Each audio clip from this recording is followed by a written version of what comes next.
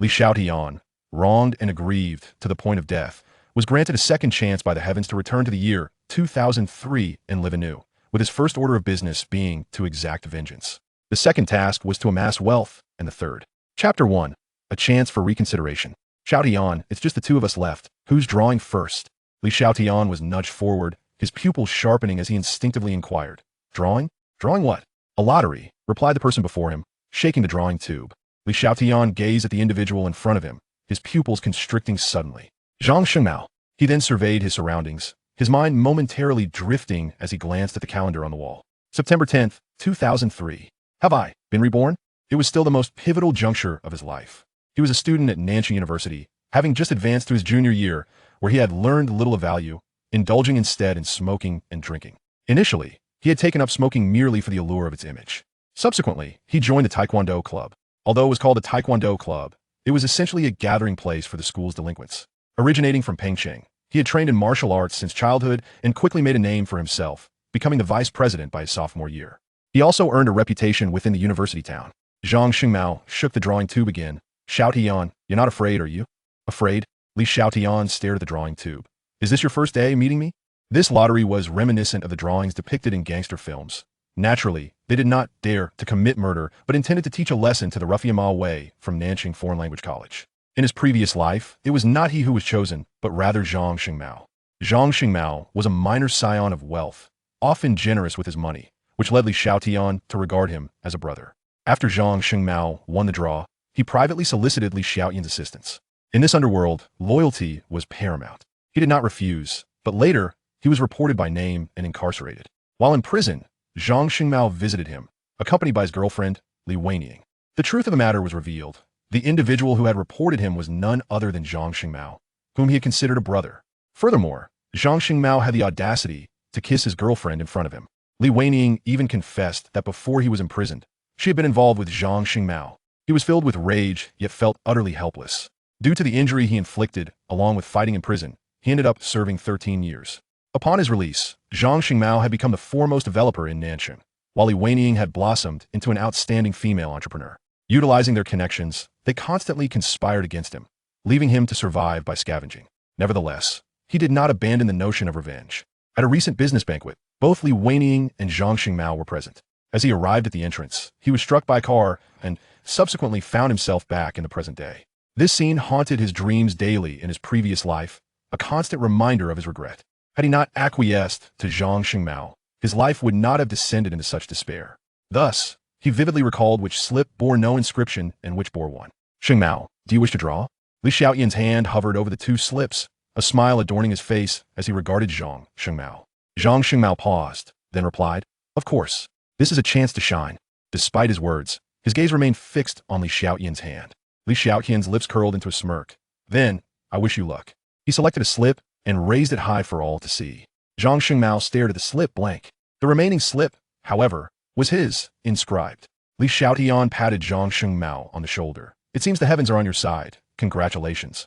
Zhang Shengmao forced a strained smile, and the crowd erupted in applause. Li Xiaotian observed Zhang Shengmao from the back, his eyes icy. In my previous life, I missed my opportunity. In this life, I shall ensure you pay double. Leaving the club, a figure followed him. Presently, where are you headed? To class. Li Xiaotian did not look back. The person behind him was momentarily bewildered. Class. Out of 9 courses, he had failed 8, the only one he passed being physical education. Now he intended to attend class?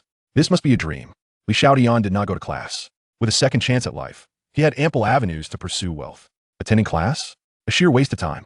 Moreover, after so long, he had no idea where the classrooms were.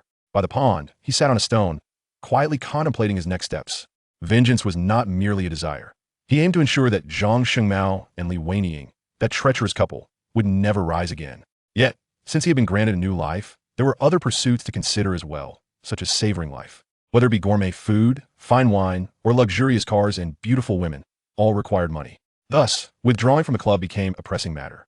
Brother Tan, Zhang Shengmao approached, accompanied by Li Weining.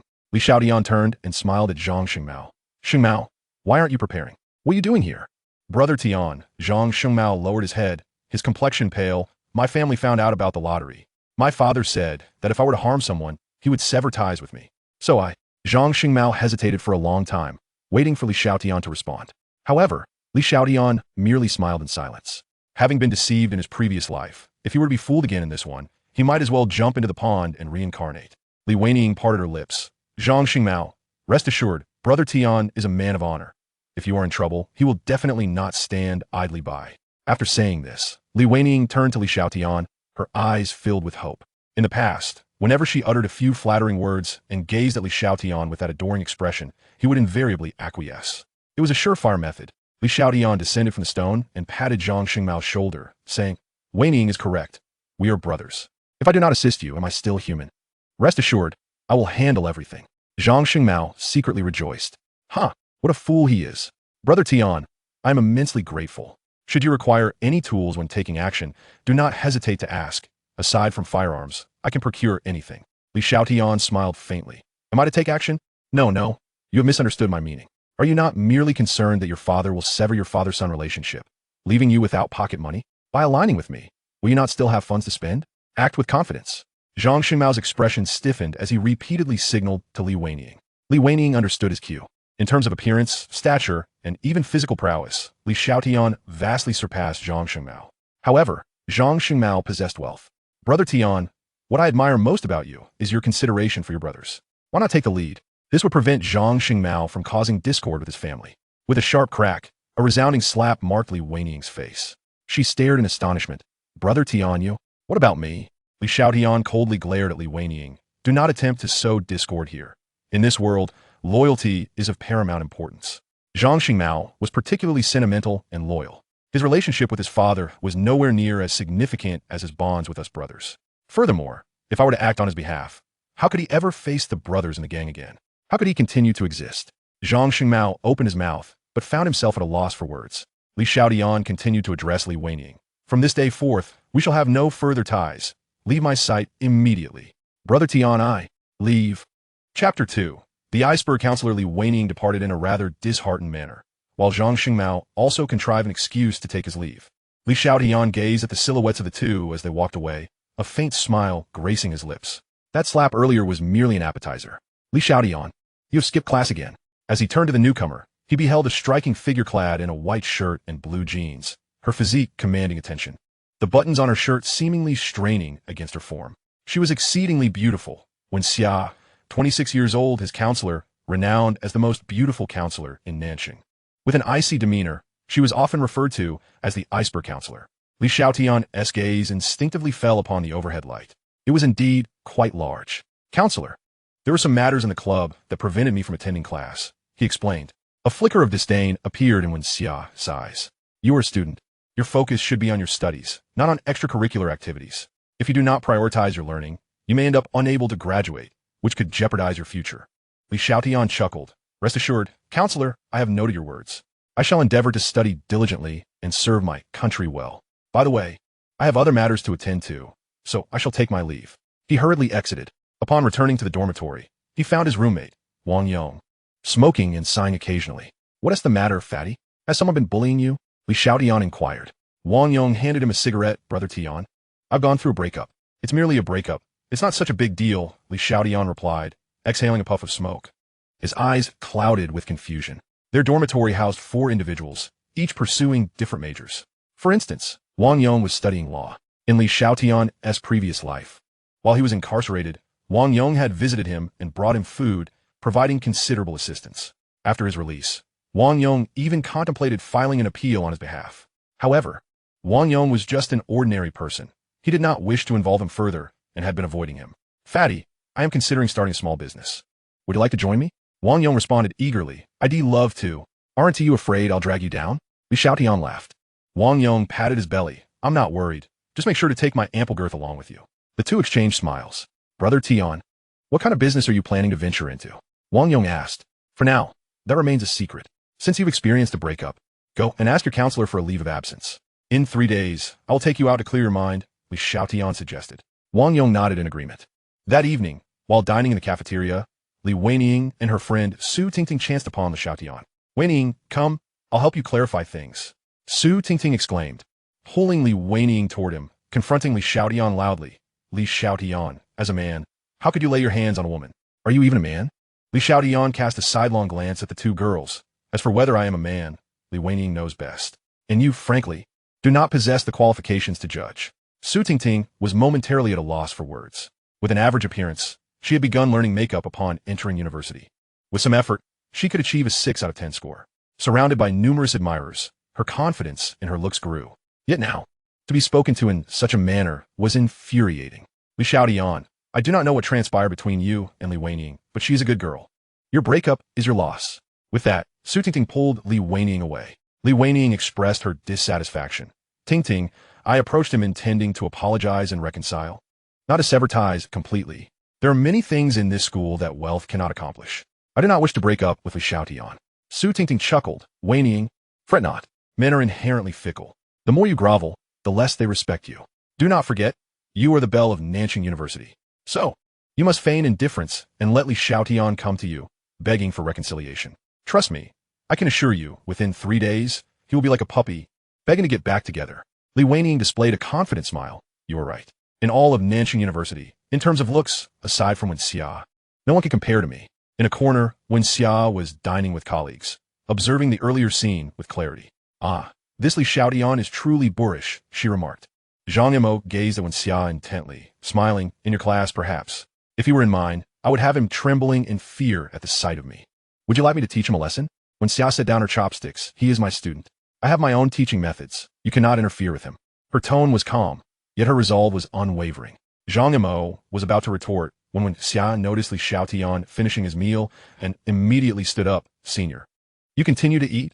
I have a few matters to attend to and must take my leave. Outside the cafeteria, Wen Xia called out to Li Xiaotian, Li Xiaotian, please come to my office. Sure, he replied, cheerfully following her. What a delightful figure. Wen Xia truly is the most exquisite flower at Nanjing University.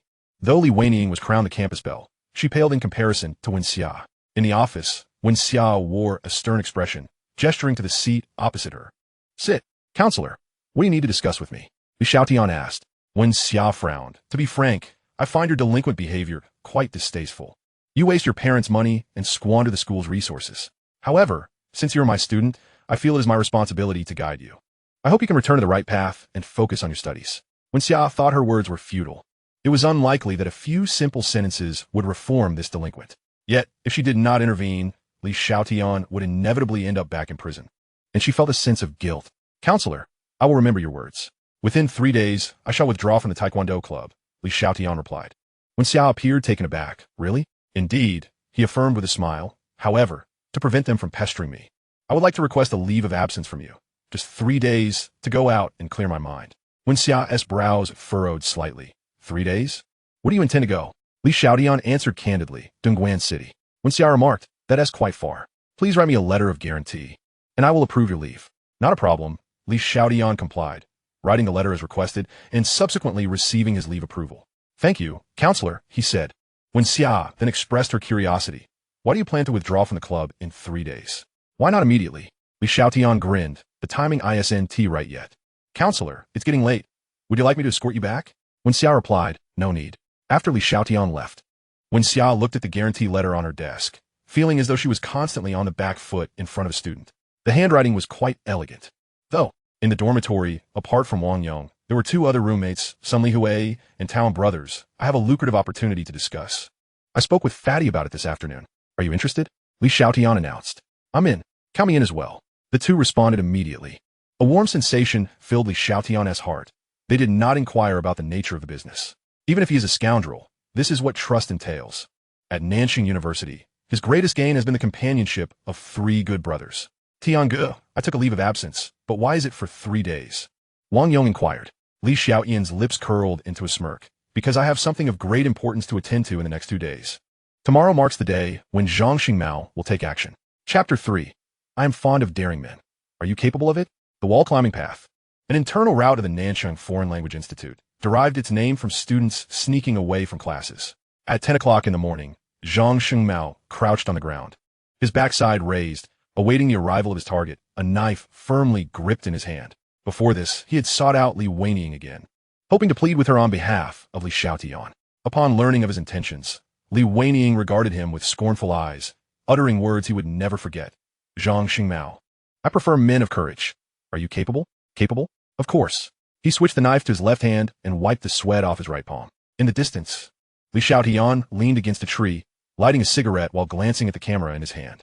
He intended to capture the moment Zhang Xingmao made his move and send it to the authorities at the right opportunity. Thud! Ma Wei landed on the ground, surveying his surroundings. A particularly conspicuous backside caught his eye. Who is there? Zhang Xingmao, caught off guard, immediately stood up, feigning calmness. Ma Wei, I'm here today, not for any other reason, but to inform you that the Foreign Language Institute is under our club's protection. You'd better behave, or else. Ma Wei, also a scoundrel and the self-proclaimed leader of the Foreign Language Institute, was not intimidated by Zhang Xingmao. Xiaotian's words struck a chord with him. But as for Zhang Xingmao, he was nothing in his eyes. Get lost. Ma Wei turned and walked away, igniting Zhang Xingmao's fury. The taunting words of Li Weining echoing in his ears. Are you capable? Are you capable? Ma Wei.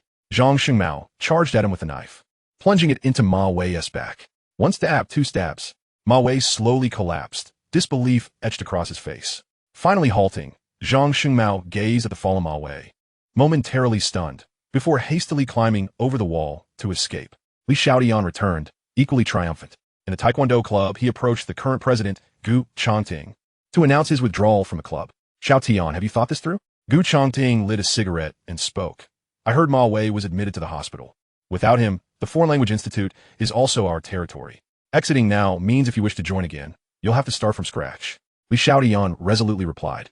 I am clear in my intentions. Gu Chongting, surprised, asked, Xiaotian, could you provide me with a reason? A reason? Xiaotian chuckled. I was once naive, but now I simply wish to focus on my studies. The expression on Gu Chongting's face was priceless. The worst student in the entire school wants to study hard? Xiaotian removed the ring, symbolizing his vice presidency, and placed it on the table, leaving with a smile. In the realm of societal underbelly, even reaching the pinnacle merely places one as a vessel for the powerful and wealthy. He wished to be the one who wields the power.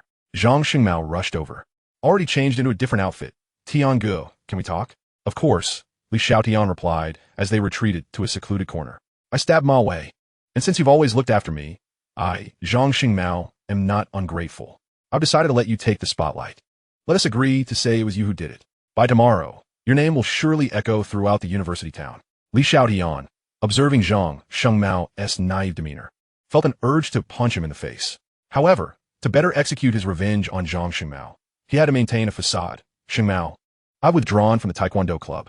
Reputation matters little to me, but you're different. The club is lacking a vice president now, and you've achieved a great feat, making it the perfect time for you to rise. After saying this, Xiaotian patted Zhang Xingmao on the shoulder, offering him an encouraging glance. What a joke. Did he truly think him a fool? In Wen Xia's office, he knocked on the door. Come in, came her voice. Xiaotian entered, his eyes lighting up upon seeing Wen Xia, who was engrossed in paperwork. Today, she wore a white short-sleeve shirt adorned with a yellow bear pattern. Big bear. Instructor. I withdrawn from the Taekwondo club. Wen Xia looked up at Xiaotian. You're quite trustworthy. Make sure to focus on your studies. If you encounter any issues in your studies or life, feel free to seek me out. Her demeanor was icy. Xiaotian gestured an okay sign, choosing not to linger further. Desire? Indeed, he felt a strong longing.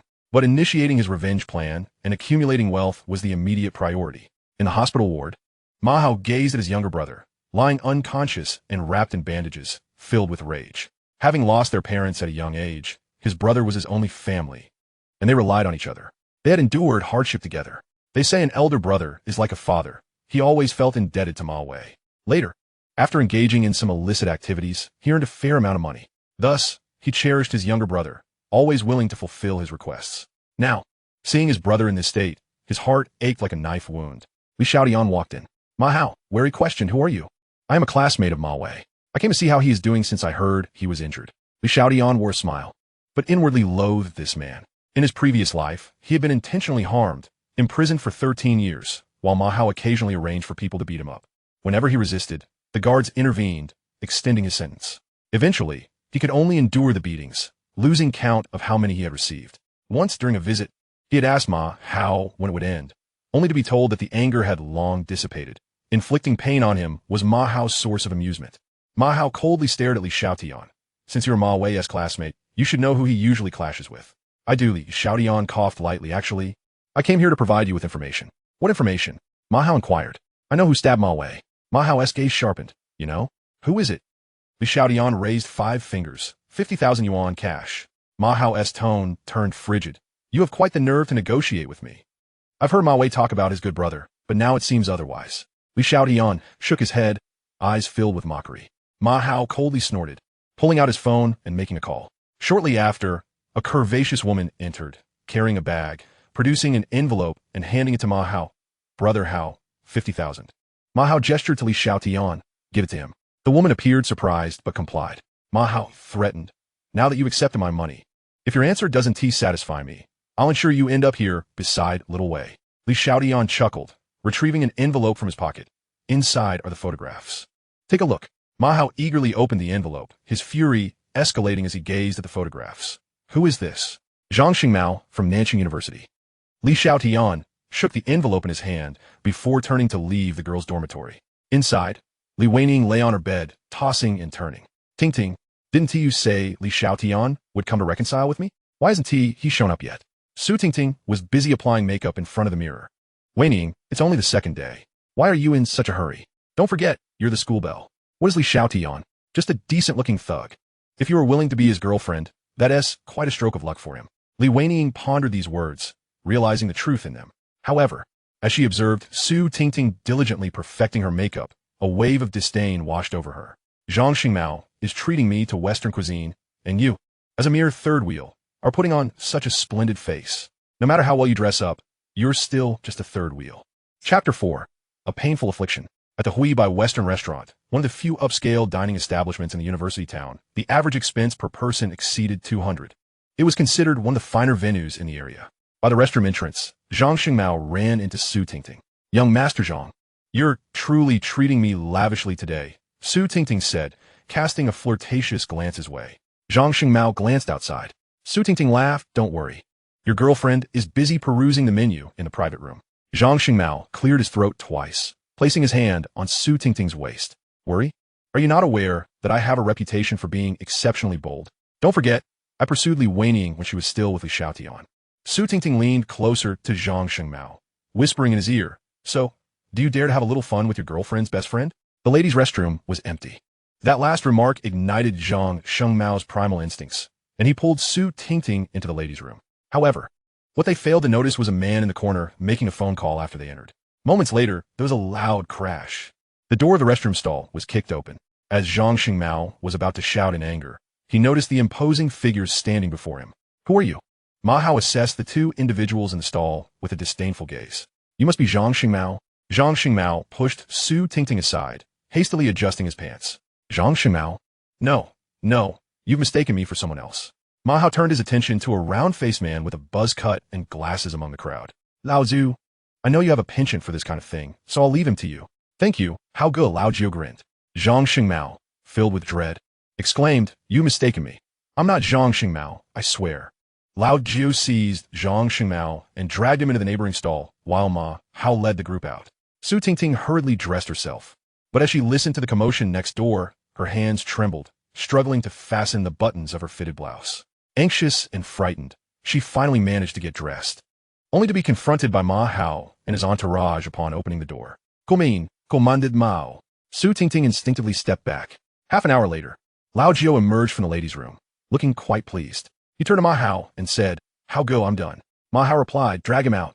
Two of his underlings promptly pulled Zhang Xingmao from the restroom. Ma Hao confronted Zhang Xingmao. Ma Wei is bradev. Ma Wei is currently lying in the hospital, and I believe you should join him there. Get him. After more than 10 minutes, Zhang Xingmao lay battered and unrecognizable. How go, if you keep this up, someone might die, Lao Jiu cautioned. Ma Hao raised his hand, and the group immediately ceased their assault.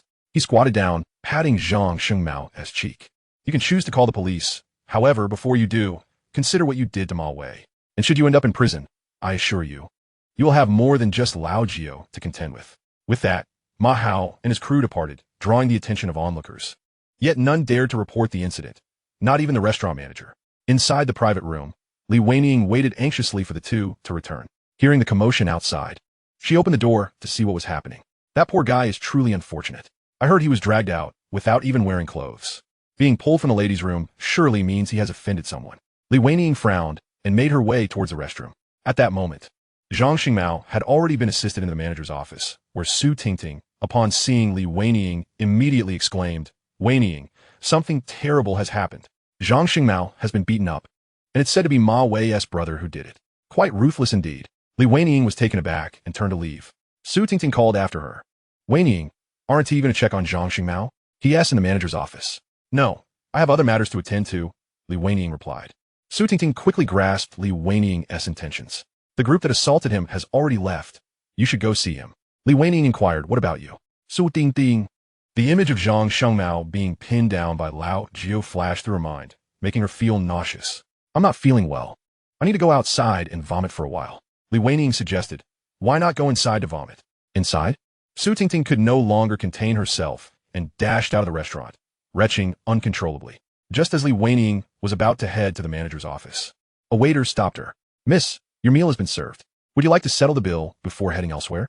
Upon hearing this, the gazes of those around her instantly fixated on Li Weining, some murmuring among themselves. Unable to tolerate their scrutiny, Li Weining quickly asked, how much is it? The waiter replied, 1,500. 1,005. Li Weining couldn't suppress her voice, drawing even more attention and feeling increasingly embarrassed. Follow me to the private room. I have money in my bag. In that moment of payment, Li Weining's heart bled.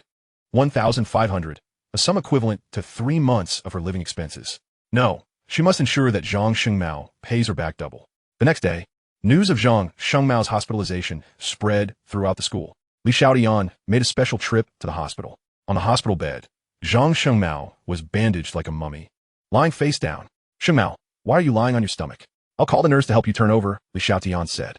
Zhang Shengmao quickly replied, Tiange. Please don't. I'm suffering from hemorrhoids, which is why I'm lying like this. Hemorrhoids? Li Xiaotian paused for a moment, recalling the inmates he had seen in prison who had suffered similar fates. TSK. Ma Hao was quite ruthless. He nearly burst into laughter at Zhang Shengmao's condition, but quickly controlled his expression. Cough, cough. Li Xiaotian managed to suppress a smile. Shengmao, who did this to you? Do you want me to help you report it? No. The one who hit me is Ma Hao, Ma Wei's brother. Sa, it was my fault. I should have provoked Ma Wei. Zhang Shengmao's voice was filled with regret as he cast a resentful glance at Li Xiaotian. It's all your fault. If you had drawn the short straw, or if I had drawn it and you helped me deal with Ma Wei, it would have been you lying on the hospital bed instead of me. Tiange, you must avenge me. After all, I was attacked because of the club's affairs. Li Xiaotian sighed. Shengmao, I've already withdrawn from the club, so if you seek revenge, you should approach club president Gu Changting, not me. It's getting late. I have to attend class, so I'll be leaving now. As he approached the entrance of the hospital, Li Xiaotian could no longer contain himself and burst into laughter. Filled with joy, he felt an even greater confidence in his future plans. Zhang Xingmao. Oh Zhang Xingmao, your tribulations are merely beginning. In my past life, you and your family, emboldened by wealth, bribed prison guards to torment me.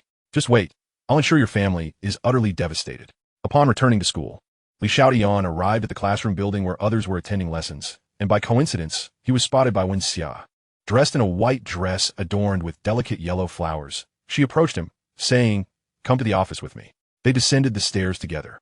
And as Wen Xia was lost in thought, she misstepped, exclaiming in surprise as she stumbled forward.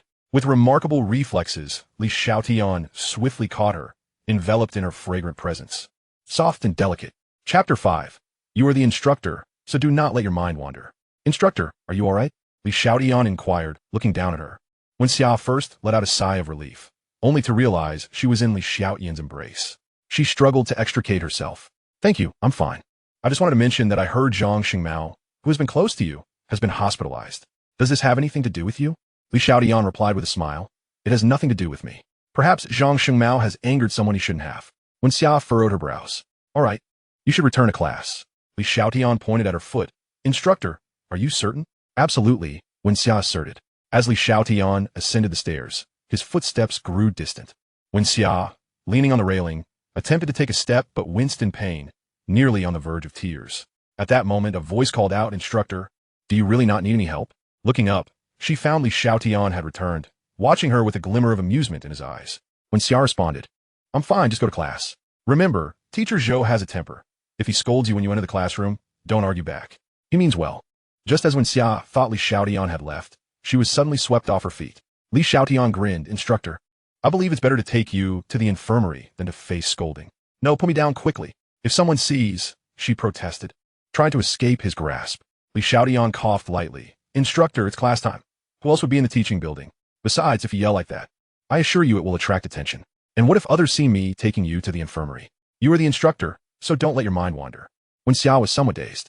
In her entire life, Xiaotian was the first person to tell her not to let her thoughts stray. Observing her bewilderment, Xiaotian chuckled inwardly. When dealing with these proud daughters of heaven, one must not coddle them. It is essential to shatter their arrogance.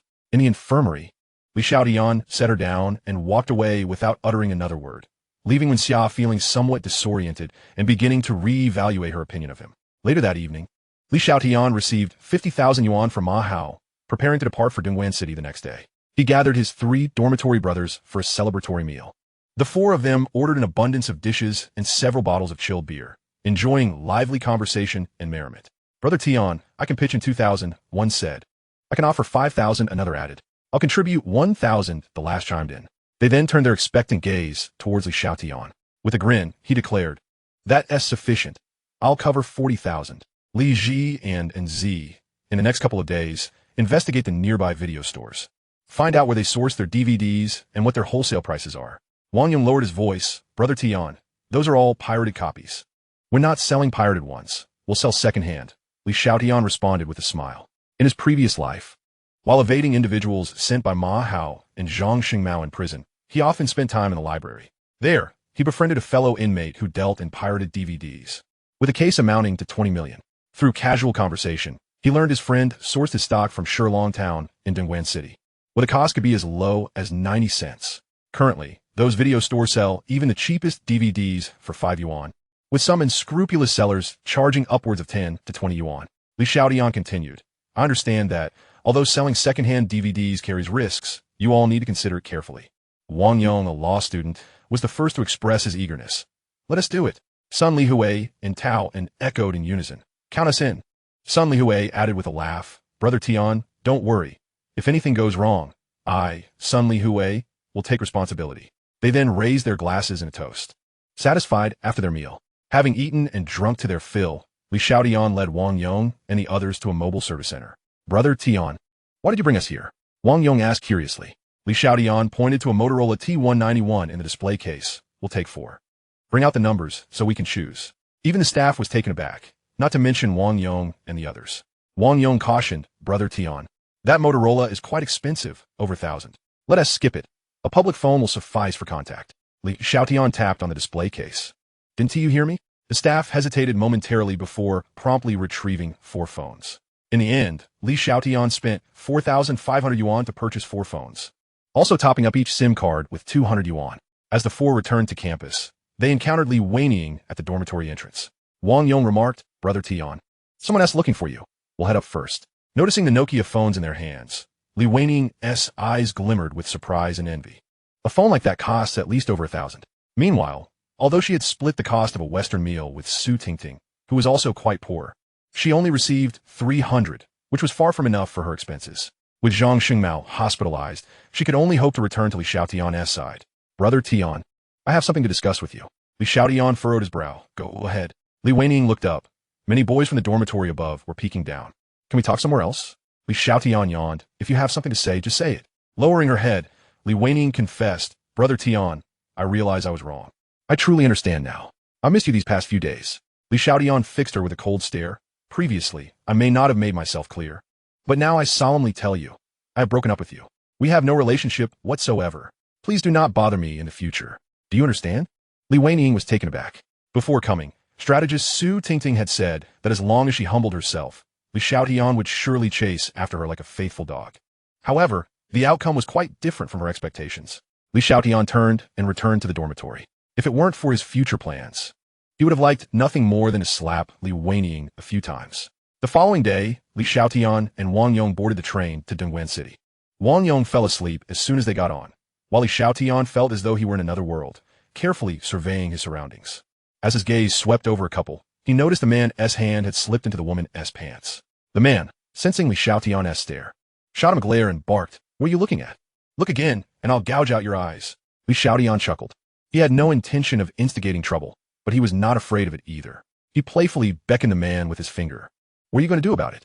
The man forcefully pushed the woman beside him away and strode towards Li Xiaotian.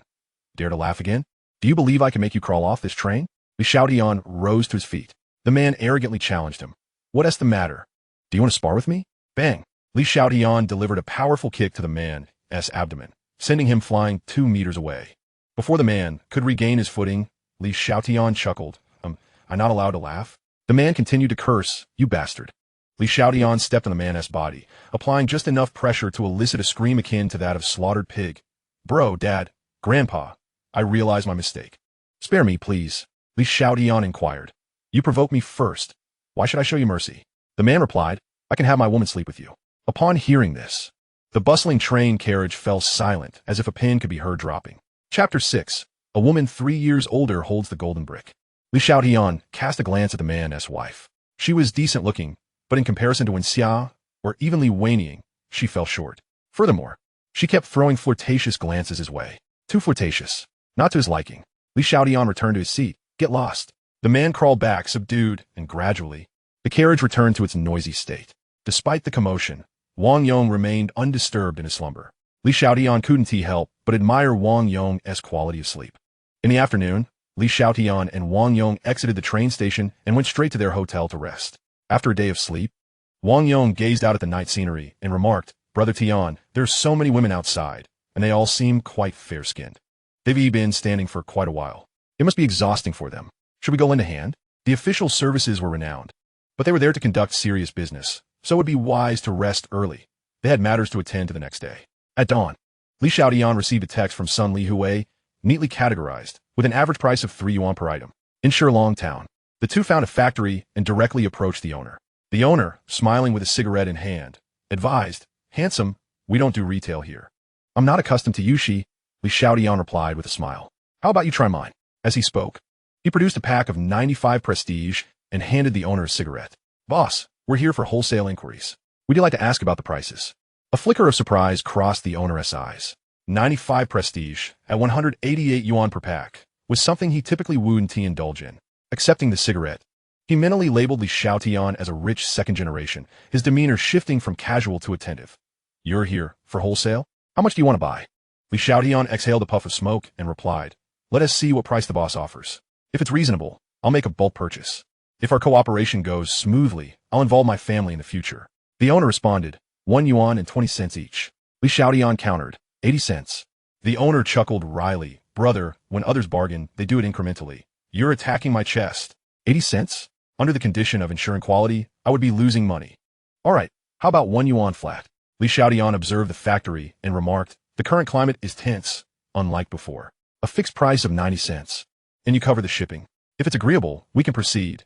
If not, we'll explore other options. The owner took a deep drag from his cigarette. Just as Li Xiaotian mentioned, the counterfeit business had indeed become challenging. The warehouse was stocked with a considerable amount of goods. If it were ever raided, the concern wouldn't be about how much profit was made, but rather how much was lost. In business, one doesn't push for the first deal. How much do you need? Li Xiaotian held up 5 fingers. 50,000 yuan worth. No problem, let us discuss specifics in the office, the owner smiled. Wang Yong, maintaining a calm exterior, was internally astounded. Do we just strike a deal? At 90 cents cost, even selling to video stores would yield significant profit. Brother Tian, you're incredible. After concluding the negotiations, the owner invited Li Xiaotian and the others to dinner, but Li Xiaotian declined. With only 3 days off, it will be difficult to request additional leave with Wen Xia's temperament. Moreover, delays could lead to unforeseen complications. The following morning, the two arrived at the school. In the dormitory, Sun Li Hui and Taoan, just waking up, looked bewildered. Brother Tian, weren't you supposed to go to Dongguan City? Sun Li Hui remarked. Li Xiaotian chuckled. You two should wash your faces. I have something to discuss. Once the two were alert, Li Xiaotian continued. In 2 days, the discs will be delivered, and we need to sell them quickly. Therefore, I need you to negotiate with the student unions of the various universities in the college town. You can start with the student union presidents. Inform them that the price is 4 yuan and 50 cents per disc, and any sale above that will be their commission. Plus, they earn 50 cents for every disc sold. If any issues arise, just contact me via phone. Oh, and make sure to mention that these are second-hand discs. Whether they believe it or not is their concern. With that, Li Xiaotian climbed into bed for a nap. Upon awakening in the afternoon, and after freshening up, he noticed Wang Yong was nowhere to be found. He ventured alone to the cafeteria for a meal. It was still early, and with classes in session, the cafeteria was nearly empty. He sat down and ordered a couple of stir-fried dishes. While waiting for his food, when Xia unexpectedly arrived, and in such an open space, he had no choice but to wave and greet her. "Aren't you going to class?" When Xia questioned, Xiaotian patted his stomach and replied, "Some matters are more pressing than attending class, such as filling my stomach." He then shifted the topic. "Instructor, you seem quite unhappy. Care to share and brighten my day?" When Xia shot him a glare, "What kind of student speaks to a teacher like that?" Xiaotian smiled. "You're only 3 years older than me. In this ISNT class, what does 3 years matter?" When Xia retorted, Xiaotian chuckled. "A woman 3 years older holds the golden brick." When Xia was taken aback, her intention was to imply that being older by a year made her a teacher. How did this turn into a discussion about golden bricks? At that moment, Xiaotian's phone rang. "Liuwei, what is up?" "Brother Tian, the president of the student union at City College, Zhang Tong, refuses to agree, and he is rallying other student union leaders from different schools. Wang Yong and Anzi have also faced setbacks." After hanging up, Xiaotian called to the waiter, "Take out, and add 3 more servings of rice." He turned to Wen Xia. "Instructor, I have something to attend to, so I'll be leaving now. Goodbye." Grabbing his things, he hastily exited. Wen Xia watched his retreating figure, a hint of concern in her eyes. He is not planning to delve into the underworld again, is he? Back at the dormitory, Wang Yong and the others had returned. The 4 chatted while eating, during which they received calls from various schools they had previously contacted. Now they were backing out. Knowing the low prices, Wang Yong suggested, "Brother Tian, why don't we just sell to video stores? We'd earn less, but it will be less of a hassle. We could reinvest the funds for more stock." Xiaotian set down his chopsticks. "In that case, you guys reach out to those people. Let us meet at Hongfu Hotel tomorrow at noon. Tell them I'll treat them. Also, make it clear that if they show me respect, I'll reciprocate. If they don't, they won't have any respect for me in the future." Wang Yong and the others nodded in agreement. After finishing their meal, the 4 resumed their busy tasks. Meanwhile, at Nanxing City College within the student council, Zhang Tong placed his feet upon the table, listening to his assistant's report, a satisfied smile gracing his features. "Heh, are they truly expecting me, the esteemed president of the student council, to toil for a mere 50 cents? They underestimate my worth. Then, shall we not cooperate?" the assistant inquired. Zhang Tong cast a sidelong glance at the assistant. "If it's free money, why not seize it? However, I intend to earn much more, and I wish for Xiaotian to come personally to solicit my cooperation." At that moment, the landline rang. Zhang Tong gestured for his assistant to answer. Upon receiving the call, the assistant's face lit up with admiration. "It's Sun Li Hui on the line. He says Xiaotian would like to meet you at Hongfu Restaurant tomorrow at noon. You truly possess remarkable foresight." Zhang Tong replied, brimming with pride.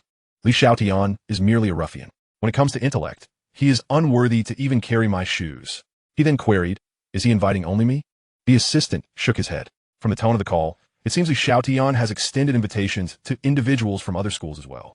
Zhang Tong rose, chuckling. "The more, the merrier. They say Xiaotian wields considerable influence. I shall seize this opportunity to demonstrate that no matter how great his reputation, he must still seek my favor." Chapter 7, an 800% return. At Hongfu Restaurant, in the Lanchao Hall, Zhang Tong arrived and greeted everyone with a smile. Surveying the surroundings, he noticed Xiaotian's absence and voiced his dissatisfaction. "Wang Pengzi, where's Xiaotian? We honored his invitation, yet he is nowhere to be found. Is it reasonable for him to act aloof while seeking our assistance?" No sooner had he spoken than the door to the private room swung open. Xiaotian entered and took his seat at the head of the table. He produced a pack of cigarettes, placing one between his lips. Ding! Wang Yong promptly offered him a lighter. After taking a puff, Xiaotian casually tossed the pack onto the table. The fluidity and charisma of his movements left Zhang Tong and the others momentarily stunned. Xiaotian fixed his gaze on Zhang Tong. "You have misphrased your assertion. It is not that I am seeking your assistance, but rather that I wish to help everyone achieve prosperity." He continued, "We are all quite busy, so I shall be direct. I possess 56,000 brand new, unopened secondhand CDs, offered at a uniform price of $4.50 each, which is 50 cents cheaper than the stores. For every CD sold, you will earn a 50-cent commission." Zhang Tong scoffed. "Xiaotian, you proclaim to lead us to wealth, yet you offer us a mere 50 cents per CD. There is no sincerity in that." "Sincerity?" Xiaotian smirked. "My willingness to meet you is the utmost sincerity. Within the university, absent you are the presidents of various clubs, and even your subordinate student council vice presidents. While you may find the offer lacking, they may not." Upon hearing this, Zhang Tong's expression shifted, though he still attempted to negotiate. "Then you must increase the offer." "That is not possible." Xiaotian pointed towards the door. "Those who wish to collaborate may remain. Those who do not are free to leave at this moment. Everyone turned their gaze towards Zhang Tong. His countenance fluctuated between red and pale as he contemplated refusal. However, though the 50 cents per CD was meager, it could accumulate significantly. Moreover, the thought of others profiting from these sales irked him. Zhang Tong declared resolutely, "Of course, we shall cooperate." Li Xiaotian cast a glance at Zhang Tong, reiterating, "As I mentioned, there are only a limited number of CDs available, so how much you earn will depend on your own capabilities." Upon hearing this, the others eagerly rubbed their hands together. After dining, Li Xiaotian went to collect the CDs and swiftly distributed them among various universities. Over 50,000 may sound substantial. Yet in this college town, even the most financially constrained student could afford $4 or $5. Within 3 days, they were all sold out. In the dormitory, accounting Major Tao and reported, "After deducting transportation losses, we sold a total of 55,700 CDs, with a profit of $3.60 per CD. After accounting for travel and hotel expenses of $520, our total profit is..." "How much?" Sun Li Hui inquired. Wang Yong also looked at Tao and with great anticipation. 200,000. A full 200,000. Tao En's voice trembled. Sun Li Hui and Wang Yong dropped their cigarettes in astonishment. 200,000. In less than half a month, we made 200,000. All three hailed from ordinary families, where an annual income of 20,000 was a lofty ambition. Based on their investment ratios, they would each receive at least 4,000. But as they also held sales positions at Nanxing University, they earned substantial commissions. Altogether, they would each make no less than 8,000. An 800% return. Tiange, I admire you immensely. Sun Li Hui exclaimed excitedly. Li Xiaotian patted Sun Li Hui on the shoulder. Sun Li Hui had invested 1,000, the least, yet his trust was the greatest. In his previous life, Sun Li Hui's father had fallen gravely ill, leaving the family in dire need of funds. After his father's imprisonment, Sun Li Hui dropped out of school to work, and managing to scrape together 1,000 was a monumental effort, a gamble on his future. "Ansi, distribute the money according to the ratios," Li Xiaotian instructed. Tao immediately began to divide the funds, red bills reflecting the smiles on the faces of the four. Once the division was complete, Li Xiaotian gazed at the pile of money before him. 42 became 168. In 2003, in Haitian, the average price per square meter was merely over 6,000. He counted the cash in his hands and set aside 18,000 in front of Sun Li Hui. "Tian Yi, what is this?" Sun Li Hui asked, puzzled. Wang Yong and Tao and also looked on with curiosity. Li Xiaotian replied, "I know your father is ill. This 18,000 is a loan from the three of us to you." "Tian Yi." Sun Li Hui's voice quivered. After days of frugality and hard work, he had managed to earn 8,000. Seeing the 18,000 before him made his heart ache. Li Xiaotian chuckled. "Stop right there. This is a loan.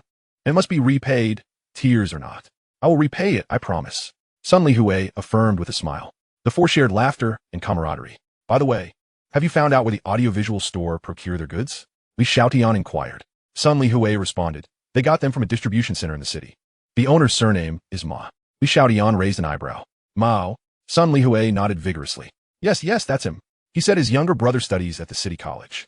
Li Xiaotian took a drag from his cigarette, a smile creeping upon his lips. Indeed, in his previous life, he had investigated Ma Hao's background, discovering he was involved in the piracy of CDs.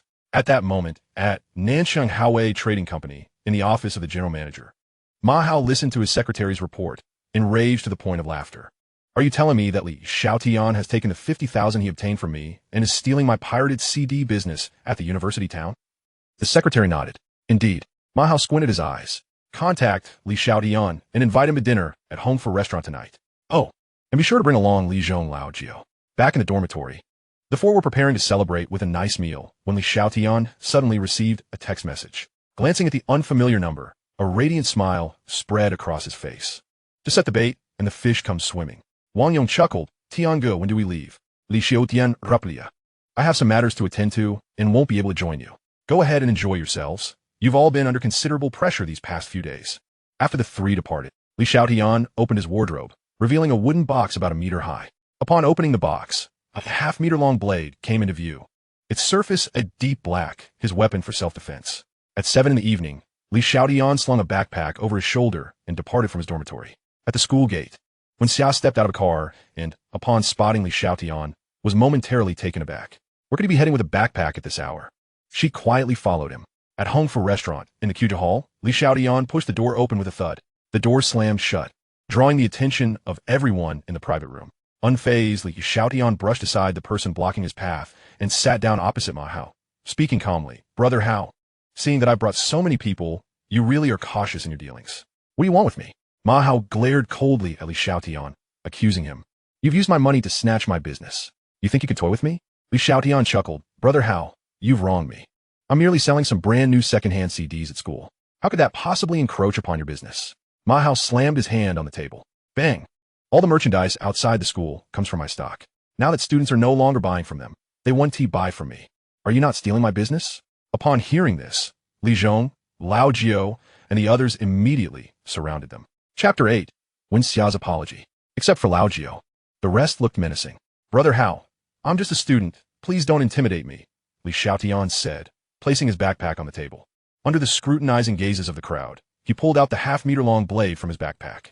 Seeing this, Li Zhong immediately attempted to snatch the knife away. But Li Xiaotian swiftly executed a small, grappling maneuver. Before anyone could react, bang, Li Zhong found himself pinned to the table.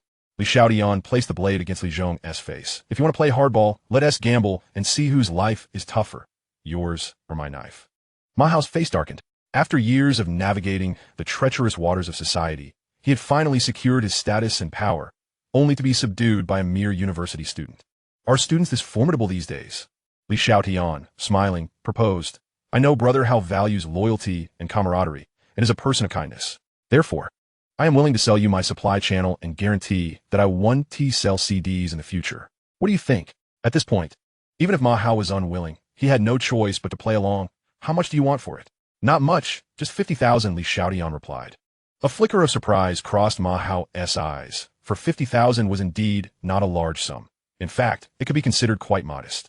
After a moment of contemplation, he agreed. All right, Xiao Li, get the money. Secretary Xiao Li looked at Li Xiaotian and asked, do you want me to count it out in front of you?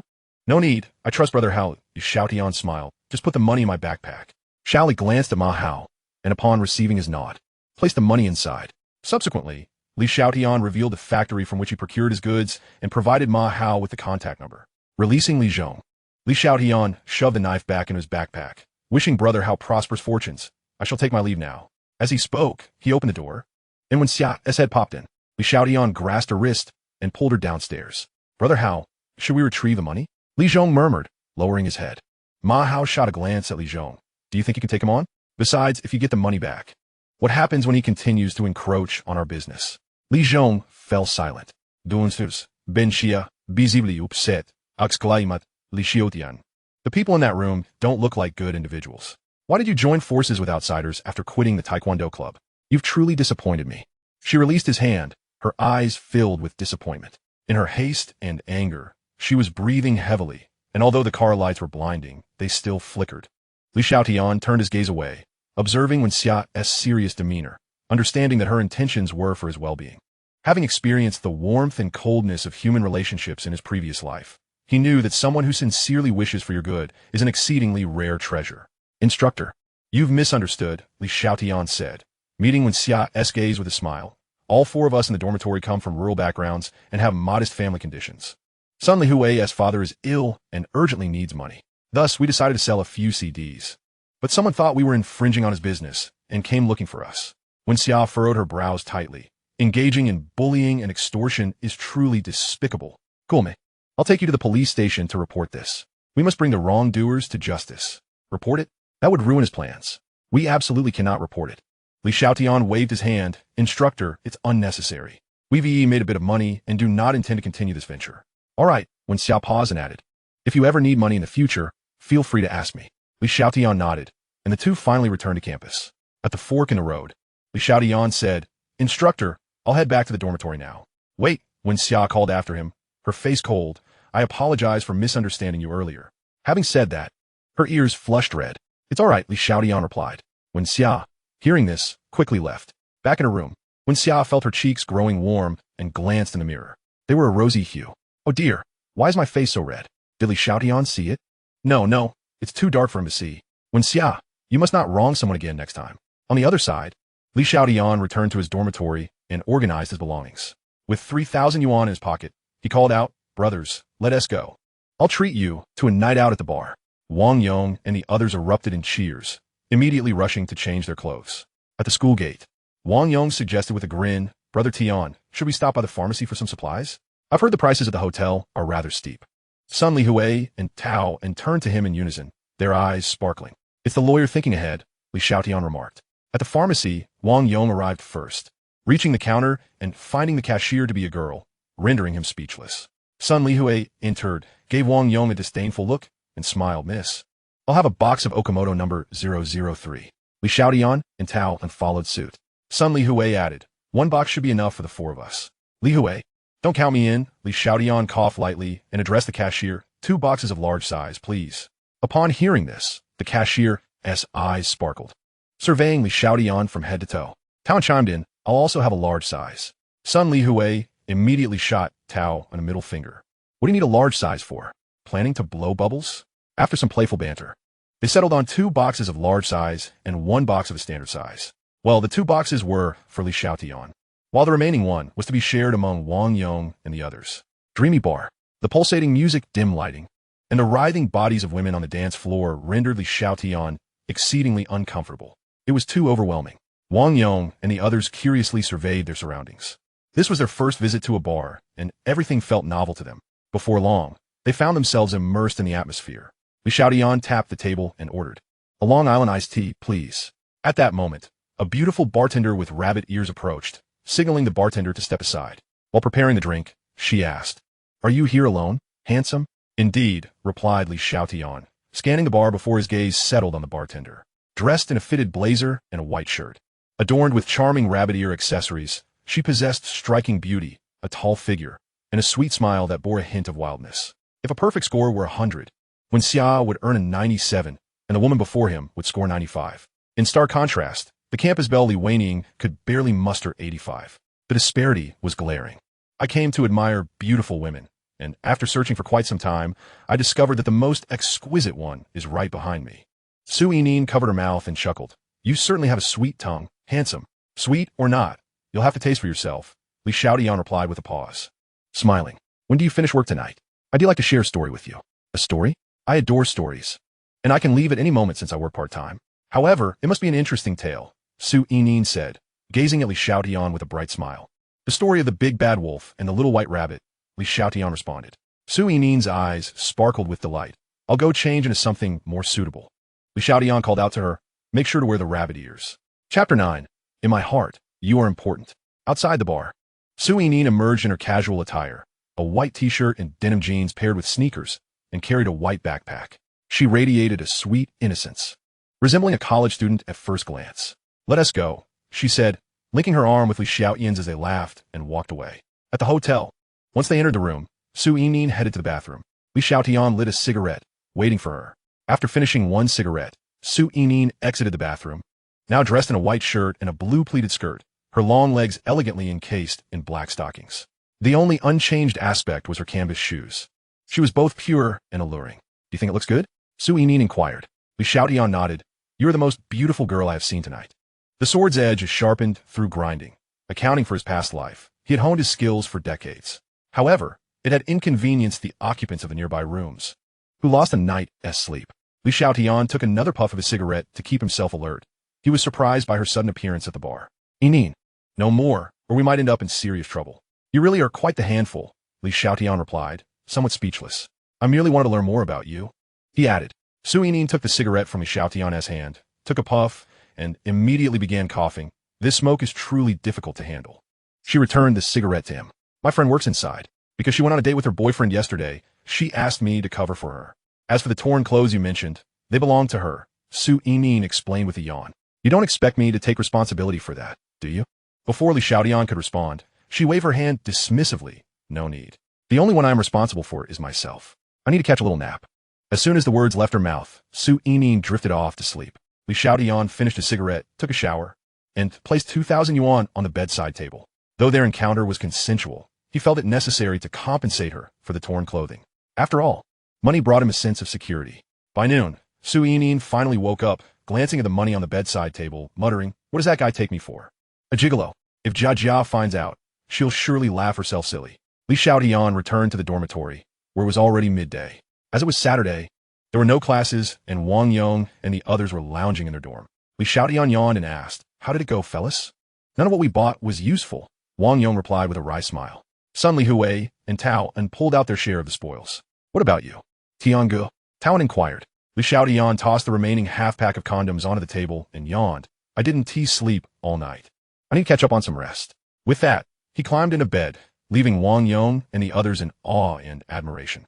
When he awoke, it was already dark outside. Wang Yong was the first to speak. "Tiangu, you're awake. I received so many messages today, all asking if we still sell CDs." "Look," Sun Li Hui and Tao and gathered closer, their eyes filled with anticipation. Li Xiaotian smiled faintly. "That kind of business is too risky and lacks any barriers to entry. Once is enough." "Huh?" the three exclaimed in unison, their faces falling in disappointment. Li Xiaotian smiled serenely. Their reactions were entirely expected. Such ventures promised quick profits. And who wouldn't want to take the plunge? Yet, having been incarcerated before, he had no desire to return. "Tiangu, what are your plans now?" Wang Yong asked curiously. Li Xiaotian stroked his chin. "I'm considering starting a company. Are you interested?" "Absolutely," Wang Yong replied eagerly. Li Xiaotian continued. "You and Anzi can draft a company share agreement. We'll name the company Tianyu, and each of you will hold 5%, with salaries as usual." "Tiangu, I'll work for you." "No need for shares," Sun Li Hui stated. Town added, "Yes, whether it's pirated CDs or starting a company, our roles aren't important. As long as we're working with you and can earn money, that's all that matters. No need for my parents to have shares." Wang Yong nodded in agreement. Li Xiaotian gazed into their earnest eyes. This was brotherhood. In his past life, during his hardships, they had done everything they could for him. In this life, as he prospered, he would undoubtedly include them. "You may think your work is insignificant, but in my heart, you are invaluable." Thus, the matter of shares was settled, and they agreed to draft the agreement while he sought a location for the company in the coming days. The four brothers enjoyed dinner together. Instead of returning to the dormitory, Li Xiaotian visited the hospital to see Zhang Xingmao. Before going, he intentionally brought 3,000 yuan with him. At the hospital, upon seeing that Zhang Xingmao had nearly recovered, Li Xiaotian thought to himself, "Ma Hao and the others must have gone easy on him." Zhang Xingmao looked surprised. "Xiaotian, what brings you here?" Li Xiaotian smiled. "If there is a matter, I'm Tiangu. If there is none, I'm Xiaotian." In his past life, he had failed to notice how cunning Zhang Xingmao truly was. What a fool he had been. "I merely came to check on you. I was in a rush and didn't bring anything. So here is 3,000 yuan for you." He pulled out the cash and placed it in Zhang Xingmao's hand. Zhang Xingmao's eyes widened in shock at the sight of the thick stack of red bills. 3,000 yuan. How could you have that much money, Xiaotian? Your monthly living expenses are only 800. Without hesitation, Zhang Xingmao accepted the money. "Tiangu, have you struck it rich?" Li Xiaotian lowered his voice, feigning modesty, yet unable to suppress the joy within. "I've made a bit of a fortune." He knew Zhang Xingmao would undoubtedly ask more questions, and sure enough, he did. As soon as the words left his mouth, Zhang Xingmao eagerly exclaimed, "Tiangu, what on earth have you done to earn such a fortune? We are brothers. You must bring me along in your newfound wealth." Li Xiaotian cleared his throat twice and replied, "Well, I found a place to indulge in a few games recently. I haven't earned much, merely 50,000. Zhang Xingmao's eyes instantly gleamed with excitement. 50,000. This stroke of luck for Li Xiaotian is indeed astonishing. Had it been me, I surely would have won even more. "Tiangu, when you have time, take me out to see the world." Li Xiaotian waved his hand dismissively. "A little gambling can be enjoyable, but excessive gambling can be perilous. I only indulge because I'm short on cash. You, however, are not lacking funds. So why engage in such folly? If you truly needed money, I would be more than willing to lend you some." Zhang Xingmao pleaded. "Tiangu, my family has cut my allowance from 3,000 to a mere 1,000 after they learned I got into trouble and was beaten. 1,000 is hardly enough for my daily needs." Li Xiaotian feigned reluctance. "Xingmao, it's best to steer clear of gambling. However, I can lend you a bit if necessary." At that moment, the more Li Xiaotian declined, the more Zhang Xingmao suspected that Li Xiaotian feared he might outshine him if he won, thus fueling his desire to participate even further. Zhang Xingmao implored, "Tiangu, I'm nearly recovered. Please take me tomorrow. I beg you." "Very well, but we must establish some ground rules," Li Xiaotian declared, raising 3 fingers. "First, this matter must remain confidential. Second, if you lose more than 1,000, you must stop. Third, if you win 1,000, you must also cease." Zhang Xingmao nodded. "I will heed your guidance, Tiangu." Chapter 10. Liansheng Gaming Room. After leaving the hospital, Li Xiaotian hailed a taxi to a place known as the Liansheng Gaming Room. The facade appeared to be a legitimate gaming establishment, yet he was well aware of the secrets concealed within. In his past life, while undergoing legal education in prison, the authorities had used this very gaming room as a case study, narrated by the principal offender himself. He intended to leverage this venue to ensnare Zhang Shengmao deeper into the mire. Inside the gaming room, the atmosphere was thick with smoke. Xiaotian approached the counter and requested, "I wish to see Scarface." He was subsequently led by a thug through a maze of corridors to a basement, which was considerably more pleasant than the upper levels. "Little brother, you're looking for me?" Scarface asked, lounging with his legs propped on the table. A grin on his face, Xiaotian nodded slightly. "I have a big fish. I wonder if you're interested?" Scarface, with a cigarette dangling from his lips, scoffed. "A big fish? Little brother, no offense, but you look like a student. To you, a few thousand may seem like a big catch, but to me, it hardly registers. We're talking hundreds of thousands, even millions," Xiaotian countered. Scarface straightened up, laughing. "Huh? Little brother, deceiving me has serious consequences." Xiaotian replied, "If you're interested, I can bring him to you. If not, I'll seek others." With that, he stood to leave. Scarface hurriedly got up, his smile widening. "Wait, little brother. I didn't say I'm not interested. If you bring the person, I'll provide the venue and personnel, and we can split the takings 9-1. With me taking 9, Xiaotian chuckled. When Scarface had recounted his rise to wealth, he had mentioned that the usual split was 60-40. Now, he was trying to shortchange him with a 9-1 offer, clearly underestimating Xiaotian's savvy. "Forget it. Let's just pretend I never came," he said. Scarface quickly amended. 70-30. I'll take 70, you take 30. Xiaotian fixed Scarface with a steady gaze. 60-40. You take 60, I take 40. If that's unacceptable, I'll find another place. After all, with a city as large as South City, there are plenty of options. Scarface raised a thumb in admiration. "I didn't expect you to be so savvy. Fine, 60-40 it is." As he extended his hand for a handshake, Xiaotian signaled an okay gesture and turned to leave. Scarface chuckled. This kid has some personality. Exiting the gaming room, Xiaotian stretched lazily. The reason he insisted on this particular establishment was not only due to his knowledge of Scarface's background, but also because Scarface was known for his discretion. Even after being apprehended, he had not revealed a single name of his clients. Collaborating with him felt considerably safer. At the school gate, Xiaotian alighted from the cab and spotted Wen Xia descending from a BMW, accompanied by a man who emerged from the driver's seat, presenting her with a bouquet of flowers. Wen Xia politely declined, but the man was insistent. "Instructor," Xiaotian greeted cheerfully. Wen Xia turned to the man, saying, "Mr. Qian, my student has come to see me. I must take my leave now. Farewell." With that, she hastily approached Xiaotian. "Let us go back to school quickly." Once inside the campus, Wen Xia glanced back to ensure the BMW driver was not following, then sighed in relief. "Li, thank you for earlier." Xiaotian surveyed Wen Xia with curiosity. Today, she wore a white shirt and beige slacks, exuding a more polished demeanor. The towering snow-capped mountains seemed poised to pierce the clouds. "Your boyfriend?" he inquired. "No, just a blind date my mother insists on setting up." "I had no choice but to meet him," she replied. Observing the expression of exasperation on Wen Xia's face, Xiaotian halted, astonished. "Why do you look at me like that?" she asked, furrowing her brows. "I'm merely surprised that someone as beautiful as you has to resort to blind dates." "Truly, the heart of parents can be so pitiful," he remarked. Wen Xia let out a wistful sigh. After a moment of contemplation, Xiaotian suggested, "However, I do have a plan." Wen Xia probed, "What plan?" "Ah, I can't disclose that now. It will only be applicable when you can no longer endure the blind dates," he replied, pausing to pull out his phone. "Instructor, please share your number with me for convenience." After saving her contact, they soon reached a fork in the road. "Instructor, remember, when you can no longer bear it, call me, and I shall reveal the solution," he said with a grin. After parting ways with Wen Xia, Xiaotian felt a twinge of melancholy. He had forgotten to ask Su Yinin for her contact information.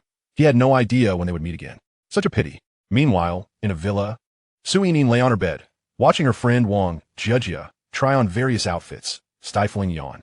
"Jiejia, what is going on with you and your boyfriend?" "It's just the same as ever," Wang Jiejia replied, putting down a dress. "During our last date, after dinner, we went to sing, and after that, we caught a midnight movie. I know his little schemes all too well. After the movie, I left. But what about you? Why did you toss my battle attire aside?"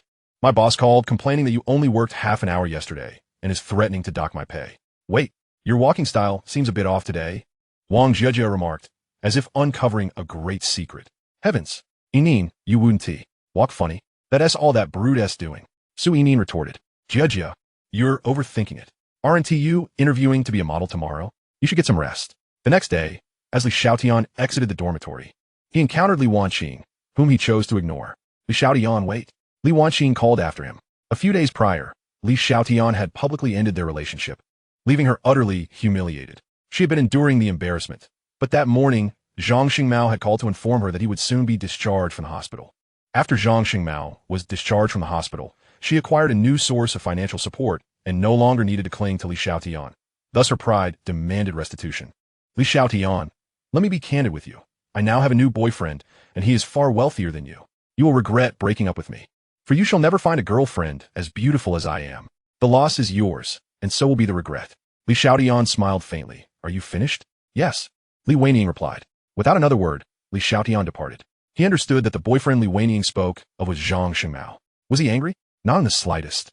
For according to his plan, it would not be long before Zhang Xingmao faced financial ruin, a fate worse than death, and Li Wanqing could not escape that fate either. At the hospital, Li Xiaotian arrived at the ward where Zhang Xingmao was already dressed. Eagerly, she exclaimed, Tiange, why did you take so long to come? I have prepared the money. Let us get going. Li Xiaotian chuckled. Is there really a need to rush? Wealth cannot be pursued too hastily. Zhang Xingmao appeared confident in her prospects. Li Xiaotian, however, maintained a serious demeanor as he cautioned, Xingmao, let us not forget our agreement. We must tread carefully. Do not let yourself be ensnared. You needn't worry. I am well aware, Zhang Xingmao assured him. Chapter 11. Setting a Trap for Zhang Xingmao. At the Lianxing Gaming House, Li Xiaotian led Zhang Xingmao to an underground casino. Scarface, he greeted back again. Li Xiaotian introduced him. This is Scarface, the proprietor of this establishment. Hello, Scarface, Zhang Xingmao replied somewhat disinterestedly, her gaze fixated on the gaming tables. Scarface appraised Zhang Xingmao, noting her designer attire, which hinted at considerable wealth. According to our custom, we offer new patrons 200 in chips. Here you go, young man. As he spoke, the chips were handed to Zhang Xingmao. Li Xiaotian purchased 1,000 in chips, and they each began to play. Half an hour later, Li Xiaotian squatted in a corner, smoking, when Zhang Xingmao approached, beaming. Xiaotian, why are you sitting here? Have you lost everything? Li Xiaotian sighed. Today's luck is not on my side. How about you? My luck is also average, Zhang Xingmao replied, pulling out her chips. I've only won 1,000. Li Xiaotian extinguished his cigarette. Let us go. Go. Zhang Xingmao responded with discontent. Xiaotian, my luck is just right. Li Xiaotian reminded her. We had an agreement before we came. 1,000 is enough for your living expenses for a month. A little gambling is fine, but do not let yourself be drawn in completely. Reluctantly, Zhang Xingmao acquiesced. All right then. At the entrance of the gaming house, Li Xiaotian hailed a taxi and took the front seat. Let us go. I'll take you back to the hospital. Tiange, taxis are quite expensive. There is no need to take a detour for me. I can afford a ride back now that I've won some money. Zhang Xingmao replied with a smile. Li Xiaotian frowned. You must promise not to return. Zhang Xingmao patted his chest reassuringly. Don't worry, I want to go back. Driver. To South City University. Once the taxi disappeared, Zhang Xingmao turned back towards the gaming house. In the underground casino, Scarface had anticipated Zhang Xingmao's return. Those who had won wanted to continue playing, seeking to multiply their winnings, while those who had lost were desperate to recoup their losses, often convincing themselves that they would stop after breaking even. Yet ultimately, they would suffer severe defeats. Were there any who knew when to stop? Yes, but they were exceedingly rare. Such individuals possess remarkable self-control, and their success in any endeavor surpasses that of the average person. It seemed that Li Xiaotian was one of those individuals. While setting a trap for Zhang Xingmao, he was also baiting himself, employing different strategies. Goodness, Zhang is in for a rude awakening dealing with such a person. You're back alone. Where's Li Xiao? Scarface inquired. Upon hearing Li Xiaotian's absence, Zhang Xingmao's demeanor shifted abruptly. Scarface, Li Xiaotian is just from an ordinary family. He has no right to be called Li Xiao. Just give me 1,000, no, 2,000 in chips. Today, I intend to make a killing. Scarface snapped his fingers, and immediately chips were delivered. Soon, Li Xiaotian received a text from Scarface. Zhang Xingmao had won 3,000. A smile crept across Li Xiaotian's lips. Nothing is more perilous than tasting success. For once one savors it, they become unable to extricate themselves. It would not be long before he received good news. Master, let us not go to South City University. Take me to the logging site. Upon arriving at the logging site, Li Xiaotian located an office building, though it appeared deserted. The security booth housed only a sleepy old man in his 60s, dozing off to the radio. A large sign reading commercial leasing adorned the booth. Li Xiaotian knocked on the window. Who is there?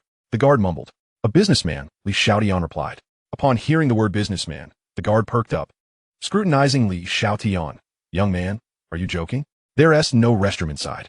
I am indeed a businessman, here to conduct an inspection. Please let me in, Li Xiaotian insisted. Fine, I'll show you around. It's good to stretch my legs, the guard relented. Following the guard, Li Xiaotian toured the 5-story building.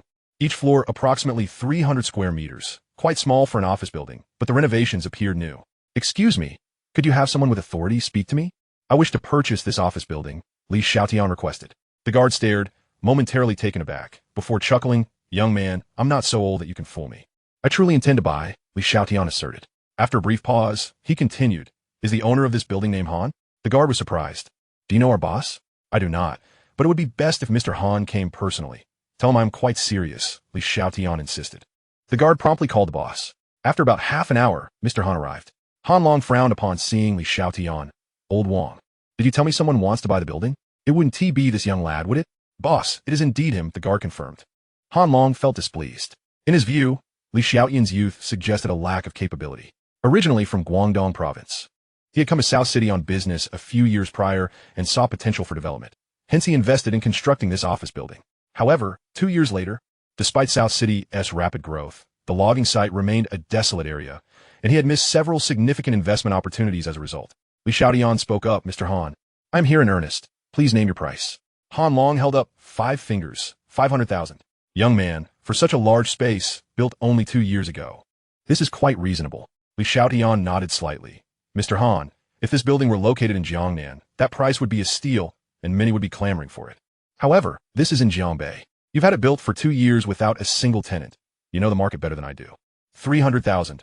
A down payment of 150,000 and the remaining 150,000 to be paid in a month. If that works for you, let us sign the contract. If not, I can look elsewhere. There's no rush. Seeing Li Xiaotian's genuine intent to purchase, Han Long immediately offered him a cigarette. Li Xiaotian accepted, and Han Long promptly handed him a lighter. Li Xiaotian took a drag and said, Boss Han, we have the duration of a cigarette. Han Long nodded in response. Before the cigarette was fully consumed, Han Long gritted his teeth and declared deal. I'll have my friend bring over the contract right away. Li Xiaotian instructed Sun Li Hui to bring the money. Signing the contract and exchanging the funds concluded their transaction. After everything was settled, Han Long inquired, Brother Li, may I ask why you chose this office building? To speak candidly, I have great faith in the development of the timber industry, Li Xiaotian replied. Han Long gave Li Xiaotian a thumbs up. I too have high hopes of the timber industry, but alas, I'm in urgent need of cash. While he feigned regret outwardly, internally he scoffed. Development? He once believed in it, but after 2 years, reality had dawned on him. The people here were so impoverished they might as well be bleeding from their very cores. There was little potential for growth. Although he had incurred some losses, holding on to it would only lead to greater financial ruin. The youth was still too naive. After Han Long departed, Li Xiaotian let out a long sigh of relief. He had finally made the purchase. The trio of terms, Han Long, timber industry, office building, had made headlines in his previous life. Chapter 12, The Sticky Voice. Due to a forced relocation, the office building worth 500,000 had received a compensation of 7 million. Han Long had directly made the papers, becoming a notable figure in South City. Now, 7 million belonged to him. Brother Tian, I've been quite curious, after establishing the company. What kind of business will we engage in next? Sun Li Hui couldn't help but ask. Li Xiaotian lit a cigarette and gazed out of the window. Li Hui, a business that appeals to both genders. Sun Li Hui scratched his head. Brother Tian, could you be more specific? Intimate products, Li Xiaotian replied. Sun Li Hui chuckled. That sounds promising. Li Xiaotian, smilat silanli. Confucius wisely stated, food and sex are innate desires. Nowadays, the mere mention of intimate products seemed to be a taboo, especially among women. Bringing it up in their presence would surely earn one the label of a rogue. With the advent of Taobao and the growing trend of online shopping, purchasing intimate products would no longer attract undue attention. The societal norms would gradually become more liberal, and the development of intimate products was poised for explosive growth. Of course, lacking the funds to establish a factory, they could only engage in OEM production, but as long as they maintained quality in this vast blue ocean of opportunity, it would be akin to picking up money. In the afternoon, Wang Yong and Tao Wen arrived. Each of the four had their roles. Sun Li Hui headed to the second-hand market to hunt for office desks and chairs. Wang Yong delved into Taobao research, while Tao Wen prepared to register the company. Brother Tian, what shall we name our company? Tao Wen inquired. Li Xiaotian chuckled. Tian Technology. That is a good name. May Brother Tian bless us, and may we have no worries. They all agreed, and the quartet set off on their respective tasks. That evening, Li Xiaotian returned to the dreamy bar, partly hoping to encounter Su Yining again, and partly to scout for models. In the business of intimate products, visuals were paramount. A good model was of utmost importance. As he established his company, discretion was key. Scouting for models in schools was unwise, making the dreamy bar the ideal venue. "Sir, what would you like to drink?" the bartender inquired. "Long Island iced tea," Li Xiaotian replied. "Jia, prepare a Long Island iced tea," the bartender grumbled. "Please wait." The voice was sticky and alluring. Following the sound, Li Xiaotian beheld a woman whose beauty rivaled Su Yining's, standing at approximately 175 meters tall, with all the right curves accentuated. Dressed in a bartender's uniform, her buttons were strained, seemingly on the verge of bursting. If Su Yining exuded 80% purity and 20% desire, the woman before him radiated 80% desire and 20% purity, a matter of aura and appearance. To employ a term from martial arts novels, she possessed a bewitching allure. She spoke words that were utterly mundane, yet stirred the listener's imagination. This woman was a model sent straight to his door. "Wang Jia, handsome, here is your Long Island iced tea." That sticky voice was irresistible. "Beautiful. Would you be interested in becoming a model?" Li Xiaotian asked. Wang Jia laughed. "Handsome, that is not how you flirt. Though you are quite dashing. I already have a boyfriend. Drink less of that Long Island iced tea. It packs quite a punch." His phone vibrated.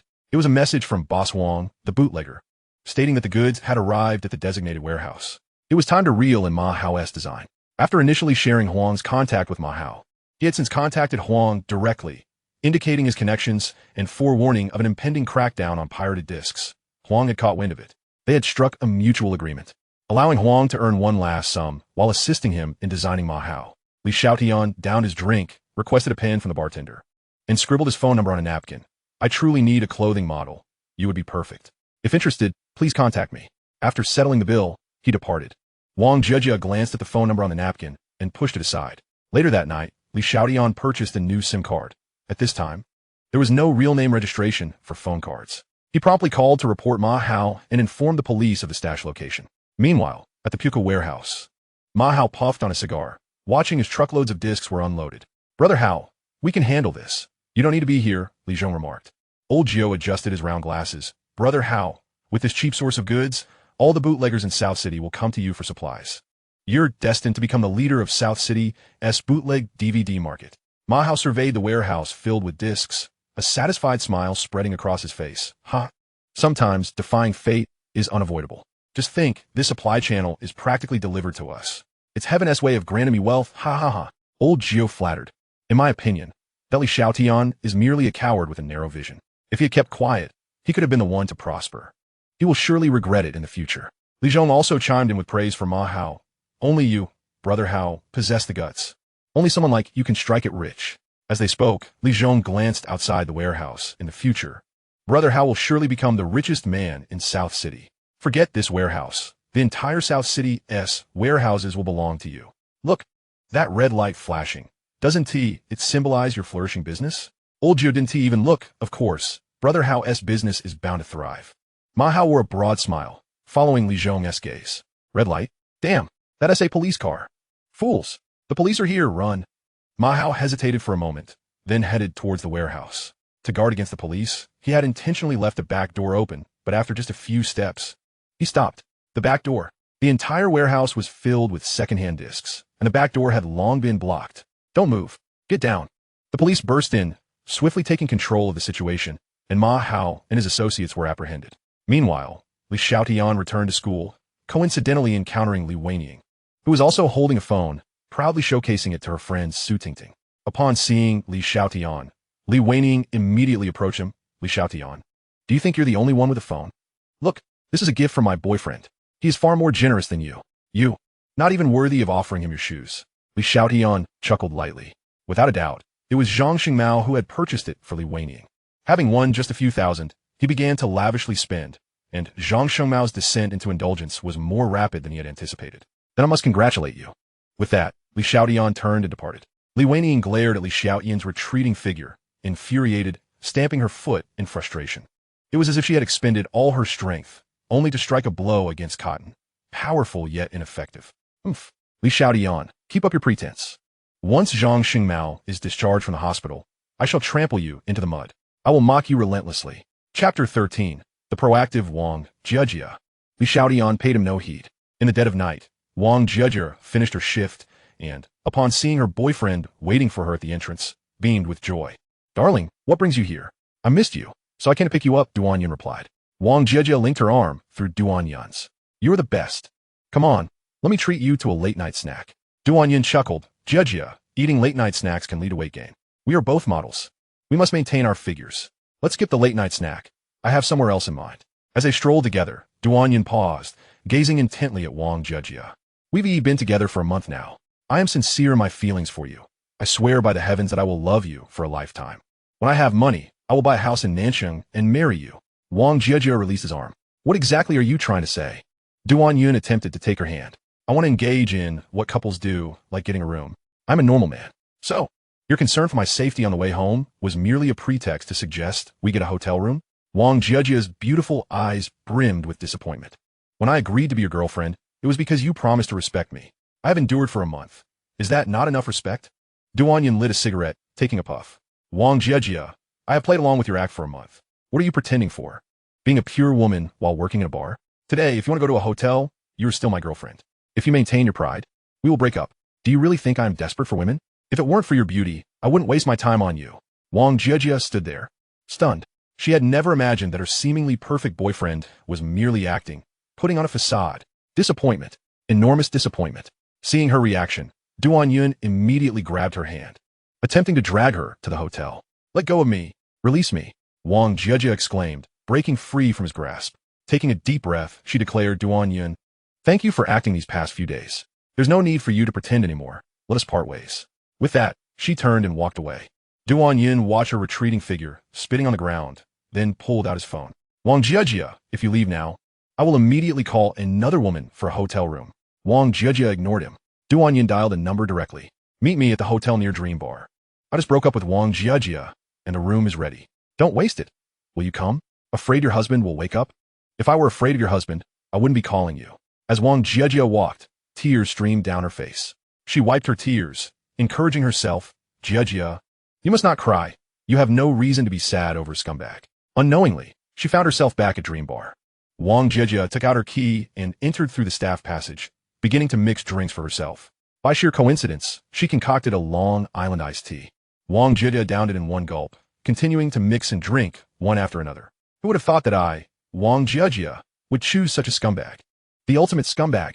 Wang Jiajia, how amusing you are. Leaning on the table, she twirled her drink, tears beginning to flow again. Grabbing a napkin nearby to wipe her tears, she noticed a phone number written on it. Wang Jiajia, somewhat dazed, recalled Li Xiaotian's visage. Ding ding ding. Li Xiaotian, awakened from his slumber by the phone, muttered, who is it? It's me, Wang Jiajia. Didn't you want to meet me? Come to Dream Bar, hurry up, oh. Woo woo woo. By the end, her sobs resonated through the phone. Li Xiaotian furrowed his brow, concerned that something was amiss. He quickly donned his clothes. Arriving at the dormitory entrance, he found the main door locked tight. To exit, he could only go through the dormitory manager's room, where the manager was sound asleep. Li Xiaotian knocked on the window, but the manager remained oblivious. He knocked on the door, yet the manager continued to snore like a dead pig. Bang! Li Xiaotian's fist struck the glass, causing it to crack instantly. Bang! Another punch shattered the window. Climbing into the door manager's small room, the manager finally awoke. Bewildered by the shattered window. What are you doing? Li Xiaotian tossed a pack of cigarettes onto the table. I have urgent business to attend to. With that, he bolted out the door. The manager opened his mouth to protest, but halted upon seeing the cigarettes on the table. Once outside the school gates, a taxi fortuitously passed by, heading straight for Dream Bar. Inside the car, the driver exclaimed, young man, your hand is bleeding. It's nothing, Li Xiaotian replied with a smile. Please drive faster. I have something urgent. The driver, with an understanding look, remarked, young man, you sure are willing to spend. Don't worry. I promise not to let you miss your appointment. He pressed the accelerator, and the taxi sped away. 20 minutes later, they arrived at Dream Bar. 37. The driver said. Li Xiaotian retrieved a 50. Thank you. No need for change. Exiting the vehicle, he immediately redialed, but no one picked up. Young man, you're in a hurry. Take this. 2 silver items flew out of the car. Li Xiaotian instinctively caught them, condoms. The taxi then vanished into the night. Dialing once more, someone finally answered. Wang Jiajia's clingy voice came through. Hello, who is it?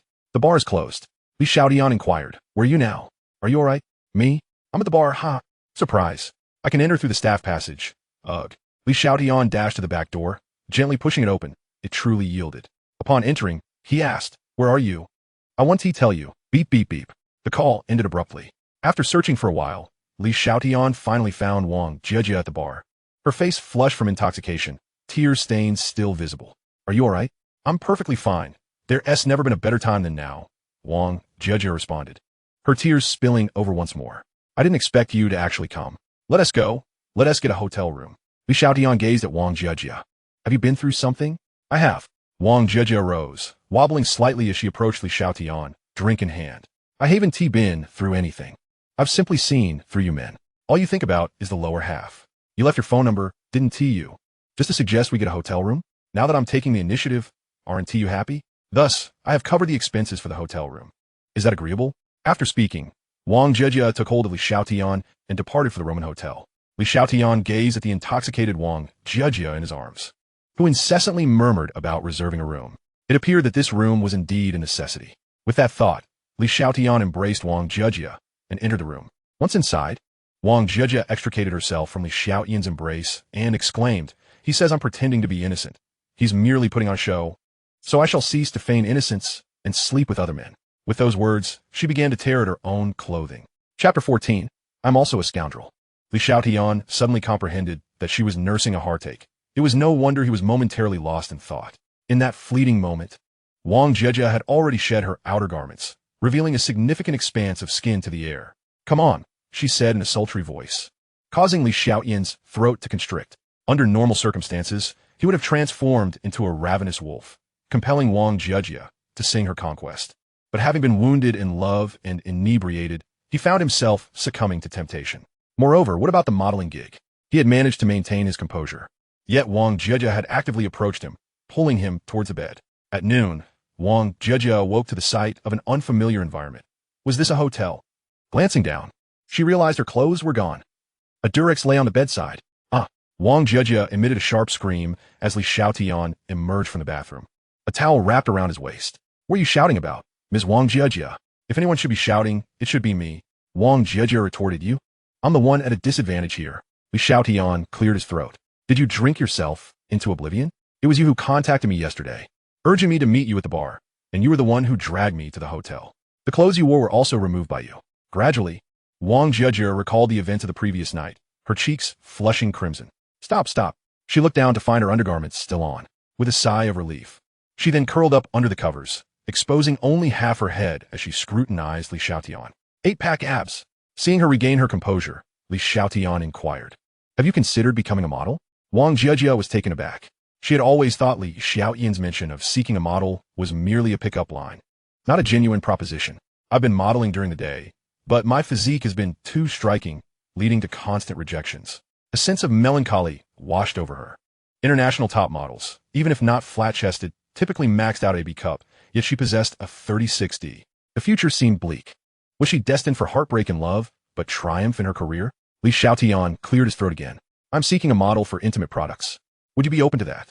Wang Jiajia's eyes widened at the mention of intimate products, her mind instantly conjuring an image of herself clad in provocative lingerie. Her cheeks grew even warmer. "I cannot accept that." Xiaotian chuckled. "Do not misunderstand. We focus on atmosphere and aesthetics, avoiding anything overly explicit. Should you agree, you can choose the photographer, and the photos will be subject to your approval before public display, with each completed image fetching 1,500. This could serve as a part-time job for her." Wang Jia felt a flicker of interest. She had always harbored aspirations of being a model. Yet whenever she submitted her resume, it was either met with unwanted advances or outright rejections. This Xiaotian, who had maintained his composure even after everything that transpired last night, seemed to be a man of integrity. Surely he couldn't be gay? In novels, those with fine physiques and handsome features often favored men. "Are you gay?" "Not gay." Wang Jia felt a twinge of frustration. Wang Jia possessed both beauty and figure. How could you remain unmoved after last night? What does that mean? Am I undesirable? Unbeknownst to her, a competitive spirit began to stir within her. She was determined to prove her allure, to make Xiaotian lose control. "Fine, I accept your offer. I will designate you as the photographer. During the shoot, it shall be just the two of us, no third parties allowed, and the price will be 2,000 per completed image." Xiaotian grinned. "No problem. Once I conduct my research, I will procure samples to arrange a shoot with you." "Research?" Wang Jia fixed her gaze on Xiaotian. "Do you understand the materials of clothing? Do you know what constitutes quality and what is subpar?" Li Xiaotian shook his head. Wang Jiejia was at a loss for words. You know nothing yet dare to open a shop? Li Xiaotian, you're not just playing around, are you? No, I'm not entirely clueless. I do understand one thing. Li Xiaotian paused, then grinned. I understand, man. I know what they want to see and what they desire. Wang Jiejia was momentarily taken aback. Then gave Li Xiaotian a thumbs up. I shall accompany you on your research. While it is true that women adorn themselves for the admiration of men, they must first pass their own standards of beauty. I possess greater understanding than you do. Li Xiaotian stroked his chin. Indeed, the four of them were all men. And while he was somewhat knowledgeable about women's anatomy, he was utterly oblivious to their aesthetics. Very well. Subsequently, the two freshened up, exchanged contact information, donned their attire, and checked out the hotel. At the hotel entrance, as Li Xiaotian and Wang Jiejia prepared to leave, a mocking voice drifted from behind them. Oh, Wang Jiejia, you rejected me yesterday, and I actually took you for an innocent girl. How come you're emerging from hotel? Seems like when we were together, it wasn't just me acting. You were putting on a show too. You're nothing but a whore. Who is this person? What made him superior to me? Li Xiaotian shielded Wang Jiejia behind him. Wang Jiejia is my friend. I'm giving you a chance to apologize for your earlier words. Apologize? Duan Yin scoffed. Fool. With that, Li Xiaotian delivered a swift kick to Duan Yin's abdomen.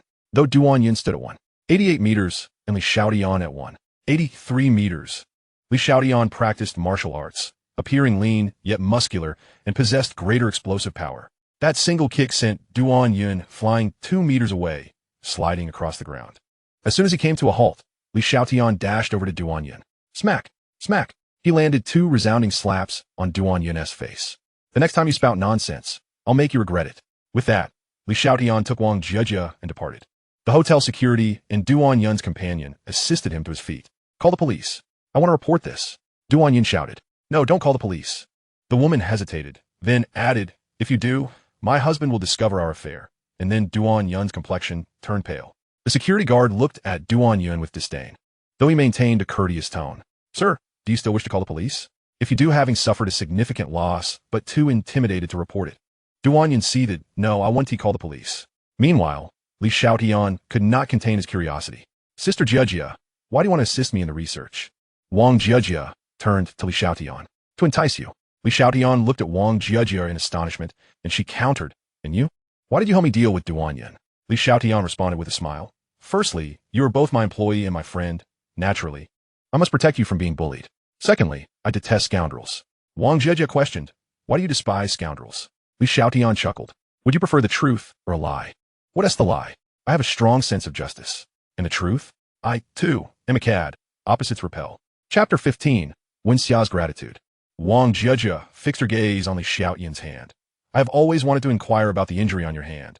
It wasn't caused by me, was it? No. Li Xiaotian replied. Just then, his phone rang. It was Wang Yong calling. Apologies, I need to take this call. As he pressed the answer button, he heard, Tiange. What is on for tonight? I heard you smashed the dormitory manager's window with your bare hands. Is everything all right?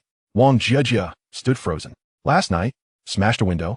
The injury on Li Xiaotian's hand was for my sake, a feat that my ex-boyfriend Duan Yin could never accomplish. A warmth enveloped her heart. Li Xiaotian responded, no. I have something else to attend to. I'll hang up now. Jiejia. Wang Jiejia corrected him.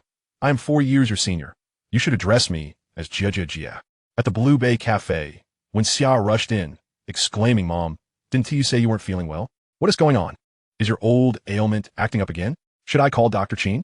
Zhang Chui replied, I'm fine. I just wanted to invite you to dinner since you've been avoiding me these past few days. When Xia sighed in relief. ISNT it, because you keep pressuring me to go on blind dates? I've told you, I'm not in a hurry. Zhang Chui shot her glare. Not in a hurry. You're already 26. In 2 years, you'll be 30, and finding a partner will be even more challenging.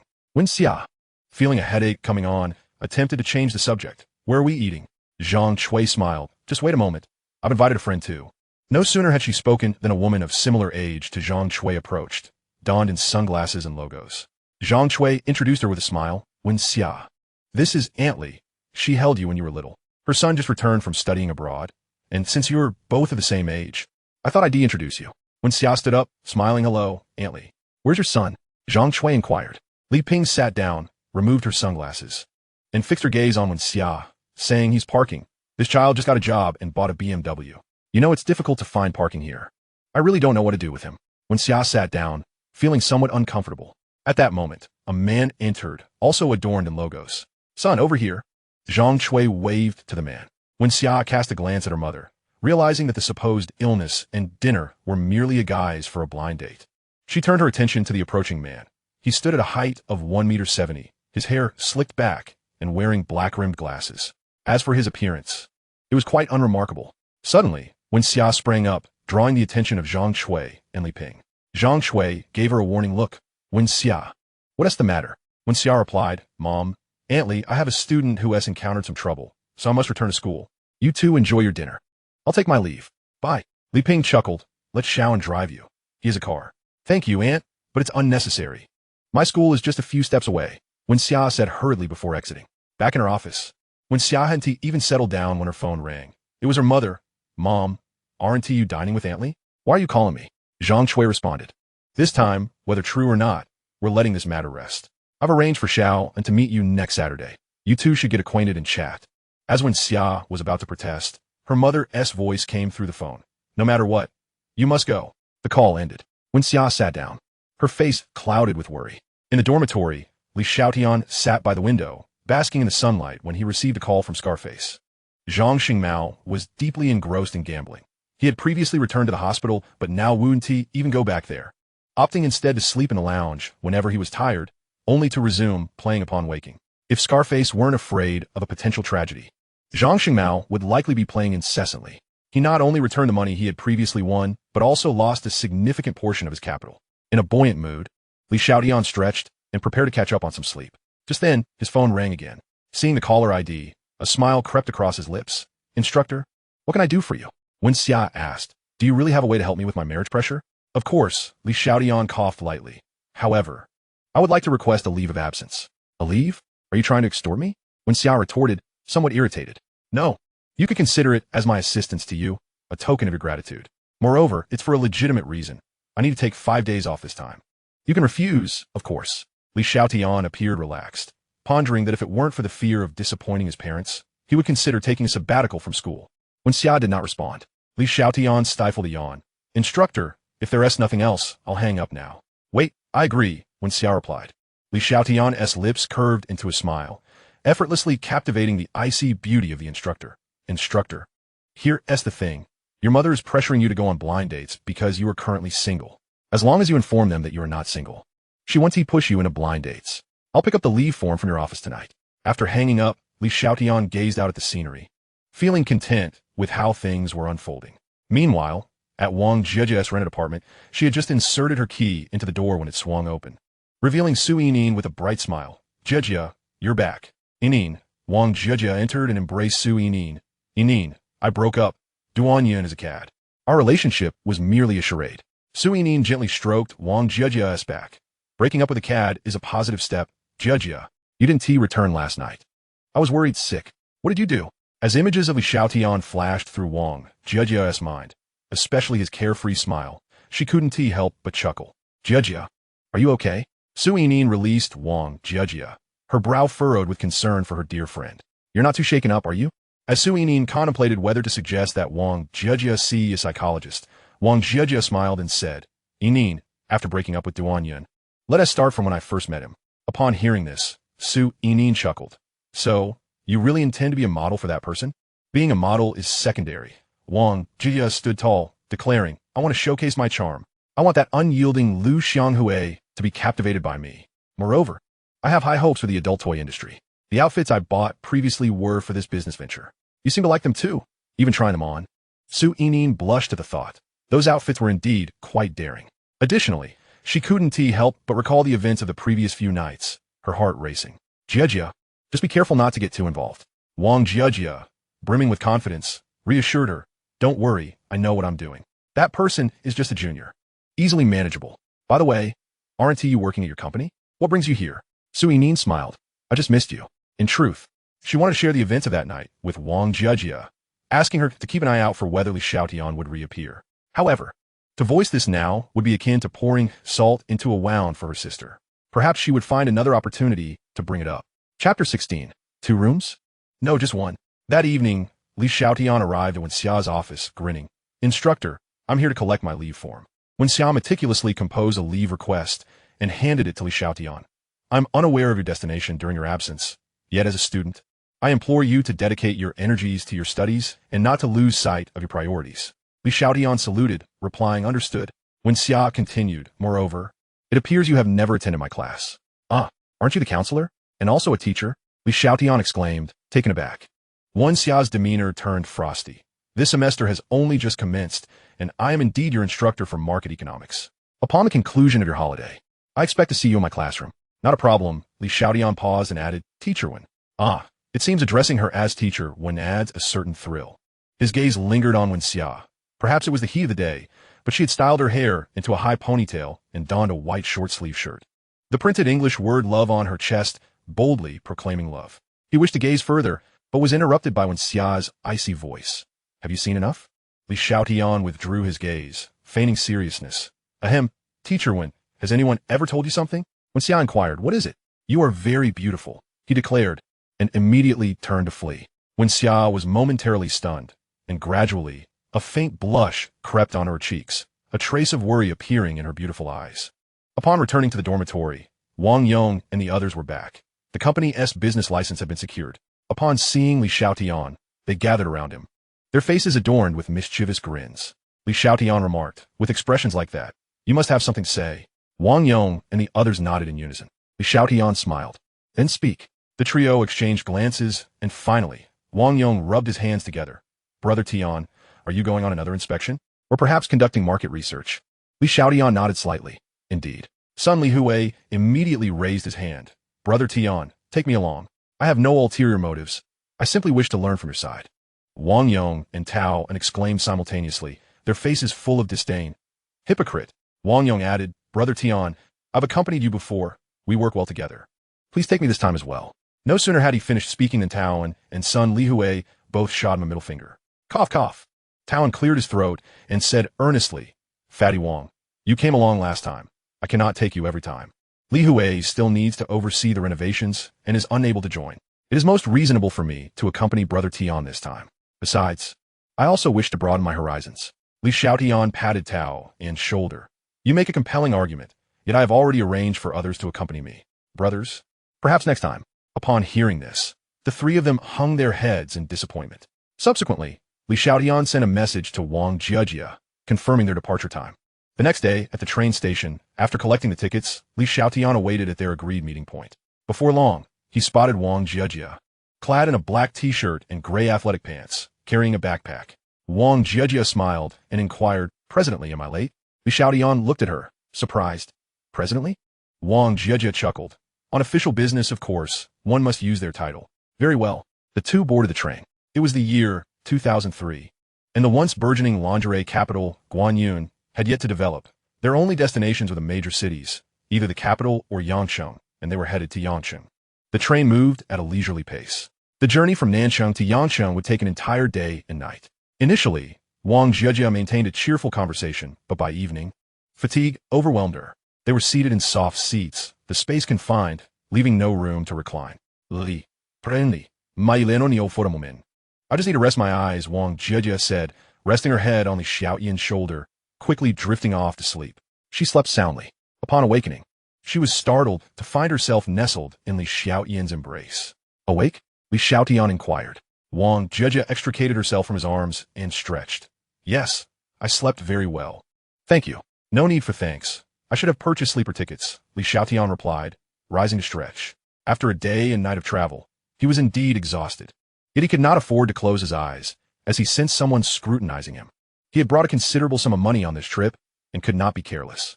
Upon arriving at Yangcheng Station, Li Xiaotian and Wang Jiejia disembarked. But after only a few steps, he felt a hand delving into his pocket. Grasping the intruding hand, he turned to see a man from his carriage. Heavy dark circles under his eyes, giving him a gaunt appearance. Let go, the man demanded.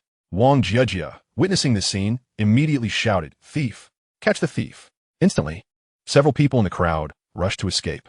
However, her cry also attracted the attention of the station's police. Ultimately, both the thief and the two were escorted to the police station, where Li Xiaotian and Wang Jiejia completed their statements before leaving. Wang Jiejia quickened her pace, linking her arm through Li Xiaotian's, her pretty face etched with concern. Presently, I feel as though someone is following us. Li Xiaotian, sensing her delicate touch, nodded slightly. Do not look back. Let us proceed to the hotel. In the hotel lobby, Li Xiaotian stated 2 standard rooms. 2 rooms? The receptionist gaze flitted between Li Xiaotian and Wang Jejia, smiling. Sir, our standard rooms contain 2 beds. 1 room would suffice for you both. Li Xiaotian chuckled. 2 rooms. The receptionist appeared somewhat surprised. Sir, are you certain? Absolutely. 1 room will not suffice. Li Xiaotian turned to Wang Jejia. There is no need to scrimp on such matters. We encountered a thief. After that incident, it would be unsafe for a woman to share a room alone. Wang Jejia explained in a hushed tone. Li Xiaotian paused for a moment. Yangcheng was developing rapidly, attracting a diverse crowd. Wang Jejia was there to assist and serve as a model for a new venture. Thus it was imperative to ensure her safety. Very well, 1 room it is. After completing the check-in process, as Li Xiaotian grasped the key and prepared to ascend the stairs, the receptionist winked at him. Sir, ma'am, please be aware that the items in our room's cabinet are charged on a pay-as-you-use basis, with prices only 10% above market rates. Thank you for the reminder. Li Xiaotian replied. As they ascended, Wang Jejia inquired curiously. The items in the cabinet? Do you know what they are? Li Xiaotian responded. Yes. But we will not need them. Wang Jejia, increasingly intrigued, pressed. You know, were they? As Li Xiaotian opened the door, Wang Jejia entered the room and immediately glanced at the cabinet. Her eyes fell upon a box labeled Okamoto. Hey, what is this purple box? Wang Jejia exclaimed, pulling it from the glass cabinet. Upon reading the label, she discovered it contained a vibrating device. It appeared quite intimidating. Her cheeks flushed a deep crimson. Jejia, are you not going to rest? Li Xiaotian inquired. However, lost in thought, Wang Jejia was startled, her legs giving way, causing her to fall. The box soaring into the air. Li Xiaotian, quick on his feet, caught Wang Jejia just in time, the purple box landing precariously between them. Their eyes locked in a moment of shared surprise. Chapter 17. The Thief. I will call the police.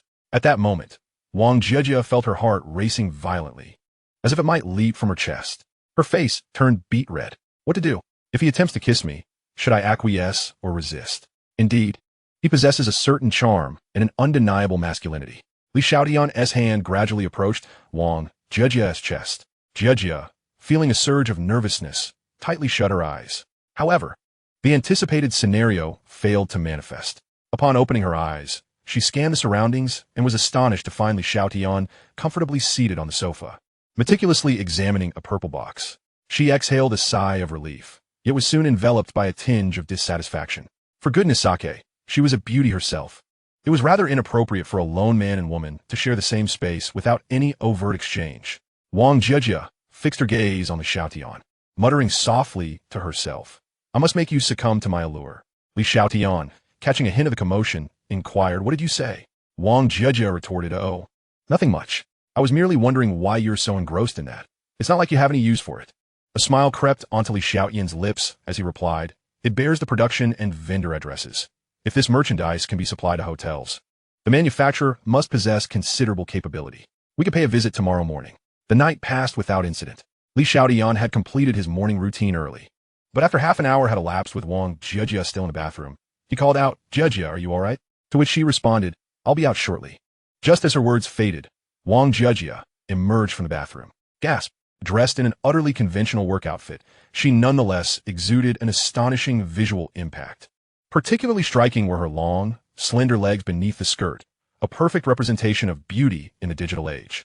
Observing Li Xiaotian's dazed expression, she felt a surge of pride within herself. Oh, do you think I cannot captivate you? Yet, maintaining her composure, she remarked, Mr. Li, do I qualify in my role as your secretary? Li Xiaotian replied, Qualified? No, you deserve full marks. The pair departed from the hotel. Given their extended stay, no formalities were required. They hailed a taxi, and once inside, after Li Xiaotian provided the address, the driver cast a knowing glance, remarking, You young folks are quite open-minded, indulging in all sorts of pleasures. His tone was laced with envy. Wang Jejia discreetly glanced at Li Xiaotian, her cheeks flushing. Li Xiaotian, chuckling, clarified that they were merely conducting a field study. The driver, with a grin, assured them, I understand, I've been around the block myself. Rest assured, my lips are sealed. At that moment, the driver furrowed his brow and said, Hey, you two didn't happen to offend anyone, did you? Li Xiaotian inquired. What do you mean, driver? The driver's expression turned grave. There's a van that's been trailing you since you got in. Should we call the police? Li Xiaotian calmly instructed, Driver, please pull over. The driver, seemingly unfazed, complied without hesitation. As the taxi came to a halt, the black van pulled up alongside them, screeching to a stop. With a bang, the van's door swung open and a group of individuals disembarked, among them the thief caught the previous day. Wang Jejia, visibly concerned, urged Xiaotian, "We should call the police." Call the police? By the time they arrived, these ruffians would likely have fled, and they would still need to visit the police station for statements, wasting at least half a day. If these men returned, there would be no time left for their study. Li Xiaotian remained composed. There is no need. Driver, once I exit the vehicle, lock the doors. If anything were to happen to me, drive straight to the police station. With a reassuring smile directed at Wang Jejia, he added, "Do not worry." Li Xiaotian exited the car with a decisive slam of the door. The group of thieves swiftly surrounded him, with one brazenly declaring, "You didn't expect to see me out so soon, did you? Stealing your money was your blessing. You dare to call the police?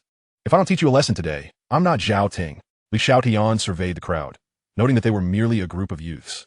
Some even still in their school years, their hair dyed in a myriad of colors. Stealing may get you a short stint in detention, but brawling in public is a different matter altogether. Do you even understand the consequences? Zhao Ting scoffed, "I don't care." Li Xiaotian's calm smile remained. Disturbing the peace can carry a sentence of up to 5 years, and inciting a riot in public can lead to a sentence of 3 to 10 years. Not to mention the charges for disrupting social order.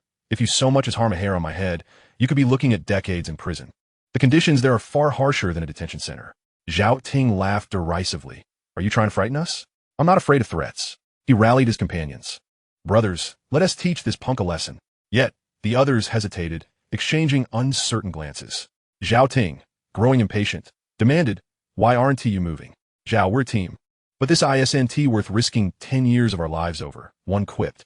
"Yeah, we agreed just to scare him, not to get into something serious. I have things to attend to at home." One by one, the group retreated to the van, leaving Zhao Ting in an awkward position. In the next instant, Li Xiaotian delivered a powerful punch to Zhao Ting's eye, causing him to see stars. Zhao Ting clutched his face, cursing, "You bastard." Without a moment's hesitation, Li Xiaotian executed a sweeping kick, sending Zhao Ting crashing to the ground. Before Zhao Ting could react, Li Xiaotian leaned down, delivering a barrage of slaps to his face. The sharp sounds echoed, sending shivers down the spine of those in the taxi. Zhao Ting cried out, "Brothers, help me." But with a bang, the van door slammed shut, and they sped away. Confused, Zhao Ting remained on the ground. Li Xiaotian raised his hand and delivered a few more stinging slaps to Zhao Ting. "Please stop." Zhao Ting's face had swollen to a grotesque shape, but he gritted his teeth and pleaded, "I'll call the police. I'll report you for this assault." Li Xiaotian chuckled lightly, raising his hand. "No, this is merely a response to your intimidation. It falls under self-defense." At that moment, Zhao Ting was thoroughly frightened. "Brother, no. Please, I've learned my lesson. Spare me this once, and I promise I won't break the law again. I swear on my life." Li Xiaotian, not wishing to waste any more time on these thugs, simply commanded, "Get lost." Zhao Ting, feeling as if he had received a reprieve, scrambled away in a panic. Back in the taxi, the driver gave Li Xiaotian a thumbs up, exclaiming, "Young man, you have both courage and wisdom. Impressive." Wang Jejia's eyes sparkled with admiration as she added, "Xiaotian, I didn't realize you were so well-versed in legal matters. That was truly remarkable." Her voice, sweet and alluring, was enough to stir the heart. In his previous life, he had undergone a weekly legal education session while incarcerated, making it hard to forget. Clearing his throat, Li Xiaotian steadied himself. "Jejia, your surprise stemmed from a lack of understanding about me. I simply have a passion for learning." Wang Jejia covered her mouth, giggling softly, "Yes, you're the best." Her voice was so enchanting that it was nearly impossible to resist. "Driver, let us head out." Chapter 18. Quality is not of utmost importance. Upon arriving at their destination, after Li Xiaotian stated their purpose, the owner, Lu Di, personally guided them through the product showcase. His understanding of adult toys had been primarily shaped by the works of Eastern teachers, but after the tour, he felt as though his eyes had been opened to a whole new world. Meanwhile, Wang Jejia's cheeks were already flushed. "Mr. Lu, do you also manufacture clothing?" Li Xiaotian smiled and replied, "We're primarily here to procure some garments." Lu Di chuckled, "Mr. Li, you have certainly come to the right place for purchasing clothing. To speak frankly, the garments produced by our factory boast a quality that surpasses even that of toys. Allow me to show you around." Subsequently, the group proceeded to tour the apparel section. In stark contrast to the vibrant toy section, the clothing area appeared rather monotonous, showcasing only the standard uniforms of flight attendants, doctors, and similar attire. Wang Jejia touched the fabric and praised, "The materials used are excellent, quite impressive indeed." Lu Di sighed, Indeed, the materials are of high quality, yet discerning customers are few and far between.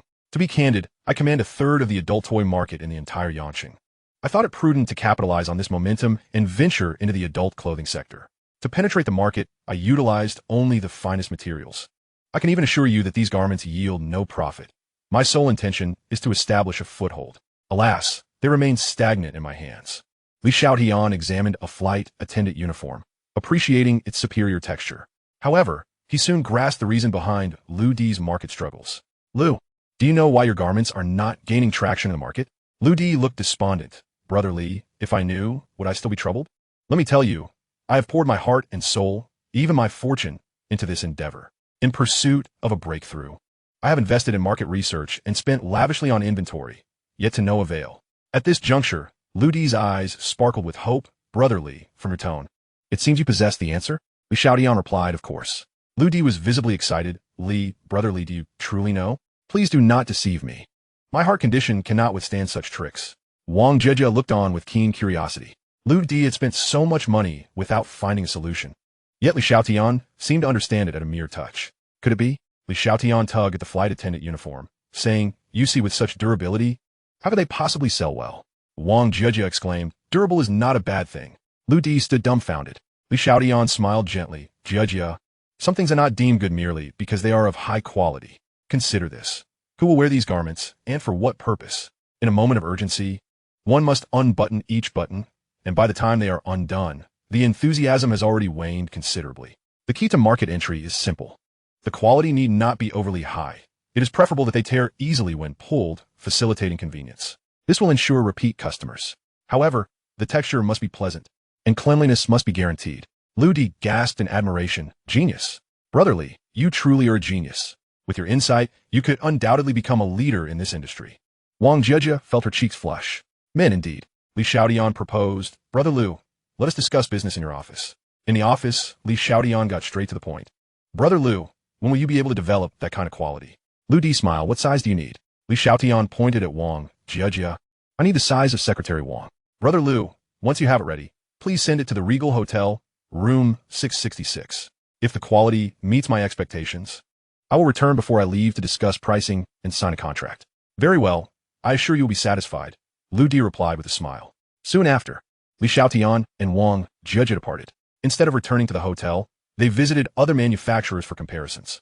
Naturally, not all evaluations went smoothly. Some manufacturers rejected them outright, either due to Li Xiaotian's youth or concerns that he might be there to learn their techniques. When they returned to the hotel, night had fallen. Wang Jejia collapsed onto the bed, her face weary. I'm exhausted. Business is truly challenging. Li Xiaotian drew back the curtains, gazing at the brightly lit exterior, and remarked, of course, it's difficult. It is precisely because it is difficult that there is money to be made. Secretary Wang, do you have any interest in management? Wang Jejia sat up, stretching her slender waist. What do you mean? Li Xiaotian responded. I am still a student and cannot be confined to an office all day. An online store also requires management. Would you be interested in becoming the manager of the online store? If you are keen, once the supply is secured, I will entrust the entire operation to you. You can take your time to consider what salary and profit share you would like. Wang Jejia's eyes widened in surprise. Li Xiaotian, are you serious? Li Xiaotian maintained eye contact with her, affirming, certainly. Wang Jejia inquired, aren't you afraid I might ruin your business? Not at all. Li Xiaotian chuckled, continuing, do not burden yourself with worries. Since I have faith in you, even if the online store fails, it remains my responsibility. Besides, working part-time at a bar is not a sustainable solution. Wang Jejia furrowed her brows. Her aspiration was to become a top model. She had no interest in management or operations, yet reality was harsh. Despite her prolonged efforts in the modeling industry, she had barely gained entry, all due to her physique. Sigh. At times, she contemplated undergoing surgery to alter her figure. Li Xiaotian continued, I understand your desire to be a model, though I am not well versed in your industry. I have heard of Victoria's Secret. They hold an annual lingerie show, showcasing only the top models. Right now, becoming a top model seems a distant dream. But if you can manage well and develop to a certain level, you could host your own show and employ those models. Wang Jejia felt a surge of excitement. Do you truly believe in me? Absolutely, he replied. Why? We've known each other for less than 10 days. Li Xiaotian gazed at Wang Jejia, his lips curling into a smile. You may think otherwise, but I genuinely believe in you. If you insist on a reason, I can only say that you are exceedingly beautiful. Beautiful? Wang Jie shot him a glance, flattery. Yet, internally, she felt elated. Should she accept his offer? Agreeing would afford her more opportunities to interact with Xiaotian, perhaps even lead him to fall for her. What if he used his position to take advantage of her? With Xiaotian's strength, she could hardly resist. Oh dear, perhaps they might even find themselves in a compromising situation in the office. Suddenly, Wang Jie's face turned crimson. Xiaotian called out, Secretary Wang? Wang Jie blurted out, no, boss. Xiaotian was taken aback. I haven't done anything. Are you all right? Wang Jie snapped back to reality. Her cheeks aflame, speechless and unsure how to explain. At that moment, a knock sounded at the door. Mr. Li, someone has brought you some items. Wang Jie quickly shifted the topic. Hurry and open the door, see what it is. Chapter 19. Secretary Wang, try it on. Xiaotian opened the door, and the front desk attendant handed him a bag. Sir, your items. Thank you. Xiaotian accepted the bag, preparing to close the door when he noticed the attendant blushing. Stammering, is there anything else? After confirming that no one else was around, she quietly asked, Sir, would you mind telling me where you purchased these clothes? I would like to buy a few, cough cough. My boyfriend has been lacking in passion lately. Xiaotian smiled. These are custom-made and not yet available for sale.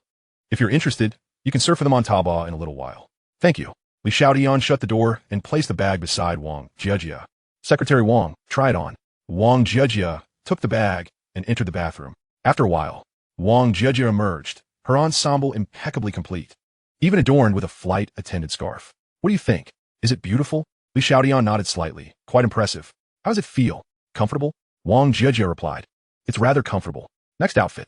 Noticing the calm demeanor of Xiaotian, a tinge of disappointment flickered within her. She re-entered to change into another outfit. Sir, are you feeling unwell? At that moment, Wang Jie transformed into a nurse clad in pink, her smile radiant. Xiaotian inquired, what about this one? Care to provide your assessment? Wang Jie twirled. It's quite good. The fit is perfect. As she spoke, she executed a squat. Suddenly a rip. The pants tore, slowly descending, exposing her long legs to the open air. Wang Jie was momentarily stunned. Xiaotian cleared his throat twice. Jie, perhaps it's time for you to change back. Regaining her composure, she dashed into the room. While she did intend to allure Xiaotian, it was merely to showcase her charm, not to invite his undue advantage. Emerging from the restroom, Wang Jie lamented, these garments are far too fragile. Xiaotian nodded earnestly. Indeed, they seem overly delicate. They appear to be designed to tear. Jie, you tried on 2 outfits. What are your thoughts? Aside from enhancing the quality, do you have any other suggestions? I've sent something amiss, yet I cannot quite articulate it. Wait a moment. Wang Jie spread the newly delivered garments on the bed, scrutinizing them carefully, her brows furrowed. Mr. Li, in my humble opinion, these clothes seem rather unattractive. Xiaotian's eyes brightened. Exactly. Unattractive. Or rather, the cut is poor, and the styles are exceedingly mundane. These outfits should enhance the wearer. Yet on you, it feels as though you are enhancing the garments, which is not ideal. He stroked his chin thoughtfully. His mind was flooded with numerous clothing ideas, yet he couldn't draw, nor did he have time to learn. Jie, being in the modeling industry, do you know anyone well-versed in fashion design? Wang Jie pointed to herself. Indeed, I am. Xiaotian's eyes widened in surprise. You can? Wang Jie explained, yes. I was rather bored during college. Xiaotian proposed, how about this? I described, and you sketch. We can then show it to Ludi to see if his factory can produce it. They procured paper and pens and began their endeavor. At 1 a.m., Wang Jie gazed at the sketches inspired by Xiaotian's descriptions. The maid outfit, high-slit Chong Sam, and revamped flight attendant uniform were indeed more attractive. However, fatigue washed over her, and her eyes felt heavy. Observing her weariness, Xiaotian promptly lifted her. You should rest. The words you should rest echoed in Wang Jie's ears like a clap of thunder. Could it be? Yet, she was indeed exhausted. Xiaotian gently placed her on the bed and covered her with a light blanket. The following day, Wang Jie awoke languidly, only to find Xiaotian had already departed. A note lay on the bedside, penned by Xiaotian. Reading its contents, Wang Jie's lips curled upward. He had gone to the factory alone to allow her to sleep longer. How considerate of him. Meanwhile, Xiaotian was in Ludi's office, engaged in jovial conversation. Suddenly, his phone rang. Zhang Xingmao, Xiaotian answered. Ayu. Zhang Xingmao said, Brother Tian, are you available? Xiaotian queried, what is the matter? Zhang Xingmao continued, I've been a bit tight on funds lately. Could you lend me some money? A smile crept across Xiaotian's face. Zhang Xingmao was now seeking to borrow money from him, and the plan was proceeding even more smoothly than he had imagined. I've taken a leave. I'm currently in Yancheng. Perhaps you could ask someone else? The line went dead with a beep. The harshness of reality remained unchanged. At this moment, the garments were ready. Li Xiaotian examined the finished products, nodding in satisfaction. He tugged at the flight attendant outfit, which remained intact. Then with force, he yanked it, and it held. The quality met expectations. Liddy gave a thumbs up, his face a mask of admiration. Brother Li, we've only known each other for 2 days. But your aesthetic and judgment in this field are truly remarkable. Li Xiaotian chuckled. Brother Liddy, let us discuss the contract. The negotiations proceeded smoothly. Li Xiaotian secured exclusive sales rights at an exceptionally low cost. To further save expenses, he persuaded Liddy to handle the shipping and front the postage. At the Lijing Hotel, as Li Xiaotian opened the door, he was greeted by the sight of Wang Jiajia's long legs, strikingly fair and slender. As his gaze traveled upward, he noted that she wore only an oversized white t-shirt, specifically one of his own. The missing lower half trick. Li Xiaotian's intensa gaza flustrat bang jiajia. Yet she felt a sense of pride. You're back. How did the negotiations go? Li Xiaotian replied with a smile. Very successfully. We can return to Nansheng tomorrow. You've worked hard these past few days, so to reward you, I'll treat you to a grand meal. However, you cannot wear that. Wang Jiajia stretched lazily. At least you have a conscience. But let's skip the grand meal. Let us just go to McDonald's. Li Xiaotian laughed. Why not KFC?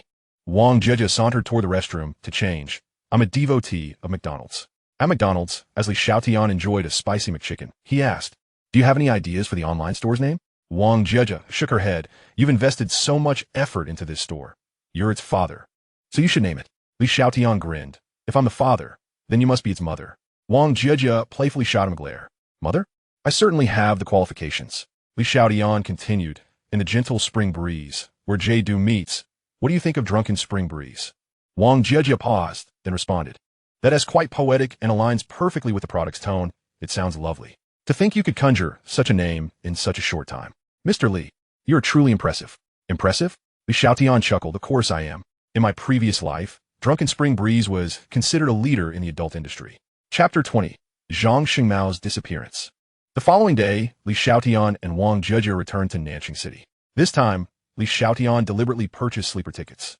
Late at night, while Li Xiaotian was resting, he was suddenly roused by a knock at his bedside. Get up. Li Xiaotian sat up, surveying the 2 individuals with yellow hair before him. What do you want? Wu Xen spoke coldly. If you don't want to get beaten, step outside for a smoke.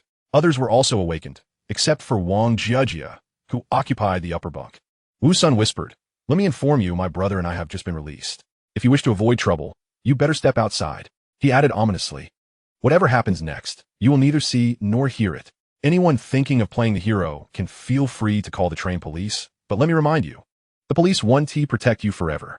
His voice, though low, dripped with menace. The others, fearing trouble, hurriedly left, leaving only Li Xiaotian sitting calmly at the edge of his bed, quietly observing the two. Wu Xin coldly reiterated, did you not hear what I just said? Li Xiaotian fixed his gaze on Wu Xin. Get out immediately. As Wu Xin opened his mouth to retort, he met Li Xiaotian's piercing gaze, and he was instantly struck by a chill, trembling all over. He had seen such eyes before in prison. Those who possess such a gaze are not typically the arrogant type. Rather, they're individuals unafraid of death, reckless to the core. Pure lunatics. Even the leaders of prisons dare not provoke such maniacs. Yet, how could such a gaze manifest in the eyes of a university student? Li Xiaotian raised 3 fingers. I will count to 3. If you do not leave, you shall bear the consequences. 1. Wu Xin did not wait for Li Xiaotian to utter the second count. Wu Sun, we are leaving. He turned and departed. Concerned about disturbing Wang Jiajia, Li Xiaotian glanced up, and by coincidence, his eyes met Wang Jiajia's. With a playful smile, she remarked, Mr. Li, you are quite imposing. Do get some rest. Though her words were perfectly ordinary, the sticky tone made them sound akin to a wife urging her husband to retire for the night, stirring the imagination. In another compartment, Wu Sun grumbled, brother, that woman is absolutely stunning. I have never seen anyone so beautiful in my life. If we miss this chance, we may never have the opportunity to enjoy the company of such a gorgeous woman again, especially since that lad is alone. Enough. Wu Sin's glet. But recalling that his brother was his only family softened his tone. Wu Sun, I must tell you, we cannot afford to provoke that man. Women are plentiful. There's no need to take such a significant risk. Once we disembark, I will take you to enjoy the company of women. Let us rest now. Wu Sun nodded. Brother, don't be angry. I will heed your words. As night deepened, the carriage gradually fell silent. Suddenly, Li Xiaotian heard footsteps approaching him, the sound drawing nearer. He squinted, pretending to doze. Wu Sun swung his fist towards Li Xiaotian's head. In his view, Wu Xin's fear stemmed from his time in prison, which had diminished his courage, but he felt emboldened after his own stint behind bars. If he could just subdue this lad, he would be able to enjoy the woman in the upper bunk. What was there to fear? With that punch, he expected to leave Li Xiaotian dazed. Li Xiaotian swiftly seized Wu Sun's fist and delivered a kick to his chest, sending Wu Sun crashing to the ground in a most undignified manner. Let go of me! Wu Sun shouted, awakening everyone around them. Li Xiaotian smiled faintly. You attempted to ambush me. Now that you cannot overpower me, you expect me to release you? Such a favorable outcome is not to be found in this world. At that moment, Wu Xin rushed in, his brow furrowed upon seeing his brother at a disadvantage. When he opened his eyes and did not see Wu Sun, he surmised that Wu Sun had come here, but could not have anticipated that Wu Sun would gain no advantage against this lad. Seeing a potential savior, Wu Sun immediately called, Brother, quickly beat him up. Hit him. Wu Xin replied coldly, Release my brother. Release? Li Xiaotian smirked, twisting Wu Sun's wrist with force. Crack. Wu Sun let out a pained scream. Li Xiaotian chuckled lightly. I apologize. I intended to let him go, but your sudden appearance startled me. And it was a mere instinctive reaction. Wu Xin's expression hardened as he glanced at Wu Sun, sprawled on the ground. He swore that if Wu Sun were not his biological brother, he would turn and walk away. But there was no if. The cramped space of the carriage allowed Wu Xin to immediately throw a hook. Li Xiaotian raised an eyebrow. From a singular punch, it was evident that Wu Xin was a trained fighter. However, he was not one to wield flowery techniques. His extensive experience in prison fights rendered dealing with someone like Wu Xin a trivial matter. Li Xiaotian released Wu Sun, intercepted Wu Xin's punch, and in a fluid motion, struck Wu Xin beneath the armpit. Following that, he executed a sweeping kick. Bang! Wu Xin collapsed instantly. The sequence of movements flowed with such grace that it left onlookers momentarily stunned. Li Xiaotian grinned. Ladies and gentlemen, kindly summon a conductor and serve as witnesses. Before long, several conductors arrived and escorted them to the police office. The truth was evident. With so many witnesses present, the Wu brothers could not possibly fabricate a defense. Li Xiaotian, please provide your contact address and information, one officer requested. Li Xiaotian inquired, Officer, what is the purpose of needing my address? The officer replied, for future contact. And since you have acted heroically, if there are any rewards or commendations, we would like to ensure they reach you. Li Xiaotian provided the details truthfully. Upon exiting the police office, he chanced upon the Wu brothers being handcuffed. At that moment, Wu Sun was filled with regret. Sigh. Attempted rape. Public disturbance. He was likely to spend a considerable amount of time behind bars. Had he known, he would have listened. At noon, they arrived at Nanjing Station. At the exit, Li Xiaotian smiled. Go home and rest well. I'm not tired. Wang Jieja paused before continuing. When shall we take the photographs? Li Xiaotian was slightly taken aback. Are you in a hurry for money? Wang Jieja laughed. No, I am eager to showcase my talents. Mr. Li, I will report to the company tomorrow. Li Xiaotian replied. Very well, but do ensure you rest adequately. By the way, regarding the profit sharing and salary, please give it some thought. This is my first time as a boss, and I am unfamiliar with the market. It is inevitable that I might falter in some areas. Wang Jieja nodded. Understood. I will go home and do some laundry. The two parted ways. At Nanjing University, beneath the dormitory, just as Li Xiaotian was about to enter, he heard someone calling from behind. Li Xiaotian. Wait up. I need to talk to you. Turning around, he saw Li Weining. She appeared quite anxious. Could something have happened? Li Weining hurried over, panting, her chest rising and falling. In the past, he would have been quite taken by her. However, now, compared to Wen Xia and Su Yining, she paled in comparison. Classmate Li, what do you need? He asked. I hope you're not here to flaunt what your boyfriend bought you again. I have no interest in either of you. So you needn't share your personal matters with me. Li Weining's face flushed with a mix of embarrassment and anger. Li Xiaotian. Have you seen Zhang Xingmao? Li Xiaotian replied, no, why do you ask? Li Weining's expression darkened with concern. After he borrowed 5,000 from me, I've been unable to reach him. I've heard he borrowed money from several people. All in all, it adds up to about 20,000. Has he sought you for a loan? Chapter 21. The Price of Impulsiveness. Li Xiaotian responded, he did. Li Weining's expression transformed visibly from anxiety to derision. You're so wealthy. You must have lent Zhang Xingmao a significant amount, right? Was it 10,000 or 20,000? Li Xiaotian smirked. He asked to borrow money from me, but I did not lend him any. Li Weining's smile froze instantly, her voice rising sharply. You didn't lend him? How could you not? I wasn't in Nanjing, so how could I lend him money? Li Xiaotian chuckled, continuing, I never anticipated you could lend 5,000 to Zhang Xingmao. You seem quite affluent. Li Weiniang's expression momentarily faltered. Zhang Xingmao had promised to return 5,000 for 10,000 and assured her he would repay the next day. To gather the funds, she had sold the phone Zhang Xingmao gifted her and even taken out a loan of 4,500 off campus, all while capturing fruit photos. She had to repay it within 7 days, with a daily interest of 100. After a month, the interest alone would amount to 5,000. If she failed to repay.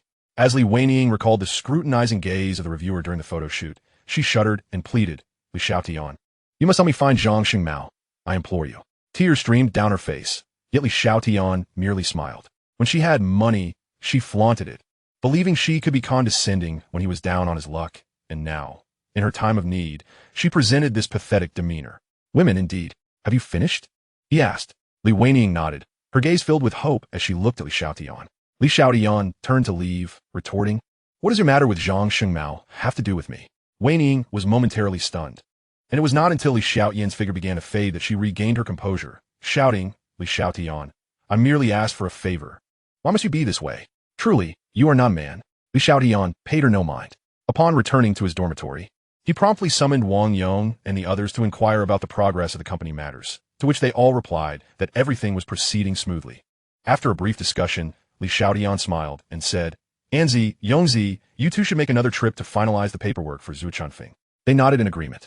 At that moment, his phone rang unexpectedly, displaying an unfamiliar number. Li Xiaotian pressed the answer button. Who is this? A brazen voice came through. Zhang Yuhao, you must be Li Xiaotian, right? Come out. I'm waiting for you at the school gate. Wang Yong furrowed his brow. Brother Tian, who is this Zhang Yuhao? Why is he speaking so arrogantly? Sun Li Hui cracked his neck. Brother Tian, shall I go teach him a lesson? Li Xiaotian smiled faintly. No need. Zhang Yuhao is the father of Zhang Xingmao. I've heard that Zhang Xingmao is missing. I suspect Zhang Yuhao is seeking information about his whereabouts. At this point, Li Xiaotian turned to Sun Li Hui. Throughout Nanjing University, if one were to speak of the strongest, it would be him, but the second would undoubtedly be Sun Li Hui. However, due to his lack of involvement in clubs, his reputation remained obscure. His prowess was unquestionable, which was precisely why Li Xiaotian had previously asked him for financial support. Li Hui, we live in a society governed by law. Violence is not the solution. Furthermore, you are one of the founders of Tianyu Group, and it is imperative that you adhere to the company's regulations. Sun Li Hui scratched his head. Brother Tian, our company has just been established. We haven't set any regulations yet. We have a ready-made one. Li Xiaotian pointed to the thick legal code on Wang Yong's bookshelf, continuing, from this point forward, it shall serve as our company's regulations. Moreover, I wish to add one more thing. Our company culture is to uphold the law and be diligent in our duties. Make time to memorize it. I will conduct random checks. The three of them gasped in unison. What? Li Xiaotian chuckled as he departed. At the school gate, Li Xiaotian spotted Zhang Yuhao, and his expression grew serious. Uncle Zhang. Zhang Yuhao scrutinized Li Xiaotian, disdain evident in his eyes. So you're Li Xiaotian. Do you know me? Indeed, I remember you all too well. In his previous life, the first familiar face he encountered upon his release from prison was Zhang Yuhao. At that time, he had been stuffed into a sack and tossed into a van. Upon disembarking, the sack was removed, revealing Zhang Yuhao standing before him. Flanked by a dozen bodyguards, Zhang Yuhao had slapped his face, uttering two sentences. Why didn't you die in there? Since you've come out alive, I shall present you with a gift. With that, the bodyguards had promptly commenced their assault. However, Li Xiaotian could not divulge this. Uncle Zhang, you bear a striking resemblance to Xingmao. How could I possibly fail to recognize you? What brings you to me? Zhang Yuhao fixed Li Xiaotian with a scrutinizing gaze. Last night, I received a call from Xingmao. He mentioned he owed someone money and was being held by the creditor, claiming you know the location. What is going on? Li Xiaotian raised his hands in a gesture of innocence. Uncle Zhang, I have not been in Nanjing these past few days and have not seen Xingmao. However, I can surmise a few things. Let us find a place to sit, and I will help you arrange a meeting. Zhang Yuhao replied, I drove here. I will take you. Zhang Yuhao, a local, drove a blue Mercedes. Just as Li Xiaotian was about to enter the vehicle, Zhang Yuhao called out to him, subsequently handing him a pair of shoe covers. I'm rather particular about cleanliness, and this car has just been washed. Li Xiaotian smiled, saying nothing. He donned the shoe covers before getting in. Cleanliness? Let's hope that when disaster strikes, he remains as fastidious. At Yilan Tea House. Before Li Xiaotian could take his seat, Zhang Yuhao urged him to make the call, and he promptly dialed to arrange a meeting with Scarface. Soon, Scarface arrived at the private room. He sat down without ceremony, rapped the table, and called out to the waiters standing outside, bring a pot of Longjing tea. The best you have. The waiter glanced at Zhang Yuhao, and upon receiving a nod, he went to fetch the tea. Scarface leisurely sipped his tea, as if that was the sole purpose of his visit. Zhang Yuhao, in a frenzy, understood that showing eagerness during negotiations would place him at a significant disadvantage. Hence, he shot frantic glances at Li Xiaotian. Li Xiaotian inwardly chuckled and then stood to pour tea for Scarface. Scarface, is Sheng Mao with you? Indeed, Scarface replied, pulling out a cigarette, lighting it, and taking a puff before continuing, Zhang Shengmao owes me 1 million. You will pay me back when you have the money, and only then will I release him. You have 3 days to raise the funds. After that, even if you have the money, I want to be able to return him. Zhang Yuhao was enraged and leapt to his feet. Aren't you afraid we'll call the police? He declared, I've dealt with both sides of the law in Nanjing for many years. Scarface nonchalantly propped his feet on the table and tossed his phone onto it. Go ahead. Use my phone to call the police. Do it. Need my assistance? Zhang Yuhao's expression shifted dramatically, ultimately yielding. Scarface, please don't take offense. I was just impulsive earlier. Scarface sneered. No police then? Let us continue our discussion. Your impulsiveness just gave me a heart attack, so you owe me 50,000 as compensation for mental distress. At this, Zhang Yuhao, far from being angered, smiled obsequiously. I'll pay. Yet his heart bled with anguish. Chapter 22. This is not how the plan was supposed to unfold. Scarface, with an air of disdain, replied, Very well, 3 days from now, at this same time, we shall meet here. With that, he turned to leave. Bang! Zhang Yuhao slammed his hand on the table. 150,000. Despite driving a luxury car and living in a high-end residence, all his money was tied up in business. Where would he procure such an amount in cash? Yet Xing Mao was his only son. He could not abandon him. Xiaoli, there is nothing more for you to do. You may leave. Li Xiaotian nodded. Uncle Zhang, do not let your anger consume you. I shall take my leave. However, after exiting the private room, he settled into a corner on the first floor, knowing Zhang Yuhao would not depart without further action. Moments later, a woman appeared at the tea house, clad in a blue floral dress, her anxious demeanor betraying her stunning beauty. Especially notable were her ample bosoms, quivering slightly. The allure of her mature charm drew the attention of many patrons. Li Xiaotian recognized the woman, Jiang Xinyu, the stepmother of Zhang Shengmao. Now around 35 years old, she appeared to be in her 30s thanks to her meticulous self-care, her skin more taut than that of many women in their late 20s. He had heard Zhang Shengmao complain about Jiang Xinyu on numerous occasions. Once while drinking together, Zhang Shengmao drunkenly declared his desire to bed Jiang Xinyu. In his previous life, after Zhang Shengmao achieved success, a reporter had caught him entering Jiang Xinyu's room late at night, only to emerge the following morning. However, this news had quickly been suppressed, and the reporter who covered the story mysteriously disappeared. It was known that Jiang Xinyu was nearing 50 at that time. Most people dismissed the news with a laugh. After all, Jiang Xinyu was Zhang Shengmao's stepmother. A stepmother is still a mother. The revelations have sunk into oblivion. Had it not been for his persistent interest in Zhang Shengmao's affairs, he would have never stumbled upon this news. It now appears that Zhang Shengmao is indeed infatuated with Jiang Xinyu. Bang! Bang! Zhang Yuhao, I warn you, you may sell the car, but do not even think about touching the house. I have a stake in that as well.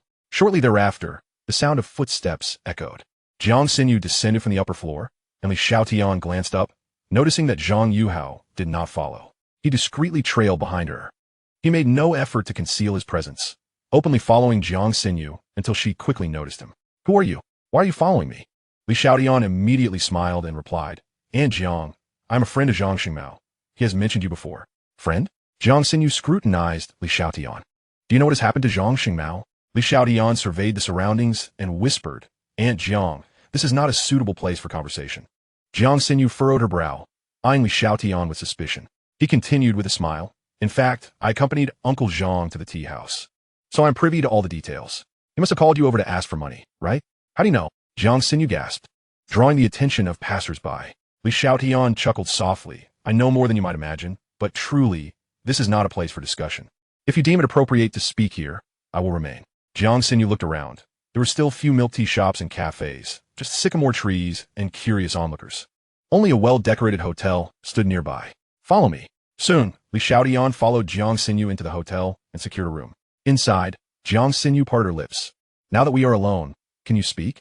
Li Xiaotian sighed. Aunt Jiang, I just thought about it. This is ultimately your family matter. Uncle Zhang likely believes the timing is not right to discuss it with you. It might not be suitable for me to tell you. Perhaps I should take my leave. With that, he turned to exit. Jiang Xinyu grew anxious. Her day had begun pleasantly, wandering the mall, when suddenly she received a call from Zhang Yuhao, summoning her for a meeting. Upon meeting, he said nothing but immediately launched into selling the house and car, insisting on using all the cash from home. She inquired about the reason, but Zhang Yuhao remained silent. Finally, someone who knew the details was willing to share, yet now, he seemed to be changing his mind. This was truly exasperating. Xiaoli, I may be Xingmao's stepmother, but a stepmother is still a mother, a part of the Zhang family. Please, tell me what the father and son are up to. At this point, Jiang Xinyu clung to Li Xiaotian's arm. Just consider it a request from your aunt, all right? Soft and fragrant, her touch was compelling. Li Xiaotian's expression turned serious. And Jiang, I can tell you, but once you leave this room, you must act as if you know nothing and must not disclose our meeting to Uncle Zhang. Jiang Xinyu nodded. I assure you. Li Xiaotian gazed intently at Jiang Xinyu. Aunt Jiang, it's not that I don't trust you, but if I share this information and it jeopardizes Uncle Zhang and Xingmao's plans, they certainly will not spare me. Therefore, you must leave me with some leverage, lest you betray me, and I find myself in a predicament. Jiang Xinyu chuckled. You certainly think ahead. How about I swear an oath? Li Xiaotian withdrew his hand from her embrace, shaking his head resolutely. Aunt Jiang, I already regret this. If you don't agree, let us pretend we never met. Wait. Jiang Xinyu was unwilling to let Li Xiaotian go. How about this? I'll write you a note. Li Xiaotian shook his head. Let's skip that. The risks are indeed quite high. After saying this, he opened the hotel door, and a small card fell to the floor. He picked it up and set it aside. Jiang Xinyu, flustered, rushed to the door. Bang! The door slammed shut. Leaning against it, she instinctively glanced at the small card on the table, and suddenly had an idea. Xiaotian, how about this? You have a phone, right? Let me take some selfies with it, a bit more revealing. Do you think this would work? Li Xiaotian looked at Jiang Xinyu incredulously. He had been discussing money for so long. What was this about selfies? Aunt, Before he could refuse, Jiang Xinyu began rummaging through his pockets, retrieving his phone. Just wait a moment. I'll go to the bathroom to take some shots. It's settled. With that, she entered the restroom. Li Xiaotian was left utterly speechless. After more than 20 minutes, Jiang Xinyu emerged from the bathroom, handing the phone to Li Xiaotian. Take a look. With these photos, I promise I won't betray you. Li Xiaotian browsed through the images. TSK. Although fully clothed, the pictures were indeed provocative, one even showing Jiang Xinyu lifting her skirt. Each image exuded her mature allure. Once this is all over, you must delete these photos. No problem, Li Xiaotian replied with a smile as he recounted the events. Upon hearing, Jiang Xinyu exploded with fury. Zhang Xingmao had succumbed to gambling, and this time it was 150,000. What about next time? Zhang Xingmao was certainly not one to quit gambling. I must report Zhang Yuhao, Li Xiaotian cautioned. And Zhang Xingmao is Zhang Yuhao's biological son. Whether it's 150,000 or 300,000, he would not hesitate to part with it. You are ultimately an outsider. It would be wise to consider your own future. Jiang Xinyu pondered. Indeed, Xiaotian. You are absolutely right. The room then fell silent. Although no money was acquired, the manipulation was successful, and the plan seemed to proceed smoothly. Just as Li Xiaotian contemplated leaving, Jiang Xinyu suddenly raised her gaze, fixing him with an intense stare. Xiaotian, you are a kind-hearted boy. You must help your Aunt Jiang. Name your price, and I will comply. With that, Jiang Xinyu astonishingly began to shed her dress. Li Xiaotian's eyes widened. This was not how the plan was supposed to unfold. Chapter 23. Who is more beautiful, me or Wang Jiejia? At 8 o'clock in the evening, Li Xiaotian sat at the head of the bed, just as he was about to light a cigarette, when Jiang Xinyu offered him a lighter. After taking a puff, he gazed at Jiang Xinyu, feeling an undeniable sense of discomfort. After all, Jiang Xinyu was Zhang Xingmao's stepmother, but a stepmother is still a mother. Furthermore, she was the woman Zhang Xingmao yearned for. Now, she was willingly offering herself to him. What a twist of fate. Jiang Xinyu, like a docile kitten, said Xiaotian. You are a college student and understand the situation. Please advise me on what I should do. Li Xiaotian inquired, Sister Yu, do you want the truth or a falsehood? Jiang Xinyu replied with a smile, Of course, the truth. Li Xiaotian took a drag from his cigarette. Zhang Yuhao is in a hurry for money. The other party has only given 3 days. If you bring up divorce, the house and car are communal properties. If you do not agree to a division, he cannot arbitrarily mortgage or sell them. Jiang Xinyu instantly understood and smiled. Xiaotian, you are truly remarkable. Li Xiaotian's lips curled upward. In what regard do you mean? Jiang Xinyu responded, in every way. At 10 o'clock in the evening, the two emerged from the hotel. Li Xiaotian watched Jiang Xinyu's silhouette, stretching languidly. What a stunning creature. However, such women are excessively fickle and mercenary. Casual flirtation may be permissible, but developing genuine feelings for such a woman would ultimately lead to one's own exploitation. Jiang Xinyu, her complexion flushed, returned home to find Zhang Yuhao seated on the sofa, indulging in alcohol, his eyes revealing an air of indifference. Zhang Yuhao coldly fixed his gaze on Jiang Xinyu. "Where have you been, returning so late?" Jiang Xinyu replied, "I met a friend." "Met a friend?" Zhang Yuhao sprang to his feet, violently shattering the wine bottle in his hand against the floor. Bang! The bottle exploded, while I am frantically scrambling to raise money. "You choose to meet friends. Did I not instruct you to gather funds?" Jiang Xinyu, desperate for an excuse to broach the topic of divorce, seated herself opposite Zhang Yuhao. "You will always treat me this way. Your demeanor in bed is lacking, and your temper is excessive outside of it. I do not understand your need for money, but I have made up my mind. I too wish to divorce you." Zhang Yuhao, taken aback, exclaimed, "Jiang Xinyu, are you proposing divorce?" Jiang Xinyu nodded. "Indeed, the house and car are communal property. You may sell them, but I demand 70% of the proceeds, with the remaining 30% belonging to you. If you agree, I will have my lawyer draft the divorce agreement tomorrow. If not, do not even think about touching the communal assets." With that, Jiang Xinyu rose and retreated to the bedroom. Bang! The door slammed shut. Zhang Yuhao could even hear the sound of the lock clicking into place. Damn! Damn! Enraged, Zhang Yuhao kicked over the coffee table. The following day, Li Xiaotian, still on holiday, arose late and sauntered to the company. After days of absence, the company's sign had already been affixed. Various offices and office equipment were nearing completion. And upon seeing Li Xiaotian, son Li Hui greeted him with a smile. "Brother Tian, now that you are here, how does it feel? Is there anything that needs modification?" Due to a lack of funds, only simple renovations had been undertaken, limited to one floor. Nevertheless, the offices had been partitioned, with the largest being his own, though small. It was fully equipped. "Thank you for your hard work, Li Hui.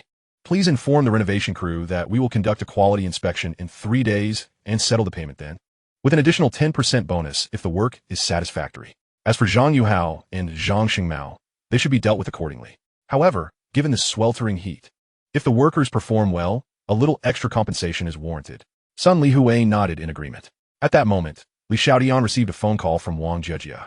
"President Li, I have arrived downstairs at the company. Are you present?" Her syrupy voice caught son Li Hui's attention immediately. Li Xiaotian chuckled. "I'm on the 3rd floor. Please come up." Soon, Wang Jejia ascended in her high heels and greeted Li Xiaotian with a wave.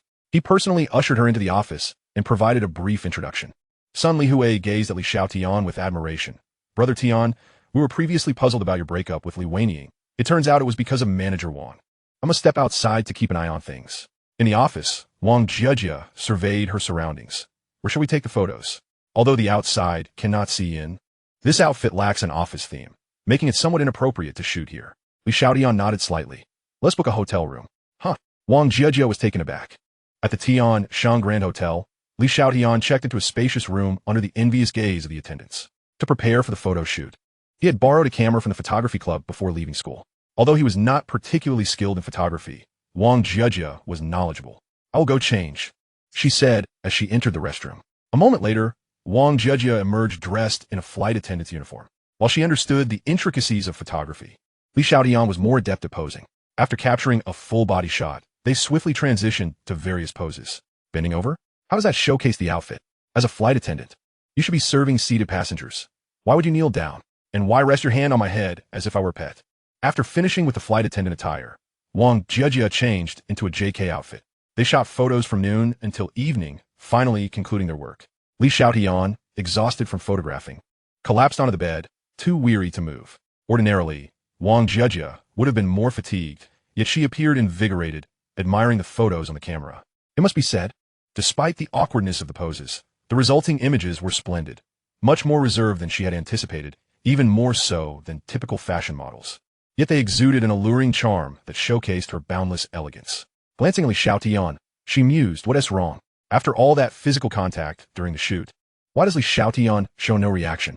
Fortunately, she had prepared a trump card. Rising from the sofa, Wang Jejia smiled. "President Li, I have another outfit I'd like you to see. It might inspire our next clothing design." Li Xiaotian nodded. "Sure." Wang Jejia then re-entered the restroom. Upon her return, Li Xiaotian immediately straightened his posture. She wore a Chong Sam, a striking red that accentuated her graceful figure exquisitely. The nude stockings enveloped her long legs, and the high heels heightened her already statuesque presence. Top! Top! With each step she took toward Li Xiaotian, her heart raced more intensely. Arriving before him, she leaned in close, whispering into his ear, "President Li, how do I look in this outfit?" Who appears more stunning, me or Wang Jejia? Being so close. Li Xiaotian could even feel the warmth of her breath. At that moment, Wang Jejia was even more anxious than Li Xiaotian. This was her secret weapon. If Li Xiaotian remained unmoved, he must be gay. Just then, the phone rang. Li Xiaotian spoke. Jejia, your phone is ringing. No, it's fine. At that moment, Li Xiaotian's phone also rang. Wang Jejia sighed. You take your call. I'll go answer mine. Thus, Wang Jejia took her call in the restroom, while Li Xiaotian answered his outside. It was Zhang Yuhao, instructing him to arrange a meeting with Scarface the following day, stating that the funds were ready. As soon as he hung up, Wang Jejia emerged from the restroom, now dressed in her regular clothes. Xiaotian, my friend has encountered some trouble. I must leave now. Please take care of things here. With that, she quickly departed. Li Xiaotian watched a retreating figure, his expression quite complex. After spending time together, he could not be oblivious to Wang Jejia's feelings. If she were a heartless woman, their relationship could remain purely physical, without any burden. However, she was a good girl, significantly aiding his business endeavors. He did not wish to sacrifice the entire forest for a single tree. So he regarded Wang Jejia as a prized stallion in his heart. After tidying up, he returned to school. At the dormitory entrance, Li Xiaotian was intercepted by Li Weining. Step aside. Li Weining cast a glance at the bag in Li Xiaotian's hand. Women's clothing. Li Weining's face instantly brightened with a smile. Li Xiaotian has not forgotten me. He knows my birthday is approaching and has brought me a gift. Men, after all, are rather fickle. After reflecting on my last unpleasant encounter with Li Xiaotian for quite some time, I realized that if anyone could get in touch with Zhang Xingmao, it would undoubtedly be Li Xiaotian. Thus, even though I felt embarrassed after our last disagreement, I decided to muster my courage and confront Li Xiaotian to seek his assistance. However, if Zhang Xingmao returns the money, I might just grant Li Xiaotian another chance to pursue me. Perfect. I won't let this opportunity slip away. Hand over the clothes to me. I shall try them on. If they do not fit, I will return them. Oh dear, there's a receipt inside. I'll handle the return myself later, since I'm currently short on cash. As Li Weining spoke, she reached out to snatch the bag from Li Xiaotian's hands. He immediately moved the bag behind him, his brows furrowing slightly. First, you block my way, and now you wish to seize my belongings. Are you out of your mind? Li Weining placed her hands on her hips, adopting an air of entitlement. Li Xiaotian, are you trying to act clever in front of me? Isn't the item in your hands intended as a birthday gift for me? Whether given early or late, it amounts to the same. Li Xiaotian, utterly speechless, replied. Who said it was meant for you? Li Weining assumed a knowing expression. All right, fine. I will grant you another chance to pursue me. But you must promise to retrieve the money that Zhang Xingmao owes me. If you cannot recover it, you need to lend me 5,000, and I will agree to rekindle our relationship. Li Weining tilted her head. I've laid the groundwork for you. You should agree, right? Li Xiaotian walked past her, muttering, You're insane. Watching Li Xiaotian's retreating figure, Li Weining's expression darkened considerably. Li Xiaotian, if you fail to appreciate the opportunity I've given you, don't come to regret it. With that, she stormed off in anger. Upon returning to the dormitory, Su Tingting noticed Li Weining's arrival and immediately approached her with a smile. Weining, how did it go? Did Li Xiaotian agree? Li Weining, still fuming, replied. Don't mention Li Xiaotian to me. Su Tingting paused for a moment, a flicker of anger crossing her face. After all, she had lent Zhang Xingmao 2,000 herself. Enduring. Su Tingting maintained her smile. Do we not agree that you would plead with Li Xiaotian to help us retrieve the money from Zhang Xingmao? If that fails, you could at least assist us. Li Weining suddenly stiffened, her expression frozen. As a close friend, Su Tingting could easily perceive the change in her demeanor. Weining, did Li Xiaotian refuse? Li Weining confessed, I almost forgot about that. Then, she recounted the whole incident, portraying Li Xiaotian as a despicable scoundrel. Su Tingting could no longer contain herself. Li Weining, you're asking him for help, yet you treat him with disdain and attempt to take his belongings. Are you an idiot? Li Weining was taken aback. She had shared the story with Su Tingting in hopes of garnering sympathy against Li Xiaotian. You're scolding me? Su Tingting retorted coldly. What's wrong with that? With your mindset, I truly wonder how you managed to get into Nanxing University. At this point, I suspect you might be a relative of the principal, or perhaps you exchanged favors with him. Li Weining's anger flared. You dare insult me? In her mind, Su Tingting would always be beneath her. In ancient times, she would be the young lady, while Su Tingting would be a mere servant. A servant criticizing her mistress is intolerable. If I cannot defeat Li Xiaotian, how could I possibly lose to you? With that, an altercation ensued between Li Weining and Su Tingting. Before long, their clothes were torn, their hair disheveled, and their faces marked with scratches. That evening, Li Xiaotian dined out with Wang Yong and 2 others. After their meal, Taoan remarked, Brother Tian, I've tallied our expenses over the past few days. money for renovations, office equipment, and various bribes. Altogether, it amounts to around 50,000. And let us not forget, we still owe for the building. As he spoke, Taoan pulled out a wad of cash and placed it on the table. Just as Li Xiaotian was about to refuse, Taoan interjected, "Brother Tian, please hold your objections. Since we're in this business together, we must maintain clarity between personal and professional matters. Each of us can contribute 10,000. 3 of us pooling 30,000 should suffice for the immediate needs. The idea was yours, the connections were yours, and even the employees were sourced by you. Therefore, we have drafted a new equity plan, pending only your signature." Wang Yong promptly presented the share agreement. Li Xiaotian scrutinized the document, noting that each of their shares had been reduced from 5% to 1%. Sun Li Hui scratched his head. "Brother Tian, your willingness to lead us to prosperity already signifies that you regard us as brothers." Wang Yong added, "Indeed, with your capabilities, the Tianyu Group is bound to flourish. 1% is more than sufficient for us. Any more would be burdensome." Li Xiaotian said nothing further and signed the document. However, their words served as a cautionary reminder that conducting business with friends requires a clear distinction between personal feelings and professional dealings to avoid jeopardizing their brotherhood. Upon returning to the dormitory, Li Xiaotian had barely settled into bed when his phone rang. It was Jiang Xinyu calling. After answering, he smiled and stepped outside. But at the door, he turned back to grab the product from earlier. After all, practice breeds knowledge.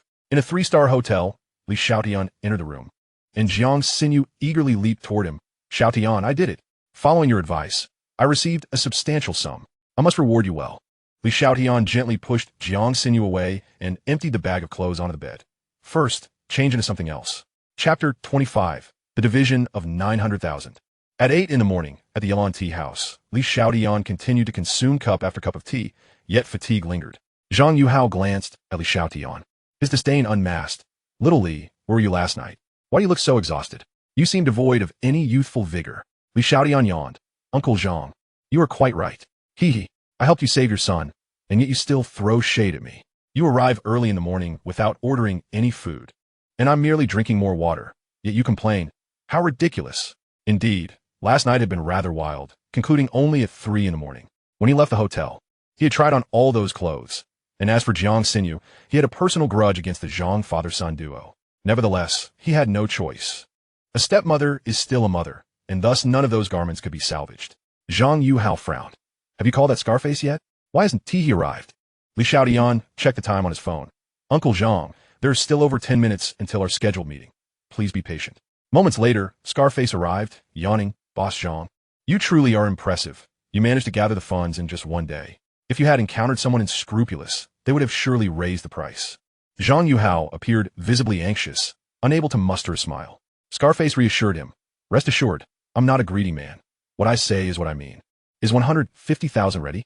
Zhang Yuhao promptly handed over a bank card. 150,000, and the password is 6/8.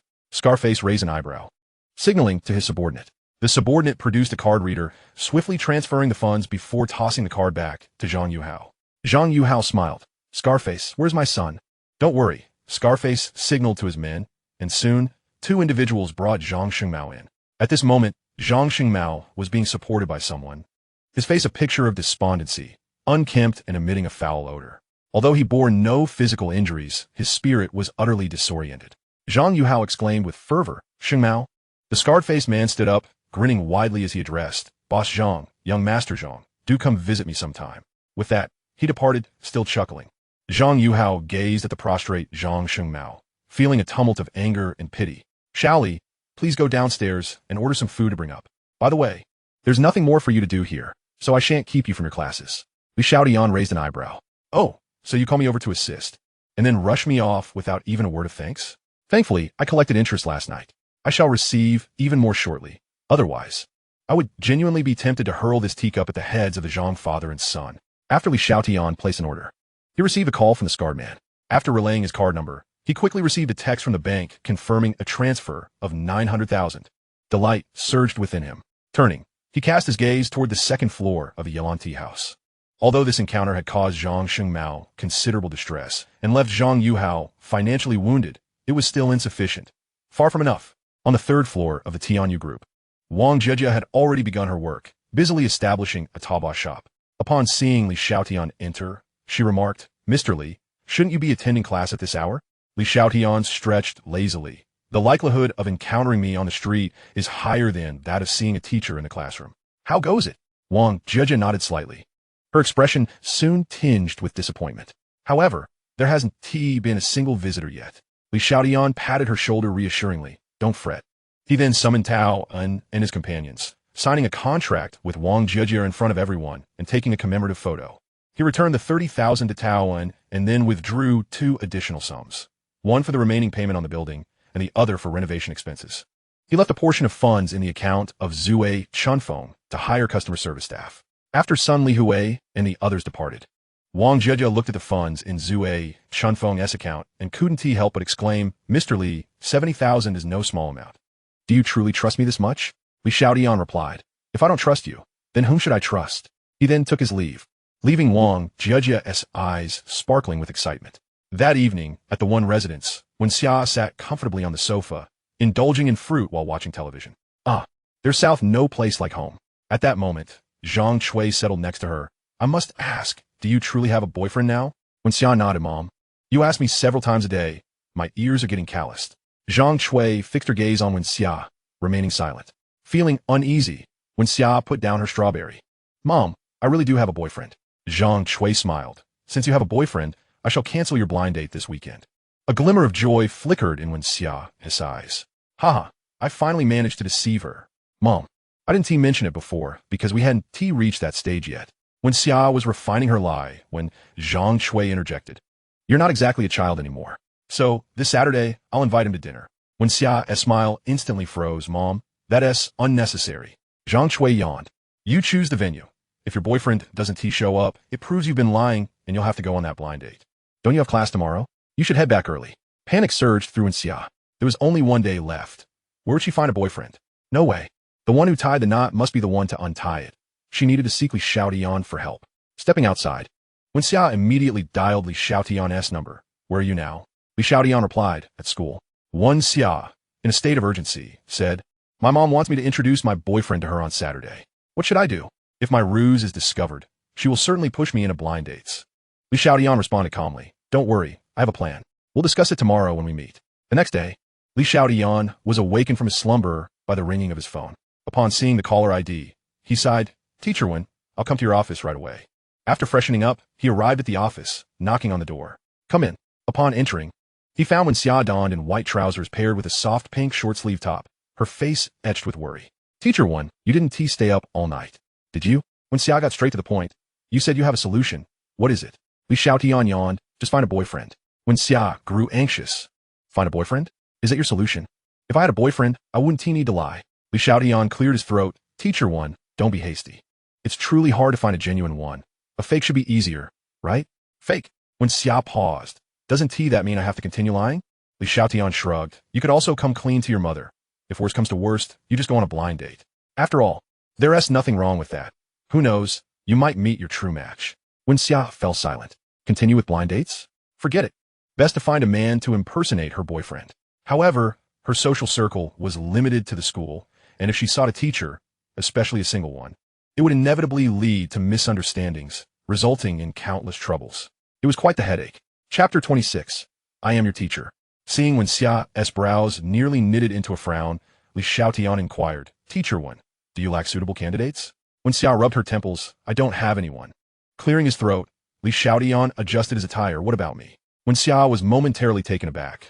Then her expression darkened. Li Xiaotian, were you planning this from the start? If not, that's best. If so, absolutely not. Enough.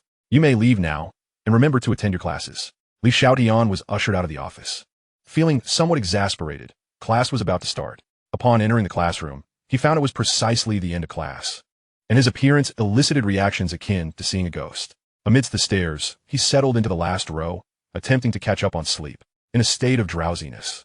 He heard a commotion and, upon opening his eyes, discovered Zhang Shengmao and Li Weining embroiled in an argument. Zhang Shengmao, if you don't repay me today, we are far from finished. Didn't I say I'd be late by 2 days? Do you think I, Zhang Shengmao, would owe you 5,000? 5,000? You promised to return me 10,000. I borrowed 5,000, so I'll return 5,000. I'm going to fight you. Initially, it was only Li Weining confronting him, but she had many admirers in class, some of whom were Zhang Shengmao as creditors. A goddess being bullied? That simply wouldn't he do. In an instant, numerous individuals joined the fray, leaving Zhang Shengmao battered and bruised. Furthermore, other creditors, upon hearing the news, also joined in, escalating the situation.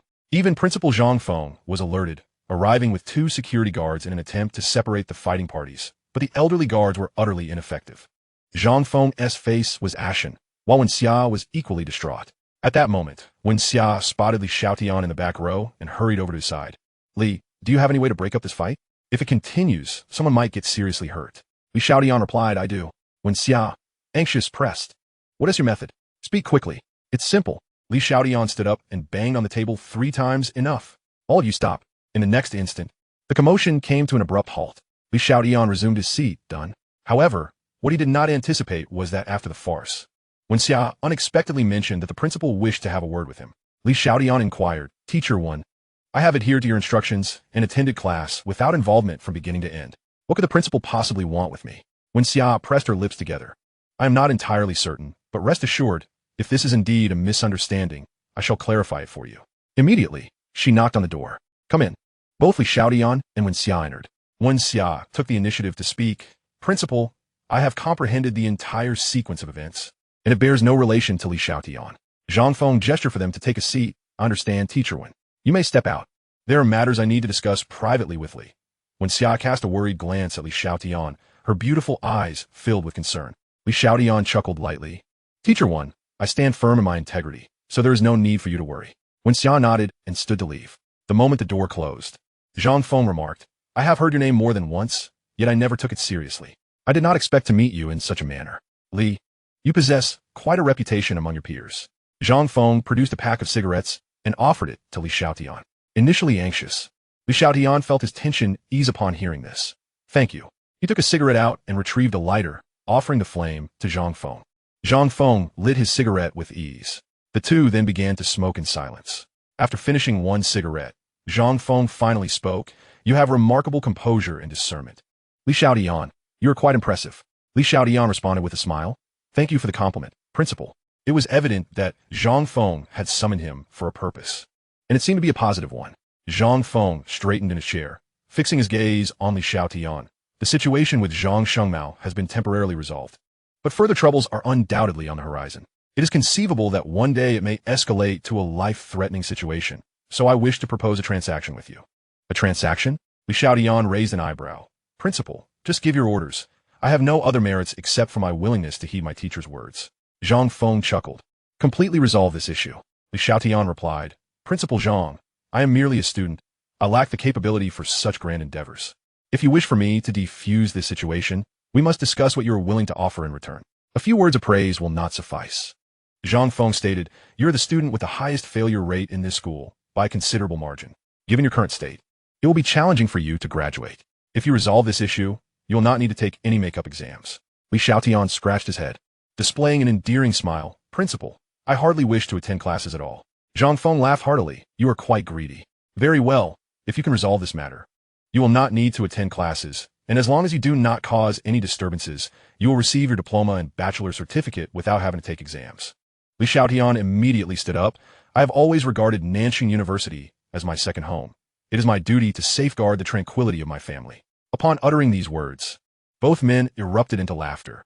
As they exited, Wen Xia hurriedly approached. What did the principal say to you? Li Xiaotian promptly relayed the principal's promise. Leaving Wen Xia in a state of astonishment, you should wait for me in my office. With that, she stormed into the principal's office. Principal Zhang, your actions are detrimental to Li Xiaotian. His parents entrusted him here to focus on his studies. Teacher Wen, Zhang Feng interjected, and upon her silence, continued.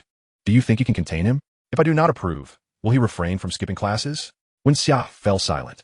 Zhang Feng added, a little tough love for Li Xiaotian is acceptable to prevent him from veering off course. Otherwise, we should let him be. Who knows? He might become an outstanding alumnus of Nanjing University in the future. Wen Xia appeared taken aback. An outstanding alumnus? Inside the office, Li Xiaotian sat in Wen Xia's chair, gazing at the ceiling, pondering a strategy to deal with the Zhang father and son. Suddenly, two majestic peaks loomed before him. A voice, cold yet laced with a delicate fragrance, inquired, what are you thinking about? Li Xiaotian blurted out, thinking of you. Wen Xia widened her beautiful eyes in surprise and quickly closed the office door. I am your teacher, turning to continue her reprimand. She found Li Xiaotian standing closely behind her, only a fist distance away. I was wondering what you called me to the office for. Are you thinking something improper? Their gazes locked, when Xia recalled the principal's words, and, looking at the mischievous smile on Li Xiaotian's face, shot him a glare, but ultimately relented. I had something to discuss, but now it seems unnecessary. You may leave. When Xia stepped back, attempting to sidestep Li Xiaotian, but the floor was slick, causing her to slip and fall backward. If she hit her head, it could lead to at least a concussion. Li Xiaotian reacted swiftly, grasping her arm and gently pulling her into his embrace. In that instant, a fragrant aroma enveloped him. It was the first time he directly experienced what it meant to be grand. Chapter 27. The Trap of Zhang Xingmao. Outside the door, footsteps echoed. When Xia appeared flustered and quickly extricated herself from Li Xiaotian's embrace, straightening her attire. Though she had done nothing wrong, her heart raced uncontrollably. A voice called from outside. Is Teacher Wen here? Come in. Zhang Mo pushed the door open, wearing a broad smile. Junior, I heard there was an incident in your class. Is it related to you? Don't think that just because you're Teacher Wen, I want to take you seriously. Consider this a warning. Don't fall in my hands, or you'll learn what it means to face the authority of a teacher. When Xia frowned, Senior, thanks to Li Xiaotian, the situation has been resolved. Zhang Mo chuckled lightly, adopting the demeanor of an experienced upperclassman. Junior, you don't understand. When dealing with scoundrels in school, one must not hold back. To me, their very existence is a mistake, except for you. When Xia turned to Li Xiaotian. You can go about your business. Li Xiaotian nodded and departed. He was somewhat familiar with Zhang Mo, the vice principal's son, who had leveraged his family's connections to become a sports teacher at the school, acting with impunity. In his previous life, he had heard rumors that Zhang Mo had seduced 4 female students, one of whom tragically committed suicide, yet ultimately, the matter was downplayed. If the opportunity arose, he would not hesitate to act justly. Shortly after leaving the office, Li Xiaotian received a phone call from Zhang Xingmao, inviting him to dine at the Hongfu restaurant. Raising an eyebrow, he found it intriguing that the Zhang family, having fallen from grace, would invite him to such an establishment. At the Hongfu restaurant, Li Xiaotian observed the bruised and battered Zhang Xingmao and felt a sense of satisfaction. Though he feigned concern, Xingmao, you are injured. Why not visit a hospital? Zhang Xingmao grinned. Brother Tian, I owe you my gratitude for your help last time. Without you, I might still be dealing with Scarface. Today, you've saved me again. How can I not treat you to a meal? Li Xiaotian patted Zhang Xingmao's shoulder. You're thoughtful. We're brothers, so I want to stand on ceremony. I'm quite hungry, so let us order. The two settled down, and Zhang Xingmao ordered an extensive array of dishes. Brother Tian, care for a drink? Before Li Xiaotian could respond, Zhang Xingmao added 2 bottles of strong liquor, both of high proof. Li Xiaotian chuckled. Xingmao, with all those injuries, can you really drink? Zhang Xingmao poured himself a glass. Brother Tian, I'm willing to risk it all for you. He downed a drink in one go, his face reddening visibly. Soon after, the two indulged in food and wine. As they finished a bottle, Zhang Xingmao reached for another, only to be stopped by Li Xiaotian. Xingmao, it's not that I wish to be frugal with you. I genuinely cannot drink anymore, or I shall be inebriated. Zhang Xingmao set the bottle down and said, Brother Tian, I have always regarded you as my elder brother. Now that I find myself in a predicament, I hope you can lend a helping hand. I know you value loyalty above all else. Li Xiaotian nodded slightly. Your words ring true. Speak, and if it lies within my power, I shall certainly assist. He patted his chest, wearing a proud expression. Seizing the moment, Zhang Xingmao continued, Brother Tian, due to the previous incident, I have accumulated considerable debt. Today, I was assaulted over money. I have heard that you have recently made a substantial sum. Could you possibly assist me? Once my finances are stable, I shall repay you double. Li Xiaotian burped. How much? Zhang Xingmao's face lit up with joy. It was going remarkably well. Not much, just 50,000 yuan. Li Xiaotian chuckled inwardly. 50,000 yuan was hardly a significant sum for him. Yet lending it to Zhang Xingmao? That would be as unlikely as the sun rising in the west. Xingmao, 50,000 yuan indeed seems modest, but allow me a few days to gather it. All my earnings have been invested with Scarface. To be frank, I came here with the intention of borrowing money from you, considering you as my own brother. Your family is so affluent. Lend me 20,000, and I shall repay you 50,000 later. The smile on Zhang Xingmao's face instantly froze. Brother Tian, you are not jesting with me, are you? Li Xiaotian stood up, swaying slightly. A small gamble brings joy. A large gamble brings fortune. Help me this once. Just this once. At that moment, Li Xiaotian resembled a gambler. Thud. He slumped over the table, fast asleep. Zhang Xingmao wore an expression of disdain. I initially thought you were a fool, but it turns out you're just a pauper, truly a waste of this exquisite meal. Fortunately, He had prepared a backup plan. Taking out his phone, he glanced at Li Xiaotian before dialing. "Come in, bring the contract with you."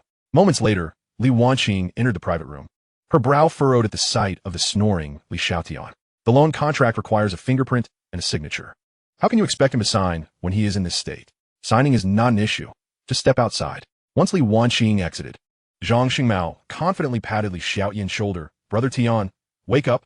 I have thought a way to make money." Li Xiaotian groggily opened his eyes. "What method?" Zhang Xingmao placed the contract before him, the ink pad open and the pen set beside it. "Brother Tian, if you help me sign this contract, I will lend you 20,000.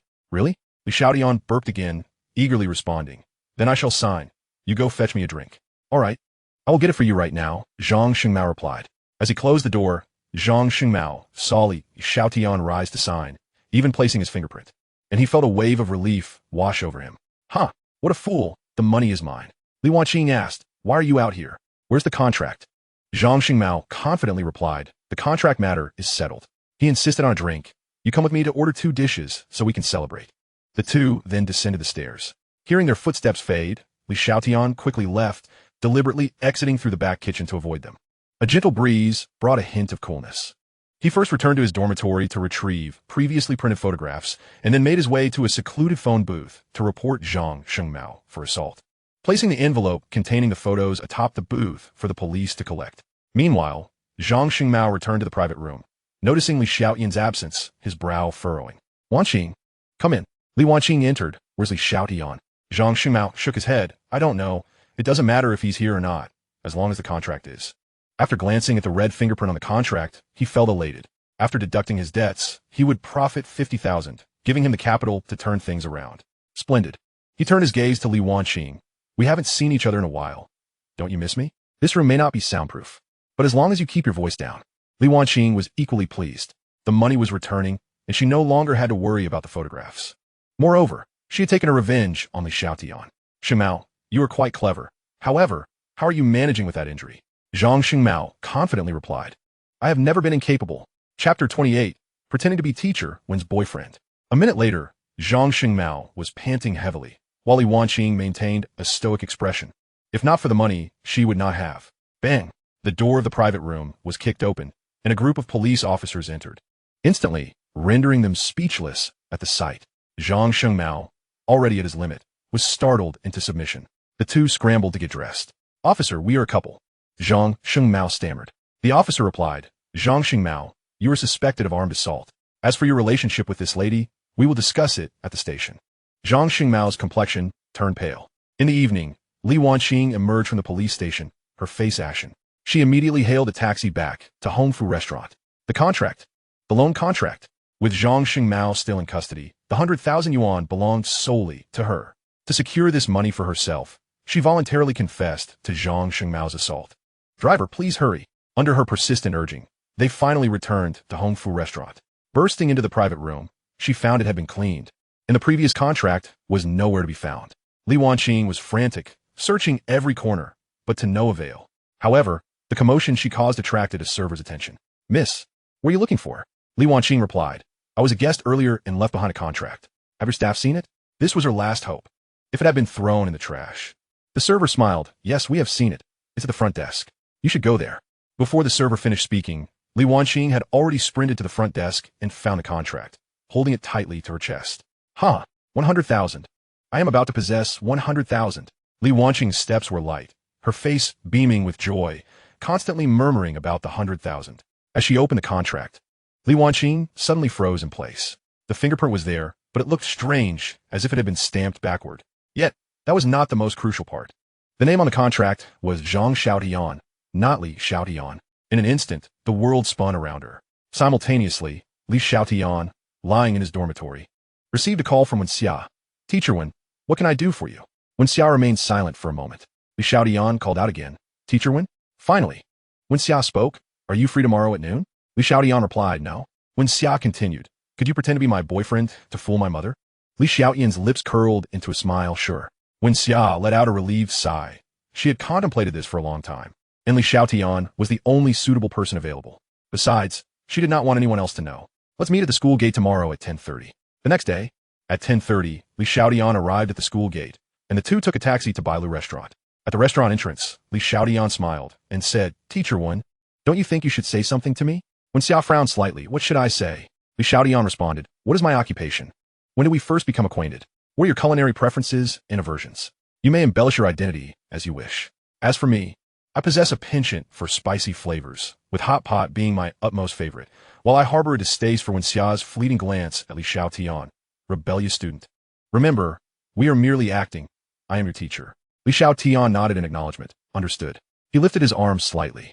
Wen Xia, puzzled, inquired, what does this signify? Li Xiaotian, somewhat exasperated, responded, as my girlfriend, shouldn't you be linking your arm with mine?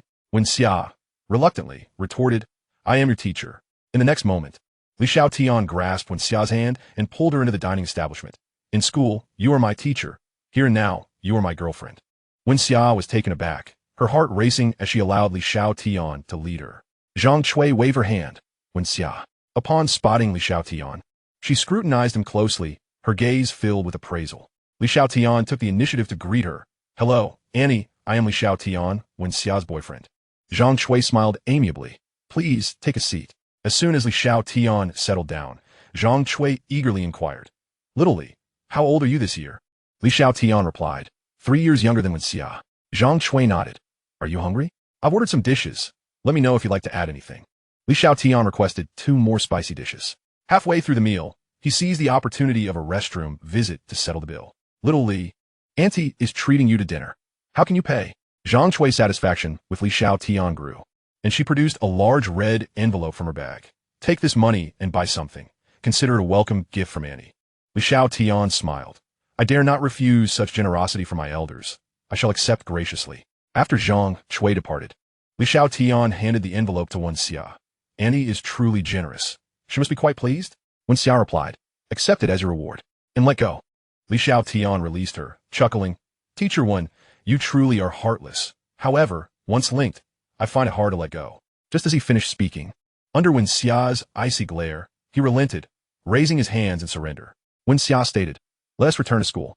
Back at the dormitory, Li Xiaotian dozed for a while, but inexplicably, he dreamt of Su Yining and Jiang Xinyu, a dream of exquisite beauty. Upon waking, he felt a pang of loss. After freshening up and changing his attire, he made his way to the dreamy bar. Despite his aversion to the bar's atmosphere, he yearned for a stroke of luck, hoping to encounter Su Yining once more. At the bar's entrance, just as Li Xiaotian was about to enter, Li Wanning rushed over, brandishing a loan contract. Her voice laced with anger. Li Xiaotian, what on earth are you doing? Why haven't you signed the document properly?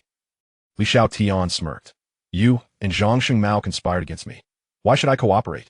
Do you truly take me for a fool? Li Wanning was taken aback. You, Li Xiaotian entered the bar. Li Wanning stood frozen in place when a flashy man approached, clad in a sequin vest, and asked with a grin, Hey there, gorgeous. How about 500 for the night? Li Wanning retorted, What do you mean? The man chuckled. For an all-night arrangement, 500 is quite reasonable. Angrily, Li Wanning declared, I am a university student, a student from Nancy University, not a prostitute. A university student? The man was slightly taken aback. Then it's going to cost more. How about 3,000 for the night? Li Wanning felt tempted. 3,000 for a day, 30,000 for 10 days, and 90,000 for a month. Enough to settle her loan. I need money. 5,000 for the night. And if you agree to a month in advance, I'll give you a 20% discount. The man scrutinized Li Wanning. You're not deceiving me, are you? Li Wanning presented her student ID. I'll be available every night for a month. Deal struck. The man stepped forward, wrapping his arm around Li Wanying's waist. Let us head to the hotel now. Late at night, Li Xiaotian emerged from the bar. Disappointment etched on his face as he sat on the curb, sighing. Su Yining, are you truly a celestial being who vanishes after a fleeting visit to the mortal realm? A voice echoed. Congratulations, you guessed correctly. He turned around. Su Yining. Chapter 29. A windfall from the heavens. Su Yining's eyes sparkled, troubled by matters at work. She had driven out for a breath of fresh air and, by some twist of fate, found herself here, where she encountered Li Xiaotian. Destiny? Long time no see. A smile graced Li Xiaotian's lips as he beheld Su Yining, dressed in a tailored suit and sporting a ponytail. She resembled one of those formidable women returning from work in a drama, exuding confidence and decisiveness, yet with a hint of sweetness. It's been a while.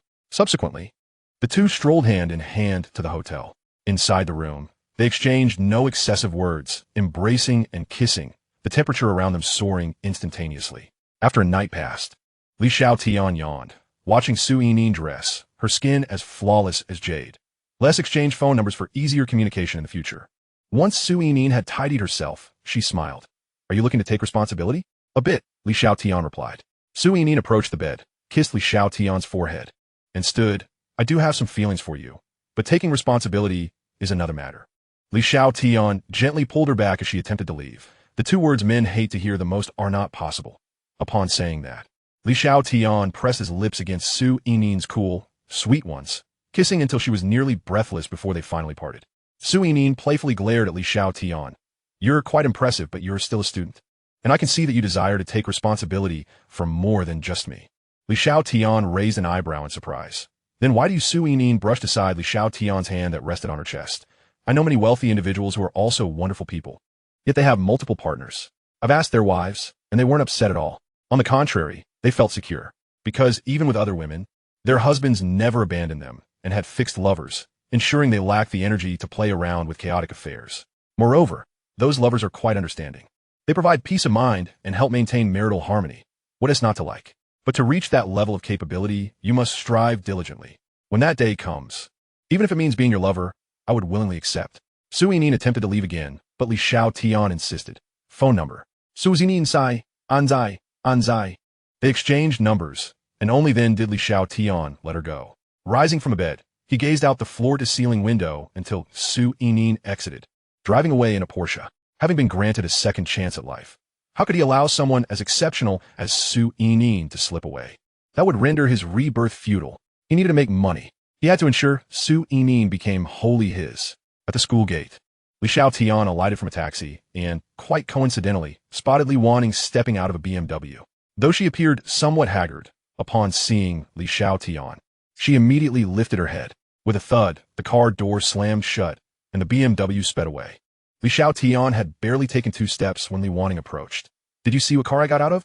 A BMW. You've never ridden in one, have you?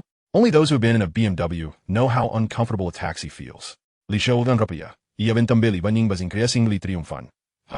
I knew you had never experienced it.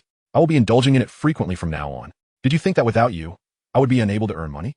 Let me tell you, breaking up with you was the wisest decision of my life. Li Xiaotian halted, a smirk gracing his lips. It seems that without Zhang Xingmao, you have found an even more substantial support. At this remark, Li Waning's expression slightly altered. You know about my relationship with Zhang Xingmao? Li Xiaotian lit a cigarette, fixating his gaze on her. What do you think? If you utter another word, do you believe I one-slap you? Upon hearing this, Li Waning dared not utter a sound and hastily departed. Li Xiaotian squinted. Having dealt with Zhang Xingmao, it was now time to confront Zhang Yuhao. As for Li Waning, that too would be soon resolved. In the evening, while Li Xiaotian pondered how to tackle Zhang Yuhao, his phone rang. Glancing at the caller ID, it appeared that his thoughts had manifested. Uncle Zhang, what brings you to call? Zhang Yuhao replied. I am at the school gate. Come out to see me. Li Xiaotian raised an eyebrow. To see Scarface? Uncle Zhang, is this meeting concerning Scarface? Zhang Yuhao responded. To raise funds, just come out. Upon arriving at the school gate, Li Xiaotian found Zhang Yuhao seated in a second-hand Jetta, beckoning him with a wave. Do you know the location of Scarface's casino? Li Xiaotian cautionat un clazao. Gambling entails significant risks. What if? Zhang Yuhao shot him a sidelong glance, laced with sarcasm. Now you have the right to advise me? Huh. If it weren't for Xingmao, you wouldn't even merit a meeting with me. And now that I am down on my luck, you dare to give me counsel? Li Xiaotian sighed. That was not my intention. Since you insist, I shall share the address. After relaying the location, Zhang Yuhao sped off, but soon reversed back. Xiaotian. Li Xiaotian smiled. What else do you need? Zhang Yuhao hesitated for a moment. Could you lend me some money? The more capital, the greater the winnings. Li Xiaotian produced 200 yuan. This is all I have on me. Expecting Zhang Yuhao to dismiss it. He was surprised when Zhang Yuhao snatched it. Bring more next time. The Jetta sped away. Li Xiaotian stretched, pondering why most people detest gambling and drugs. Perhaps it is due to their addictive nature and the difficulty of quitting. Once Zhang Yuhao commenced gambling, he would plunge into an abyss. It seemed his intervention would be unnecessary. The following day, while reclining in his dormitory, contemplating how to make money, his phone suddenly chimed. Glancing down, he saw it was Zhang Yuhao calling. Li Xiaotian, come out to see me quickly. Li Xiaotian exited, and, as expected, it was the same second-hand Jetta. Zhang Yuhao limped from the trunk, retrieving a black canvas bag. There's 1,300,000 here. It will be temporarily held with you. I will return for it, and if I do not, you must hand the money to Xingmao. Do you understand? Li Xiaotian was taken aback. What do you mean? Zhang Yuhao barked. Stop your nonsense. Let me make it clear, if you dare to covet the money inside, I will not let you off the hook. With that, Zhang Yuhao jumped into the car and pressed the accelerator to the floor. Li Xiaotian stared at the money in his hands, having done nothing to earn it. It had come to him unbidden. Was this a stroke of luck? Suddenly, a loud crash caught his attention, and his pupils contracted in shock. Zhang Yuhao had run a red light and crashed. My goodness, is this fate shoving a fortune into my mouth? Then, an explosion erupted as the car caught fire. Li Xiaotian glanced at the money. All right then, I shall accept this money. With an investment of 200 yuan yielding a return of 1,300,000. It was a swifter profit than any business venture. He needed to find an opportunity to inform Zhang Xingmao of this fortunate news. Meanwhile, Wang Jejia arrived at Su Yinin's residence and was momentarily taken aback upon seeing her. Yinin, didn't you say you're feeling down these past few days? I purposely left work early today. But you look radiant, certainly not resembling someone who is unhappy. Chapter 30. Wang Jejia's direct approach. Su Yinin instinctively touched her cheek. Really? Perhaps it's because I had a bit of red wine. The image of Li Xiaotian flashed through her mind, causing her cheeks to warm slightly. Wang Jejia nodded. Of course. Now I'm beginning to suspect you've been secretly seeing someone. Spill the truth. Su Yinin, feeling a bit guilty, attempted to change the subject. Perhaps it's just the effects of the wine. By the way, how is your seduction plan coming along? Wang Jejia sighed heavily, plopping down on the bed and staring at the ceiling, murmuring, what seduction plan? I'm merely validating my allure, but for some reason, I always fall short. Yinin, is it because I'm not attractive enough that? Su Yinin sat beside her, caressing Wang Jejia's long legs. They say Karamak has the best legs. But I feel you surpass hers. Coupled with your beautiful face and alluring figure, any man would be tempted. Let us delve into the details. I'll analyze it for you. Wang Jejia felt a shiver as she recounted her experiences while photographing with Li Xiaotian. Moments later, Su Yinin fell silent. Is there really a normal man in this world who can resist Jejia's allure?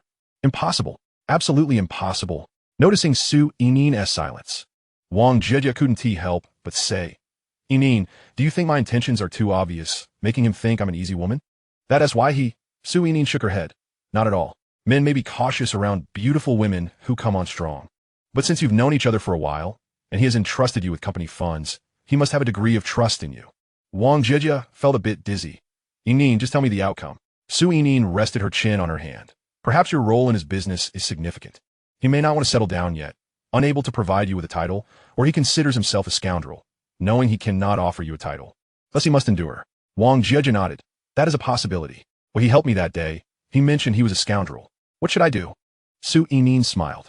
In truth, you have already confirmed your charm. The next step depends on you, whether to pursue recklessly or to withdraw early. He respects you so much that as long as you don't take the initiative, he should not overstep boundaries. You can work there without worry. At that moment, Su Yinin's hand rested on Wang Jejia's abdomen, not moving upwards, but rather slipping beneath her nightgown. Wang Jejia jolted as if struck by lightning, immediately sitting up and playfully swatting her friend's hand away. I made up my mind. I will be direct. Next time we're alone, if he hesitates again, I'll strip down completely. I refuse to believe he can resist then.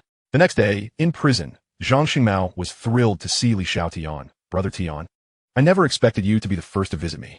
My father said he is working on connections for me, and it shouldn't be long before I'm released. I'll definitely treat you to drinks then. Li Xiaotian raised an eyebrow. Xingmao, I have some unfortunate news to share. Zhang Xingmao smiled. Go ahead. Li Xiaotian, your father ran a red light and got into an accident. The car exploded, and he died on the spot. Zhang Xingmao was instantly stunned, taking a while to recover. Brother Tian, you're joking, right? I assure you it's true. Li Xiaotian paused. In a few days, you should receive the notification. At that moment, Zhang Xingmao could no longer hold it together, roaring, impossible. My father won't die. He promised to get me out. He has already secured connections. The prison guard barked. Zhang Xingmao. Zhang Xingmao trembled slightly, struggling to compose himself, and then pleaded. Brother Tian, I have always regarded you as my elder brother. You must save me. My father amassed a considerable fortune during his lifetime, and now that he has passed, that money belongs to me. Once I am out, I will repay you handsomely. I truly cannot bear to remain here any longer. Every time I take a shower, they make me pick up the soap. Li Xiaotian chuckled. I will think of a way to help you, but I am merely a student. The guard interjected. Time's up. As they hung up the phone, Zhang Xingmao knelt on the ground, bowing 3 times to Li Xiaotian. Li Xiaotian Buddha Bruatsmida.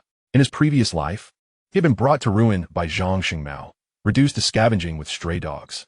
In this life, he finally had his revenge, given Zhang Xingmao's current state. He would not last long in prison. Yet, Zhang Xingmao remained grateful to him.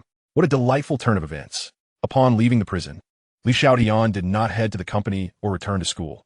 Instead, he followed his memories to a dilapidated urban village. Unlike typical urban villages, this place resembled a slum, with garbage strewn about and an unbearable stench in the air. In prison, he had a cellmate named Qiu Ruofeng, who was of similar age. Strikingly handsome, the quintessential pretty boy. However, due to hereditary factors, Qiu Ruofeng was afflicted with HIV. A tough character. Qiu Ruofeng sought vengeance after a gang leader injured his mother. He seduced the gang leader's mistress, leveraging his looks to succeed. While in prison, he had once asked Qiu Ruofeng why he didn't pursue the gang leader's wife. Qiu Ruofeng had replied with a laugh that the odds of encountering the mistress were higher than those of the wife. Ultimately, both the mistress and the gang leader contracted HIV, and to evade trouble, Qiu Ruofeng willingly committed a minor offense to enter prison. The urban village was not large. After some inquiries, Li Xiaotian swiftly located Qiu Ruofeng's home. Qiu Ruofeng looked at Li Xiaotian and asked, "Who are you?" Li Xiaotian, clad in a mask, hat, and sunglasses, replied enigmatically, "You need not concern yourself with who I am. I am here to ask for your assistance, rest assured." He produced a stack of cash. "Here are 20,000 yuan. Find a way to infect this woman with a disease. If you succeed, I will give you an additional 30,000. Qiu Ruofeng glanced at the money in the photo, grinning widely. "Sir, you have indeed come to the right person." Subsequently, Li Xiaotian provided detailed information about Li Weining, including her contact details. Just as Li Xiaotian was preparing to head back to school, he received a call from Wang Jia. "President Li, come to the company right away. Something has happened." Li Xiaotian immediately took a taxi back to the company. At Tianyu Company, he observed the customer service representative intently typing, his brow furrowing. "What has happened?" The representative replied, "President Li, you should go find President Wang. We are quite busy at the moment." Li Xiaotian was taken aback. He knocked on Wang Jiajia's office door. "Come in." He entered, closing the door behind him. "Sister Jiajia, what is going on?" Wang Jiajia exclaimed with excitement. "It's exploded! It's exploded!" Immediately, she leaped into Li Xiaotian's arms, bouncing with exhilaration. Li Xiaotian felt a rush of delight, but remained focused on the matter at hand. "What has exploded?" "Our sales have skyrocketed." Wang Jiajia seized her jumping and whispered in his ear, "In the past 2 hours, we have sold over 1,000 orders. And the sales are still soaring." Just as Li Xiaotian was about to respond, he felt a warm sensation at his ear. Wang Jiajia had actually licked his ear. Chapter 31. Demolition noticed before he could process the moment. Wang Jiajia stepped out of his embrace, her face flushed, her heart racing. "President Li, Jiajia." They spoke in unison, then fell silent, gazing into each other's eyes as the atmosphere in the office thickened. Li Xiaotian cleared his throat. "Ladies first." Wang Jiajia bit her red lip, yet hesitated to speak. Seizing the moment, Li Xiaotian noticed that Wang Jiajia was dressed in a business suit, exuding the aura of a white-collar elite, though her lower half was clad in a work skirt that accentuated her long legs, giving the impression of a short skirt. Moreover, she wore flesh-colored stockings. Stunningly beautiful. Finally, Wang Jiajia spoke. "President Li, I am not a frivolous woman, but after spending this time together." Suddenly, there was a knock at the door. Both Wang Jiajia and Li Xiaotian turned their attention to the entrance. "Who is it?" Wang Jiajia inquired. A customer service representative replied, "President Wang, President Li, staff from the relevant department are here to see you." Wang Jiajia felt somewhat frustrated. She had mustered the courage for this rare opportunity, only to be interrupted. "President Li, why don't you go take a look?" Li Xiaotian smiled. "It's fine, you go ahead and say what you want." "Say what?" "The momentum is lost now." Wang Jiajia shook her head. "President Li, the main issue is pressing." Li Xiaotian nodded slightly and promptly invited the staff into his office. Inside the office, Li Xiaotian personally poured water for the staff. "Gentlemen, may I ask what brings you here?" One staff member got straight to the point. "Hello, I am Ji, and this is my colleague Lin Han. We are responsible for the demolition in this area.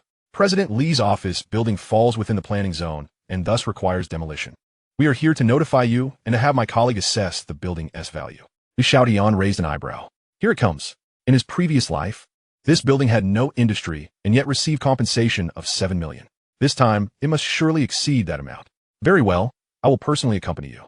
Ji raised his hand. "No need, Mr. Li. Please trust our professionalism." Seeing this, Li Xiaotian extended his hand. "Then please proceed at your convenience." The appraiser stood up to leave, and Ji asked, "Mr. Li, you appear quite young. May I ask what industry you are in?" Li Xiaotian replied, "Our main business is internet trade." "Internet?" Ji chuckled. Mr. Li, you are truly accomplished for your age. Is this company solely yours? Li Xiaotian answered truthfully.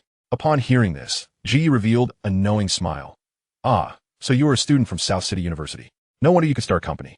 I have a relative who is very interested in this area. I wonder if it would be possible for him to invest? Li Xiaotian raised an eyebrow. Investing just before the demolition? What was the difference from asking for money? Thank you, but we currently do not need funds. Ji maintained his smile. Mr. Li, you misunderstand my intentions. My friend does not wish to invest money. He possesses resources and connections that could secure you a larger demolition compensation. And he could also provide considerable assistance in your business operations. Moreover, he only requests a 45% stake. The company would still be yours. Li Xiaotian smiled in response. Oh really? You're asking for a 45% stake without investing a dime? You're clearly trying to take advantage of me. Thank you for your kind offer. But we do not require it at this time. As soon as he said this, Ji's smile faltered momentarily before returning to normal. You need not respond so quickly. Li Xiaotian gestured toward the teacups on the table. Mr. Ji, have some tea. He then closed his eyes. The big shots in the heavenly realms would hardly take notice of his small business. Most likely, Ji saw his youth as an opportunity to make a quick profit. After a brief moment, the appraiser returned, and Ji's expression grew serious. Lin Han, has the assessment concluded? Lin Han replied, it is complete. Ji cast a knowing glance at Lin Han, urging him to estimate the potential compensation for the building, so that Mr. Li could have a clearer understanding. Lin Han cleared his throat twice and replied, it depends on how we assess it. If we aim high, we might secure between 7 to 8 million, or even 9 million ISNT out of the question. However, a more conventional estimate would yield only around 3 to 4 million. A beaming smile spread across Ji's face. At this point, anyone who wasn't a fool should grasp the implications. After all, could the founder of a company truly be naive? Certainly not. Thus, he was confident that Li Xiaotian would agree. Even if equity were diluted, the eventual relocation compensation would likely be greater. Mr. Li, my earlier proposal still stands, Ji stated. Li Xiaotian rose from his seat, expressing his gratitude. Thank you both for your hard work. I assure you that I will conduct my business lawfully, ensuring that I neither evade taxes nor engage in illegal activities. I have some matters to attend to, so I want to personally see you off. Ji's expression darkened instantly, and with a derisive snort, he remarked pointedly, Mr. Li, do keep an eye on the road as you leave. Those who indulge in greed seldom meet a good end. Should you reconsider, feel free to call me. However, you only have 2 days. With that, Ji left the business card and turned on his heel. Once they departed, Wang Jia entered, her concern evident. What were those two here for? Li Xiaotian replied, for the demolition. Demolition? Wang Jia's eyes widened in shock. Mr. Li, running an e-commerce business selling adult products. And now you're experiencing a surge in orders? Today alone, the profit is 20,000. I have faith in the adult market. Your vision is truly exceptional. But if I'm not mistaken, you purchased this building less than a month ago, and now it's slated for demolition? I suspect you might be the reincarnation of Fortune God. How is it that everything you touch turns to gold? Li Xiaotian smirka. Perhaps it's your good fortune that's benefiting me. Wang Jia pursed her lips playfully. That could indeed be a possibility. Hee. By the way, you haven't finished what you were saying earlier. Now that there's no one interrupting, you may continue.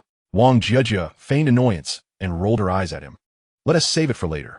As night fell, Li Xiaotian had initially intended to invite Wang Jia to dinner, but as she already had plans, he returned to campus to dine with Wang Yong, sharing the news of the demolition with them. The trio gasped in unison, attracting attention from those nearby. Li Xiaotian lowered his voice. Sit down and remember to be discreet. Wealth should not be flaunted if you wish it to last. And be wary of any opportunistic women who might target you. Guard your hearts and your wallets. The three immediately complied, though their lips couldn't help but curl upwards in smiles. At that moment, Li Weining and Su Tingting approached, eyeing Li Xiaotian's fast food with disdain. Li Xiaotian, you're truly regressing. This measly fast food isn't fit even for dogs. Breaking up with you was a wise decision. Su Tingting crossed her arms. Do you know where we've been dining these past 2 days? At Hong Fu Restaurant. One dish there costs more than your entire meal budget for 3 days. Look at you, so pitiful. Why don't you plead with Weining? Perhaps out of past affections, she might consider packing up some leftovers for you. After all, feeding dogs is the same as feeding you. Chapter 32. You want me to help you pursue my daughter? A crisp slap echoed around them. Su Tingting touched her cheek, her anger flaring. Li Xiaotian, how dare you hit me? Li Xiaotian's gaze turned frigid. Why wouldn't I dare? If you keep yapping, I'll gladly strike you again. Damn you. With that, Li Xiaotian delivered 2 stinging slaps to Su Tingting adding, forgot to mention, for every word you utter, you'll receive a slap. Su Tingting trembled in fear, silenced into submission. Li Weining attempted to interject, but upon meeting Li Xiaotian's icy glare, she promptly sealed her lips. She couldn't afford to ruin her looks. If her benefactor turned against her, her days of comfort would be over. Tingting, let us go, Li Weining urged, pulling Su Tingting away. However, instead of returning to the dormitory, they headed to the counselor's office. Su Tingting sobbed dramatically before Wen Xia, Teacher 1.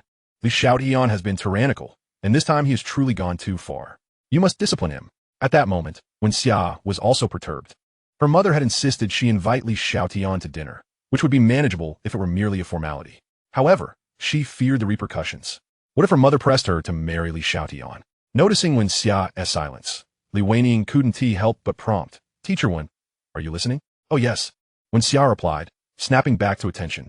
Rest assured, I'll call Li Xiaotian and have him come over to apologize to you. Li Weining's disappointment was palpable. He has hurt Tingting so badly. Does an apology suffice? Li Xiaotian has committed numerous wrongs. Can't we expel him? Wen Xia furrowed her brows. Even I can't just expel a student, let alone the principal. After placing a call to Li Xiaotian, Wen Xia continued, you two sit tight. I'll be here shortly. Upon hearing this, Su Tingting's weeping abruptly ceased. What if he retaliated?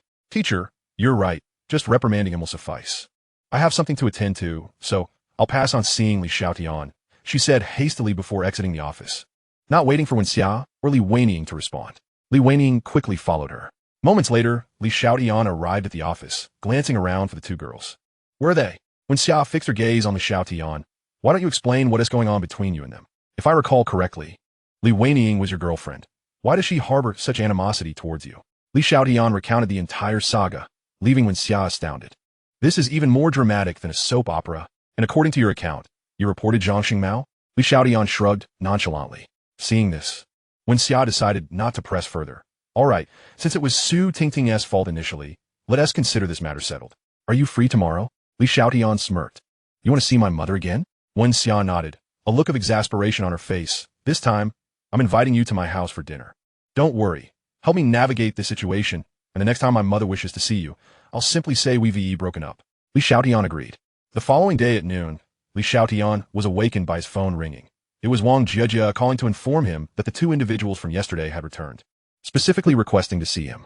At Tianyu Company, Li Xiaotian met with Ji in his office. I understand you sought me out. What can I do for you? Ji exchanged a glance with Lin Han, who then stood to close the door. Ji smiled. Mr. Li, have you given any thought to yesterday's discussion? Li Xiaotian poured them both a glass of water, maintaining his stance from the previous day. To be honest, I considered your proposal, and while it is indeed appealing, I feel that cooperating with you for a mere 180,000 does not warrant the cost. Ji and Lin Han shared a knowing smile before Ji continued. Mr. Li, while 180,000 may seem trivial compared to your total compensation, without our involvement, the loss you would incur would be significantly greater. Lin Han chimed in, exactly, we can orchestrate the timing and manner of the compensation distribution. Without our collaboration, you stand to lose at least 2 million. At this, Lin Han emphasized his point by waggling 2 fingers. Li Xiaotian frowned, from what I understand. Relocation compensation is fixed.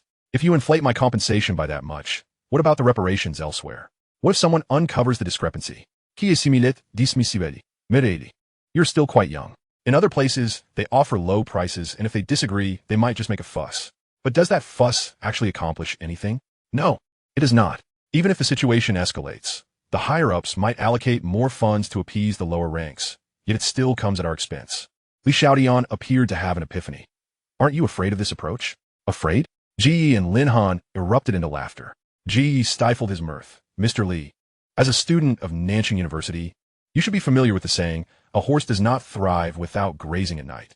Li Xiaotian pulled out his phone from his pocket and placed it on the table. Do you know what this is?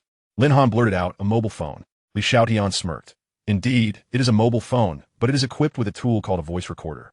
Our entire conversation has just been recorded. The smiles on Ji and Lin Han's faces instantly froze.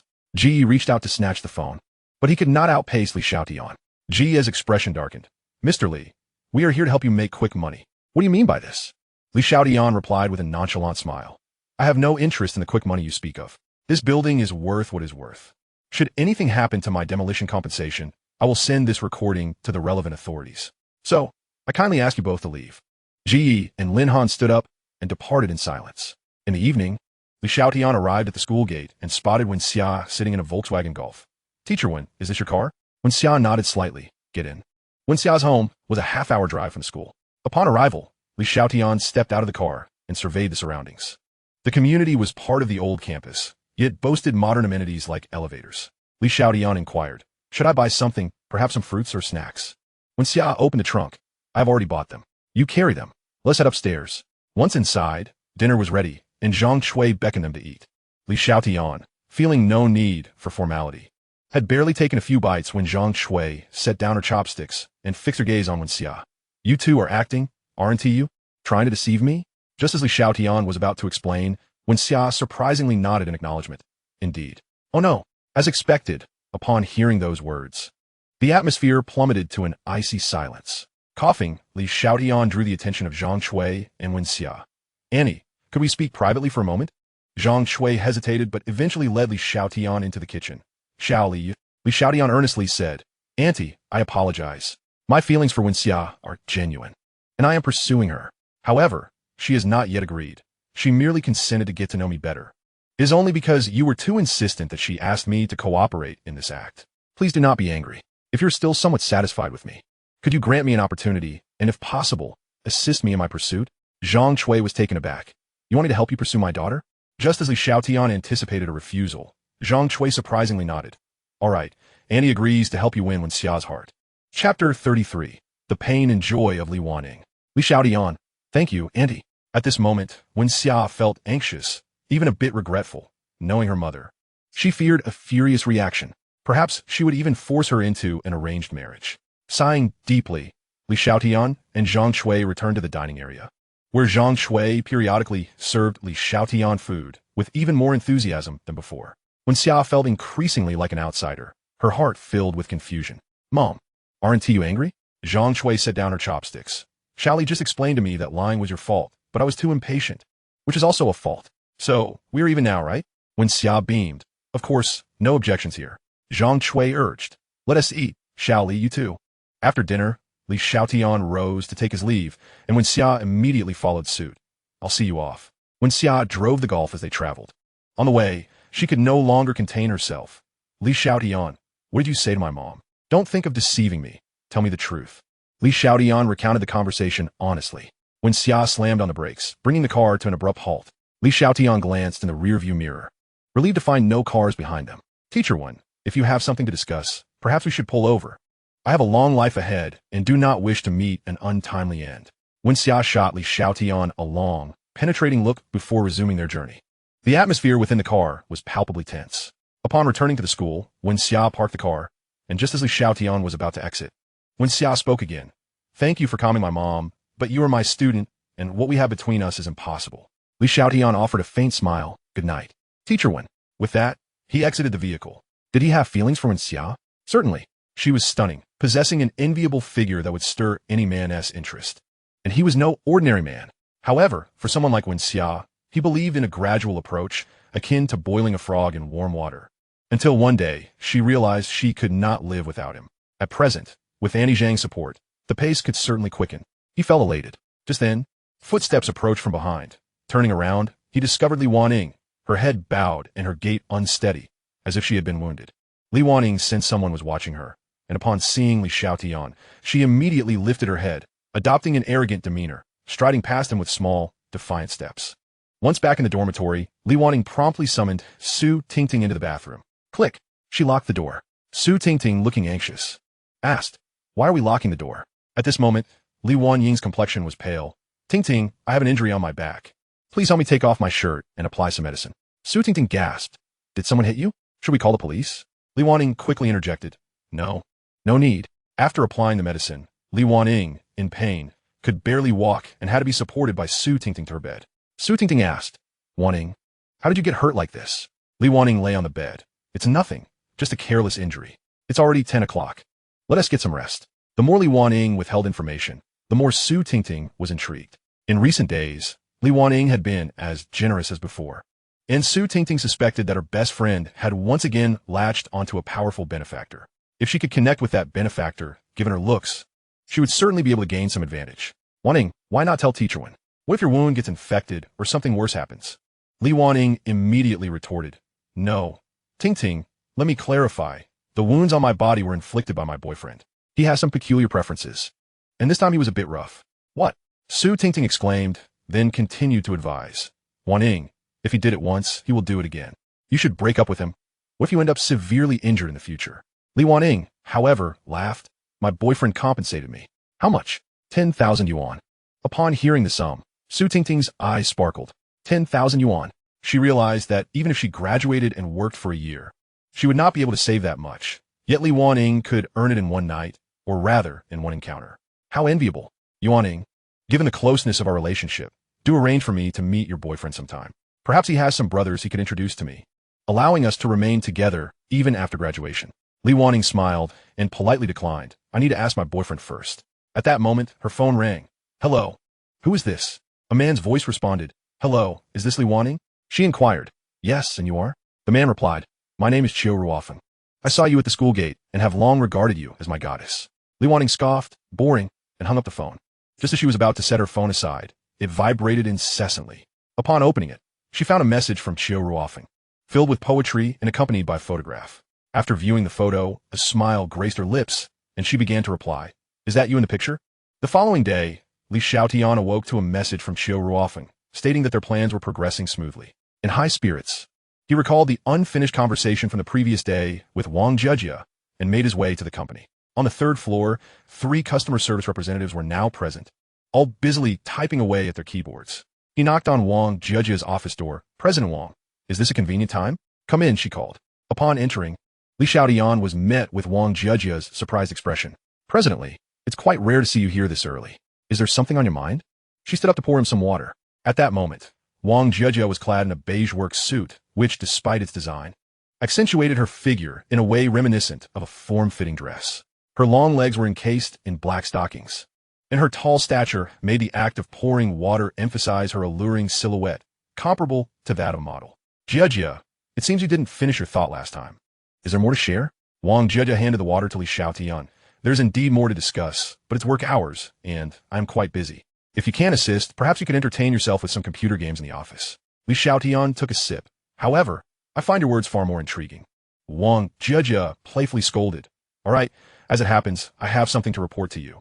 Since the company opened, the revenue for Drunken Spring Breeze has reached 120,000. The profit margin is estimated at 60%, meaning you've earned over 70,000 in just a few days. Over 70,000? That's astonishing.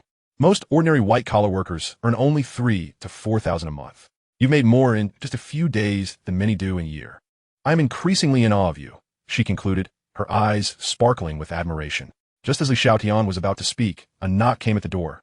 President Li, someone is looking for you outside. They say they have documents to deliver. Chapter 34. Unexpected demolition compensation upon stepping outside. Li Xiaotian found Ji and Lin Han waiting. What brings you two here? Ji and Lin Han exchanged glances and smiled. President Li, we are here to deliver documents regarding the demolition compensation. It has been finalized and requires your signature. The assessment is entirely fair. With that, Ji produced the documents and handed them to Li Xiaotian. Upon inspecting the amount listed, he raised an eyebrow. 3 million, exceeding the compensation from his previous life, which was somewhat unexpected. After confirming there were no hidden clauses, he signed without hesitation. As Wang Jia remained busy and others were occupied as well, he decided to return to school. On the playground, while playing basketball, he noticed Wang Yong limping from a distance, a visible injury on his face. Tossing the ball to a classmate, he said, I have something to attend to, I'll be back shortly. He jogged over to Wang Yong. Old Wang, what happened? Wang Yong grinned. Tiangu, it's nothing. I just tripped over a rock and fell. At that moment, a few individuals passed by them. Well, this fatso walks pretty fast. Maybe we were too gentle. Hey fatso, if you dare show your teeth at us again, I'll make sure you crawl back to school. Li Xiaotian's brow furrowed. Did you hit Wang Yong? A burly man replied, Indeed, we did. What of it? Do you want to challenge us? Just so you know, I'm Zhang Shengjie from the Sports Institute, and I've won awards in martial arts. Others chimed in, we are all from the South City Sports Institute. Zhang Shengjie arrogantly boasted, before you decide to take us on, maybe you should take a good look at yourself. You think you can stand against us? Especially since you're friends with this fatso? There's a saying, birds of a feather flock together. He's useless, and so are you. Laughter erupted from the crowd. Li Xiaotian smilat faintly. that saying goes, you are all cut from the same cloth.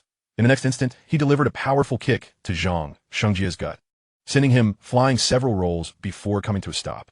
Before anyone could react, he executed a shoulder throw on another nearby individual, slamming him to the ground.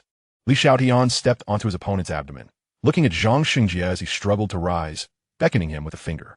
Zhang Shengjia, furious, shouted, "I'll make you pay for this." Immediately, he charged at Xiaotian along with a few of his comrades from the Sports Institute. Xiaotian called to Wang Yong, "Stay back, old Wang," and then prepared to confront Zhang Shengjia. The commotion quickly attracted the attention of surrounding students, who gasped upon recognizing the combatants. "Oh my, it's Zhang Shengjia, and Duan Hu and Zhang Qing. The 6 formidable champions from the South City Sports Institute are all here." "So it's them? I've heard they're quite formidable, known for their ruthless tactics." These individuals held significant sway in the Xisha University town, and students from the entire area often had to tread carefully around them, with rumors that even local delinquents treated them with deference. Xiaotian was strong, but still found himself at a disadvantage compared to these individuals.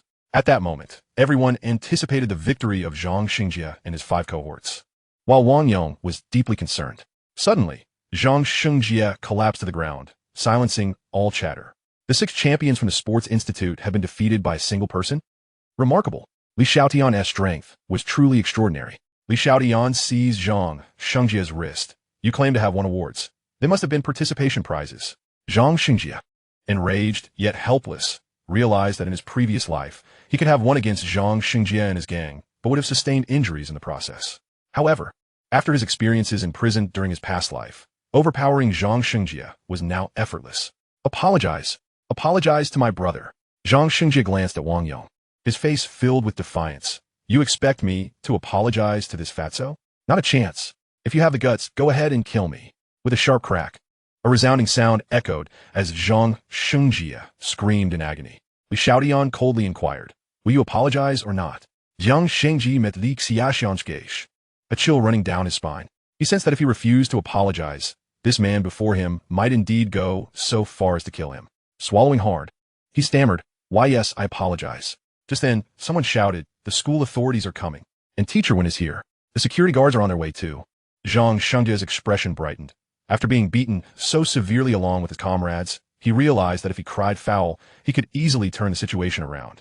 With the school authorities from South City University involved, things would be formalized, allowing him to twist the narrative and escalate the conflict between the schools. To appease the situation, South City University would surely punish Xiaotian and the fatso. He would still emerge victorious.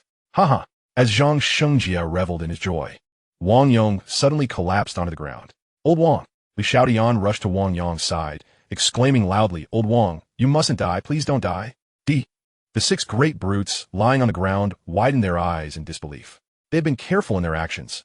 How could he possibly be dead? Moreover, he had been perfectly fine just moments ago. Principal Zhang Feng approached with a group of people, glancing at the unconscious Wang Yong and then at Zhang Shengjia and the others, his brow furrowing in concern. "What on earth is happening?" Xiaotian immediately responded, "Principal, esteemed leaders, you must take responsibility for Wang Yong." Those students from Nanjing Sports University barged in to assault him and even insulted Wang Yong and Nanjing University. I couldn't stand by and let it happen, so I intervened and they surrounded and beat me up. Thankfully, I managed to hold my own. But we need to call an ambulance right away. Zhang Feng stared coldly at Zhang Shengjia and the others. "Ah, the students from Nanjing Sports University are indeed quite formidable. Capture these individuals. I will personally speak to your principal." The 6 great brutes instantly panicked, scrambling to flee. The security guards immediately pursued them. At that moment, Wang Yong slowly regained consciousness, appearing weak. "Tiango, what happened?" Xiaotian replied, "Old Wang, don't speak for now. Let me help you to the infirmary." With that, Xiaotian supported Wang Yong and said, "Principal, Teacher Wen, I'll take Wang Yong to the infirmary." Zhang Feng nodded, "Go ahead." Xiaotian secretly breathed a sigh of relief. He had genuinely feared that Zhang Feng would take the matter seriously. In the infirmary, Wang Yong gave Xiaotian a thumbs up. "Tiango, you played your role exceptionally well. But I'm really fine. Let's just head back." Xiaotian chuckled lightly. "We must complete the act in its entirety. And besides, you need to apply some ointment to that bruise on your face." The infirmary door stood ajar, yet the room was empty. Xiaotian said to Wang Yong, "Stay here. I'll find some iodine." After searching the medicine cabinet for quite some time without success, he noticed the door slightly ajar. Perhaps the iodine was inside. Instinctively, Li Xiaotian leaned in to take a peek. However, the sight that met his eyes left him momentarily stunned. So white. Chapter 35. Nursed by Su. Before him stood a woman, changing her clothes. Tiange. Wang Yong's voice broke the spell, and Li Xiaotian quickly withdrew his head, clearing his throat. Is anyone there? Hello. A gentle voice floated from within. Just wait a moment outside. Wang Yong, somewhat surprised, remarked, Tiange from the voice, it seems it's not Dr. Zhang. Have we got a new doctor in the infirmary? At that moment, a woman in her early 30s emerged, standing around 7 meters tall, with exquisite features, gold-rimmed glasses, and slightly curled long hair. Her mature charm, coupled with the white coat she wore, exuded an allure that compelled one to steal a few extra glances. The phrase mature and intellectual older sister floated into Li Xiaotian's mind. He glanced at the name tag on her chest. Bai Su. Dr. Bai, my brother is injured. Could you check if he needs any anti-inflammatory medication? Bai Su examined the wounds on Wang Yong's face. Does it hurt? How did this happen? Wang Yong smiled and recounted the events. Dr. Bai, my injury should be nothing serious, right? Bai Su nodded slightly. It's a minor injury. I'll prescribe some medication to help you heal faster. She then turned her gaze to Li Xiaotian, shifting the conversation. You peeked into the inner room just now, didn't you? Li Xiaotian's heart skipped a beat, but he feigned confusion. Inner room? What inner room? Bai Su chuckled. Oh, it's nothing. Li Xiaotian secretly sighed in relief. He had passed that test. Bai Su retrieved her notebook. Please provide your name and contact information for any follow-up. As Wang Yong was about to write down his details, Bai Su halted him. No, Wang Yong was momentarily speechless. What was this? A registration for buying medicine. After Li Xiaotian completed his registration, he supported Wang Yong as they left. Upon returning to the dormitory, Li Xiaotian pulled out a cigarette and placed it in Wang Yong's mouth, lighting it for him before lighting one for himself. Old Wang, tell me what happened. From what I know of you, you're not one to stir up trouble easily. Wang Yong took a puff and replied, Tiange, I've been heartbroken again. Li Xiaotian raised an eyebrow. When did you start dating? Wang Yong hung his head. 3 days ago. She confessed to me, and for these past 3 days, I took her out to eat and drink. In the afternoon, we had plans to go out for dinner, and Zhang Shengji and his group were invited by her, claiming to be her older brothers. They ordered a whole table of dishes. After we finished eating, I thought they would have the sense to leave, but once we stepped out of the restaurant, they began mocking me, calling me ugly and fat. She even broke up with me, saying I wasn't good enough for her. In 3 days, I spent 1,000 yuan on her, and I hadn't even touched her hand. I was so furious that I retorted, and Zhang Xingjia attacked me. Li Xiaotian narrowed his eyes. Who is that girl? Which department is she in? Wang Yong replied, Wang Yao from the music department. He sighed deeply. Tiange, why is my romantic life so fraught with obstacles? Is it because I'm too handsome and have money? Alas, the heavens are truly cruel, granting me intelligence, good looks, and a promising future, yet stripping me of love. His dejected expression left Li Xiaotian both amused and exasperated. Tao and Sun Li Hui returned to the dormitory, chuckling. Tiange, we heard you single-handedly took on the 6 great brutes from the Sports Institute. Impressive.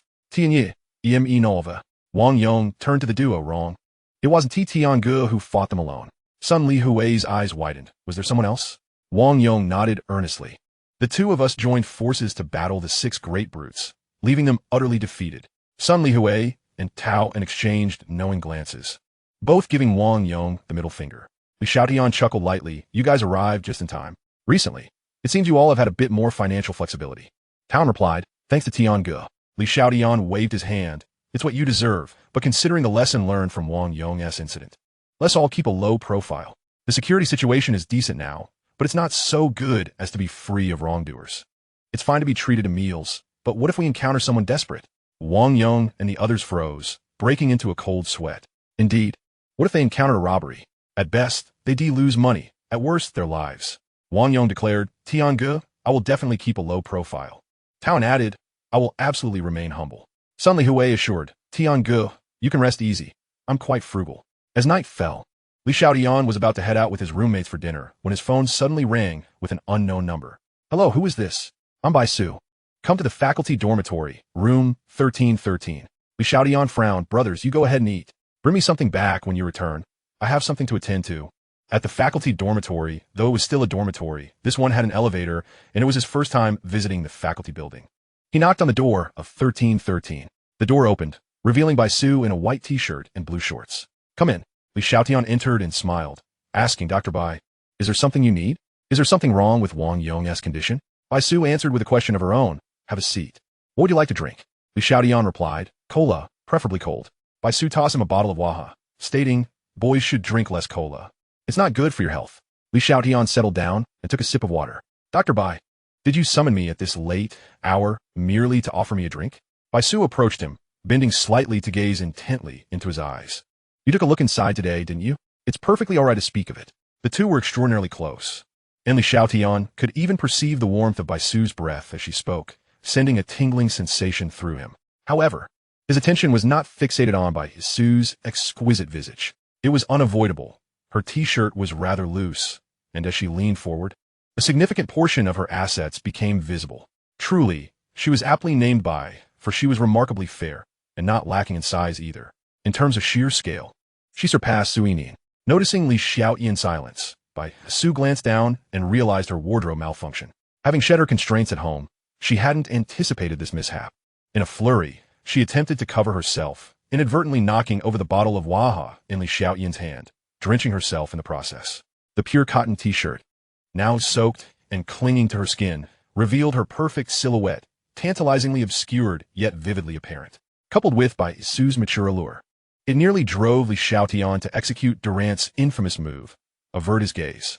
Dr. Bai, this water is your doing. I bear no responsibility, Bai Su declared as she rose.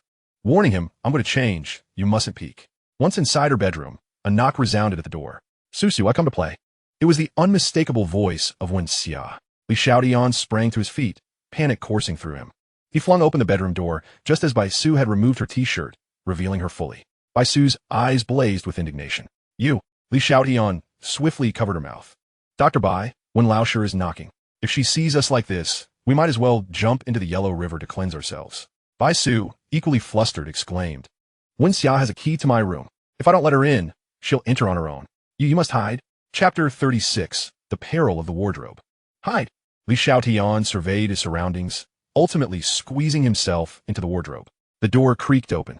Susu, I called for you several times without a response. You had me worried sick. Bai Su feigned calmness. Oh, I accidentally got my clothes wet and was just changing. Wen Xia scrutinized Bai Su. Susu, you are exceptionally fair. I may be a shade lighter, yet I am still considerably older than you. Bai Su gestured with her hands, appearing somewhat comical. Li Xiaotian was taken aback to discover that the two women were acquainted, evidently longtime friends. He silently hoped Wen Xia would depart soon. At that moment, a cool sensation brushed against his hand. Glancing down, he realized he was holding intimate apparel, vividly colored in black. Images of Bai Su's assets flooded his mind, igniting a fire within him. Talking to you feels like flaunting a sword before Guangong. I should probably put on some clothes. Bai Su declared as she reached for her damp t-shirt. Susu, why would you wear wet clothes? The autumn heat is intense. You might catch a cold. Let me find you something dry. Footsteps echoed, and Li Xiaotian's heart raced to his throat. No way, is Wen Xia opening the wardrobe? He carefully gathered the clothing around him, attempting to conceal himself. With a creak, the wardrobe opened. Bai Su's heart raced as Wen Xia selected a pink t-shirt and closed the wardrobe. Susu, wear this one. Bai Su nodded. All right, thank you. After putting on the shirt, Wen Xia tapped her head. I have some matters to attend to. I'll head back now. Bye. Bai Su escorted Wen Xia to the door. Once she heard the sound of the door closing, Li Xiaotian sighed in relief. Thankfully, they had not been discovered. Bai Su returned and opened the wardrobe. Hurry out. Coming out now. Li Xiaotian chuckled as he emerged from the wardrobe. Bai Su's expression darkened. Put that back. Li Xiaotian blurted out, what? What are you referring to? Following her gaze, he realized he was still clutching the black garment. Ah, it's lace, he stammered. Dr. Bai, I was too nervous earlier to pay attention. Please don't misunderstand. I'll return it right away. He promptly returned the item to its rightful place. By the way, do you have any further inquiries? If not, I shall take my leave. Upon hearing this, a flicker of anger crossed Bai Su's face. Inquire? I initially intended to ascertain whether you had glimpsed my form earlier today. Now, it is unnecessary to ask. Even if you claim not to have seen it during the day, you certainly did just now. Go ahead, she said dismissively. Li Xiaotian felt as if he had been granted a reprieve and was about to exit when Bai Su called after him. Wait, I'll check the situation outside first. If any other teachers see, who knows what rumors might circulate. Bai Su cautiously opened the door, peered outside, confirmed no one was around, and immediately signaled for Li Xiaotian to step out. As he left, Bai Su exhaled in relief, shutting the door behind him. Embarrassment and frustration washed over her as she recalled the earlier incident. Having been there for only a day, she had already suffered such a significant embarrassment. Had she known, she would have disregarded Wen Xia's advice. At this moment, Wen Xia wore a knowing smile. Susu, really now, claiming your clothes were wet to change. Clearly, she intended to have a rendezvous with her boyfriend. Thankfully, I was clever enough to feign ignorance. What a pity I didn't see his face. Tomorrow, I shall press her for details. I must see which man is worthy of Susu. Li Xiaotian emerged from the faculty dormitory, releasing a long breath. That was indeed a close call. He called Wang Yong to confirm he was at the school gate and promptly made his way to meet him. Upon arriving at the gate, he did not find Wang Yong, but instead encountered Li Weining and Xiao Ruofeng. The two were hand in hand, resembling a blissfully happy couple. Li Weining noticed Li Xiaotian and, to his surprise, directly approached him while draping her arm around Xiao Ruofeng's. Let me introduce you. This is my boyfriend Xiao Ruofeng, and this is my ex-boyfriend Li Xiaotian.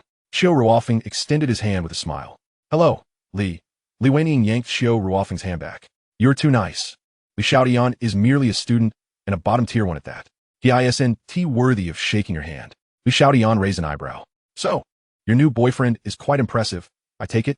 Li Weining beamed with pride. Not just impressive, but exceptionally so. His family owns a business, and he has his own as well. What I admire most is his ambition, unlike you, who has become a mere drifter upon leaving school. Moreover, we agreed that once I graduate, I'll directly join his company as his secretary. His exclusive secretary. Li Xiaotian glanced at Xiao Ruofeng, noting that the young man was quite astute, recognizing Li Weining's vanity. Since fate had brought them together, he felt compelled to assist Xiao Ruofeng. And so what? You two have only known each other for a few days. Are you genuinely certain about your relationship? Even if you are, will you never argue or break up? What good is boasting now? Li Weining's expression faltered momentarily. Is our business any of your concern? At that moment, Wang Yong and the others approached, each carrying bags. Wang Yong grinned and said, Brother Tian, these dishes are all your favorites. We haven't touched them. Later, let us have a few drinks together. Beside her, Li Weining cast a sidelong glance and began to speak with a mocking tone. Oh, you can't bear to throw away leftover food. Your brotherly bond is truly profound. Unlike me and my dear, no matter how exquisite the meal, we would never indulge in a second helping. Do you know why? Health. Sigh. Telling you poor souls won't make a difference. Xiao Ruofeng shot her a sidelong glance, realizing that she exceeded his expectations. Such a woman is unfortunate for anyone who crosses her path. Fortunately, he was merely toying with her financially. Weining, I must return home. You know my family is strict. They don't allow me to stay out too late. Li Weining immediately pursued him, her mind echoing with Li Xiaotian's earlier inquiry. Handsome, well-mannered, and most importantly, wealthy. She knew she had to cling to him tightly. Ruofeng, it's late now, and the dormitory doors are closed. I have nowhere to stay. Xiao Ruofeng chuckled, oh? Is the university dormitory closing this early? Just now, you're Li Xiaotian and the others. Li Weining interrupted. The boys can scale the walls. I can't climb over. Xiao Ruofeng replied with a smile. Then how about I help you find a hotel nearby, and you can return to school tomorrow? A hotel? Li Weining looped her arm through his, beginning to play her part. I've never stayed in a hotel. Will it be safe? I'm scared. Xiao Ruofeng frowned. What shall we do then? Li Weining feigned vulnerability. I'm really frightened. Can you stay with me? You just saw my ex-boyfriend. What if he follows us and bullies me once you leave? I wouldn't even have the strength to resist. Xiao Ruofeng pretended to be troubled. Li Weining immediately began to cling to his arm, acting coy. With a sigh, Xiao Ruofeng relented. All right, I'll stay with you. The two made their way to the hotel. In the darkness, both wore smiles. Chapter 37. A reunion with Su Yining. The following day, at Tianyu Company, as Li Xiaotian settled into his seat, Wang Jieja entered with a smile, saying, President Li, two matters. First, new samples have arrived from Guangdong. We need to take some photos tonight. Second, our current location is about to be demolished. You need to quickly find a new office space. Li Xiaotian nodded, intending to chat with Wang Jieja for a moment, but she was called away by customer service outside. As for operational matters, Wang Jieja was well-versed, and he couldn't offer much assistance. He stepped out to search for office space. Previously, he had chosen the logging yard for investment purposes, but now that the company was on the right track and gradually expanding, a more upscale location was necessary. At the bustling center of Nan City, known as Xinjiku, Li Xiaotian strolled around and ultimately set his sights on a newly constructed office building with an excellent location. Upon locating the property management office and about to enter, a security guard emerged, blocking his way. Excuse me, please step aside. The guard scrutinized Li Xiaotian, pointing to a sign that read no entry for unauthorized persons. Can't you read? Li Xiaotian frowned. I'm here to see the property management. The guard scoffed. I'm also part of the management. Just tell me what you need. Li Xiaotian replied. I'm here to rent an office. The guard laughed heartily. You must not have graduated from university yet, right? You should know your place. He gestured to the bustling street outside. This is Xinjiku, the most prosperous area in Nan City, where every square meter is worth its weight in gold. Our grade A office spaces are priced at 1 yuan per square meter per day, with a minimum rental of 100 square meters. Someone like you, a country bumpkin, couldn't afford even a year's rent with 3 generations of savings. Now scram. Xiaotian felt anger rising within him. Although he was young, he had dealt with condescension while conducting business in adult products and DVDs, yet those individuals had always been courteous. Back then, he had been broke. Now, excluding the yet-to-be-received demolition compensation, he had over $1 million in cash, and his online store earned thousands daily. Renting 100 square meters would only cost about $40,000 a year. Is this how your company treats potential clients? I demand to see your manager. The guard shoved Xiaotian. You little brat. Do you think I'm easy to talk to? Or are you just a fool who can't comprehend human language? Get lost. Did you hear me? If you don't leave, I'll make you crawl out. Xiaotian frowned. I'm here for business, not. Before he could finish, the guard reached out to push him. Seizing the guard's arm, Xiaotian executed a shoulder throw, sending the guard crashing to the ground. The commotion finally attracted attention from within, and a middle-aged woman emerged, her face heavily made up, pale to the point of alarm, wearing black-framed glasses. With a round face and somewhat plump features, her clothes were tightly fitted. What on earth is happening here? The guard lay on the ground. Manager Zheng. This person insists on entering the property management office, and when I refused, Zheng Hanqing interjected. You're utterly useless. You can't even handle a kid. Do you deserve the salary we pay you every month? The guard stammered. I. Zheng Hanqing glared at him. What do you mean I? A waste is a waste. Had I known you were this incompetent, I wouldn't have let you through HR. Zheng Hanqing turned to Xiaotian. What brings you here? Just as Xiaotian was about to explain, Zheng Hanqing cut him off impatiently. All right, no need to say. I already know. Here to loiter in the restroom, right? Our management's restroom is not open to the public. Hurry along. Xiaotian attempted to speak. I want to rent an office. Zheng Hanqing shot him a disdainful glance. Your entire outfit combined is worth less than 200 yuan. This is a grade A office building. Forget it. You probably don't even know what grade A means. Just get lost. I tell you, our group's executives are arriving soon. If you don't leave, I'll call the police. Xiaotian's temper flared. He didn't need to rent from this specific place, but the disdain from both the guard and the property manager was intolerable. He was determined to follow through with the process of renting an office today. Of course, after completing it, he wouldn't actually rent. I told you. I'm here to rent an office. As Zheng Hanqing opened his mouth to respond, a group of people approached from a distance. Zheng Hanqing shot Xiaotian a glare. Isn't it just to use the restroom? Go ahead, it's on the 3rd floor. Having said that, Zheng Hanqing hurried to greet the group. Miss Su, welcome. Su Yining frowned. Manager Zheng, I'm a bit puzzled. This building has a great location and environment, yet why is the vacancy rate so high? Zheng Hanqing plastered a smile on his face. There have been inquiries, but everyone finds the price too steep. Su Yining glanced at Xiaotian, her beautiful eyes widening in surprise. What is the story with that person? Zheng Hanqing explained with a grin. Oh, just someone trying to use the restroom. The guard stopped him, and they got into a scuffle. Don't worry, miss. I'll ensure better control in the future. Su Yining blurted out. Is he all right? Zheng Hanqing smiled nervously. He should be fine. Don't worry. If he tries to extort the company, I'll have him dismissed immediately. Su Yining pressed her lips together. I meant to ask about the young man. Zheng Hanqing appeared puzzled, but responded. Oh, him? Just a country bumpkin. Even if something happened, it wouldn't be a big deal. Besides, I was just about to call the police. Su Yining's expression turned serious. Call the police? First, clarify the details of the incident. With that, Su Yining approached Xiaotian.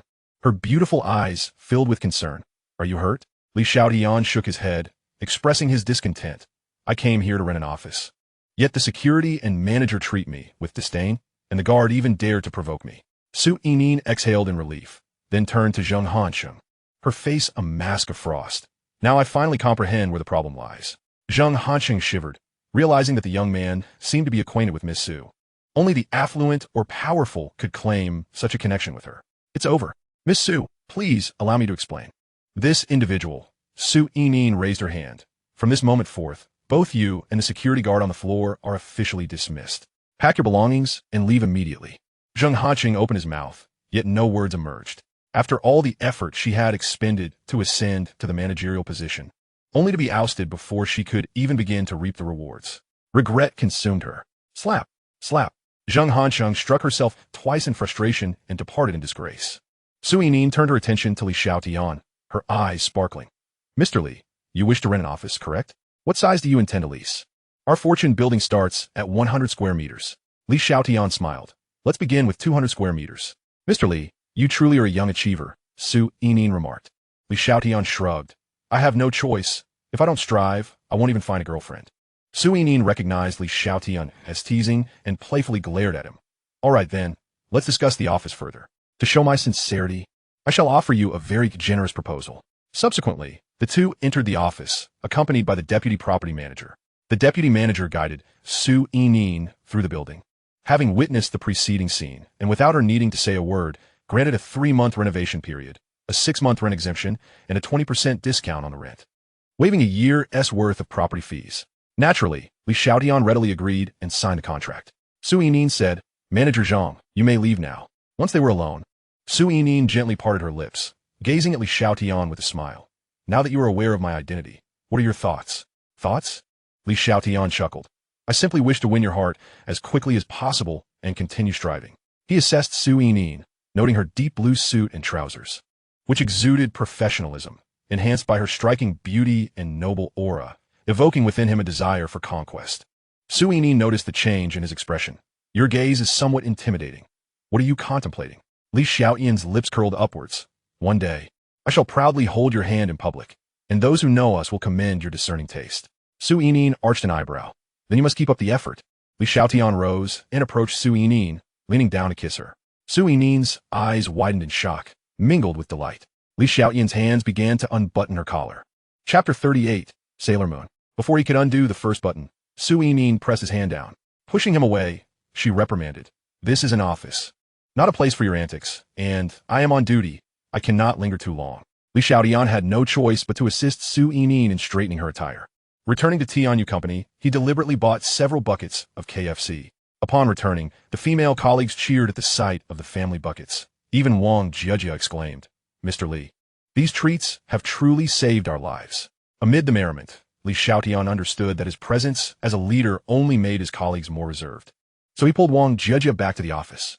Sister Jiejia, I have found a suitable office space at Fortune Building. Tomorrow, you can inform the staff of Zhuikingfeng and inquire if they are willing to move with us. If not, a compensation of N2 will be provided. Wang Jiejia, munching on a corn cob, responded in surprise. Fortune Building? I have a friend working there. I was thinking, if you hadn't found a suitable place, I could speak with her. Li Xiaotian handed Wang Jiejia a chicken wing. With your figure, you don't need a diet. By the way, shall we take photos in the evening or afternoon? Wang Jiejia replied, after work. Li Xiaotian nodded slightly. As night fell, Li Xiaotian and Wang Jiejia went to the hotel with their outfits, booking a room with a king-size bed. Li Xiaotian opened the first package, revealing a pink and white maid outfit. Go change into this. In the bathroom, Wang Jiejia donned the outfit and gazed at her reflection. Her cheeks flushed. Wang Jiejia, you can do this. Keep it up. You will definitely win over Li Xiaotian. Meanwhile, Li Xiaotian sat on the sofa. He had a mild interest in the maid outfit, but it was limited. After all, the fabric was quite abundant. The door creaked open. Wang Jiejia stepped out, timidly wearing the maid outfit and white shoes. Li Xiaotian immediately stood. Though the fabric was indeed plentiful, Wang Jiejia's tall stature made the one-size-fits-all outfit appear somewhat snug. And most importantly, she possessed more curves than anticipated. The clouds may obscure the peak, but the rest remains exposed to the air. The visual impact was stunning. Moreover, he couldn't help but envision how Xia and Bai Su would look in such attire. It wasn't that maid outfits were unattractive. They were simply selective in who could wear them. Wang Jiejia spoke. Master, when shall we take the photos? Her sticky tone combined with her shy expression. At that moment, Li Xiaotian finally felt the allure of the maid outfit. He swallowed hard. They began with several standard shots, then moved on to poses. Yes, just like that. Kneel at an angle, touch your face to redden it, and then look towards me. Wang Jiejia complied. After taking a few shots and trying different poses, Li Xiaotian was thoroughly satisfied with the results. Jiejia, come over and take a look. Wang Jiejia stood up. All right, master. Instantly, Li Xiaotian felt goosebumps. Being addressed as master was truly delightful. Wang Jiejia paid no mind and browsed through the photos. Although the outfit was indeed perfectly fitting, Li Xiaotian's suggested poses expertly concealed its flaws. She was also concerned about being too revealing, but Li Xiaotian's poses managed to accentuate her allure. Master, I must commend your photographic skills. As soon as the words left her lips, Wang Jiejia's face flushed, realizing she had spoken too casually. Li Xiaotian cleared his throat. Jiejia, you're testing my composure. Don't play with fire. Quickly change into the next outfit. Wang Jejia observed Li Xiaotian's flustered demeanor, feeling a tad smug. All right, master. With that, she cheerfully picked up another outfit and entered the bathroom. Li Xiaotian slapped his face. Li Xiaotian, do not make mistakes. Jejia is very important to the company. Moments later, Wang Jejia emerged, and Li Xiaotian instantly lost his composure. Sailor Moon. This outfit truly showcased Wang Jejia's long legs to perfection. In his childhood, he had scoffed at Sailor Moon, thinking it far less appealing than Iron Man. Yet now, he mused, what could Iron Man possibly compare to this beautiful sailor? Wang Jejia stood with her legs together, observing Li Xiaotian's stunned expression. Stifling a laugh as she glanced down, Inin was right. No one can resist the allure of my legs, and Li Xiaotian is no exception. Mr. Li, let's take a photo, she urged. Li Xiaotian snapped back to reality, lifted the water cup from the table, and took a sip. Oh, all right, he replied, placing the cup down. Wang Jejia's cheeks flushed slightly at this moment, as it was the very cup she had just used. Could this be considered an indirect kiss? After the photo was taken, both their hearts raced. Shall we go for a meal? I'll treat you to hot pot, Li Xiaotian suggested with a smile. Wang Jejia nodded subtly. They soon located a nearby hot pot restaurant, but due to the dinner rush, a considerable line formed outside. Just then, a whistle pierced through the air. Wow, beauty! Four flamboyant young men approached, their hair dyed in a riot of colors, causing those around to step aside. Hello, beautiful. I'm Lu Mang. Interested in making friends? Wang Jejia furrowed her brows. Not interested. Li Xiaotian immediately shielded Wang Jejia behind him. His voice cold. Take care of your own desires. Don't disgust us here. Lu Mang's smile froze. One of his lackeys pointed an accusing finger at Li Xiaotian. You little punk. How dare you speak like that? Do you even know this place is under Brother Mang's protection? Not to mention making friends. If Brother Mang wanted your girlfriend to accompany him, it would be a privilege for you. Don't be ungrateful. Li Xiaotian swatted the lackey's hand aside. If it's a privilege, then let your girlfriend or wife accompany him. If not, perhaps your mother should give you another brother. A win-win situation. The lackey was left speechless, ultimately roaring. Brother Mang, leave this punk to me. I'll break his legs and make him watch you play with his girlfriend. He lunged at Li Xiaotian with a swift step, throwing a punch. Li Xiaotian reacted quicker, delivering a kick to the lackey's abdomen. Bam! The lackey fell to the ground in a heap, grimacing in pain. Lu Mang's face turned ashen. Yes, my man. Touching him is like slapping my face. I've been around for so long, and no one has dared to act so brazenly. You are the first. If I don't teach you a lesson today, everyone will think I'm easy to bully. With a wave of his hand, his two companions charged at Li Xiaotian. Li Xiaotian smiled faintly. Lu Mang's crew appeared intimidating, yet they were merely bluffing. With a simple sweep of his leg, the two attackers fell to the ground. Lu Mang, seeing this, adjusted his hair and swaggered up to Li Xiaotian, boasting, You're quite the fighter. No wonder you're so arrogant. But I've emerged from blood and chaos. I could crush you with a single hand. Slap. Lu Mang now bore a red mark on his cheek. Furious, he exclaimed, You attacked me without warning. That is not how it's done. Slap. Li Xiaotian delivered another resounding slap to Lu Mang. Chapter 39. You're a scoundrel, but I don't mind. Lu Mang covered his face with his hands. Li Xiaotian coldly commanded, Get lost. Lu Mang, glancing at his fallen comrades, took 2 steps back. You little brat, I'm under the protection of Fourth Master. You've made a grave mistake. Let's see how this unfolds. After threatening him, Lu Mang took off running, and the 3 on the ground scrambled to flee as well. Li Xiaotian turned to Wang Jejia. Are you all right? Wang Jejia smiled as she squeezed his arm. You seem a bit thin, but your physique is better than I imagined. At the hot pot restaurant, Wang Jejia could handle spicy food, yet soon beads of sweat formed on her forehead. Li Xiaotian offered her a tissue. Thank you. She wiped the sweat from her brow and discreetly glanced at him, casually asking, Mr. Li, do you have a girlfriend now? Li Xiaotian set down his chopsticks. Strictly speaking, no. A hint of confusion crossed Wang Jejia's eyes. Strictly? Li Xiaotian took a sip of cola. I told you, I'm a scoundrel. I'll one tea give up an entire forest for a single tree, so. Wang Jejia interjected. So you truly are a scoundrel, yet an honest one. Li Xiaotian cleared his throat. Sister Jejia, I recall you only shared half of what you wanted to say last time. What was the rest? Can you share it now? Wang Jejia rolled her eyes at him. It's too noisy here. It wouldn't be appropriate. I'll tell you next time. After finishing their meal, they strolled along the street. Most places in Nan City lacked nightlife, leaving the streets empty. The autumn breeze brought a slight chill, prompting them to draw closer together. Li Xiaotian looked up at the overcast sky. Sister Jejia, it looks like it might rain. We can't find a taxi now, so how about? Wang Jejia turned to him. How about what? Li Xiaotian cleared his throat. How about we return to the hotel we just came from? Since we're already here, it would be a waste not to. Sure, Wang Jejia replied, lowering her head, her cheeks flushed with embarrassment, her heart racing. A lone man and woman sharing a room. Unlike their previous standard room in Yang City, this time they had a king-size bed. Upon returning to the hotel room, an unmistakable tension filled the air, markedly different from when they had taken the photo. It felt charged. Wang Jieja suddenly spoke. Xiaotian, are you tired? He instinctively replied, not tired. She smiled. If you're not tired, let us take more photos. I can't sleep anyway. Wang Jieja entered the bathroom to change clothes while Xiaotian opened a bottle of mineral water, drinking all at once, finally managing to quell the heat within him. At that moment, Wang Jieja emerged, clad in a pale pink qipao, the slit reaching her waist. Xiaotian gasped. I didn't see this qipao before? Wang Jieja smirked. Because this is a limited edition, specially prepared for you. She sauntered towards him, the exquisite patterns of the qipao accentuating her figure, particularly the blossoming lotus at her chest. With her alluring physique, the flower appeared poised to bloom, swaying with each step, an entrancing sight. The hem of the qipao danced, revealing glimpses of her long legs beneath.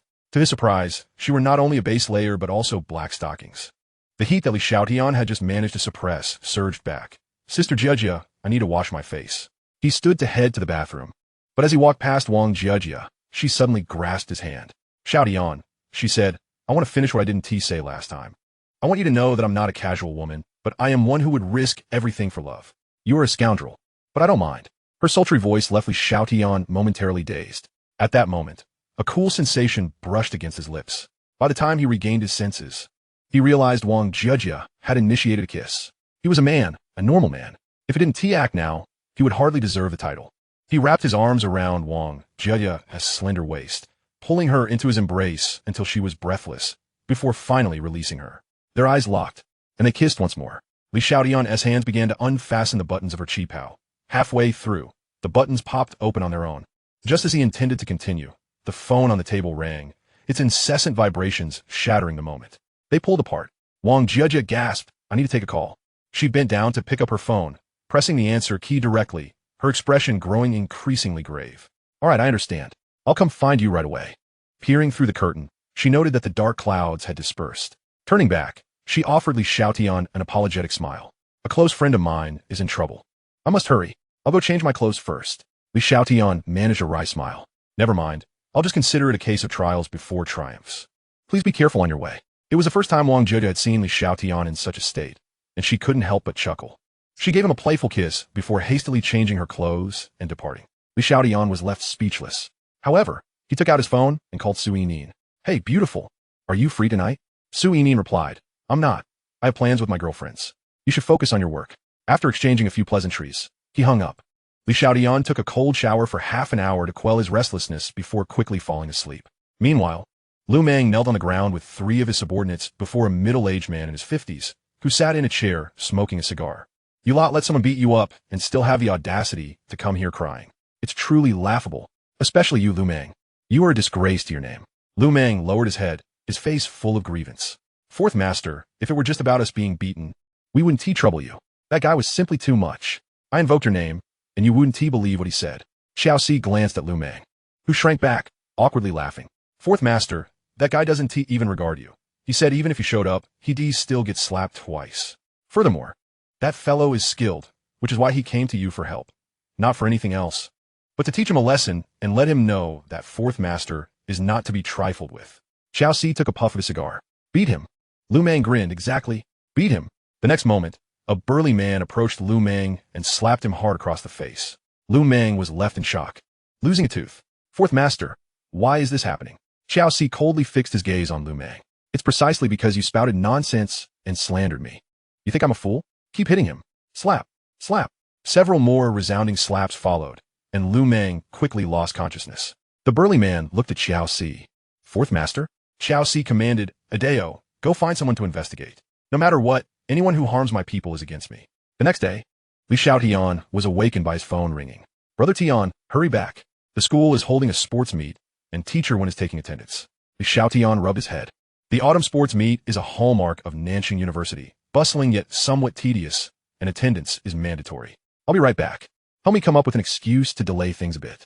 Leaving the hotel, he swiftly returned to school, carrying the clothes Wang Jieja had changed out of. Bang!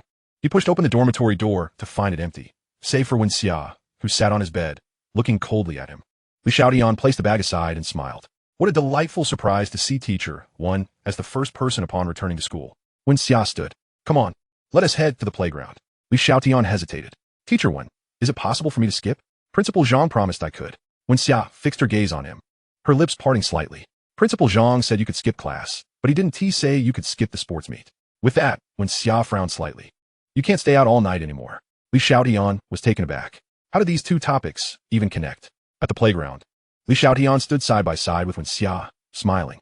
Teacher Wen, if there is nothing else, I'll return to my main duties. Wen Xia nodded slightly. Li Xiaotian immediately went to find Wang Yong and the others. Wen Xia watched his departing figure, complex emotions flitting across her beautiful eyes. He was clearly just a student, skipping class, yet the principal had agreed. His maturity was astonishing, providing a sense of reassurance, making it hard for her to resist leaning on him. In the past few days, whenever she faced difficulties, Li Xiaotian's smile would emerge in her mind, leaving her astonished yet increasingly worried. Shaking her head, Wen Xia dismissed the absurd thought from her mind. Li Xiaotian greeted Wang Yong and the others, but before he could even sit down, a female voice called out from behind. Do you have any events you're participating in? Li Xiaotian turned around to find Bai Su, clad in a white coat. No. Dr. Bai, what's the matter? Bai Su pointed to a distant tent. I'm short on hands. Can you help me out? It's crucial to be prepared for any sudden incidents. Bai Su had only been at the school for a few days, yet she had already outshone the campus belle. Li Wenying and was rivaling Wen Xia, who could refuse the gentle, caring white-clad angel. At that moment, Bai Su's every action drew the attention of those around them. Their gazes towards Li Xiaotian tinged with envy. Li Xiaotian nodded. Sure, I'll help. He stood up and followed Bai Su. In a shaded area, Li Xiaotian settled into a chair, finding it much more comfortable than sitting on the stone steps. Dr. Bai, did you truly call me to help? Bai Su nodded. What do you think? Do you think I'm trying to take advantage of you? Just as she spoke, Bai Su glanced around, ensuring no one was near before letting out a sigh of relief. Of course, I also wanted to ask you something. Li Xiaotian raised an eyebrow. Go ahead. Bai Su inquired, does your teacher, Wen Xia, have a boyfriend? Li Xiaotian answered emphatically no. Bai Su furrowed her brow. No. Then why did you keep talking about boyfriends when we had dinner together? Li Xiaotian glanced toward Wen Xia in the distance. I can't speak for others, but I can guarantee you that teacher Wen is single. Perhaps you're overthinking it? Why don't you recount what she said, and I can help analyze it? Bai Su replied, Oh, having a boyfriend would be nice. Wouldn't you agree, Sister Susu? Li Xiaotian chuckled. Teacher Wen's comments sounded more like teasing you about having a boyfriend. Bai Su smiled. Me? Where would I find a boyfriend? Unless. Her smile faltered, and she looked at Li Xiaotian suspiciously. Yesterday morning, when we were having breakfast, she started talking like that. You weren't discovered, were you? Li Xiaotian paused. I suppose so. Bai Su's eyes blazed with fury. You must have been seen by her, which is why she said those things. My entire reputation is ruined because of you. Li Xiaotian quickly retorted, Don't look at me like that. You were the one who called me over. And you were the one who got wet. Bai Su sighed in resignation. Yes, it was all because of her. Li Xiaotian was innocent. Seeing her distress, Li Xiaotian reassured her, Dr. Bai, you shouldn't worry too much. Even if teacher wouldn't see me that night, she certainly wouldn't have seen my face. Bai Su managed a bitter smile. That's a silver lining, I suppose. Just then, Wen Xia rushed over, her expression anxious. A student has fainted. Susu, you need to take a look. Bai Su composed herself. Wen Xia, leave me there. The two women took off running. Li Xiaotian grabbed the medical kit.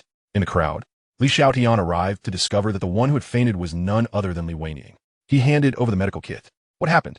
Bai Su opened the kit and applied a fever-reducing patch to Li Wenying. She has a fever, likely from heat stroke. We need to move her to a shaded area immediately so I can examine her further. As soon as she finished speaking, the boys in the class all turned their gazes towards Li Xiaotian. Li Xiaotian, rendered speechless, exclaimed, What are you all staring at me for? I've long since broken up with her. If you wish to fawn over her, do as you please. It has nothing to do with me. As soon as the words left his mouth, several boys immediately stepped forward to assist, escorting her to the shelter. Bai Su was attending to Li Wenying, who was just beginning to regain consciousness. Where am I? Li Wenying murmured. Bai Su replied, You fainted and were running a fever. Initially, I thought it was heat stroke, but after a preliminary examination, it seems not to be the case. If you have the time, you should visit the hospital for a thorough checkup. Li Wenying nodded. I understand. Thank you, Dr. Bai. I just need to rest for a bit. With that, Li Wenying departed. Wen Xia and Bai Su exchanged a glance. Su, don't you find Li Wenying a bit odd? Bai Su nodded slightly.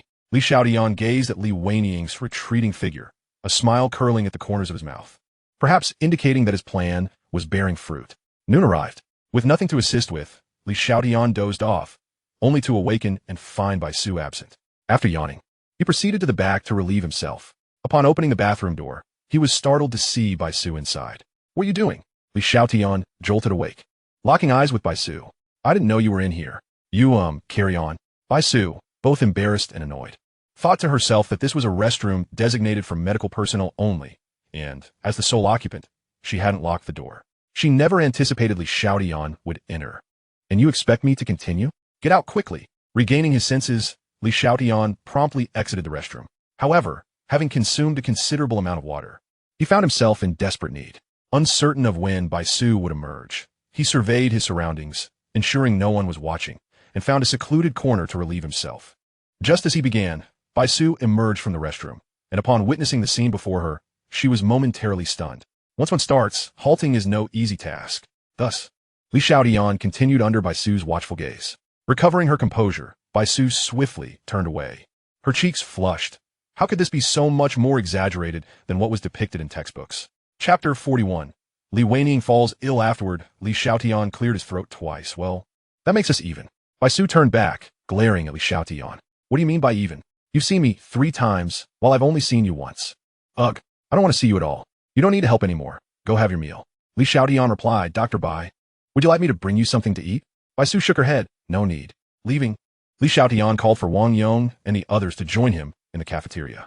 In the cafeteria, Li Xiaotian recounted the company's relocation plans. Wang Yong and the others still believed that their education was paramount. Thus, they had harmoniously stepped back from Tian U.S. management. However, with the company's growth, they were naturally pleased, especially since they held shares. Sun Lihui expressed heartfelt admiration. "Tiangu, you are truly remarkable. I never imagined you would expand the company to Xinjiku. I've heard it's extremely valuable real estate." Wang Yong chimed in. "Tiangu is invincible." Taoan added, "Look over there." Li Xiaotian and the others immediately followed Taoan's gaze, spotting Li Weining and Su Tingting. However, Li Weining appeared pale, and Su Tingting had collapsed to the ground, causing an uproar among the crowd. "She is probably suffering from heat stroke again. Let us eat." Su Tingting was taken to the infirmary, while Li Weining chose to continue her meal undisturbed. After finishing their meal, since there was an afternoon sports meet, Wang Yong and the others returned to rest, while Li Xiaotian purchased several bottles of drinks and headed to the playground. Under the shade, Bai Su and Wen Xia were chatting while eating, their conversation naturally gravitating towards boyfriends. Bai Su felt somewhat helpless as Wen Xia teased her, unable to explain herself. Amused yet exasperated, Bai Su pinched Wen Xia's cheek. "Is this the aloof teacher Wen Xia I know? You're just a chatterbox." "Oh, I'm a bit thirsty." Wen Xia laughed. "Why don't you have your boyfriend bring you some drinks? I do like to see if my brother-in-law is handsome." No sooner had she spoken than 2 bottles of drinks appeared before them. Bai Su and Wen Xia were taken aback and immediately turned around. Wen Xia, surprised, asked, "Li Xiaotian, what brings you here?"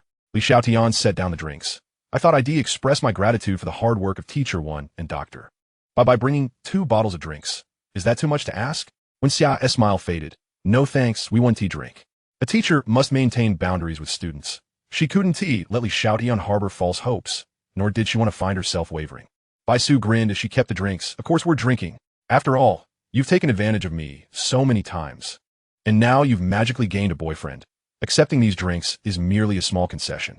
After Li Xiaotian left, he made his way to the urban village, bundled up tightly, and sought out Qiu Ruofeng. "I'm here to settle the final payment." He handed the money to Qiu Ruofeng, who took it without counting. "I'm quite surprised you're making the final payment. I expected you to vanish." Li Xiaotian smiled. "I'm a man of my word." Qiu Ruofeng stretched lazily. "Thanks for the care. If you have similar jobs in the future, feel free to contact me, but don't reach out for the time being. I need to hide in prison for a while." Li Xiaotian smirked. "Until we meet again." With that, he turned to leave, concerned about being followed by Qiu Ruofeng. He took a roundabout route to ensure he wasn't being tracked before returning to school. Better safe than sorry. He took another nap under the shade. The sports meet concluded, and darkness enveloped the sky. While others headed to the cafeteria or returned to their dorms, Li Xiaotian noticed Li Weining leaving the crowd, heading towards the school gate. He quietly followed her. Li Weining got into a nearby Mercedes and sped away. At that moment, several taxis were parked outside the school gate. Li Xiaotian entered one. Driver, follow that Mercedes. "What?" The driver frowned. "Young man, we don't engage in illegal activities." Li Xiaotian insisted.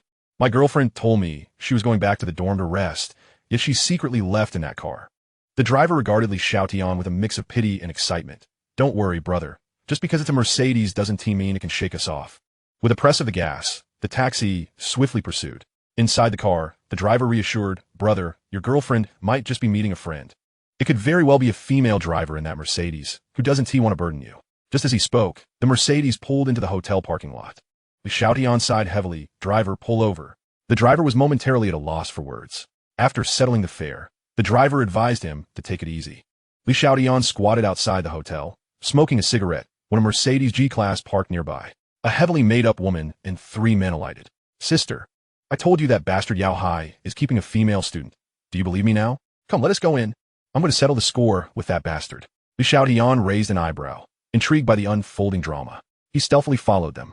Meanwhile, inside the hotel room, Yao Hai glared at Li Weiniang, who knelt on the floor, angrily demanding, you accepted the money, and now you think you can dismiss me with a simple claim of not feeling well. All right, return all the money, and I'll let you go, Li Weiniang stated. I really don't feel well. I even fainted at noon today. Yao Hai pinched Li Weiniang's chin, sneering, keep lying. Don't think I don't know you have a rich boy toy. What is this? Now that you've found your Prince Charming, you wish to turn your back on me? Let me tell you, it won't happen. I've given you a month's worth of money. Even if you're lying in a hospital bed, you must fulfill your time. Li Weiniang's complexion turned pale, shock written across her face. Yao Hai mocked, no need to be so surprised. The person coming next will astonish you even more. Ding dong. The doorbell rang. Yao Hai opened the door to reveal Su Tingting, who entered with a smile. Mr. Yao, I hope I'm not too late. Yao Hai replied just in time. Seeing Su Tingting walk in, Li Weiniang's eyes widened in disbelief. Tingting you? Su Tingting chuckled. Weiniang, you didn't introduce me to Mr. Yao, so I had to rely on myself. I found your contact information after you fell asleep. It was me who informed Mr. Yao about you and your boyfriend. Oh, Mr. Yao is not an outsider. What is there to hide? With that, Yao Hai leaned in and kissed Su Tingting. Bang! The door, partially closed, was kicked open. Yao Hai, you scoundrel. I thought you were just fooling around with a college girl. But now it seems you're playing with 2 at once. You've really outdone yourself. A woman shouted angrily. Yao Hai panicked. Wife, please let me explain. Explain what?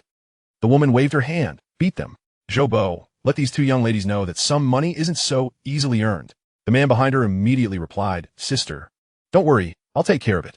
Li Weiniang and Su Tingting panicked, calling out in unison, Mr. Yao. Yao Hai was too frightened to move. Slap. Zhou Bo struck Su Tingting across the face. Thud. Su Tingting collapsed onto the ground. Zhou Bo was somewhat bewildered. Was she that fragile? Thud.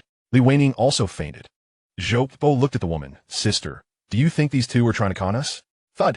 Yao Hai fell to the ground, his face ashen. Wife, call an ambulance. Chapter 42. I have a cleanliness obsession. At the entrance, Li Xiaotian witnessed the scene, confidently concluding that the 3 had fallen into a trap and left with satisfaction. Inside the room, Xiaoping frowned, call an ambulance. In the emergency room, Xiaoping was pacing anxiously, her brows furrowed. Zhou Bo whispered, Sister, what is going on? Is it possible that Yao Bo is just playing the victim? Xiaoping remained silent. At that moment, the doctor emerged and Xiaoping immediately asked, Doctor, how is my husband? The doctor replied, Ma'am, would you prefer to discuss this in a different location? Xiaoping shook her head. Doctor, these are all my family members. Please, tell me about Yao Hai's condition. The doctor explained, Yao Hai, Su Tingting, and Li Weiniang have all contracted HIV. HIV? What kind of illness is that? Is it a sexually transmitted disease? Xiaoping cursed. Serves him right. Who told him to fool around everywhere? Prescribe medication and schedule any necessary surgeries. Don't worry, we have the money. The doctor interjected. Ma'am, please remain calm. HIV is what people commonly refer to as AIDS. Xiaoping was taken aback. AIDS? Doctor, are you joking with me? The doctor replied solemnly. As doctors, we never joke about patients. Xiaoping's expression darkened. Doctor, please arrange for me to get tested as well. That damned Yao Hai? The doctor immediately called for a nurse. Zhou Bo, pale-faced, said, I want to get tested too. The remaining 2 exchanged glances. We should get tested as well. The next day, Li Weiniang and Su Tingting were discharged together, not because they wanted to leave, but due to a lack of funds to stay. Li Weiniang said, Tingting, what should we do? The 2, now bonded by shared misfortune, became close friends again. Su Tingting, her face still swollen, remarked, Weiniang, I can't dare tell my family about this. Besides, the doctor said, as long as we take our medication on time, there shouldn't be any major issues in the short term. Your boyfriend is wealthy, right? You could borrow some money from him. Li Weiniang nodded and immediately tried to call her boyfriend. I'm sorry, the number you dialed is not in service.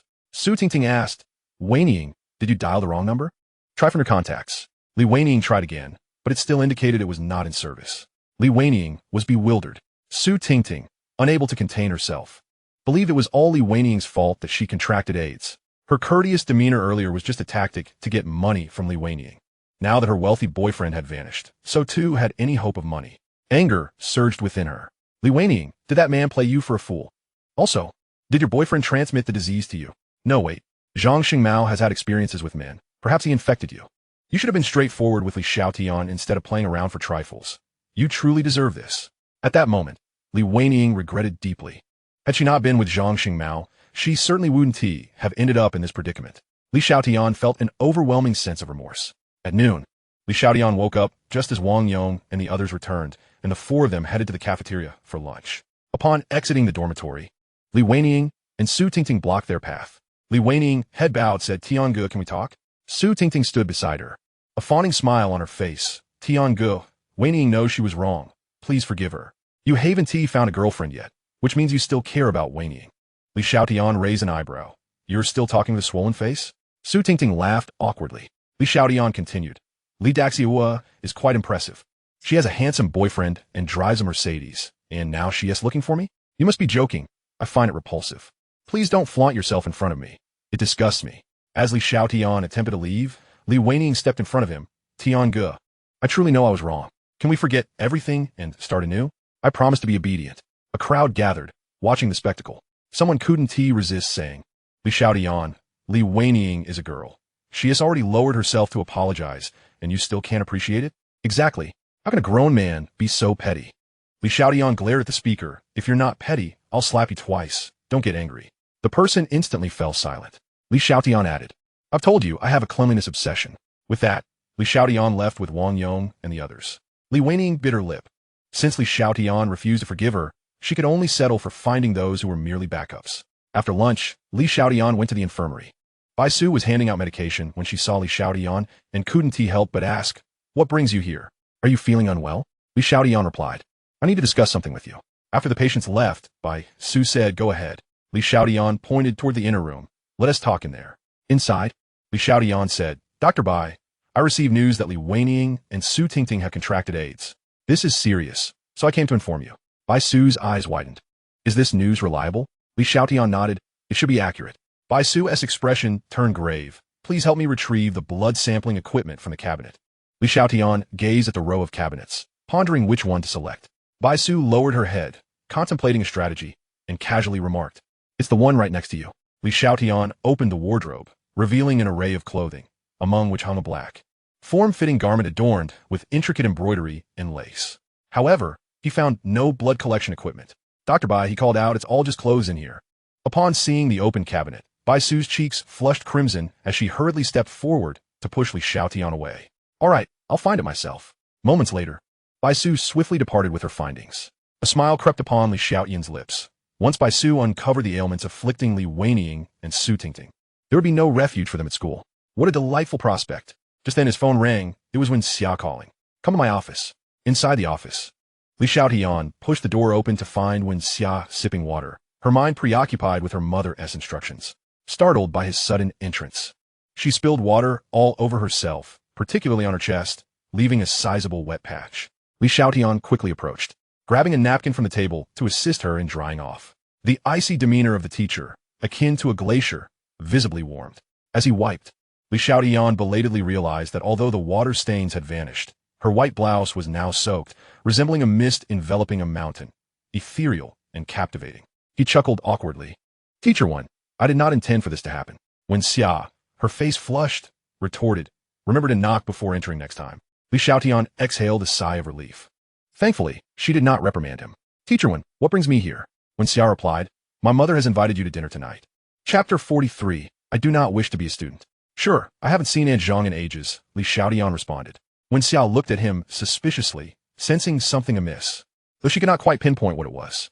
At that moment, Bai Su rushed in, her expression unusually grave. Li Weining and Su Tingting have contracted AIDS.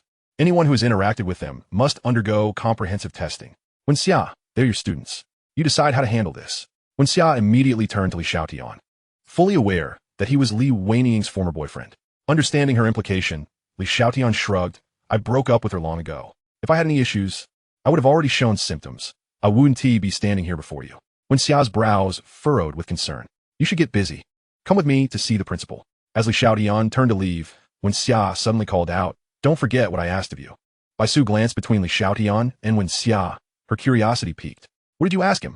Wen Xia, momentarily flustered, quickly replied, oh, I just told him not to forget to attend class tomorrow. Students skipping class is utterly unacceptable. After Li Xiaotian departed, he returned to the dormitory where Wang Yong immediately shared the latest gossip. Tiange, I heard that Su Tingting and Li Weining aren't suffering from heat stroke. They have AIDS. You were wise to break up with Li Weining. Sun Li Hui chimed in. Indeed, Tiange has an extraordinary foresight. Town added Tiange is impressive. Li Xiaotian climbed into bed, contemplating future investment directions.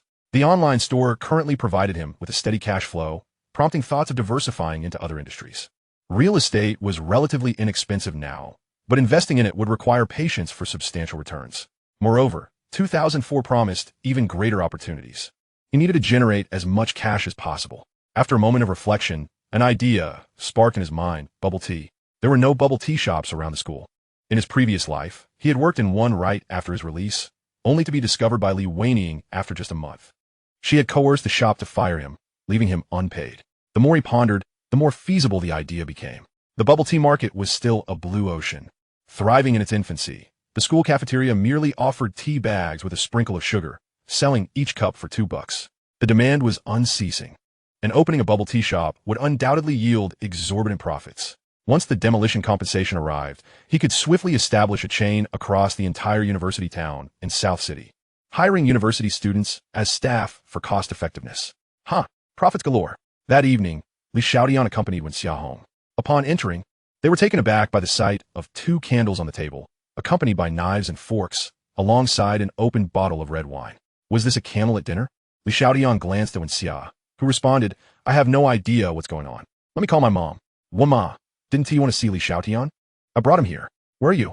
Downstairs. Zhang Chui glanced upstairs. I have an urgent matter. You two enjoy your meal. I'm hanging up now. Li Xiaotian took a seat. Teacher 1, let us eat. Since Aunt Zhang isn't here, we need to be so formal. It's quite nice. Wen Xia frowned and turned on the lights, but they did not illuminate. Li Xiaotian raised an eyebrow, impressed by Aunt Zhang's thorough preparations. Teacher 1, if we don't eat soon, the dishes will get cold. Wen Xia bit her lip, finally sitting down. Under the candlelight, the icy demeanor of the teacher softened slightly. As they dined, their conversation predominantly revolved around the circumstances of Li Weining and Su Tingting, both of whom had been expelled from school and were required to vacate immediately. Pouring Wen Xia half a glass of red wine, he said, Teacher, you've worked hard today. This is for you. Li Xiaotian downed the wine in one go, only to be surprised when Wen Xia raised her glass and followed suit. Instantly, a rosy hue graced Wen Xia's cheeks. She noticed Li Xiaotian's astonished expression and felt a sense of pride swell within her. Since the start of the semester, regardless of the events that transpired, Li Xiaotian had always seemed to have everything under control. Now, he was finally taken aback. How splendid. My father owns a winery. I've been drinking red wine since childhood. I can handle 1,000 cups without getting tipsy. Surprised? Li Xiaotian was incredulous. I truly find it hard to imagine that teacher when is a connoisseur of wine. That is remarkable. When Xia smiled come, tonight I'll let you witness my drinking prowess. She then poured more wine for Li Xiaotian. The two continued to drink, and before long, a bottle of red wine was emptied. Li Xiaotian intended to stop there, but upon noticing that Wen Xia was still sober, her competitive spirit ignited. She opened another bottle of red wine. Wen Xia, slightly unsteady, stood up. Cheers. Li Xiaotian also rose, clinking glasses with her. Teacher, we haven't eaten much. Let us pace ourselves. But before he could finish his sentence, Wen Xia had already downed her glass and set it down. Fill it up for me. You drink too. In that moment, Wen Xia resembled her namesake, her cheeks aglow, alluringly vibrant. Li Xiaotian said, I'm already tipsy. I fear I might end up sleeping here if I drink more. Wen Xia approached him, pinching his cheek playfully. I've won. I've won. As their gazes locked, the flickering candlelight intensified the atmosphere, growing ever more fervent. Li Xiaotian broke the silence. Teacher Wen, you are truly beautiful. Wen Xia replied with a smug smile, of course.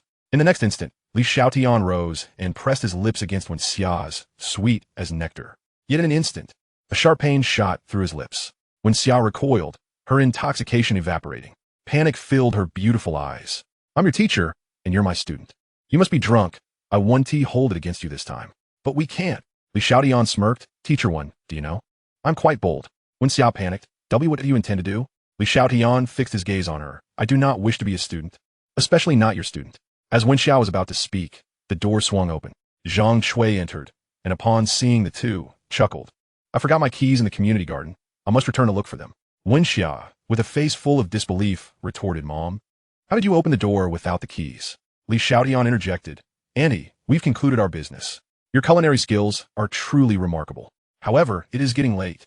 I must take my leave. You and Wen Xia should rest early. Wen Xia's pupils widened in shock. Li Xiaotian had addressed her as Wen Xia. Zhang Chui nudged Wen Xia.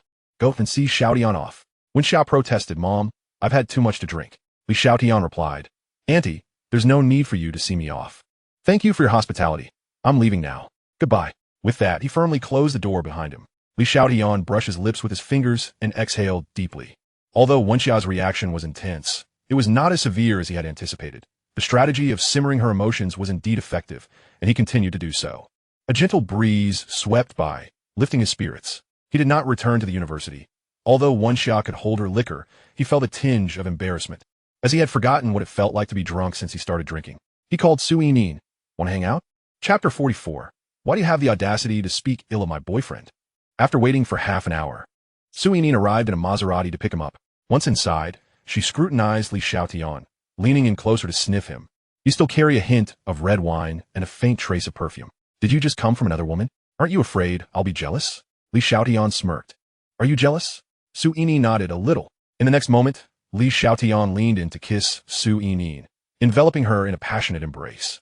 Su Yining felt breathless and gently tapped his shoulder, prompting them to part. Li Xiaotian laughed. I just came from my teacher's house. She treated me to dinner as a thank you for my help. Are you still jealous? Su Yining shot him a playful glare. I'm not jealous. Where now? Li Xiaotian replied. Dream bar. After a while of drinking, they prepared to leave, only to encounter Li Weining and Su Tingting at the entrance, both adorned in flamboyant attire. The three were momentarily taken aback. Su Yining, noticing this, promptly wrapped her arm around Li Xiaotian's, smilingly asking, Xiaotian, do you know these two? Before Li Xiaotian could respond, Su Tingting jumped in. This is Li Weining, Li Xiaotian's ex-girlfriend, and I am her close friend. Ex-girlfriend? Su Yining raised an eyebrow. I am Su Yining, Xiaotian's current girlfriend. Li Weining lowered her head. Before encountering Su Yining, her sole claim to pride had been her beauty.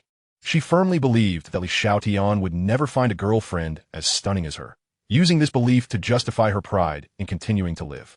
Now, Su Yining, in both appearance and demeanor, utterly overshadowed her. Her convictions shattered. Anger bubbled within her inexplicably. After breaking up with Li Xiaotian, how could he find such a beautiful girlfriend while her own situation grew increasingly dire? Why was this so? Li Weining cast a sidelong glance at Su Yining. This young lady is draped in designer brands. She must be quite wealthy. No wonder you broke up with me. It seems you found yourself a rich woman. Huh. What a cad. Miss, you should be cautious. Li Xiaotian is not a good man. Slap. Su Yining delivered a resounding slap to Li Weining's face. Li Weining, taken aback, exclaimed, Why did you hit me? Su Yining coldly replied, Who do you think you are to speak ill of my boyfriend? Coming from a wealthy family and working in her family's business, Su Yining exuded an aura of authority, rendering even the headstrong Su Tingting silent. At that moment, a portly middle-aged man approached, addressing Li Weining. Aren't you two supposed to be leaving? What are you still doing here? If you've taken the money, don't think you can play tricks. Li Xiaotian raised an eyebrow.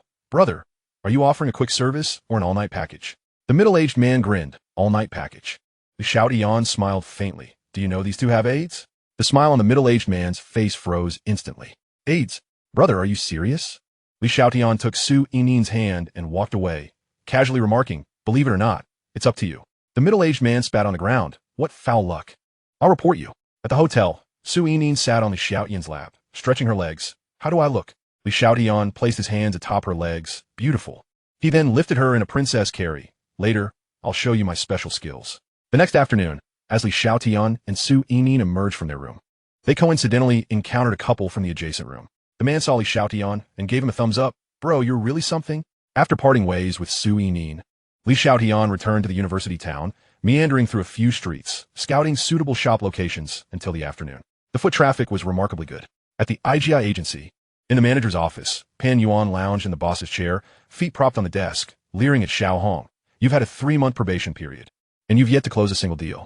At this rate, you definitely won't pass. Xiao Hong bowed her head, biting her lip. I've called the numbers you gave me several times. None were promising leads. Please give me another chance. Pan Yuan smiled. I've seen your work ethic. Otherwise, I wouldn't have kept you this long. But I have superiors too. You haven't closed a single deal, and even if I wanted to protect you, I can't. Xiao Hong remained silent. Pan Yuan continued. Right now, I happen to have a client that I can assign to you. Xiao Hong's face lit up with surprise. Really? Thank you, manager. Pan Yuan rose, circling around Xiao Hong. If I do you such a big favor, shouldn't you show some sincerity? Xiao Hong replied. I can give you my entire commission. Pan Yuan chuckled. If I cared about money, I wouldn't hand clients over to you. We've been together for nearly 3 months. Surely you can see my intentions? He placed a hand on Xiao Hong's shoulder, slowly sliding it down. Xiao Hong gasped and pushed Pan Yuan away. Manager, you're married. We're not suited for each other. I don't want that client. Pan Yuan stumbled back, his smile growing even more radiant. He relished Xiao Hong's modesty. I won't beat around the bush. I've liked you since you joined. Otherwise, I wouldn't have kept you this long. If you're willing to be with me, not only will I give you clients, but you'll also have priority for the store's clients, ensuring you earn at least 3,000 in commission each month. Xiao Hong shook her head. Manager, you've got the wrong person. If there's nothing else, I'm going to get back to work. With that, she opened the office door. Pan Yuan's expression darkened. Xiao Hong, I know your family is sick and needs money. I warn you, as soon as you walk out that door, you'll be out of here after your 3-month probation. Xiao Hong did not look back as she left. Finding a corner outside the store, she felt increasingly aggrieved and sorrowful, tears streaming down her face. Miss, are you all right? Li Xiaotian offered Xiao Hong a pack of tissues. Looking up at Li Xiaotian, who was bathed in the warm glow of the setting sun, she momentarily froze. Thank you. Li Xiaotian smiled. No need to thank me, beautiful. You're a real estate agent, aren't you? Does your company have any shops in the university town? I'm interested in purchasing one. Xiao Hong quickly wiped away her tears. Really? Li Xiaotian replied. Why would I deceive you when there's no candy involved? Come on, wipe your tears. You're so beautiful, and seeing you cry is truly heartbreaking. Xiao Hong's cheeks flushed with a rosy hue as she took a tissue to dab her eyes. I'll take you there. As she stood up, her legs, having been squatting for too long, gave way, and she stumbled into Li Xiaotian's embrace. Their gazes locked. Li Xiaotian smiled gently. Beauty, you are indeed stunning. But I can be quite a rogue, so be careful. I might just devour you. Chapter 45. But she is beautiful. Xiao Hong's face burned crimson, unsure whether from embarrassment or awkwardness, as she extricated herself from Li Xiaotian's arms. I'm sorry, truly sorry. Li Xiaotian chuckled. No worries, lead me to the shops, please. At the agency's storefront, Li Xiaotian took a seat while Xiao Hong poured him a glass of water. Sir, please wait a moment. I will fetch the information on the shops for you. Pan Yuan emerged from the office, scrutinizing Li Xiaotian with a critical eye before turning to Xiao Hong. You can't be serious. This is your client? You pulled someone off the street to pose as a client, thinking I would be foolish enough to believe it. This kid looks like he hasn't even graduated from college. Does he have the means to buy property? If you concede to me now, I can overlook this. Li Xiaotian lit a cigarette. What is the matter? Are college graduates forbidden from purchasing property? If you refuse to assist me, I shall seek other agencies. Seeing Li Xiaotian's firm stance and the fact he was smoking a high-end cigarette that Pan Yuan could not afford, Pan Yuan realized his error and plastered a smile on his face. Handsome sir, let us not joke around. I'm Pan Yuan, the manager here. What type of property are you interested in? I will personally show you. To demonstrate sincerity, I will negotiate the most favorable price for you. When Xiao Hong returned with the materials and heard this exchange, her complexion drained of color. Manager Pan, I really need this client. Pan Yuan scoffed. Your needs are irrelevant to me. He seized the documents Xiao Hong had prepared and took a seat opposite Li Xiaotian with a grin. Xiao Hong stood frozen. Her brother was ill and hospitalized. She needed to secure a permanent position and the commission money. However, Pan Yuan, as the manager and store owner, held significant power in the agency. Before a client, she, as an intern, had no qualifications to resist. Despair washed over her. At that moment, Li Xiaotian pointed at Xiao Hong. I wish for her to attend to me. Pan Yuan laughed. Sir, I can provide you with the finest properties at the best prices. She cannot offer you those. Li Xiaotian smirked. But she is beautiful. Pan Yuan's smile faltered. Beautiful? Although Xiao Hong wore no makeup, her complexion was fairer than those who did. Her features were exquisite, particularly her enchanting almond-shaped eyes adorned with a tear mole at the corner. Moreover, despite being unmarried, her years spent caring for a sick brother imbued her with an aura of maturity. Any man would be compelled to steal an extra glance. Since Xiao Hong's arrival, the agency's property listings had tripled, and the number of viewings had increased severalfold. Many clients sought her out. However, Pan Yuan had tightly grasped those clients. Unbeknownst to Xiao Hong, Pan Yuan made one last effort. Sir, as beautiful as she may be, Can she compare to the allure of cash? Li Xiaotian turned to Xiao Hong. She is indeed more beautiful than money. If this doesn't work out, I will seek other agencies. Pan Yuan chuckled. No need. Xiao Hong, this gentleman has specifically chosen you. Ensure you provide excellent service. With that, he turned and returned to the office. At this moment, Xiao Hong's emotions underwent a profound transformation. Sitting across from Li Xiaotian, she spoke with a quaver in her voice. Sir, thank you, truly thank you. Li Xiaotian smiled.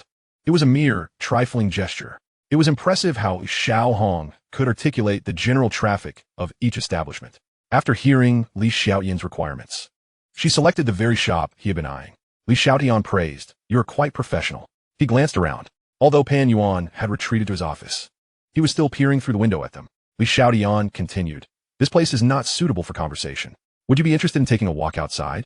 A glimmer of caution flickered in Xiao Hong's eyes. "Sir, I appreciate your choice of me, but I am not for sale." Li Xiaotian clarified, "I meant to see the shops outside." Xiao Hong tucked her hair behind her ear, feeling her cheeks flush even more. "I apologize. I misinterpreted your intentions. I will take you to see them right away." As they left, Li Xiaotian got straight to the point. "Miss Xiao, you do not seem content at the agency. Would you be interested in working for my company? Opening a milk tea shop is of utmost importance." Xiao Hong paused. "Your company?" Li Xiaotian nodded. "My company is about to launch a new business, or rather, establish a subsidiary, and I need someone who is data savvy." Xiao Hong bit her lip, her eyes reflecting a hint of disappointment. "So, you're not looking to buy a shop?" Li Xiaotian raised an eyebrow. "I am indeed purchasing a shop, but solely for the subsidiary. Furthermore, I plan to acquire more than one, starting with 10. Do not feel pressured. Even if you decline, I will still buy property here as long as the price is right." Xiao Hong was taken aback. 10 shops. Even if she earned 500 per transaction, that would amount to 5,000, and securing a permanent position would undoubtedly follow. Li Xiaotian snapped his fingers. Xiao Hong regained her composure. "Mr. Li, rest assured, I will find you a satisfactory property. However, my situation is somewhat unique, and I cannot proceed as usual." Li Xiaotian remained unfazed. "Understood. I currently have around 1 million available for purchasing properties, and I hope to acquire as many as possible. What methods do you suggest?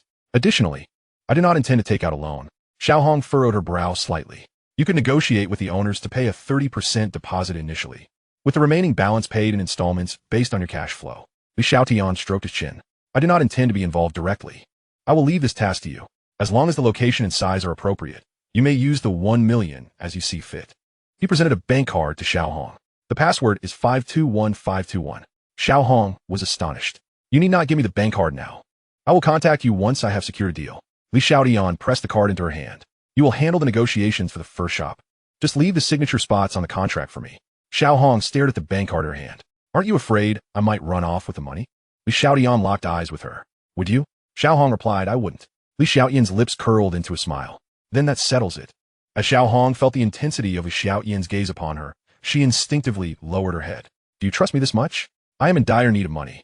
What if I succumb to greed?" Li Xiaotian cupped Xiao Hong's face in his hands, meeting her gaze. "Do you remember when I told you I am a rogue?" A rogue's judgment of women is typically quite astute. At that moment, Xiao Hong's cheeks flushed with warmth, her heart racing. "Thank you. Thank you for your trust." Li Xiaotian, observing Xiao Hong's demeanor, couldn't help but chuckle. "Speak properly. If you continue like this, I may truly be unable to resist taking advantage of you." Li Xiaotian leaned closer to Xiao Hong, their lips drawing nearer. Xiao Hong's eyes widened, revealing a complex array of emotions. If a kiss is to happen, then let it be. It is better for Li Xiaotian to take advantage than for Pan Yuan to do so. She closed her eyes. Chapter 46. Two fists shattered the motorcycle helmet. Li Xiaotian did not proceed to kiss her. Instead, he tilted his body, whispering into Xiao Hong's ear. "I am indeed a rogue, but not a despicable man. I'll look forward to your performance." He gently patted Xiao Hong on the shoulder and departed with a smile. Xiao Hong opened her eyes, her cheeks flushed like a setting sun, radiating a vivid crimson hue. Upon returning to school, as Li Xiaotian lay down, he received a call from Wang Jiejia. "Everything has been moved. Next time you come to the company, make sure not to go to the wrong place. Also, regarding the housewarming celebration, the staff are eagerly awaiting your red envelope." Li Xiaotian replied, "All right, I'll drop by the company tomorrow." The night passed in silence. The following day, Li Xiaotian set out early to withdraw some cash, but upon reaching the school gate, he unexpectedly encountered Wen Xia and Bai Su. Since that fateful night, it was their first meeting. Li Xiaotian greeted them with a smile. "Good morning, Teacher Wen. Good morning, Dr. Bai." Bai Su nodded and inquired, "Were you off to this early?" Glancing at her watch, she added, It's class time now. Don't you have any classes today? When Xia maintained her aloof demeanor, remaining silent. It was merely an act of indifference upon seeing Xiaotian. The echo of his declaration that he did not wish to be a student reverberated in her mind, causing her heart to race. Xiaotian glanced at Wen Xia and quickly explained, I have no classes today. I have something to attend to. Goodbye. With that, he hastily made his exit. Bai Su watched his retreating figure and nudged Wen Xia, saying, Your student is quite interesting. Wen Xia replied with a soft smile, He is indeed intriguing, but also very perilous. You must be cautious in your dealings with him. Upon returning to her office, Wen Xia had scarcely settled in when a knock sounded at her door. Come in. Zhang Mo entered, his hands hidden behind his back. Through the glass of the window, when Xia caught sight of the bouquet he was concealing. Oh no. Zhang Mo sat across from her and said, Junior, we are both graduates of Nanchi University, though you are 1 year behind me. After graduation, we became colleagues. This is our fate. When Xia remained silent, though she graduated a year later than Zhang Mo. He had only just completed his undergraduate studies when she earned her doctorate, a feat made possible by his father's promotion to vice president. Zhang Mo presented the flowers before her, asking, Junior, would you do me the honor of being my girlfriend? When Xia replied coolly, Senior. Such jokes are not amusing at all. Zhang Mo laughed heartily. I'm serious. Given our fortuitous connection, wouldn't it be wonderful to let our fate continue? You are single, and so am I. When Xia countered, I already have a boyfriend. Zhang Mo faltered, then smiled. Junior, you jest. How could I not have heard about this after all this time? Is this merely a ruse to reject me? I am sincere in my feelings for you. If you're willing, we could go get our marriage license right now. When Xia asserted firmly, I truly have a boyfriend. Recently, my mother introduced me to someone with quite good prospects, and we have already established our relationship. Zhang Mo's south smile froze in place. He had put considerable effort into pursuing Wen Xia, only to find that someone else had beaten him to it. How infuriating! To dissuade Zhang Mo from pursuing her further. When Xia continued, he is a great person, and I can introduce you to him if you like, but I really need to prepare for my classes now. Zhang Mo replied, I apologize for my abruptness. Consider these flowers a celebration of your new relationship. I will leave them here, and perhaps you could ask your boyfriend if he is available for a meal in a couple of days. It's on me. After Zhang Mo departed, when Xia tossed the flowers into the trash can, exhaling a sigh of relief, she looked at her reflection in the wall mirror and thought, You, Wen Xia, have spent too long in singlehood. It's time to regain clarity. He is your student. At the bank entrance, after withdrawing his money, Xiaotian stepped outside, only to witness a motorcycle speeding by, snatching a canvas bag from a nearby woman. Robbery! Robbery! The assailants did not flee. Instead, the man on the back of the motorcycle taunted, Let us see which of you dares to meddle. The woman pleaded, Please, that money is my husband's life-saving funds. I beg you to return it. The man sneered, Want the money? Kneel down and bow to me. If it pleases me, I might just return it. Without hesitation, the woman knelt and began to bow fervently. The two robbers exchanged glances and burst into laughter. The woman raised her head, ignoring the blood on her forehead. Now that you're entertained, could you return the money? The man dismounted, mocking, I was only joking. Did you really believe me? You are quite foolish. With hands clasped together, the woman implored, I beg you. My husband is waiting for surgery in the hospital, and this money is what we managed to gather. If you want me to bow, I will continue. Suddenly, Xiaotian's fist struck the man's helmet, causing it to crack. The man staggered back, dazed. Who the hell do you think you are? Another punch from Xiaotian shattered the helmet's visor. He reclaimed the bag and handed it back to the woman, saying, Here, take your money and leave. Thank you, young man. I must hurry to the hospital. Once my husband's surgery is done, I will definitely come to express my gratitude. The woman hurried away. Fuming, the man turned to his accomplice. What are you standing there for? Get the money back. Just as his companion moved to pursue, Xiaotian shot him a glance, causing the would-be robber to freeze in fear. He was terrified. One who could shatter a motorcycle helmet with his fists could easily inflict severe harm. The man, furious, directed his ire at Xiaotian. You've ruined our plans. You're in deep trouble now. Xiaotian struck it with a punch. Crack! A rib broke, and the man let out a blood-curdling scream. Now do you understand my point? Get lost. Xiaotian turned and walked away. At Tianyu Company, as Xiaotian entered, he captured everyone's attention. Though I am undeniably handsome, I am aware of your expectations. He pulled out cash, 200 each, first come, first served. The customer service staff, predominantly young women, flocked to him, and by the time the money was dispensed, he was enveloped in a complex melange of fragrances. The boss is the most handsome in the world. Boss, do you still need a girlfriend? Boss, I don't need a title. Clearing his throat, Xiaotian replied, I'm afraid I'm already committed. Subsequently, under the playful gazes of the crowd, he proceeded to Wang Jiejia's office. Manager Wang, it's been a while. Wang Jiejia shot him a playful glare. I'm about to be buried in work, and here you are, gallivanting around. Li Xiaotian approached and silenced her with a kiss. Of course, he used his lips. Chapter 47. Winning over Wang Jiejia. Just a taste. This is, after all, an office, and there were many matters to attend to, so their exchange did not delve deeper. Li Xiaotian suggested, let us have dinner tonight. Wang Jiejia's eyes sparkled as she smiled and nodded in agreement. Back at the office, Li Xiaotian was not idle either. Frequently receiving messages from Xiao Hong detailing negotiations and potential shops interested in collaboration, as well as discussions with the owner of a supplier from Yangcheng regarding the development of new products. Now, Zhuai Chunfeng has become a significant source of profit for them. Ludi's factory has been revitalized thanks to Zhuai Chunfeng, flourishing with success. However, during his conversation with Li Xiaotian, he remains exceedingly courteous, readily agreeing to send over samples at the appointed time. Meanwhile, in a villa, two subordinates kneel on the ground. While Qiao Ci's countenance darkens ominously. You two are utterly useless. You couldn't even handle an elderly lady. The man who had been struck by Li Xiaotian murmurs an explanation. Fourth master, we had in our grasp, but suddenly a reckless youth appeared, shattering my helmet with 2 punches, and I even broke a rib. I haven't made it to the hospital yet. Xiao Ci rises, seizing a chair from behind and smashing it against the man. Bang! The chair remains intact, but the man collapses to the ground, coughing up blood. Bang! Bang! It continues until Xiao Ci grows weary, casually tossing the chair aside. Lu Meng, witnessing this, promptly brings another chair for Xiao Ci. Xiao Ci sits down, gazing at his bloodied subordinate. Let's head to the hospital together. His gaze shifts to the other man, who kneels tremblingly, pale as a ghost. Xiao Ci extends a finger, and a woman nearby hands him a cigar, which he takes a puff from. Now, tell me, who has thwarted my endeavors? You couldn't overpower him, but surely you got a good look? The subordinate nods vigorously, describing Li Xiaotian's appearance. Upon hearing this, Lu Meng immediately interjects, Fourth master, this is the same person who assaulted me before. Allow me to investigate. Xiao Ci smirks. When the time comes, bring him to me. I wish to see just who dares to cross my path repeatedly. Lu Meng thumps his chest. Fourth master, await my good news. As night falls, Li Xiaotian and Wang Jiejia leave the office together. Wang Jiejia suddenly exclaims, Wait, I forgot something. Please wait for me. Li Xiaotian, taken aback, watches as Wang Jiejia returns, carrying a bag. At the entrance, Wang Jiejia asks, Where shall we dine?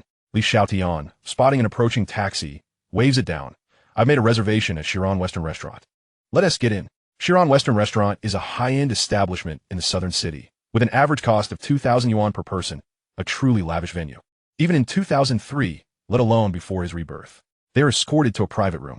The warm, dim lighting, tasteful decor, and melodious strains of a violin create an ambience perfectly suited for a romantic rendezvous. Wang Jiejia remarks, This place is quite nice. Li Xiaotian smiles. I'm glad you like it. After placing their orders, Li Xiaotian opens a bottle of red wine. As the drinks flow, the atmosphere becomes increasingly vibrant. Li Xiaotian solemnly declares, Jiejia, I must confess, I am a flawed man.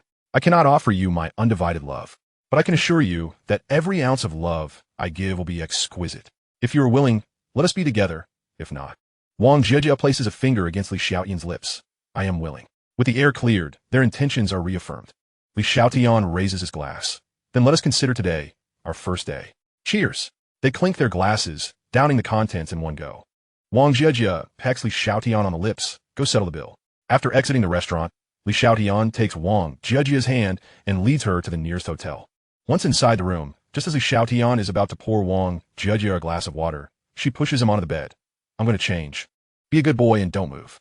Wang Jiejia enters the bathroom with her bag. Moments later, she emerges, having changed from casual attire into a sophisticated office look, a white blouse and a black pencil skirt.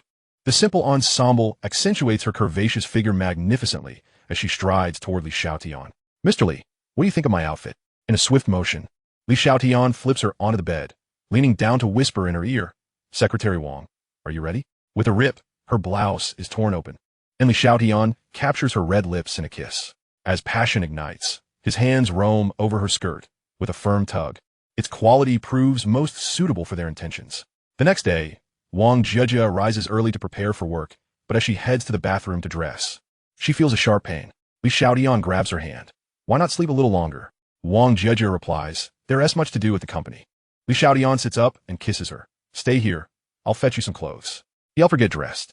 Wang Jia notices the crimson stains on the sheets and discreetly folds them into her bag. As they descend together, Wang Jiajia's awkward gait elicits a chuckle from Li Xiaotian. Wang Jiajia playfully glares at him. Are you laughing? It's all your fault. You're like a bull. As she speaks, memories of the previous night flood her mind, igniting a blush upon her cheeks. Li Xiaotian escorts Wang Jiajia to the company. If you're not feeling well, I can take you home. Wang Jiajia purses her lips. No need. The company can't afford my absence these days.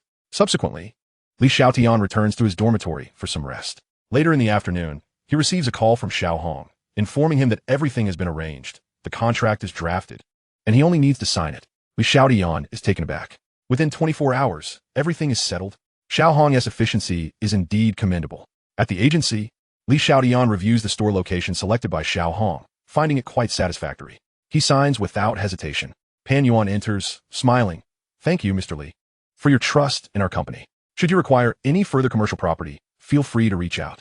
Although our main store is here, we have branches throughout the southern city, offering a wealth of resources. Li Xiaotian nods. I should be the one thanking you. Well then, I want to keep you. Goodbye. Instead of returning to school, he strolls through a snack street, purchasing some food. A day without eating has left him quite famished. The snack street is no longer dominated by grilled gluten, stinky tofu, and cold noodles. Instead, it offers a delightful array of tasty treats, and with the prices relatively low, one can indulge for just 50 yuan. As night descends, Li Xiaotian carries his leftover snacks, taking a shortcut back to school. When he spots a familiar figure in an alley, Li Xiaotian offers a tissue. Miss, why are you crying again? Xiao Hong, startled to see Li Xiaotian, exclaims. Mr. Li? Chapter 48. Zhang Shengmao's Escape. At this moment, Xiao Hong feels utterly aggrieved and deeply regretful. She had assisted Li Xiaotian in acquiring 12 stores, equating to 12 transactions. Yet Pan Yuan reprimanded her for acting independently, refusing her a promotion and withholding her commission. The more she thinks about it, the more unjust she feels, and the more regretful she becomes. Had she known, she would have accepted Li Xiaotian's olive branch. Thus, she sought a quiet place to cry, only to encounter Li Xiaotian again, amplifying her embarrassment. Li Xiaotian smiles. It seems you've been wronged again. Why not come help me? Xiao Hong, astonished, responds. You still want to hire me? Li Xiaotian smiles lightly. You are a talented individual. You can come whenever you wish. It's merely a matter of position. Fortunately, I haven't begun formal recruitment yet, so your compensation will remain the same. You will still be the head of the milk tea company. Xiao Hong gasps, head, then lowers her head in trepidation. I'm afraid I won't be able to handle it. Li Xiaotian encourages her. Lift your head and look at me. Xiao Hong raises her gaze. Li Xiaotian gently wiped away Xiao Hong's tears, saying, I believe in you. You executed the task of purchasing the store remarkably well last time.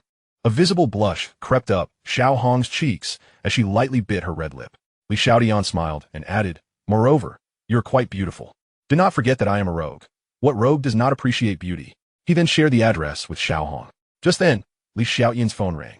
It was a call from Wen Xia. Teacher Wen, what brings you to contact me at this late hour? He inquired. Wen Xia replied, Are you outside? Yes, he confirmed. You need to return to the school immediately. Hurry. Li Xiaotian furrowed his brow, sensing the gravity of the situation from Wen Xia's tone, despite not knowing the details. Beauty. Remember to report to the company tomorrow, he said before leaving. Xiao Hong gazed at Li Xiaotian's departing figure, biting her lip in dismay. Oh no, it seems I have developed feelings. Upon returning to the school, Li Xiaotian promptly called Wen Xia, and to his surprise, she summoned him to her office. Inside the office, Wen Xia paced back and forth, her face etched with concern. When a knock sounded at the door, she immediately said, Come in. Upon seeing Li Xiaotian, she let out a sigh of relief, but her worry quickly transformed into anger. Where have you been? At this hour, you should be in your dormitory, not wandering around outside. This was the first time Li Xiaotian witnessed Wen Xia so furious, prompting him to ask, Teacher Wen, is something wrong? Wen Xia collected herself and replied, The police called. They informed me that Zhang Shengmao was released for medical parole 2 days ago and escaped from the hospital this afternoon. We do not know his whereabouts, but his stepmother has vanished, and his father is deceased. He may come looking for you, which places you in a precarious situation. Li Xiaotian chuckled softly. Teacher Wen, you must be mistaken. Zhang Shengmao and I have a good relationship. He even thanked me the last time I visited him. Wen Xia looked utterly bewildered, knowing of the deal between Li Xiaotian and the principal, and it was evident who was behind Zhang Shengmao's arrest. You cannot be serious. You sent him to the police, and he thanked you? Li Xiaotian took a seat grinning, Teacher Wen, one must always provide evidence when making claims. Wen Xia was at a loss for words, but her anxiety began to dissipate. Li Xiaotian smiled and asked, "Have you eaten?" "I have," Wen Xia replied. But her stomach grumbled in protest. Blushing, Li Xiaotian placed some snacks on the table. "They're all clean. Allow me to treat you. If everything is all right, I will head back to my dorm." Wen Xia immediately responded, "No. You will stay here with me. I will accompany you until the police apprehend him. And only then can you return." Li Xiaotian regarded Wen Xia with a knowing smile. "I am your student. It is your responsibility to protect me. Do not overthink it," she asserted, clearing her throat. Li Xiaotian nodded slightly. "I understand. Let these snacks be my gratitude to you, Teacher Wen." At 1 o'clock in the morning, Wen Xia was yawning incessantly, clearly fatigued. Li Xiaotian suggested, "Teacher Wen, why don't I escort you back to the dorm? It's so late. And even if Zhang Xingmao were to escape, he would likely be resting by now." Wen Xia shook her head. "No, it's better to be safe than sorry. I can manage. I just need to stand for a while." At the entrance of a budget hotel, Li Waning and Su Tingting were being forcibly ushered out by the staff. "Get lost. What are you doing out here while sick? You're a menace." The staff shouted. "If you dare to come back, I'll break your legs." As autumn had set in, the early morning air was chilly. The two women, dressed lightly, huddled together, yet still shivered from the cold. Li Waning suggested, "Ting Ting, why don't you call your family for some money? We could pay the rent and avoid being homeless." Su Tingting shot her a glance. "Why don't you make the call?" Li Waning fell silent. She had tried calling before, but the school informed her family about her expulsion, citing disarray in her personal life. When she called, all she received were her parents' reproaches. She was reluctant to reach out again, her heart heavy. At that moment, a voice emerged from behind them. "I have money. I can pay for you to stay at a hotel." The two turned around, startled to see Zhang Xingmao. "You, how did you get out?" Li Waning stammered. Zhang Xingmao grinned. "Surprised, aren't you?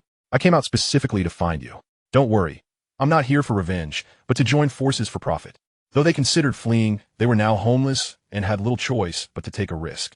Zhang Xingmao continued, "If I wanted revenge, I could easily have harmed you both right now, with no witnesses around, rather than spend money on a hotel." Li Waning felt a wave of relief wash over her. "All right, I believe you, Xingmao. I only testified because I had no other choice." Zhang Xingmao smiled. "Let bygones be bygones. The most important thing is to make money." Exchanging glances, Li Waning and Su Tingting finally decided to follow Zhang Xingmao. In a decrepit inn, as soon as they entered, Zhang Xingmao began to remove his clothing. "After being cooped up for so long, I can finally indulge."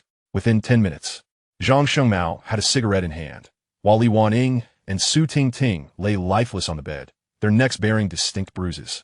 Bang! The hotel door was kicked open. Police officers stormed in, guns drawn, shouting, "Are you out of your mind? You were only charged with assault, and you could have been released after a few years. Now, escaping prison and committing murder could lead to the death penalty."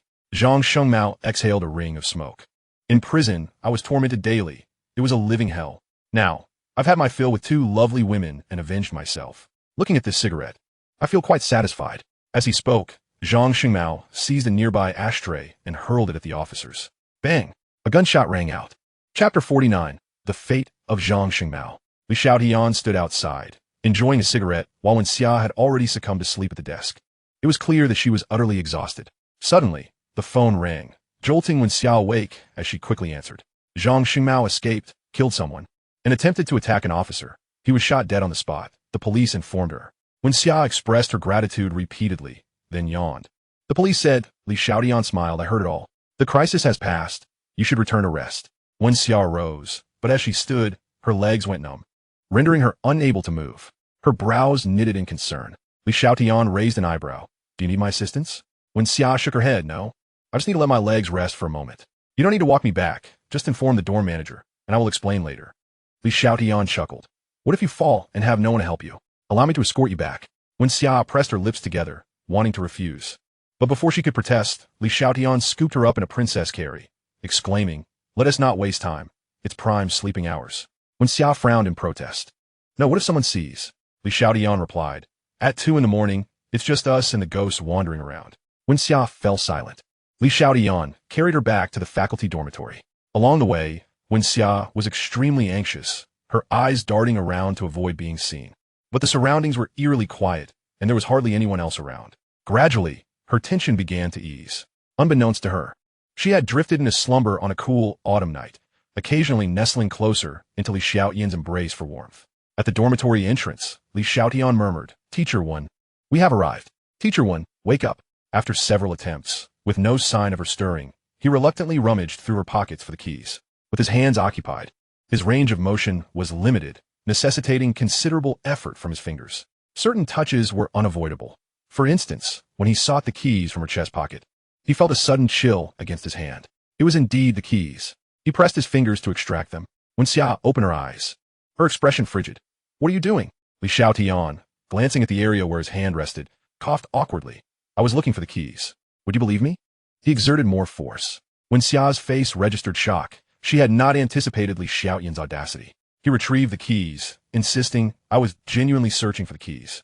He opened the door, carrying her inside. Only then did Xia realize, "You could have called me if you needed the keys." Xiaotian replied, "I did call, but it seemed ineffective." When Xia hesitated, recalling faintly hearing someone call her name, but her exhaustion was overwhelming. She attempted to open her eyes, but found them too heavy. Succumbing to sleep once more. "Put me down," she murmured. Xiaotian complied, handing the keys to Xia. "Teacher 1, I'll take my leave now." He stifled a yawn at the end of his sentence. Observing Xiaotian's weary countenance, Xia felt a pang of sympathy. Had it not been for her numb legs, he would likely be sprawled on the bed, fast asleep. After dashing over from the faculty building, awakening the slumbering dorm supervisor, and explaining the situation, they would likely find themselves facing the dawn. "Don't go back. You can make do on the sofa for the night." Xiaotian eyed the sofa and yawned again. "Thank you for your kindness, Teacher 1, but I simply cannot sleep on that sofa. I would prefer to return to my dorm." When Xia furrowed her brow, "Then you sleep on the bed, and I'll take the sofa." Xiaotian protested. "Thank you. Teacher 1, is that truly appropriate?" When Xia shot him a withering glance. "It's settled then. I'll fetch a blanket." After tidying up, she returned with a blanket. "You lie down and rest. Don't toss and turn." Xiaotian nodded with a smile. Lying on the bed, enveloped by its faint, pleasant scent, he soon fell into a deep slumber. Meanwhile, when Xia tossed and turned, unable to find sleep. How peculiar. She had slept soundly on the way here. Yet now sleep eluded her. "Xiaotian, are you asleep?" No reply came. Rising from the sofa, she peered into the room and found Xiaotian sound asleep. A bold thought crossed her mind. Since he was already asleep, the bed was large enough that if she kept to one side, he would not touch her.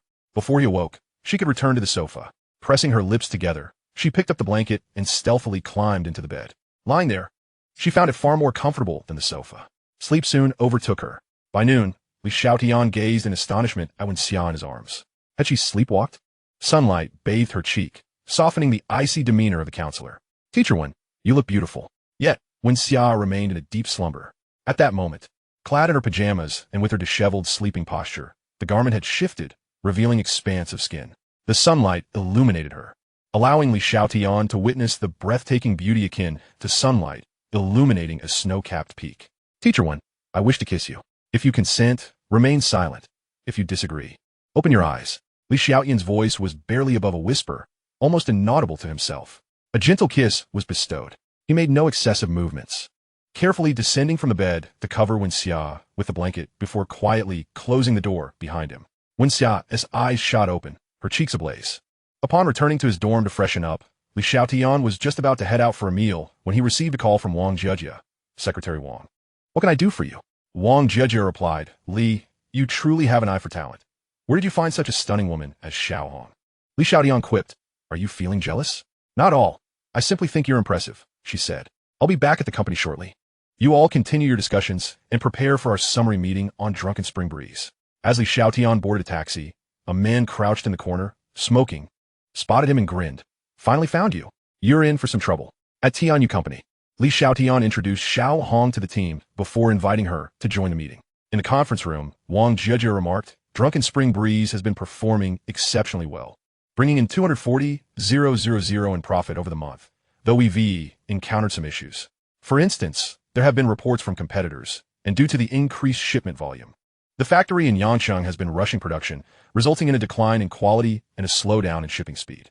Particularly the latter has begun to tarnish Drunken Spring Breeze's reputation." I spoke with Lu Di, and his attitude was amicable, but Xiaotian rested his chin on his hand, tapping his fingers. "The effects are not significant?" Wang Jejia nodded. "A few days ago, I asked him to research new clothing designs. Has he provided any feedback?"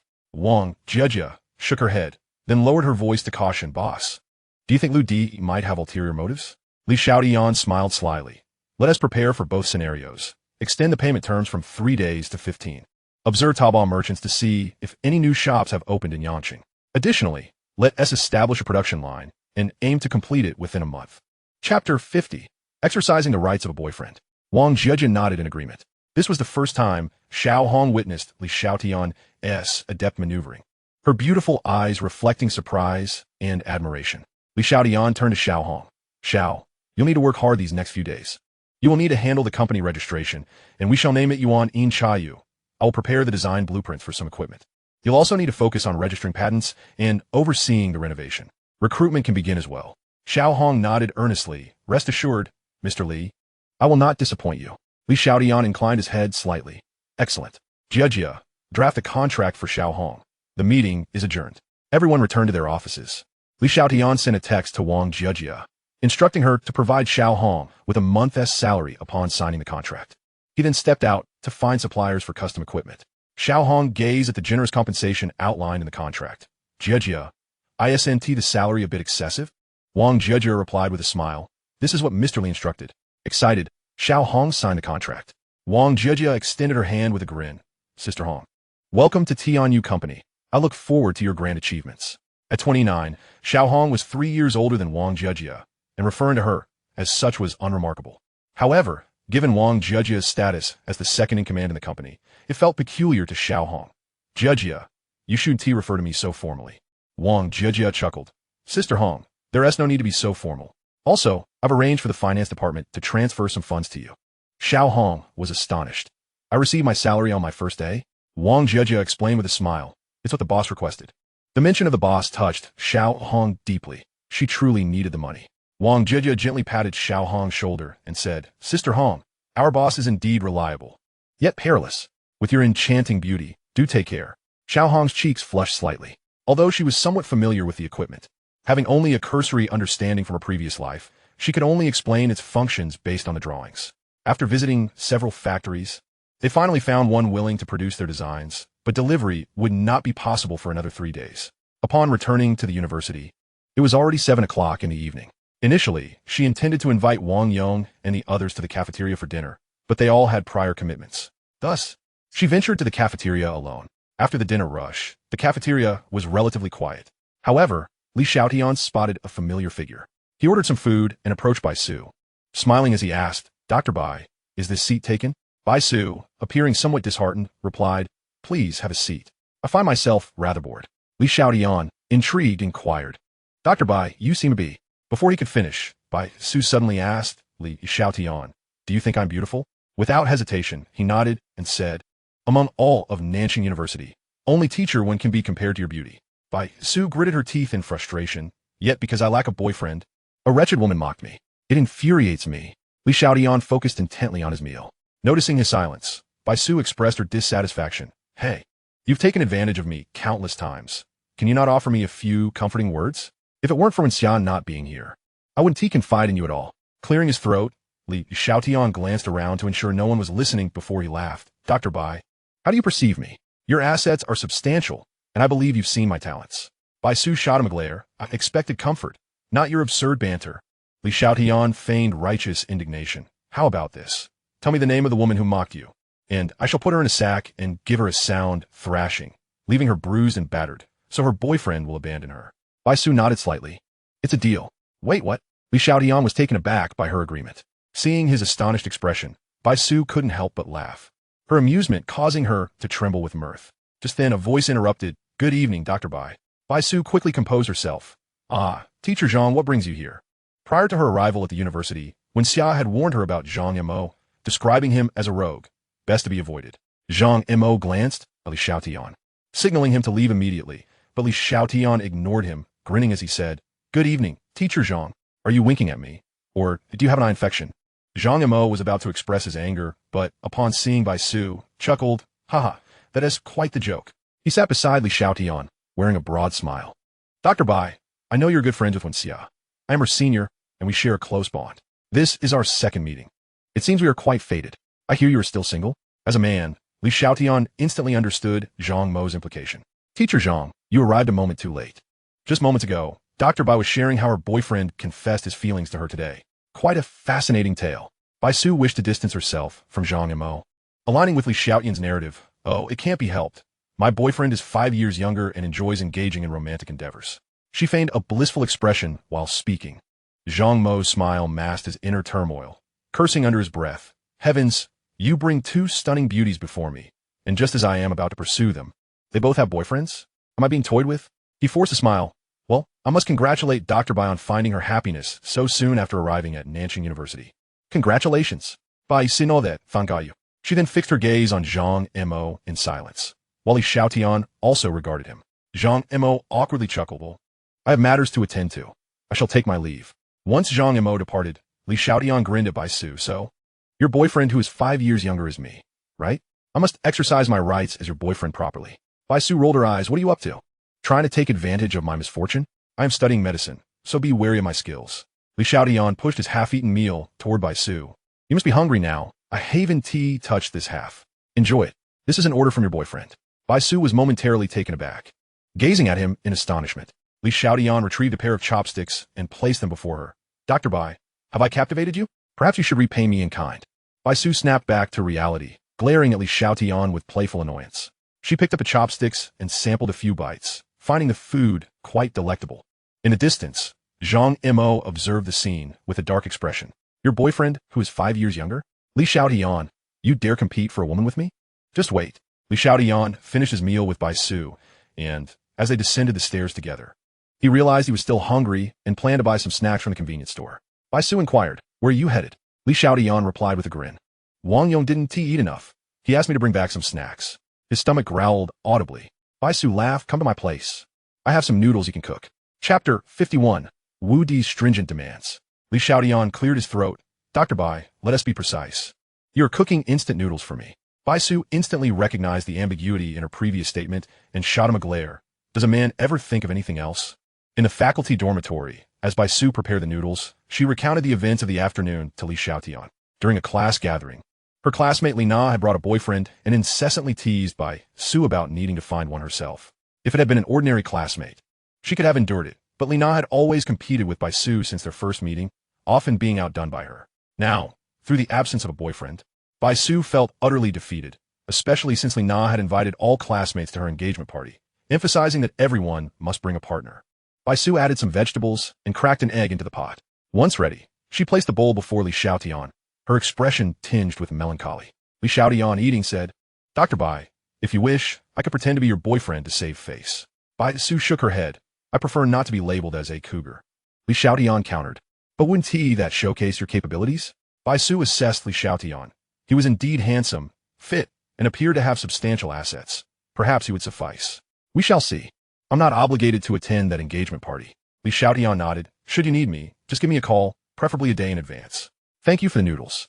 With that, he took his leave. In the following days, Li Xiaotian became increasingly busy with matters concerning the milk tea shop.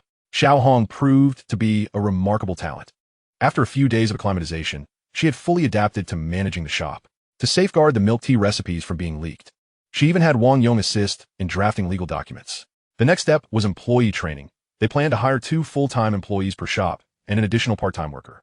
Training the staff would take the longest. In the office, Li Xiaotian listened to Xiao Hong's report and smiled. "So, in just a couple of days, those employees will officially start?" Xiao Hong nodded affirmatively. Li Xiaotian gave a thumbs up to Xiao Hong, exclaiming, "I truly did not misjudge you, Sister Hong. On the opening day, we could consider some promotional activities, perhaps a 2-cup discount of 20% or 3 cups at 30% off." Xiao Hong replied, "Understood."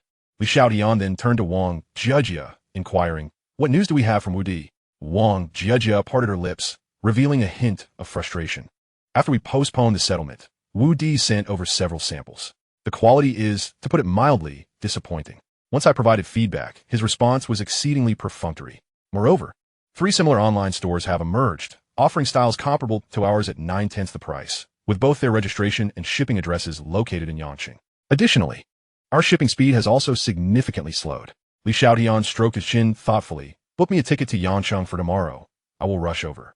Wang Jia furrowed her brows in concern. "Boss, the production line in Nanjing is fully prepared. We can entirely sever our partnership with Wu Di. There is no need for you to travel to Yanqing." Li Xiaotian chuckled. "Let us part on good terms." The following day, Li Xiaotian awoke early in the hotel. venturing out to procure some breakfast to share with Wang Jejia. Jejia, can you walk now? He asked. Wang Jejia shot him an annoyed glance. How can you even ask? Yesterday, you treated me like livestock. I need to take a day off to recuperate, just letting you know. The train ticket lay on the bedside table. Li Xiaotian accompanied Wang Jejia for breakfast before heading straight to the train station. By midday the next day, Li Xiaotian arrived at Wu Di's company, which had transformed dramatically since his last visit. There were now 2 security guards, a stark contrast to the previous absence of any. In the lobby, the receptionist remained the same. Li Xiaotian greeted her with a smile. Beautiful lady, do you remember me? The receptionist nodded. Of course, you are Mr. Wu's partner, correct? Li Xiaotian inclined his head slightly. Please inform Mr. Wu that Li Xiaotian from Nanjing wishes to see him. The receptionist, exhibiting professionalism, replied. Please have a seat in the waiting area. I will notify the manager right away. Shortly after, she returned. Mr. Li, Mr. Wu is currently in a meeting and cannot meet with you right now. You'll have to wait a while. Thank you, Li Xiaotian responded. After the receptionist departed, he settled into a chair, occasionally stepping outside for a smoke. He waited from noon until afternoon, and then from afternoon until dusk, finishing an entire pack of cigarettes. In the general manager's office, Wu Di lounged in his chair with his feet propped on the desk, a cigarette dangling from his lips. His gaze fixed on the computer screen where the lobby surveillance footage was displayed. His secretary reminded him, Mr. Wu, our collaboration with Zue Chun Phone constitutes half of the company's profits. If you provoke Li Xiaotian, we might incur substantial losses. Wu Di cast a sidelong glance at the secretary, and, if I do, our online store is now operational and thriving.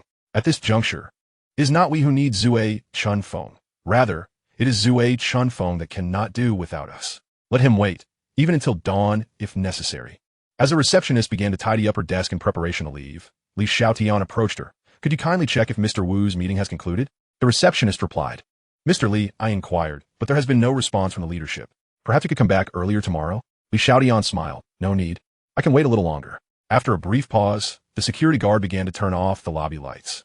Mr. Li, you see. At that moment, Wu Di descended the stairs, feigning surprise upon spotting Li Xiaotian in the lobby. Mr. Li, when did you arrive? Li Xiaotian replied with a smile. I arrived at 11:30. Wu Di immediately turned to his secretary. Xiao Wang, what is going on? Mr. Li is here, and I was unaware. Do you not realize that Mr. Li is our benefactor at Zue Chun Phone? A great benefactor. Xiao Wang stammered. Mr. Wu, I'm not sure. It must be that the staff below neglected to report. I will certainly reprimand them when we return to work tomorrow. Li Xiaotian observed their exchange with a silent smile. Wu Di continued. Mr. Li, my sincerest apologies. You sought me for a matter, and fortuitously, I have something to discuss with you as well. It's mealtime. Let's dine and converse. Shall we? At Minuet restaurant, before the dishes were ordered or drinks served, Wu Di gestured, and his secretary, Xiao Wang, promptly placed a cigarette between Wu Di's fingers, lighting one for him to smoke as he began. Xiaotian, our collaboration has been fruitful. However, the market dynamics have shifted. Do you not think it prudent to renegotiate the profit-sharing ratio? Xiao Wang interjected, and the settlement method. Li Xiaotian chuckled lightly. Mr. Wu, please do elaborate. Wu Di nodded. Let's be forthright. The success of Zue Chun Phone is primarily due to your establishment of the online store. The rest of the operations are mine. It would not be unreasonable for me to claim 70%, leaving you with 20%, and the remaining 10% would cover shipping costs settled annually. Furthermore, you must provide a minimum advance of 500,000 each month. Any excess will be considered as credit for the following month, while shortfalls must be compensated at month's end. Li Xiaotian chuckled inwardly, realizing Wu Di regarded him as a complete fool, or rather, a fool beyond even that. This matter requires further discussion with my colleagues, Li Xiaotian replied. Wu Di nodded, issuing a dismissal. I understand. This is indeed a significant matter. Therefore, I shall not keep you. It is quite late, and returning to your hotel may not be safe. With a stoic expression, Li Xiaotian departed. Xiao Wang watched Li Xiaotian's retreating figure with concern. Mr. Wu, do you think Li Xiaotian might seek partnerships with other manufacturers? Wu Di appeared unfazed. If Li Xiaotian were capable, he wouldn't have waited here for me so long. Rest assured, as long as there is profit to be made, he will acquiesce to even the most stringent demands. Upon returning to his hotel, Li Xiaotian stood by the window smoking, an involuntary smile gracing his lips. He had 2 objectives for visiting Yanqing: to meet Wu Di and gauge his confidence, and to feign weakness, ensuring he would possess the upper hand in the impending competition. With his goals fulfilled, Li Xiaotian took an early train back the next morning, arriving in Nanjing that evening. He hoped to have dinner with Wang Jejia, but she had prior commitments to accompany her friend. Seeking out Su Yining proved futile as well. She was busy. Consequently, He reluctantly settled for a meal at the cafeteria. Just as he sat down to eat, Zhang Imo took a seat across from him, his expression dark as a pot's bottom. Mr. Zhang, is there something you wish to discuss?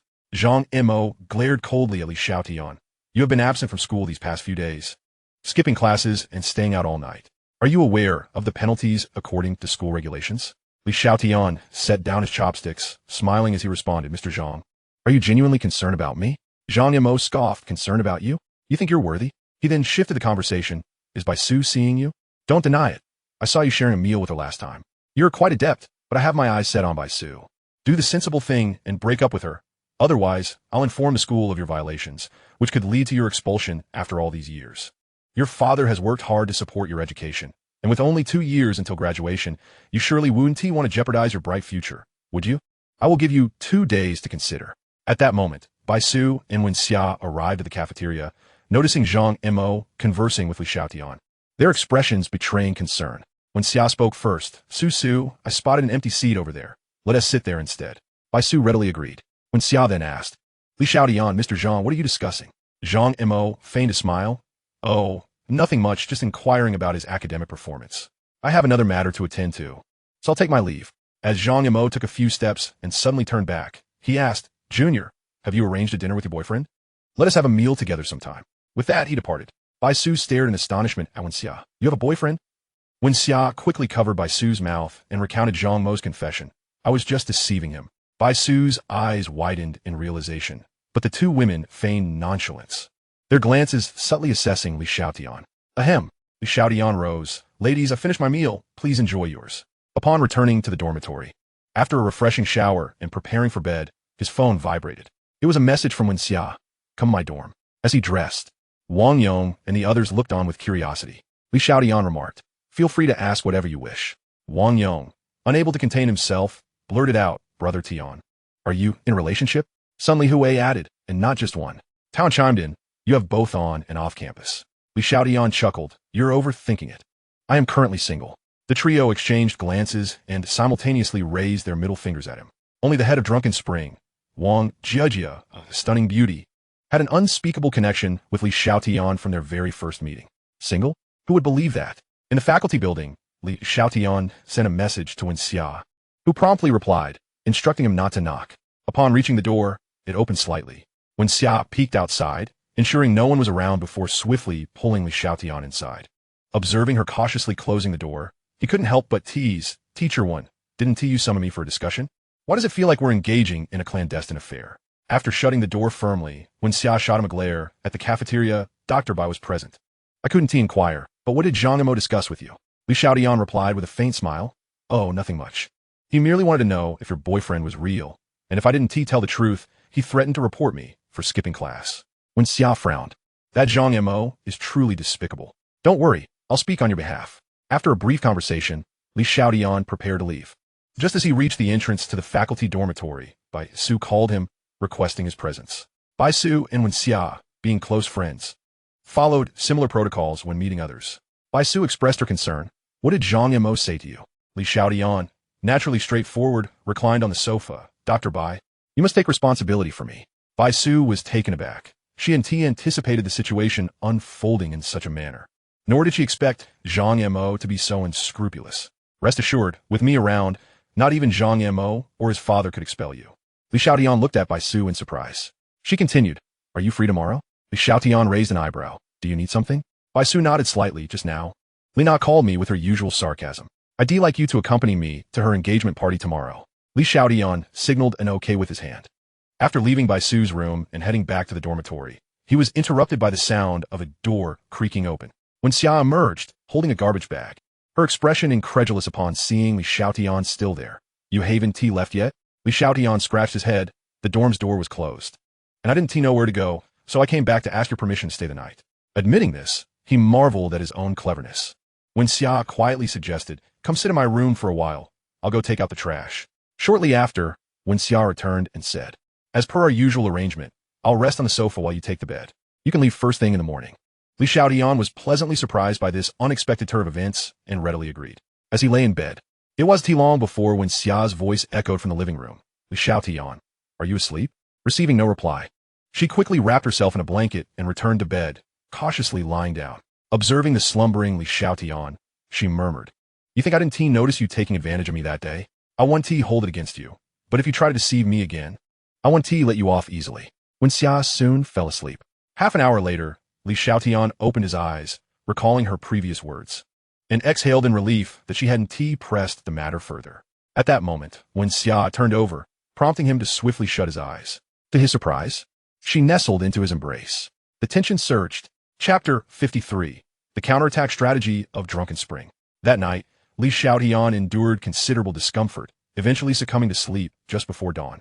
When Xia, having learned from past experiences, rose early. Carefully extricating herself from Li Xiaotian's arms, she stretched, her slender waist becoming prominent, and upon glancing back at him, a blush crept on her cheeks. It is often said that men are particularly irritable in the morning, and Li Xiaotian's irritation was indeed palpable. He awoke to find it was already 10 o'clock, promptly leaping out of bed to return to the dormitory for his morning routine. He hurried to the company. In the office, he first visited Xiao Hong's office. Upon seeing Li Xiaotian, Xiao Hong immediately stood. "Mr. Li." Li Xiaotian appraised her, noting her professional attire. Unlike Wang Jiejia, who favored skirts, Xiao Hong wore trousers, appearing much more conservative. The top button of her white shirt was fastened, straining against her figure. Yet she exuded a delicate charm that evoked both sympathy and a desire to tease. "Red sister, have a seat. I came to inquire about the preparations for yuan tea." Xiao Hong replied, "Everything is ready. We can open at any time." Li Xiaotian smiled. "Then let us proceed with the opening. Remember to strictly control hygiene and product quality. There's nothing else to elaborate on. You just have to work a bit harder." After exiting Xiao Hong's office, he entered Wang Jiejia's office. Pushing the door open, Wang Jiejia gestured toward the lunchbox on the table. "Eat up. Your beloved guessed you would come to the company and left it here for you." Li Xiaotian raised an eyebrow. "Beloved?" Wang Jiejia shot him a playful glare. "Thanks to you, I also enjoyed a warm breakfast consisting of millet porridge and buns. Red sister made them herself." Li Xiaotian suddenly realized as he sat down to eat, Wu Di is getting rather cocky. After this visit, he'll likely become even more arrogant. He recounted the events of the previous day, causing Wang Jiejia to become incensed. That Wu Di doesn't realize that without you, his factory as financial chain would have collapsed long ago. "What an ungrateful person." Li Xiaotian chuckled. "Next, we shall continue our counteroffensive. Once customers place orders, we'll dispatch one item to Yang City and another to Nan City." Wang Jiejia furrowed her brows. "Price war? Our cash flow isn't very robust. Sending one item and dispatching 1T lasts long, and once we start down that road." She paused. "If we engage in a price war, it's either victory or demise. The risks are too great. Would you like me to introduce you to my wealthy friend? With her assistance, we could definitely prevail." Li Xiaotian was taken aback. "I thought you would advise me against it." Wang Jiejia stood up and walked behind him, massaging his shoulders as she said, "On a professional level, you are the boss, and I am the employee. I will inform you of the company's situation, but the decision is yours. On a personal level, you are my man. I believe in your capabilities, so whatever choice you make, I will support you and provide assistance wherever possible." Li Xiaotian grasped Wang Jiejia's hand, gently pulling her into his lap. He leaned in to kiss her. Wang Jiejia struggled to catch her breath, incessantly patting Li Xiaotian's back until they finally separated. Gasping, she remarked, "How irritating. If a colleague walks in, you'll be labeled as the boss of a subordinate embroiled in unspoken rules. That would reflect poorly on us." Li Xiaotian merely smiled faintly, choosing not to dwell on the subject, but instead elaborated on his scheme. "Can you guess whether the goods dispatched by Wu Di will be of high quality?" Wang Jiejia replied, "The defect rate of the goods being sent out is alarmingly high. Wu Di is likely to deliberately send inferior products to our clients in order to tarnish our reputation." Li Xiaotian nodded in agreement. "Indeed, according to the contract, we are not obligated to pay for defective goods. When packaging in Nansheng, we should print a letter stating that the quality from the Yangshan manufacturer is unsatisfactory, and apologize for the inconvenience. Consequently, we will resend the goods from Nansheng. The defective items need not be returned.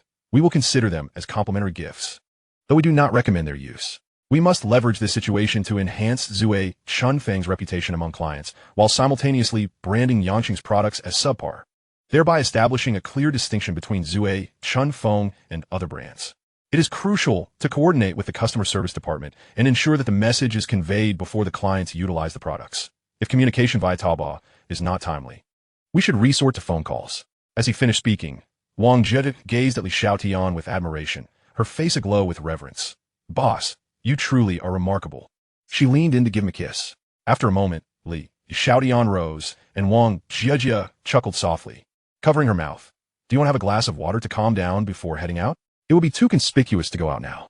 Li Xiaotian sat back down and drank 2 glasses of water. Isn't my office still undergoing renovations? Please arrange for a lounge area for me. At 11:30, Li Xiaotian received a call from Bai Su, and they agreed to meet at the school gate. Upon calling Bai Su, she informed him that she had arrived. He scanned the surroundings, but did not see her figure until his gaze settled on a BMW Mini. He tapped on the window, which lowered halfway to reveal Bai Su inside, wearing sunglasses and grinning at Li Xiaotian. Get in. As Li Xiaotian settled into the passenger seat, he noted that although the Mini appeared small, there was enough room for him to stretch his legs. Dr. Bai, where are we headed? Bai Su did not drive. Instead, she leaned closer to Li Xiaotian, sniffing playfully like a cat. Vulgari orange blossom, quite tasteful. You seem to be quite busy, going out to meet a woman so early in the morning. Li Xiaotian was slightly taken aback. I am not well versed in perfumes, but this must be the scent of my colleague. Your nose is quite discerning. Bai Su removed her sunglasses and fixed her gaze on Li Xiaotian. As a doctor, it is natural for me to be sensitive to scents, especially while in my own car. Your colleague must be exceptionally beautiful. Li Xiaotian nodded slightly. Indeed. She is quite lovely. Dr. Bai, you are not feeling jealous, are you? Jealous? Of whom? Bai Su averted her gaze. Sit tight, we are leaving. At the Jinling Hotel. As Li Xiaotian and Bai Su exited the car, a woman approached with a smile. Su, you finally made it. Today is my big day. And I thought you might not come because you couldn't find a boyfriend. You have no idea how guilty I felt after last time when I mentioned bringing a +1. Thankfully, you're here. Oh, who is this? Bai Su introduced him with a smile. This is my boyfriend, Li Xiaotian. Hello, I'm Lina, the woman said, extending her hand. Just as Li Xiaotian was about to shake her hand, Bai Su intervened. Today is Lina's engagement. As the future bride, she shouldn't be shaking hands with any man casually. Lina laughed. Xiaotian also shares the surname Li. Perhaps we were related from 500 years ago. So you're not considered a stranger. Last time, you casually mentioned finding a boyfriend. You aren't just pretending to fool us, are you? Bai Su interlaced her fingers with Li Xiaotian's. Pretend? I merely thought it was inappropriate to bring him out since Xiaotian is quite a few years younger than me. But if Nana can find someone significantly older, then it is hardly unreasonable for me to find someone younger. Lina's smile instantly faltered. Li Xiaotian found their exchange amusing. At that moment, a crowd of people emerged, greeting Bai Su but casting curious glances at Li Xiaotian. After Bai Su introduced him, emphasizing their age difference, the crowd began to praise them. Su, you mentioned being single last time, but it seems you found yourself a younger boyfriend. He is quite handsome. Does your boyfriend have abs? Bai Su replied, yes, and playfully lifted Li Xiaotian's shirt, revealing his chiseled abdomen to the crowd, prompting further admiration. Bai Su shot a glance at Lina, then subtly raised her chin. Without uttering a word, Lina seethed with anger. Bai Su relished the moment. Feeling a sense of vindication, the previous embarrassment brought on by Li Xiaotian's gaze was now outweighed. Humph! Lina clapped her hands, drawing everyone's attention back to her. Su, we are all classmates here. You must be honest with us. Is Li Xiaotian really your boyfriend, or just an actor you hired? If my previous comments made you feel embarrassed, I apologize, but you cannot deceive us about your feelings. Li Xiaotian, who had remained silent, finally spoke. I'm the most qualified to address this matter. May I say a few words? Bai Su turned to him. Lina smiled. Handsome guy, please tell us, are you just pretending to be Bai Su's boyfriend? Li Xiaotian felt Bai Su's fingers tighten around his hand and smiled faintly. Some things can be reiterated 100 times, but those who choose not to believe will still remain skeptical. Therefore, it is better to demonstrate. Demonstrate. Confusion flickered in the eyes of the crowd, Bai Su included. Li Xiaotian turned to Bai Su, lifted her chin with his hand, and leaned down to kiss her. Bai Su's eyes widened in shock. My first kiss. With everyone watching, if she rejected him, the charade of a pretend boyfriend would surely be exposed. Transitioning from resistance to compliance, the classmates collectively exclaimed, wow. Lina's face soured. Once again, she had lost. Oomph. As she turned to leave, she noticed the couple still engaged in their display of affection. Remembering her husband who suffered from asthma, a hint of jealousy flickered in her eyes. Everyone, the engagement banquet is about to commence. Let's head inside. As Li Xiaotian and Bai Su parted, Bai Su lightly punched Li Xiaotian twice, feigning anger. You are so shameless, doing this in front of so many classmates. Li Xiaotian understood that explanations were unnecessary at this moment. The group entered the hotel suite, filled with laughter and chatter. The suite was spacious, accommodating both families of the bride and groom. The classmates gathered around one table, sharing jovial conversations. Lina returned, holding a glass of red wine and linked arm in arm with a man in his 50s. She initiated the conversation. Su, although this is my first time meeting Xiaotian, We seem to have an instant rapport. He is still young. I assume his career is not yet established? Would you like me to have my husband assist him in finding a job? Xiaotian, what is your educational background? My former company is quite large and has high standards.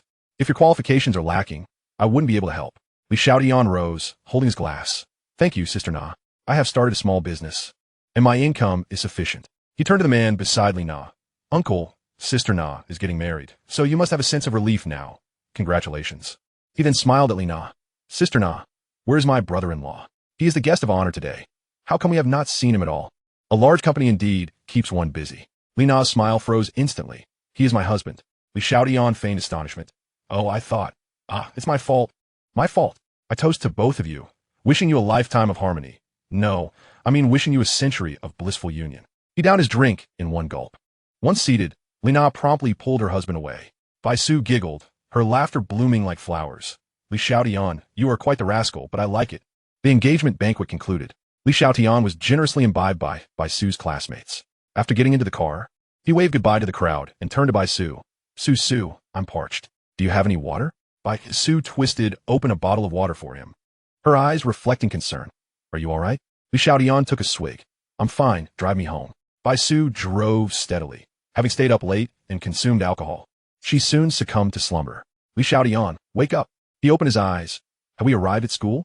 Su, I'm leaving now. You should rest early. Bai Su suggested. Why not come upstairs for a glass of water? Li Xiaotian nodded in agreement. Rather than quenching his thirst, he was more inclined to relieve himself. In the faculty dormitory, Li Xiaotian followed behind Bai Su, who appeared to be sneaking around. Fortunately, at this hour, most people were preoccupied, and they encountered few others. Upon entering the room, Li Xiaotian made a beeline for the bathroom. Moments later, he emerged, feeling refreshed. 2 cups of warm water sat on the table, and he promptly grabbed one and drank. Feeling comfortable, Bai Su's face flushed slightly. That cup was one she had just sipped from. Li Xiaotian said, Su, I'm a bit sleepy. May I rest here for a while? He truly was fatigued. Bai Su frowned. Don't sleep here. What if you catch a chill? Li Xiaotian closed his eyes. It's fine. I'll just doze for a bit, and then I'll leave. You go ahead and tend to your business. The more he insisted, the more worried she became. Acknowledging his fatigue, which stemmed from her, she said, I'm not rushing you away. Go lie down on the bed. It's more comfortable there. Li Xiaotian waved his hand dismissively. I've had some alcohol. It would be right to stink up your blanket. You need to worry about me. Go rest. At that moment, someone grasped his hand. Li Xiaotian opened his eyes. Su, what are you doing? Bai Su replied, I'm taking you to bed to sleep. Li Xiaotian stood up. No need for that. Thank you. He walked to the bedroom and flopped onto the bed. A chill brushed against his cheek. Upon feeling it, he discovered it was a piece of black lace undergarment. The image of Bai Su wearing it flashed through his mind, igniting a surge of heat within him. He quickly set it aside. Bai Su's face turned crimson in her haste to leave. She had forgotten to put it in the laundry basket. As he drifted into slumber, he awoke later to find the room enveloped in darkness. Checking his phone, he saw it was 10 o'clock at night. His stomach growled with hunger. The living room was illuminated, and as Li Xiaotian approached, he saw Bai Su curled up asleep on the sofa, raising his eyebrows slightly. He gently lifted her and carried her to bed. The cafeteria had closed, leaving him with no option but to prepare instant noodles. He boiled 2 packets. Just as he served them, Bai Su emerged, yawning and commenting on the enticing aroma. It smells so good. Li Xiaotian offered her a pair of chopsticks. You eat this bowl first.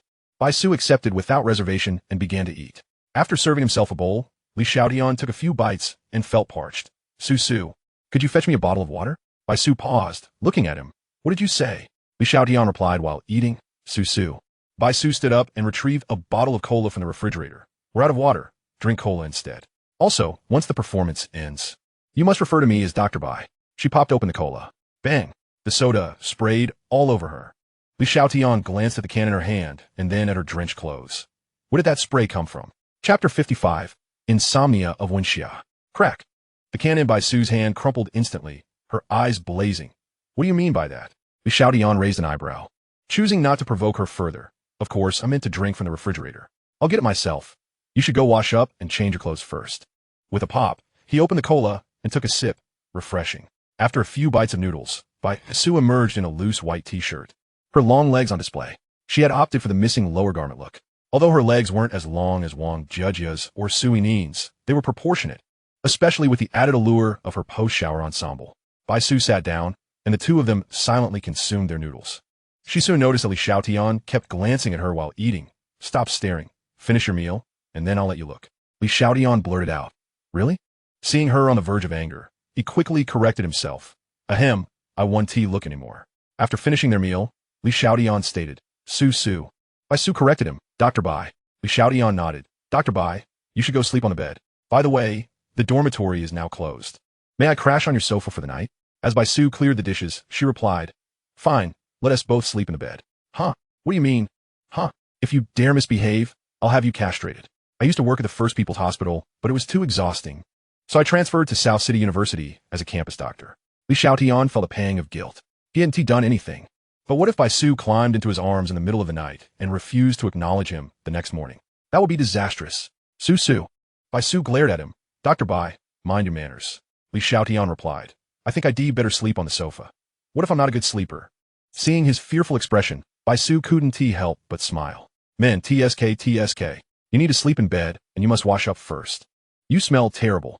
Li Xiaotian was pushed into the bathroom. After washing up, he poked his head out. Su. Before Bai Su could correct him, he quickly amended. Doctor. Bai, do you have any clothes I can wear? Bai Su replied. Let me see what I can find.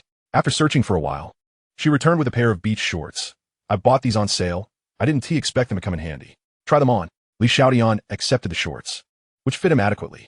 Upon stepping out of the bathroom, he immediately noticed Bai Su's gaze appraising him, lingering particularly on his abs. He kept quiet. Earlier, he had been admiring her legs. Now, allowing her a glimpse of his did not seem too inappropriate. It was late, and they should rest early. Li Xiaotian entered the bedroom, noticing the bed divided by a blanket. He glanced at Bai Su. Will you sleep inside or outside? Inside, she replied, quickly taking a few steps to lie down on the inner side. Li Xiaotian switched off the light and climbed into bed. They both shut their eyes, their breathing steady. After a moment, Bai Su suddenly opened her eyes. Li Xiaotian, are you asleep? There was no response. She called again. Li Xiaotian? Still, no answer. He was puzzled. Bai Su and Wen Xiao were close friends. Would she also? Suddenly, he felt a hand resting on his abdomen. It was warm and soft. Where were his abs? Why couldn't she feel them? Bai Su cautiously propped herself up, her hand exploring Li Xiaotian's stomach. He found it somewhat amusing. Lying flat, without tensing his abdomen, how could there be abs for Bai Su to touch? If this continued, he would struggle to suppress his laughter. Bai Su, however, showed no intention of stopping. Li Xiaotian closed his eyes, grasping Bai Su's hand and gently pulling her closer. Bai Su leaned against him, her softness enveloping him. To prevent her from touching him further, Li Xiaotian encircled her waist with both arms, bringing her entirely onto his lap. Bai Su was so startled that she dare not breathe. Bai Su, being obedient, soon fell into a deep slumber, and Li Xiaotian followed suit, drifting into a tranquil sleep. Meanwhile, Wen Xia, in the adjacent room, tossed and turned, unable to find rest. What was the matter? Why was she experiencing insomnia? It shouldn't be so. She had been so tired, yet sleep eluded her. Just a couple of days ago, she had slept soundly. The image of Li Xiaotian floated in her mind, and she pouted. I can fall asleep, I certainly can.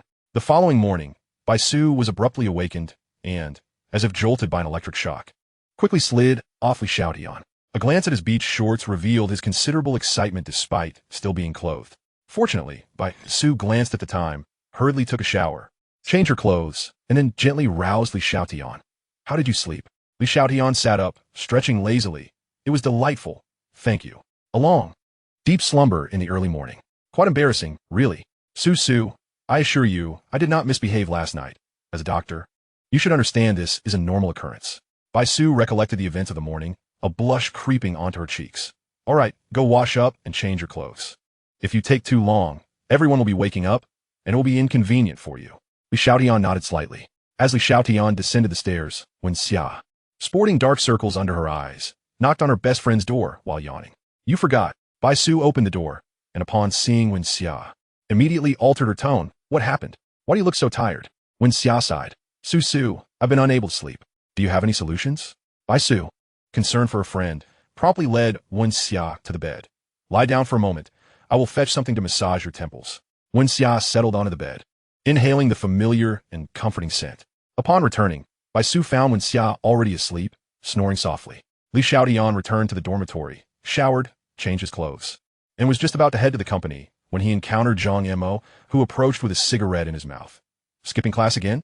How have you considered the matter I mentioned? Li Xiaotian replied. I do not agree. Zhang Mo scoffed. His eyes filled with disdain as he regarded Li Xiaotian. You should be aware that my father is the vice principal. With all your transgressions, coupled with my pressure, do you really think you can remain in school? I've inquired, and you're from a rural background. Throwing away 3 years of tuition and facing expulsion, your parents will surely be devastated. He continued, you and Baisu exist in entirely different worlds. She is older than you, and your parents would never approve of your relationship. Is it worth sacrificing so much for someone you are destined not to be with? Li Xiaotian remained silent, not out of fear, but rather because he sensed Zhang Mo had ulterior motives for seeking him out. Observing Li Xiaotian's demeanor, Zhang Mo felt a sense of satisfaction. A rebellious student? Huh, I understand that asking you to break up with Baisu is rather unkind. Here's what you can do. Invite her to dinner at Hongfu restaurant tomorrow night and slip a few drops of obedience liquid into her drink. Li Xiaotian regarded the obedience liquid Zhang Mo offered with cold amusement. Using drugs to pursue women. How utterly despicable. Moreover, the intentions behind his actions were all too clear. Beast. I will agree, but you must guarantee that you will not report me to the school. Chapter 56. The milk tea shop earns 50,000 daily. Ha ha ha, rest assured. My character is impeccable, Zhang Mo said, patting Li Xiaotian on the shoulder as he left, satisfied. Wen Xia and Baisu were best friends. Securing one would lead to the other, aided by the obedience liquid. Boyfriend? Huh, just wait until I film it. Both Baisu and Wen Xia will become my playthings. The thought alone brought him joy. At Tianyu Company, Li Xiaotian first summoned Wang Jia. So, has Wu Di discovered anything? Wang Jia nodded with a smile. Currently, Wu Di has returned to normal shipping speeds in an effort to undermine us. According to feedback from clients, the quality of shipment from Yancheng is exceedingly poor. I've secretly captured a few samples. Once they arrive, I will send them for inspection. There may be unexpected gains. Li Xiaotian stroked his chin. From now on, we will not settle any payments for goods from Yancheng, nor will we reimburse shipping costs. If any safety or hygiene issues arise from the inspection, contact our associates for fake orders. Fake orders? Wang Jiajia's eyes widened in astonishment. Fake orders would allow us to gather more evidence, and the fund from the fake orders would remain in our accounts, costing us nothing while depleting Wu Di's resources and improving our sales ranking. We could even claim damages. Boss, what exactly is in your head? You're brilliant. Li Xiaotian chuckled. What I have in my head, you should know best. Wang Jia looked puzzled. Huh? I know. How would I know? Li Xiaotian replied. Look in the mirror. Wang Jia paused, her eyes sparkling with realization, and leaned in for a kiss. Rough? As long as it works, that's all that matters. Wang Jia sat on Li Xiaotian's lap, breathing heavily. Boss, are you free tonight? Come over to my place for hot pot. Li Xiaotian replied. Sure. After Wang Jia tidied her dress and left the office, Li Xiaotian called for Xiao Hong. Sister Hong, how did the milk tea shop's grand opening go yesterday? Xiao Hong responded. All 12 stores opened simultaneously, and we had more customers than expected. We sold a total of 13,205 cups, with a cumulative revenue of 70,000. Stop right there. Seeing Xiao Hong's lack of confidence, Li Xiaotian smiled. That's quite an achievement. Why do you seem so uncertain? What are the profits? Xiao Hong lowered her head. 50,000. Compared to Jiajia's online store, having so many physical locations has resulted in lower profits. Li Xiaotian stroked his chin. 50,000 from 12 stores. I provided you with the recipes that emerged victorious from the milk tea battle. They are slaughtering the competition on the streets. And this is just the preliminary formula. With such a high foot traffic from the school, we can only win by volume, as prices cannot be raised. Sister Hong, continue to expand. We aim to cover every university in Nanchang with our brand this year. For the time being, we will not accept any franchise applications. As for new store managers, we will prioritize selecting from existing employees, but it must align with our cash flow. Xiao Hong nodded slightly. Once Xiao Hong departed, Li Xiaotian rose, feeling invigorated. 50,000. With an investment of over $1 million, we could break even within a month. Wealthy individuals earn money effortlessly, as if picking it up from the ground. Delightful. In Yangcheng, Wu Di sat in his office, reviewing the documents from his subordinates, a satisfied smile on his face.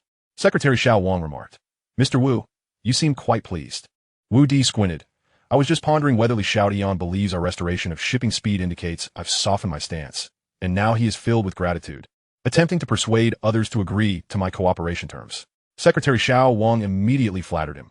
That Li Xiaotian, still wet behind the ears. What could he possibly use to contend with you? Mr. Wu, it won't be long before Li Xiaotian is forced to sell Zue Chun phone to you at a low price, perhaps even having to pay you. At that moment, you would be the leader in the intimate apparel industry. Wu Di's expression suddenly darkened. In this office, I won't hold it against you for saying that. But make sure not to speak carelessly outside. One must learn to be discreet in life, ha ha ha. As night fell, Li Xiaotian finally awaited Wang Zhejia's departure from work. Upon exiting the office, he noticed Xiao Hong and Wang Zhejia arm in arm. Wang Zhejia, Sister Hong, join us for hot pot tonight.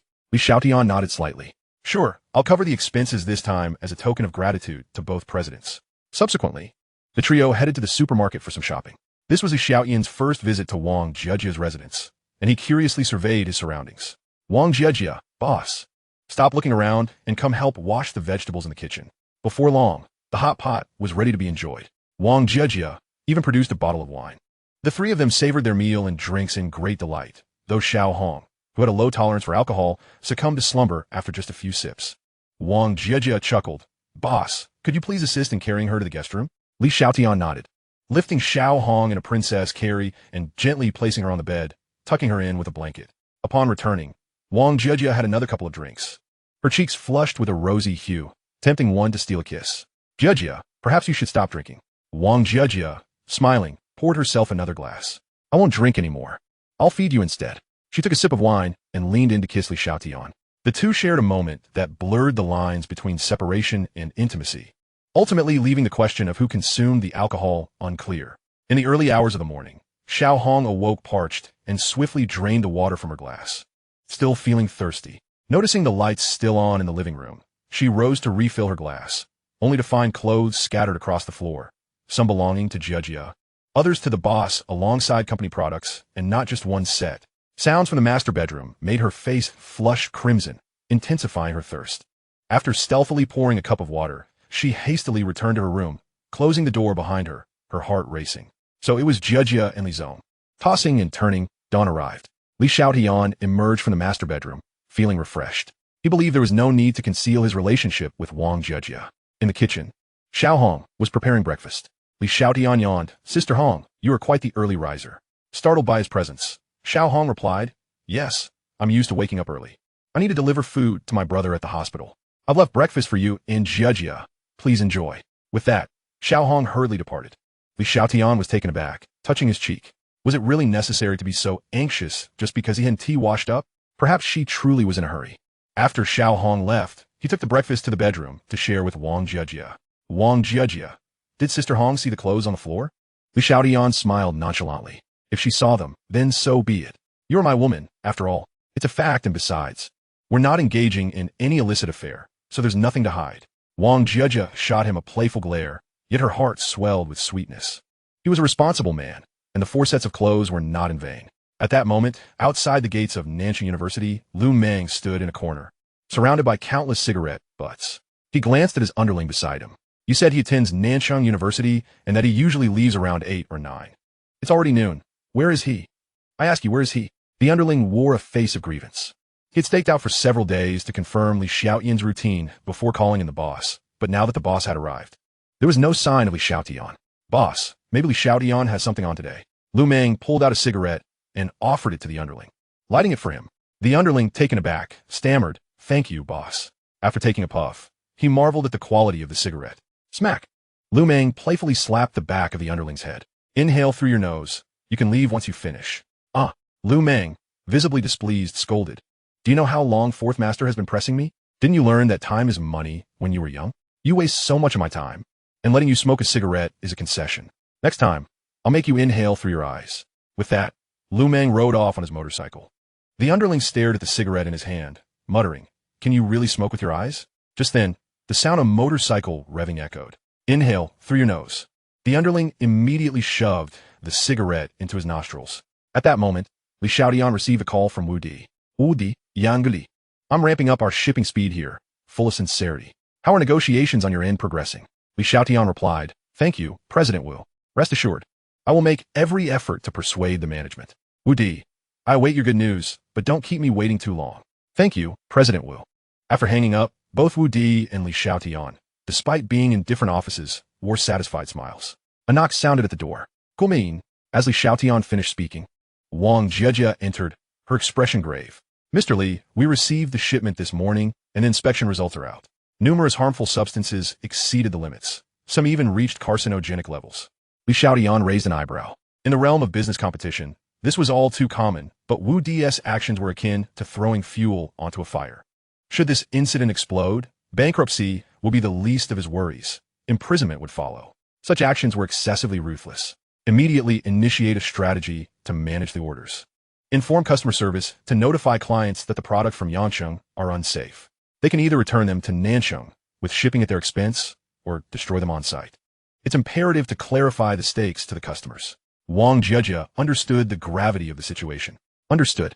Xiaotian stepped out of the office, observing the busy employees. He clapped his hands to draw their attention. Form teams of 3 to take turns notifying users. Each person must inform every customer to prevent any oversights. The fate of Zhe Chunfeng rests in your hands. If we succeed, each of you will receive a month's salary as a reward. If we fail, Zhe Chunfeng will face closure, and I, as the owner of the milk tea shop, may have to seek employment again. The benefits at Zhe Chunfeng were substantial, and upon hearing this, the employees were filled with fighting spirit. Mr. Li, rest assured, we will not let you down. We will protect Zhe Chunfeng. We won't embarrass President Wang. Li Xiaotian was thoroughly pleased with their response. At that moment, he resembled a general leading his troops into battle. Let us fight. Leave no trace of them. The team was highly motivated, their typing speed noticeably faster. Meanwhile, Wang Jia looked at Li Xiaotian with stars in her eyes. This is my man. While Xiao Hong went to patrol the store, Wang Jia busied herself with Zhe Chunfeng matters, and Li Xiaotian returned to the university. In the infirmary, Bai Su, clad in a white coat, was engrossed in a book when Li Xiaotian approached her. Dr. Bai, allow me to treat you to dinner tonight. Bai Su closed her book. There's no need. You helped me tremendously yesterday. If anyone should treat, it's me, and the choice of venue is yours. Li Xiaotian glanced outside to ensure no one was approaching before shutting the door. A hint of panic flickered in Bai Su's beautiful eyes. Why are you closing the door while speaking? If someone were to walk in, they might think we are up to something untoward. Li Xiaotian replied. This matter should indeed not be known by too many. Last time, Zhang Mo mistakenly thought you were my girlfriend, and yesterday, he specifically confronted me again. It was the same old threats, but this time he handed me this. Li Xiaotian placed a bottle in front of Bai Su, just as she reached to open it. He cautioned, don't open it. This should be a substance that compels obedience. Bai Su's countenance darkened slightly as she pondered the primary component of the obedient water, gamma-hydroxybutyric acid. Just a few drops could render an adult unconscious, and even a mere whiff would leave her in a daze. What do you intend to do? She inquired. Li Xiaotian replied. I would like to invite you to accompany me in a little performance tonight. Bai Su nodded in agreement. All right. As night descended, they arrived at the entrance of the Hongfu restaurant. Zhang Mo observed Li Xiaotian approaching and smiled. I've reserved a private room. There's a partition where I will conceal myself. I trust you understand the rest. Li Xiaotian nodded slightly. Teacher Zhang, let us not forget our agreement.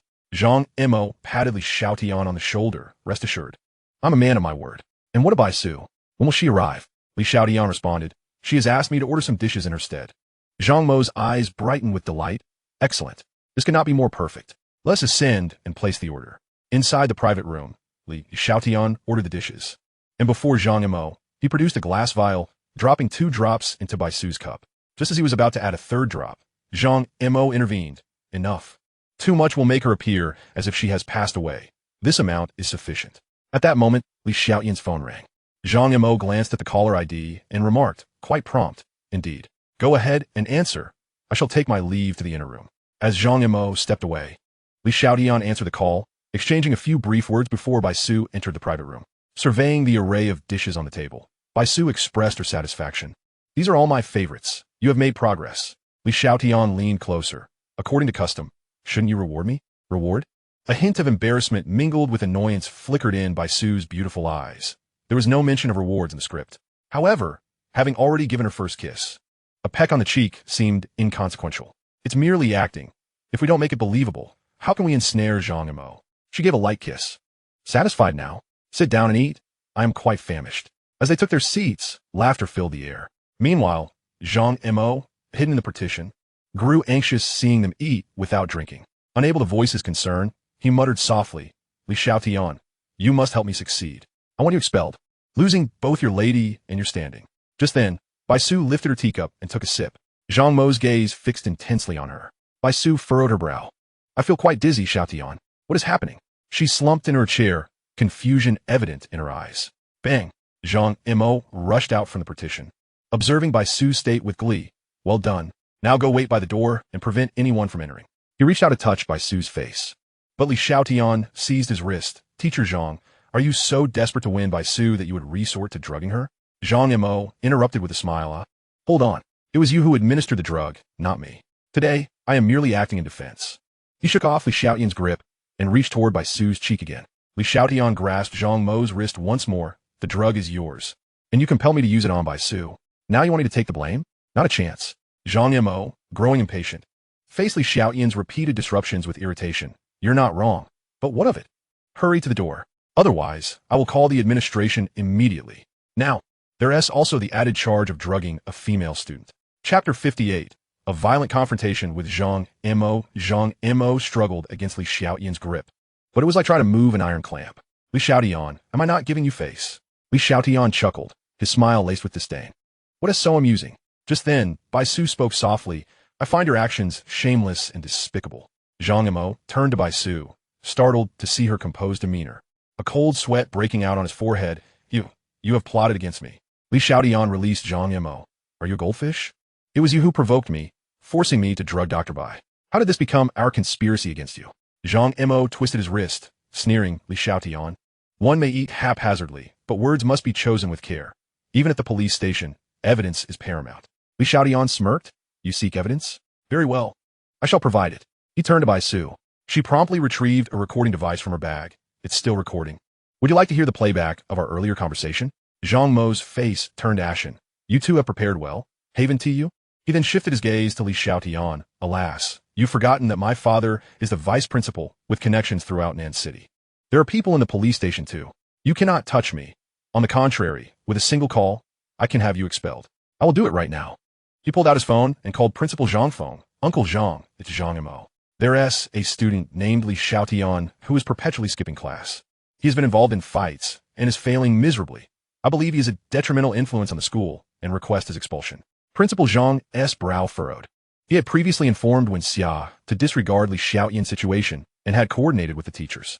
Zhang Mo's report could be seen as a slap in the face to the principal. Did your father instruct you to say that? Zhang Mo smiled. Indeed. My father is also aware of Li Xiaotian. Upon finishing, he cast a smug glance at Li Xiaotian, confident that his father's influence would sway Principal Zhang. Li Xiaotian would undoubtedly be expelled. Just then, a voice crackled from the phone. Li Xiaotian's absence from class was sanctioned by me. I had no idea my decision as principal meant nothing to you and Zhang Guoping. It seems I'm not cut out for this role. Zhang Mo felt the principal's fury and was left dumbfounded, not even realizing when the call ended. Ding! His phone rang again, snapping him back to reality as he quickly pressed the answer button. Dad, I disown you as my son. How many times have I cleaned up your mess over the years? Li Xiaotian and Bai Su exchanged glances, shocked by the obscenity.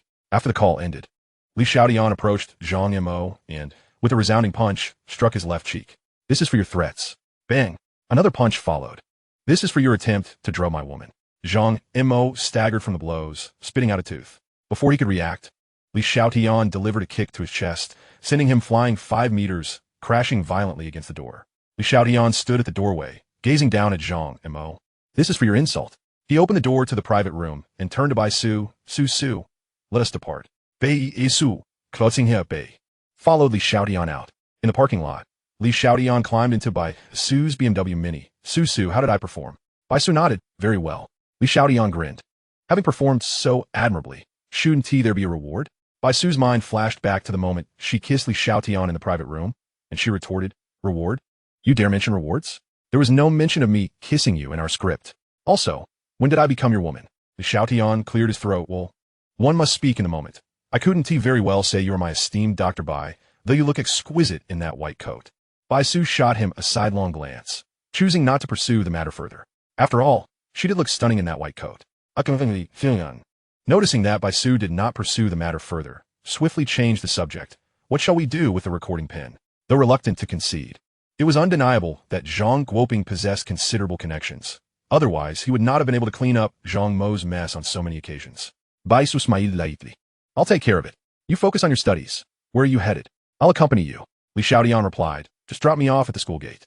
Upon arriving there, he did not return to the school, but instead made his way to a nearby tea shop. Yuan Chayu, intending to bring a few cups of milk tea for his friends. He had hoped that the crowd would have thinned after mealtime, but to his surprise, a long queue still awaited him. Unexpectedly, he spotted Xiao Hong among the patrons. Seeing Li Xiaotian, Xiaohong immediately rushed out to greet him. Boss, have you come for inspection? Li Xiaotian chuckled. Sort of. Have you eaten yet? Xiaohong shook her head. The shop is too busy. Let's go. I'll treat you to something delicious, he suggested, leading her to a quaint farmhouse restaurant. As they settled in, Li Xiaotian remarked, it may be small, but it's clean and the food is exquisite. I hope you enjoy it. Xiaohong, appearing shy, nodded. All right. Observing her nervousness, Li Xiaotian teased. Hongjia, you seem quite apprehensive around me. Xiaohong quickly denied, no, I'm not scared, just a bit shy around the boss. Should I leave? He jested. Xiaohong's face flushed, realizing he was merely joking, yet her anxiety lingered. Just kidding, he laughed as the dishes arrived. Having dined at Hongfu restaurant earlier, he had eaten little, primarily to keep her company. How is your brother doing? He inquired. Xiaohong responded, he'll be able to undergo surgery in 2 months. Li Xiaotian raised an eyebrow. Another 2 months? Is it due to his health or financial reasons? Health, she replied, her cheeks slightly reddening. Li Xiaotian chuckled. You truly are not adept at lying. With how busy you are, does your brother have anyone looking after him? Xiaohong nodded slightly. I hired a caregiver. After they finished their meal, Li Xiaotian settled the bill while Xiaohong followed him, whereupon the owner gave him a thumbs up. Hey, this girlfriend of yours is far prettier than the previous one. She clearly knows how to save you money. She looks like someone who can manage life well. After their meal, Li Xiaotian turned to Xiaohong. Indeed. I agree she is better than Li Weiniang. Xiaohong's face grew even warmer. Make time to learn how to drive. Once the company flourishes, I'll get you a car. It's too dangerous to go home alone at night, he advised. Xiaohong smiled. Thank you, boss. As they parted ways, Li Xiaotian prepared to head back to school when his phone chimed. Chapter 59, Zhang Mo's Fate. It was a call from Wen Xia. Teacher Wen, what can I do for you? Li Xiaotian asked. Come to my dormitory, she replied tersely. Upon arriving at the faculty dormitory, Li Xiaotian knocked on the door. When Xia peeked out, confirming no one else was around, come in, he entered casually, akin to returning home. Teacher Wen, what brings you to find me at this late hour? Wen Xia's expression was serious. I just received a notification from school. Zhang Yamo has been taken by the police, and Zhang Guoping is under investigation. The principal implied this matter pertains to you? A flicker of astonishment crossed Li Xiaotian's eyes. With the recording pen in hand, it would be unequivocal if they pursued the matter. Zhang Mo's arrest was a foregone conclusion, and the vice principal, Zhang Guoping, held a significant position at Nanjing University. Baisu was indeed formidable. Wen Xia scrutinized Li Xiaotian. Do you have anything to say to me? Scratching his head, he replied. Zhang Yamo attempted to coerce me into committing illegal acts, and after gathering evidence, I reported it to the police. Wen Xia's demeanor remained grave. In the future, should you encounter such situations, do not hesitate to inform me. As your teacher and counselor, I am here to assist you. Always exercise caution in your actions. Li Xiaotian nodded, his gaze appraising Wen Xia's appearance that day. The black fitted jeans accentuated her long legs, and the white blouse, with its buttons straining against the fabric, seemed on the verge of bursting. However, what captivated him most was the pair of gold-rimmed glasses she wore, exuding an aura of scholarly charm and intellectual beauty. Feeling his intense gaze, Wen Xia nervously adjusted her glasses. Why are you staring at me like that? Because you are beautiful, Li Xiaotian replied, causing her cheeks to bloom with a rosy hue. Internally flustered, she recalled the reason for summoning him, casting him a disapproving glance. I am your teacher and your counselor. Save those sweet nothings for the little girls. Standing, he locked eyes with her, his gaze unwavering. In ancient times, society was far more conservative. Yet Yanghua and Xiaolong were able to be together. Li Xiaotian slowly approached Wen Xia. Panic set in, and she retreated repeatedly, with him following closely behind. With a thud, Wen Xia found herself cornered against the wall, having nowhere left to retreat. Li Xiaotian leaned in. Why can't we? Turning her head away. She avoided meeting his eyes. I'm older than you. Li Xiaotian's lips curled into a smile. I don't mind. At that moment, Wen Xia felt a surge of panic. Though she feigned calmness, I do mind. Please move away. Li Xiaotian grinned. Her words hinted at concern rather than disinterest. Progress was being made. Not wanting to pressure her further, he stretched and said, all right, it's quite late. I should head back to my dorm. Teacher Wen. Good night. As he reached the door, Wen Xia interjected, wait, don't go. Turning back, he asked, is there anything else? Biting her red lip, she hesitated, fearing that Li Xiaotian might become unruly. Yet, recalling the torment of insomnia, she finally murmured, I want you to stay with me while I sleep. Li Xiaotian was taken aback. This was not merely progress, it was remarkable advancement, and he was more than willing. Moments later, as he lay in bed, he observed Wen Xia, cocooned like a silkworm beside him, and couldn't he help but smile wryly. All right then, he thought, realizing he had overestimated the situation. Teacher Wen, Isn't this position uncomfortable for you? When Xiao watched him warily, remembering how he had sneakily kissed her the last time they shared bed. Oof. I must be cautious. Not at all. I enjoy sleeping this way, he replied, switching off the light, plunging the room into darkness. After a long day, Xiaotian quickly fell asleep. In a daze, he sensed something pressing down on him. Instinctively reaching out, he felt something soft. Upon opening his eyes, he discovered when Xia had emerged from her cocoon, nestled entirely in his embrace. His hand could barely cover the area he touched. Teacher one really is, he thought, bemused. The following day, when Xia awoke to find her face burning as she realized Li Xiaotian's hand had indeed found its way to a rather intimate place. Glancing at the blanket she had carelessly tossed aside, she acknowledged the truth. It was she who had sought out Li Xiaotian, and with him soundly asleep. She could not hold him accountable. Stealthily, she rose from the bed. Li Xiaotian, eyes half closed, observed her every movement, grateful he had feigned sleep in time. Initially believing she would go wash up, he was startled to see her change clothes instead. His eyes widened in astonishment, recognizing it as a divine gift. Sensing someone watching her, when Xia instinctively turned to glance at Li Xiaotian. Seeing Li Xiaotian with his eyes closed, I couldn't help but shake my head. He was still asleep. How could he possibly see me? It must be an illusion. After about 10 minutes, Li Xiaotian heard the sound of when Xia washing up, and he feigned just waking up as he walked into the living room. Teacher one, am I to stay long-term, or just occasionally visit? When Xia, brimming with vitality, responded, What do you mean? Li Xiaotian stretched his limbs. If I'm staying long-term, I should bring some change of clothes and toiletries. If it's just an occasional visit, then it's unnecessary. When Xia was momentarily taken aback. Yes, if you were to stay long-term, what would their relationship be? Cohabitation? You should think it over. I'll take my leave now. Back at the dormitory, Wang Yong and his companions wore particularly forlorn expressions. After finishing his shower, Li Xiaotian emerged to find the three of them gazing at him with melancholy. Brothers, why are you looking at me like that? Wang Yong said, Tiange, what happened to the promised milk tea? We've been waiting for you all night. Sun Li Hui added, You haven't been staying in the dorm lately, Tiange. Do you have a girlfriend now? Stop right there, Li Xiaotian said, feeling a bit unnerved. Brothers, I definitely have girlfriends and not just one. We're all brothers here. Don't overthink it. Upon hearing this, the three immediately gathered closer. Taoan asked Tiange, teach us. Wang Yong and Sun Li Hui also looked eager for knowledge. Clearing his throat, Li Xiaotian said with utmost seriousness, Some things rely on talent. It's all about fate. Your singleness is merely a sign that your fate hasn't arrived yet. Money can sometimes buy fate, but it may be fleeting, lasting only a night. When you're lonely, you can occasionally visit upscale places. Just make sure not to settle for cheap options. Leaving the school, Li Xiaotian didn't head to the company, but instead withdrew some money to visit the hospital. At the school gate, Zhou Qiang caught sight of Li Xiaotian's retreating figure, and tears began to flow. He wiped them away, cursing under his breath. Smoking had widened his nostrils, and after a night of vigilance, he finally felt rewarded. Stomping his foot, he made his way to the First People's Hospital. After inquiring, Li Xiaotian entered a ward carrying a fruit basket. The room contained several beds, and after a brief search, his gaze fell upon a boy of about 10. Hello, are you Xiao Ming, Xiao Hong's brother? Upon seeing Li Xiaotian, Xiao Ming asked, Who are you? Li Xiaotian smiled and replied, I'm a friend of your sister. I heard you were ill and came to visit. You are much braver than I imagined. A real man. Xiao Ming nodded, of course. After a bit of small talk, Li Xiaotian asked, Who is your attending physician? Xiao Ming replied, It's Dr. Su.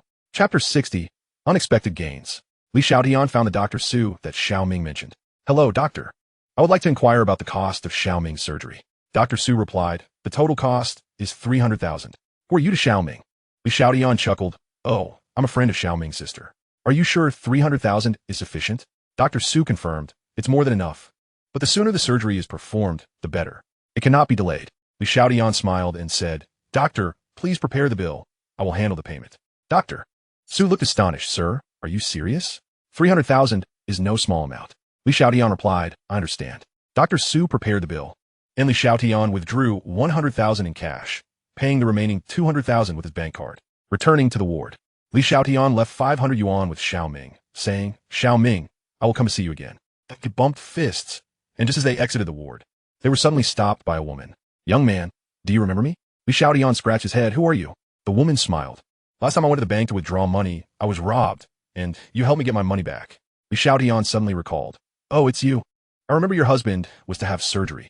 How did that go? The woman smiled. It was very successful and quite thrilling. The doctor said if it had been half an hour later, it would have been too late. I truly owe you one, young man. After some chit-chat, Li Xiaotian learned that the woman's surname was Fong. Aunt Fong enthusiastically took him to meet her husband, where they personally expressed their gratitude. Uncle Niu, whose name was Niu Shiqing, had a rather cheerful name. Had it not been for Li Xiaotian's intervention, they would have attempted to kneel in gratitude. Li Xiaotian said, Aunt Fong, Uncle Niu, unless there is anything else, I must return to the company. Wait, Niu Shiqing called out to Li Xiaotian, then lowered his voice. Xiaotian, you saved my life, and I am deeply grateful. Xiaoxi is ruthless in his dealings and very petty. He might hold a grudge against you. So be careful when you go out. Li Xiaotian raised an eyebrow. Uncle Niu, are you implying that Xiaoxi sent someone? Niu Shiqing sighed, looking melancholic indeed. He has his eye on my factory. Honestly, my factory isn't large, and I have no idea how it caught Xiaoxi's attention. He offered a good price. So I sold it. After all, we common folk cannot afford to provoke such people. But he only offered 100,000 for the land and factory, while my machinery alone is worth more than that. Alas, with Xiaoxi watching, even if I offered a 30 discount, no one would dare to buy it. In short, he is ruthless. You must be cautious. Li Xiaotian felt a surge of curiosity. Uncle Niu, could you tell me more about your factory? Niu Shiqing immediately began detailing the factory situation. It was located in Ningjiang district, covering 700 square meters. Li Xiaotian's heart raced. South City University was also in Ningjiang district. Purchasing it, even without doing anything, would surely appreciate in value over the years, especially during the era of large-scale demolitions. It was a guaranteed profit. Uncle Niu, how much do you plan to sell it for? Niu Shiqing was a bit surprised. Others asked for at least 800,000. But I can sell it to you for 600,000. Li Xiaotian stroked his chin. I don't need the machinery from your factory. Niu Shiqing replied, 30,000. Li Xiaotian smiled and said, I'll buy it. When it's convenient for you. Come to Tianyu Company at Xinjiku to sign the contract. Niu Shiqing paused for a moment and then said, Xiaotian, you saved me. I don't want to take advantage of you. Xiaoxi has his sights on that place. And buying it will only leave you with a liability. It's not worth it. Li Xiaotian smiled. Rest assured, I know what I'm doing. The price is set. If you have any thoughts, you can contact me. Back at the company, everyone was staring at him. Li Xiaotian touched his face. Is there something on my face? Everyone shook their heads with smiles. Boss, you look particularly handsome today. Li Xiaotian was even more puzzled. Wang Zhejia emerged from the office and, upon seeing Li Xiaotian, cheerfully said, Boss, your demolition funds have arrived. Now your total assets exceed 10 million. Li Xiaotian suddenly understood, then smiled and said, Today, I will treat everyone to lunch. Zhejia, please call to order food for delivery. The boss is the most handsome. The boss is the most handsome man in the world. Boss, I love you. Returning to his office, Li Xiaotian gazed out the floor-to-ceiling window at the sky. 3 months, assets worth 10 million. What a thrill. For his previous life, such a thought was unimaginable. But in this life, 10 million was merely the starting point. At the hospital, Xiao Hong accompanied Xiao Ming for lunch as Dr. Su inquired. What do you two plan to proceed with the surgery? Xiao Hong replied, Dr. Su, I'll be able to gather the surgery fees in a little while. Surgery fees? Dr. Su was taken aback. Your friend has already paid for the surgery. Didn't he tell you? Xiao Hong shook her head. Dr. Su, what is my friend's name? Su Qing was about to speak when Xiao Ming set down his chopsticks and interjected, I know, brotherly is Li Xiaotian. And the fruits on the table are from him. At this, Xiao Ming turned to Xiao Hong and asked, Sister, is brotherly my brother-in-law? Xiao Hong's face flushed slightly as she replied, Don't be ridiculous. Mr. Li is my boss. Su Qing chuckled. What boss would spend 300,000 on an employee's family surgery? It's highly likely he's taken a liking to you. That young man is rather handsome. And you two would make a lovely pair. Xiao Hong shook her head. It's I who am unworthy of him. Meanwhile, at the mall, Wen Xia and Bai Su were carrying numerous bags, engaged in lively conversation. Wen Xia remarked, I need to replace my pajamas. It's time to buy a new set. Bai Su glanced at her own bags and teased, You're changing more often than I do as a doctor. One might think you have someone special at home.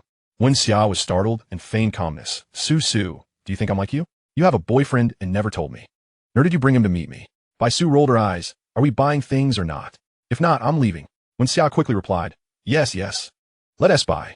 Upon entering the store, Wen Xia saw Bai Su heading to the fitting room and immediately called to a sales assistant. Please select 2 sets of men as pajamas for me, suitable for someone 8 meters tall and weighing 70 kilograms. The fabric must be of high quality. The sales assistant promptly complied. After Bai Su emerged, Wen Xia urged her to try on another outfit while she discreetly chose pajamas for Li Xiaotian, hiding them in a separate bag. When Bai Su checked herself in the mirror, she exclaimed, This set looks great. I really like it. Wen Xia, why don't you try it on? Once Wen Xia entered the fitting room, Bai Su instructed the sales assistant.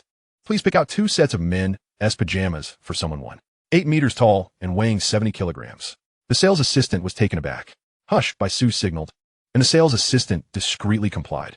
As the sales assistant packed the men's pajamas for Bai Su, Wen Xia stepped out, astonished to see the men's pajamas she had chosen being taken out. Had Su discovered her secret? In that moment, Bai Su appeared even more nervous and cleared her throat. I'm buying 2 sets of pajamas for my boyfriend. In chapter 61, you really are a scoundrel. Wen Xia sighed in relief and playfully teased Bai Su. The 2 women left, chatting merrily, leaving the sales assistant in a state of bewilderment. She couldn't shake the feeling that they were shopping for the same man. How could anyone be so fortunate to have these 2 stunning women as girlfriends and maintain such harmony? It seemed utterly impossible. At Tianyu Company, Li Xiaotian sat in his office while Wang Jejia stood behind him, massaging his shoulders. Boss, the plan is progressing smoothly. Within just a few days, those clients have already set their sights on our Zue Chunfeng products, and they require shipping to Nanjing. In 2 days, it will be time for settlement. What do you think? Li Xiaotian smiled lightly. Then let us announce it in 2 days and simultaneously report it to the Quality Supervision Bureau. Wang Jejia nodded, assisting Li Xiaotian with his massage while appearing hesitant to speak. Jejia, if you have something to say, just say it, he encouraged.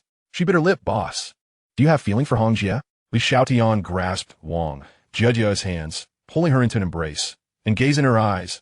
Are you jealous? Wang Jejia made a dismissive gesture just a little. Li Xiaotian leaned in and kissed her softly. After a moment, they parted, with Wang Jejia still nestled in his embrace. Li Xiaotian chuckled. Hong Jia is indeed beautiful. Wouldn't you agree that I'm tempted? Of course I am. However, my intention in covering her surgery costs was not to pursue her. She is a talented individual. By alleviating her worries, she can devote herself entirely to her work. And the profits she helps me earn will far exceed 300,000. Wang Jejia, her eyes sparkling, helped Li Xiaotian adjust his clothing. You are like a flame in the night, mysterious yet warm. Sometimes, even knowing that drawing close to you is perilous, it's hard to resist. I trust your character, but I fear for Hong Jia's feelings. She is a wonderful person. Li Xiaotian lifted her chin. You care for others. You're kind-hearted yourself. He kissed her again. We need to set up a lounge in this office, with soundproofing being paramount. Wang Jejia nodded slightly. In the evening, due to the arrival of the renovation crew, Li Xiaotian left work early. Upon exiting the elevator, he encountered Xiao Hong. Hong Jia, as the president of Yuyuan Chayu, you don't have to clock in. Xiao Hong nodded. Boss, I didn't come back to clock in. I came to find you. Li Xiaotian raised an eyebrow. Looking for me? What is the matter? Xiao Hong bowed her head in gratitude. I didn't expect you to visit my brother in the hospital, nor did I anticipate that you would cover his surgery costs. Rest assured, I will work diligently to repay you the 300,000 as soon as possible. Li Xiaotian replied, good. If there is nothing else, may I leave? Xiao Hong hesitated for a moment before nodding. Li Xiaotian departed, leaving Xiao Hong gazing at his retreating figure, her expression complex. On the roadside, after hailing several taxis, Li Xiaotian found that all drivers refused to take him to Nanjing University. Another taxi arrived, and Li Xiaotian approached. Driver, are you going to Nanjing University? The driver glanced at him. Sure, 200. Li Xiaotian was taken aback. He usually paid just over 80, and even with traffic, it would be at most 100. Asking for 200 was akin to treating him like a fool. With no other options, he said, 100, will you take me or not? The driver raised 2 fingers, 200, not a cent less. Li Xiaotian turned to leave. At this point, he would rather spend 10,000 on a car than let this driver profit off him. The driver, stepping out to light a cigarette and holding an alcohol wipe, wiped down the area Li Xiaotian had touched. Can't even afford 200 and still want to take a taxi? You should take the bus, you poor thing. Li Xiaotian halted, turning to face the driver. Are you wealthy? The driver scoffed. Depends on who you compare yourself to. He pointed to the rich country building. Compared to the white-collar workers and bosses in there, I can't compete. But compared to you, a poor student, I'm doing just fine. If you weren't in college, you'd never have a chance to live in Nanchong, let alone take a taxi. Other taxi drivers, hearing the commotion, poked their heads out to watch. Li Xiaotian smiled gently. If you're so affluent and cherish this car so much, it must belong to you, right? Why isn't it in pristine condition? Is it a company car? No way. If you're so rich, why are you renting a car? Every day you wake up, you owe the company rental fees. You truly are wealthy. The driver's face turned red with embarrassment, struggling to retort. But he had no grounds to counter Li Xiaotian's facts. After a long pause, he muttered, no matter what, I don't have to take the bus or walk. Suddenly, someone shouted, look, a convertible Maserati. It was a Maserati Spider, worth over 160,000. The stunning car instantly captured everyone's attention as it slowly came to a stop beside Li Xiaotian. He looked inside at Su Yining. What a coincidence.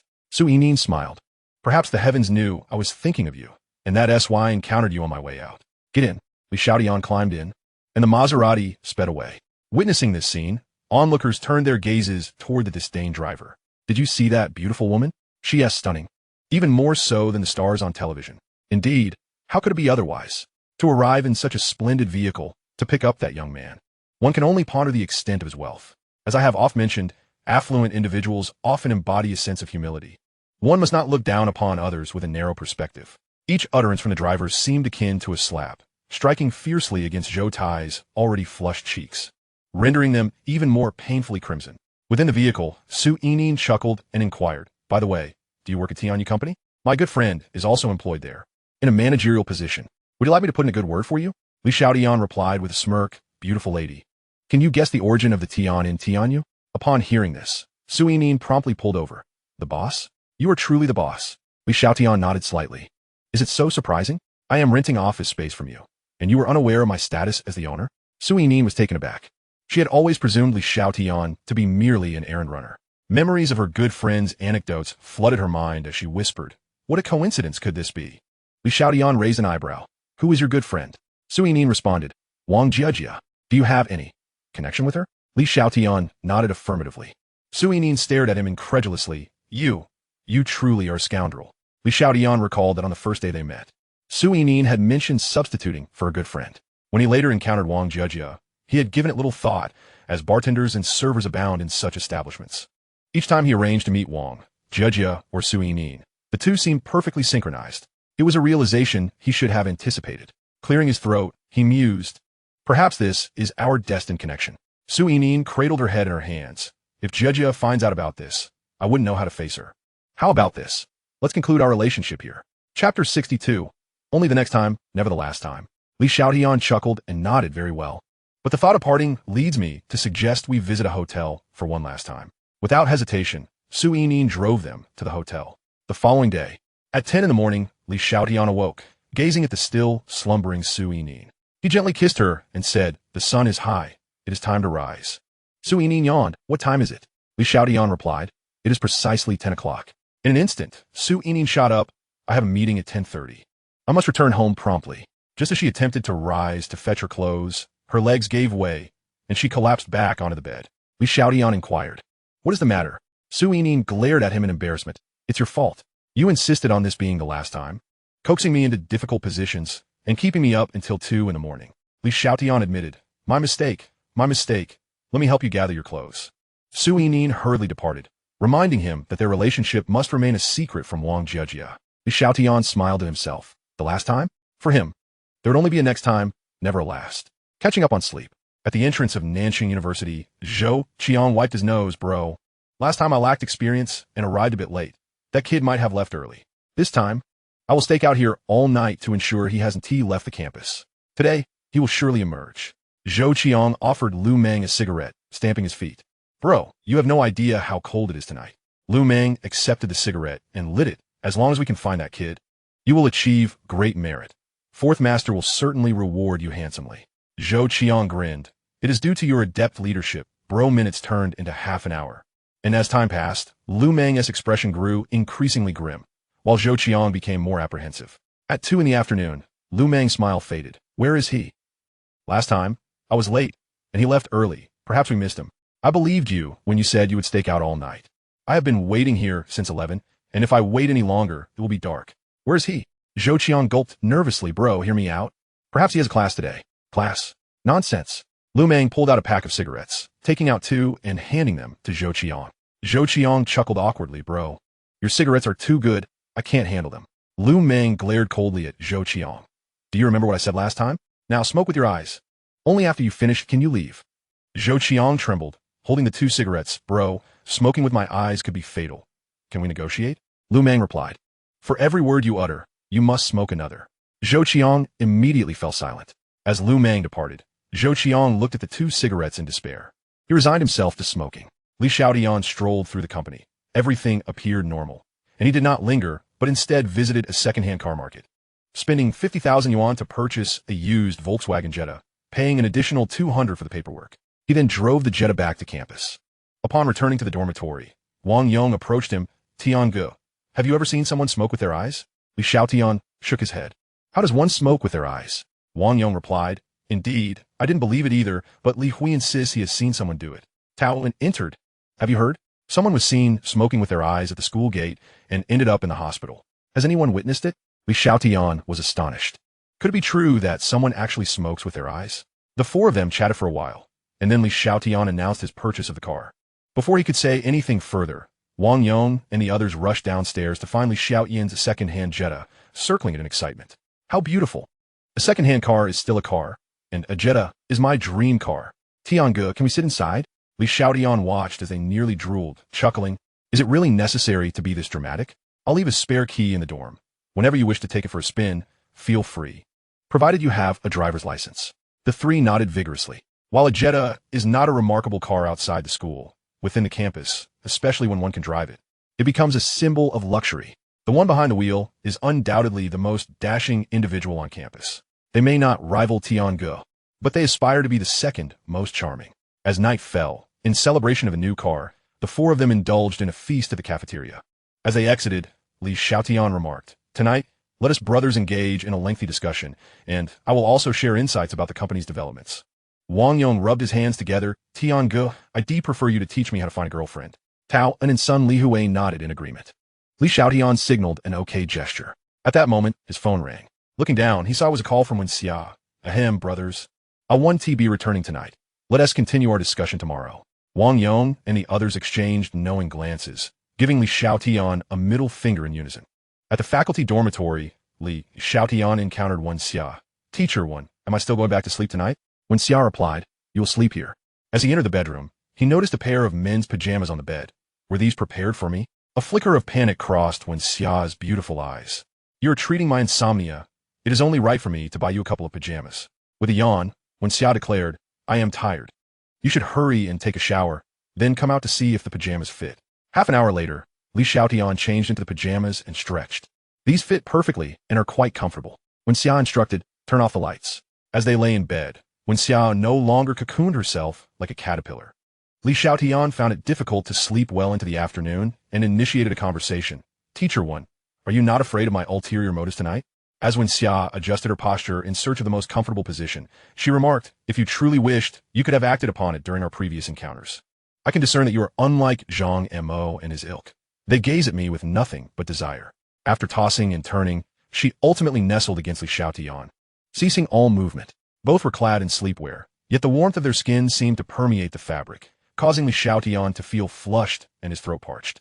Teacher 1, he confessed, to speak candidly, your beauty and splendid figure evoke desire within me as well. Xia acknowledged, yes, I am aware. What? Xiaotian's eyes widened, his curiosity piqued. You know, yet you still dare to ask for my help with your insomnia? Xia responded, how should I put it? You are a morally ambiguous rogue. You seek mutual consent rather than fleeting pleasure or forcible advances. Xiaotian placed his hand on Xia's shoulder, instantly sensing her body tense up. Teacher 1, you understand me well, but you do not fully grasp the nature of men. His hand slid down from her shoulder. In a situation where a solitary man and woman share a bed, some actions may be deemed beastly, while refraining from them may render one even more base. I would rather embrace the former. Chapter 63. If you do not oppose, I shall take it as your consent. Beastly? More base than a beast? Xia's mind was awash with questions.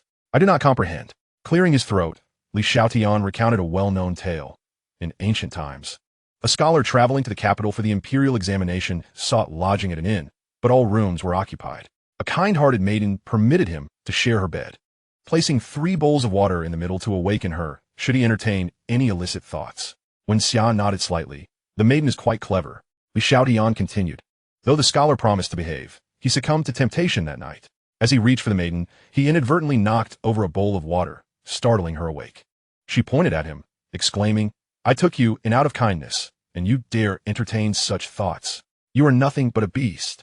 Regaining his composure, the scholar repeatedly bowed in apology, and the incident was forgotten. The following day, a heavy rain prevented anyone from leaving, and the scholar and maiden found themselves once again sharing a bed, with the 3 bowls of water placed in the middle. This time, the scholar adhered to propriety. The next morning, upon waking, The bowls remained intact, yet the maiden slapped the scholar twice. Confused, the other guests of the inn inquired about the situation. The scholar, touching his cheek, replied, "The maiden chastised me for being less than a beast." The room erupted in laughter. When Xia, now understanding, felt her cheeks flush. "Li Xiaotian, you only know how to frighten me, yet I trust you." Li Xiaotian replied, "Teacher one, sharing a bed with you daily without any release could lead to trouble." When Xia patted his head, "Be good, go to sleep quickly." Li Xiaotian pressed his lips against Wen Xia's rosy ones. She was taken aback, having not anticipated such an abrupt advance. His hand, which had been resting on her back, slid down to her waist, causing a sharp sting on his lips as he recognized the limit of her acceptance. He immediately withdrew, without a moment's hesitation. Moderation is key. Wen Xia felt her heart race and feigned anger. "Sleep? If you dare to be reckless again, humph." As her words hung in the air, silence enveloped the room, and soon both drifted into slumber. Morning arrived, and Li Xiaotian, acting on instinct, found himself in his familiar position, gazing at the still sleeping Wen Xia, a smile creeping onto his lips. "You make me feel less than a beast. A kiss in compensation seems reasonable, does it not?" Wen Xia offered no response. Li Xiaotian murmured, "If you do not oppose, I shall consider it your consent." He bestowed a gentle kiss upon her lips. After rising, he entered the bathroom and noticed the pristine toiletries, raising an eyebrow. After freshening up, he exited. Wen Xia stealthily opened her eyes, touching the spot where he had kissed her, her cheeks ablaze. In the faculty building, Li Xiaotian awaited the elevator. When it arrived, Bai Su stepped out. "What brings you here?" Li Xiaotian replied, "I am seeking teacher one to request a leave." Bai Su did not ponder further. "Come with me. I have a gift for you." Li Xiaotian glanced around, confirming no one was nearby, and chuckled, "Su, we are close enough that a gift feels rather formal." Bai Su corrected him, "It is Dr. Bai. I purchased it, but it is not anything extravagant. Just follow me." Li Xiaotian laughed, "All right, Su." Bai Su rolled her eyes at him as she led him back to her dormitory. Li Xiaotian gazed at the 2 sets of sleepwear she had chosen, momentarily lost in thought, for they were identical to the 2 sets Wen Xia had purchased for him. He tried one on. Even the sizes match. Bai Su neatly folded the clothes. "Take them home, but one thing. Do not wear this sleepwear in front of your teacher one. I mentioned it was for my boyfriend when I bought it." Li Xiaotian responded, "Su, teacher one is my counselor. I wear in my dorm, and she routinely inspects the rooms. She will eventually notice. Perhaps best to leave the sleepwear with you." Bai Su pondered for a moment. "All right then." Departing from the faculty dormitory, Li Xiaotian returned to his own room to change clothes, preparing to head to the office when he received a call from Xiao Hong. Today, she was scheduled to oversee Xiao Ming's surgery and wished to request a day off. Xiao Hong stood by the roadside, her expression anxious, having waited 20 minutes without a taxi. If she delayed any longer, she would have to wait outside the operating room for Xiao Ming. Frustrated and restless, she was approached by a used Jetta, which pulled up beside her. The window descended slowly. Upon recognizing Li Xiaotian in the car, her face lit up with surprise. "Boss." Li Xiaotian snapped his fingers. "Sister Hong, hop in." Xiao Hong slid into the front seat, astonished. "Boss, what are you doing here?" Li Xiaotian unbuckled his seatbelt and leaned over to fasten hers. The space in the Jetta was limited. Though Xiao Hong's figure was not excessively large, it was still ample enough that they brushed against one another. Returning to the driver's seat, Li Xiaotian explained, "You asked for leave, and I thought it would be difficult for you to catch a cab, so I came to check on you." At that moment, Xiao Hong felt her cheeks flush, barely hearing Li Xiaotian's words. "Miss Hong?" Li Xiaotian prompted. Snapping back to reality, Xiao Hong stammered, "Boss, what is it?" Li Xiaotian pointed at the window. "Your face is quite red. If you're feeling hot, you can roll down the window." Xiao Hong shook her head. "No, I'm fine sitting here for a bit." Li Xiaotian drove Xiao Hong to the hospital. In the ward, Xiao Ming appeared despondent. "Dr. Su, why hasn't my sister arrived yet? Didn't she say she would come when I had surgery?" Su Qing had no clear explanation. Xiao Ming smiled. "I know my sister is very busy.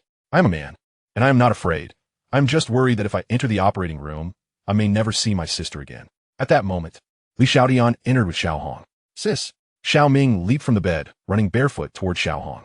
Stopping a few steps away, he said, "Sis, if I do not come out alive, please do not be sad." Xiao Hong's eyes instantly filled with tears. Xiao Ming turned to Li Xiaotian. "Li Ge, please take care of my sister. If you could become my brother-in-law, that would be even better." Li Xiaotian extended his fist. "All right, I promise you. This is a pact between men." Xiao Ming bumped fists with Li Xiaotian. Su Qing interjected, "Xiao Ming, it's time to go to the operating room. Hurry back to bed." Xiao Ming obediently lay back down. Xiao Hong and Li Xiaotian accompanied him to the operating room's entrance, watching as he was ushered inside. The surgical duration extended longer than anticipated. Noon approached. Li Xiaotian ventured out to procure some sustenance. "Hongjia, Do indulge a little. I consulted Dr. Su, who assured me that Xiaoming's surgery is quite straightforward, so there is no need for concern. Xiao Hong's eyes glistened with unshed tears, her voice trembling with fear. I am afraid. He is my only brother. What if something were to happen to him? I am truly terrified. Tears cascaded down her cheeks like a torrential flood. Xiaotian offered gently. I can lend you my shoulder for a moment. In the next instant, Xiao Hong collapsed into Xiaotian's embrace, sobbing softly. He could only stroke her back in a soothing manner, whispering words of comfort. An hour passed, and the lights in the operating room extinguished. The door swung open, prompting Xiaotian and Xiao Hong to rush forward. Doctor, how is Xiaoming? Xiaotian inquired. Concern etched on his face. Xiao Hong's expression was one of deep worry. Dr. Su smiled reassuringly. The surgery was a success. If Xiaoming rests for a week and his vital signs remain stable, he will be discharged. As Xiaoming was wheeled into the ward, Xiao Hong's excitement soared, and she jubilantly leaped into Xiaotian's arms, exclaiming, "The surgery was successful! The surgery was successful!" Chapter 64. The Irresistible Law of Temptation. After a moment of exuberance, Xiao Hong sensed something amiss. It appeared as though the boss was gradually retreating. It was at that moment she realized she was pressed against Xiaotian, and her earlier jubilance had inadvertently put him in an awkward position. A flush blossomed upon her cheeks, radiant and alluring. Clearing his throat, Xiaotian said, "Hongjia, if there is nothing else, I shall take my leave. You should spend these next few days with Xiaoming." After departing, Xiaotian settled into his car, exhaling a sigh of relief. Thankfully, if Xiao Hong had continued her exuberance for much longer, he would have found himself in a compromising situation. Just then his phone rang. It was Wang Jiejia calling. "Sister Jiejia, what can I do for you?" He answered. Wang Jiejia replied, "Two individuals from the company have arrived, claiming to discuss the sale of the factory. They seem to have all the necessary documents. Would you like to return?" "I will head back immediately," Xiaotian responded. At Tianyu Company, Xiaotian warmly welcomed Uncle Neo and his companion, finalizing the contract and transferring the funds directly. He even granted them a month to vacate the premises. Once they departed, Wang Jiejia gazed at the contract figures, astonished. "I can hardly believe it.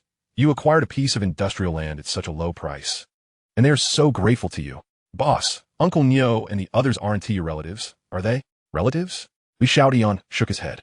"I merely performed a good deed." Wang Jiejia continued. "How is it on Hongjia's end?" "Xiaoming's surgery was successful. I've given Xiao Hong a 2-day leave to be with him," Xiaotian replied. Wang Jiejia chuckled. "Boss, shall we place a wager?" Xiaotian raised an eyebrow, intrigued. "A wager? On what?" "Let us bet on when Hongjia will return to work. I wager she will be back before the end of the day," she proposed.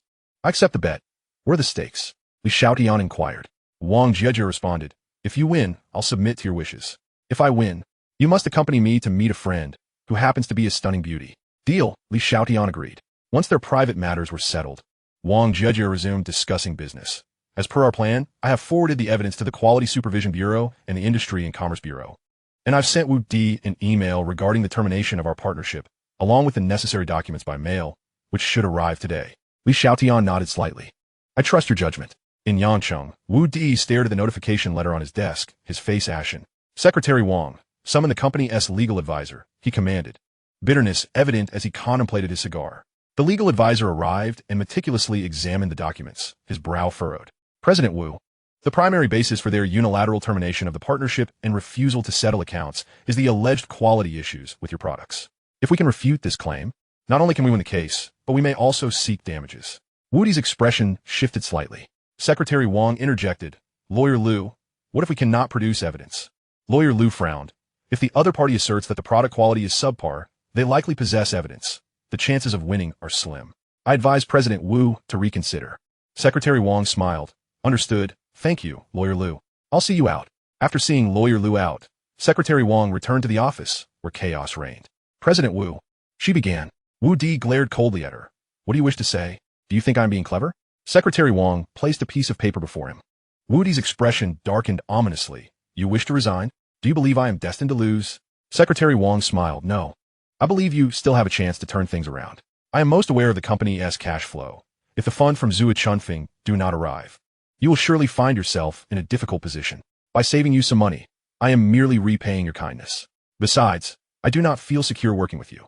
If you can shame and betray the very person who revitalized your factory, I am but a mere employee in your eyes. Insignificant. Wouldn't you agree?" Wu Di erupted. "Get out." In the afternoon, Xiaotian received a call from Wu Di. Xiaotian, what is the meaning of this? We had a deal. How can you turn your back on me like this? Without me, Wu Di, can you imagine where Zhu Chunfeng would be today? Yes. My previous demands may have been a tad excessive, but everything is negotiable. Yet you didn't even give me a heads up. Li Xiaotian abruptly hung up the phone. At that moment, a knock sounded at the door. Come in, he called.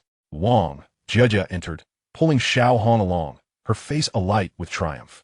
Boss, you lost. Remember our agreement. With that, she laughed and exited. Xiao Hong looked somewhat puzzled as Li Xiaotian chuckled. It's nothing. Jia was merely teasing me. How is Xiao Ming? Has he awoken? Xiao Hong nodded. He has awakened.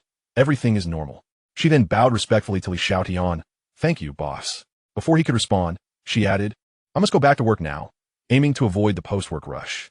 Li Xiaotian left early in his second-hand Jetta, his mind wandering back to the wager with Wang, Jia. It was prudent to communicate with Su Yining beforehand. Half an hour later, at the Clearwater Cafe, Su Yining listened intently to Li Xiaotian's account, her expression one of disbelief. How could you agree to that? What if Jia discovers our connection? She glanced around, lowering her voice to a whisper. Jia is my best friend. I do not wish to lose her over a man. Li Xiaotian nodded slightly. I understand. Which is why I called you here. Do you have time later? Su Yining instinctively replied, I have time. Li Xiaotian fixed his gaze upon her eyes. Today marks our official farewell. Let us go to a hotel. After all, this is the last time. Su Yining nodded faintly. From 4 in the afternoon until 9 in the evening, they subsisted on McDonald's and Coca-Cola.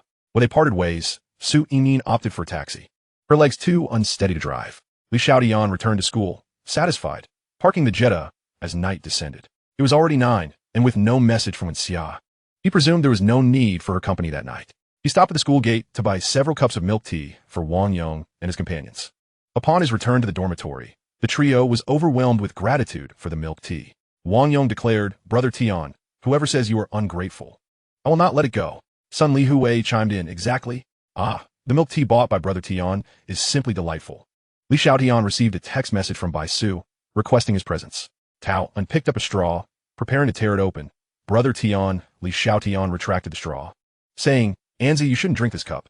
Tao appeared puzzled. Huh? Li Xiaotian cleared his throat twice. I'm giving it to someone else. I didn't have time to buy a new one, so I had to borrow yours. I'll buy you 2 cups next time. I'm off now. He took the milk tea and left. Tao patted her own hand, muttering, You mischievous hand, be quicker next time. In the faculty building, Li Xiaotian was pulled into the dormitory by Bai Su, who he handed the milk tea to, saying, This is for you. Bai Su set it down. These are all artificially flavored. Do you think I, as a doctor, would drink this? You should drink less too. It's unhealthy. Li Xiaotian inserted the straw, took a sip, and placed it aside. Bai Su glanced at the milk tea. I'll give it a try since you bought out of kindness. It would be rude not to. As Li Xiaotian attempted to reinsert the straw, Bai Su denied him. Inserting it backwards is even less healthy. I don't mind you. After tasting it, her eyes instantly lit up. This milk tea is truly delightful. Li Xiaotian reached for the milk tea. This milk tea is unhealthy. Bai Su, like a protective little dog, evaded his hand, having a cup occasionally isn't harmful. Chapter 65, A Serious Situation. Li Xiaotian scrutinized Bai Su, who wore a black embroidered silk nightgown.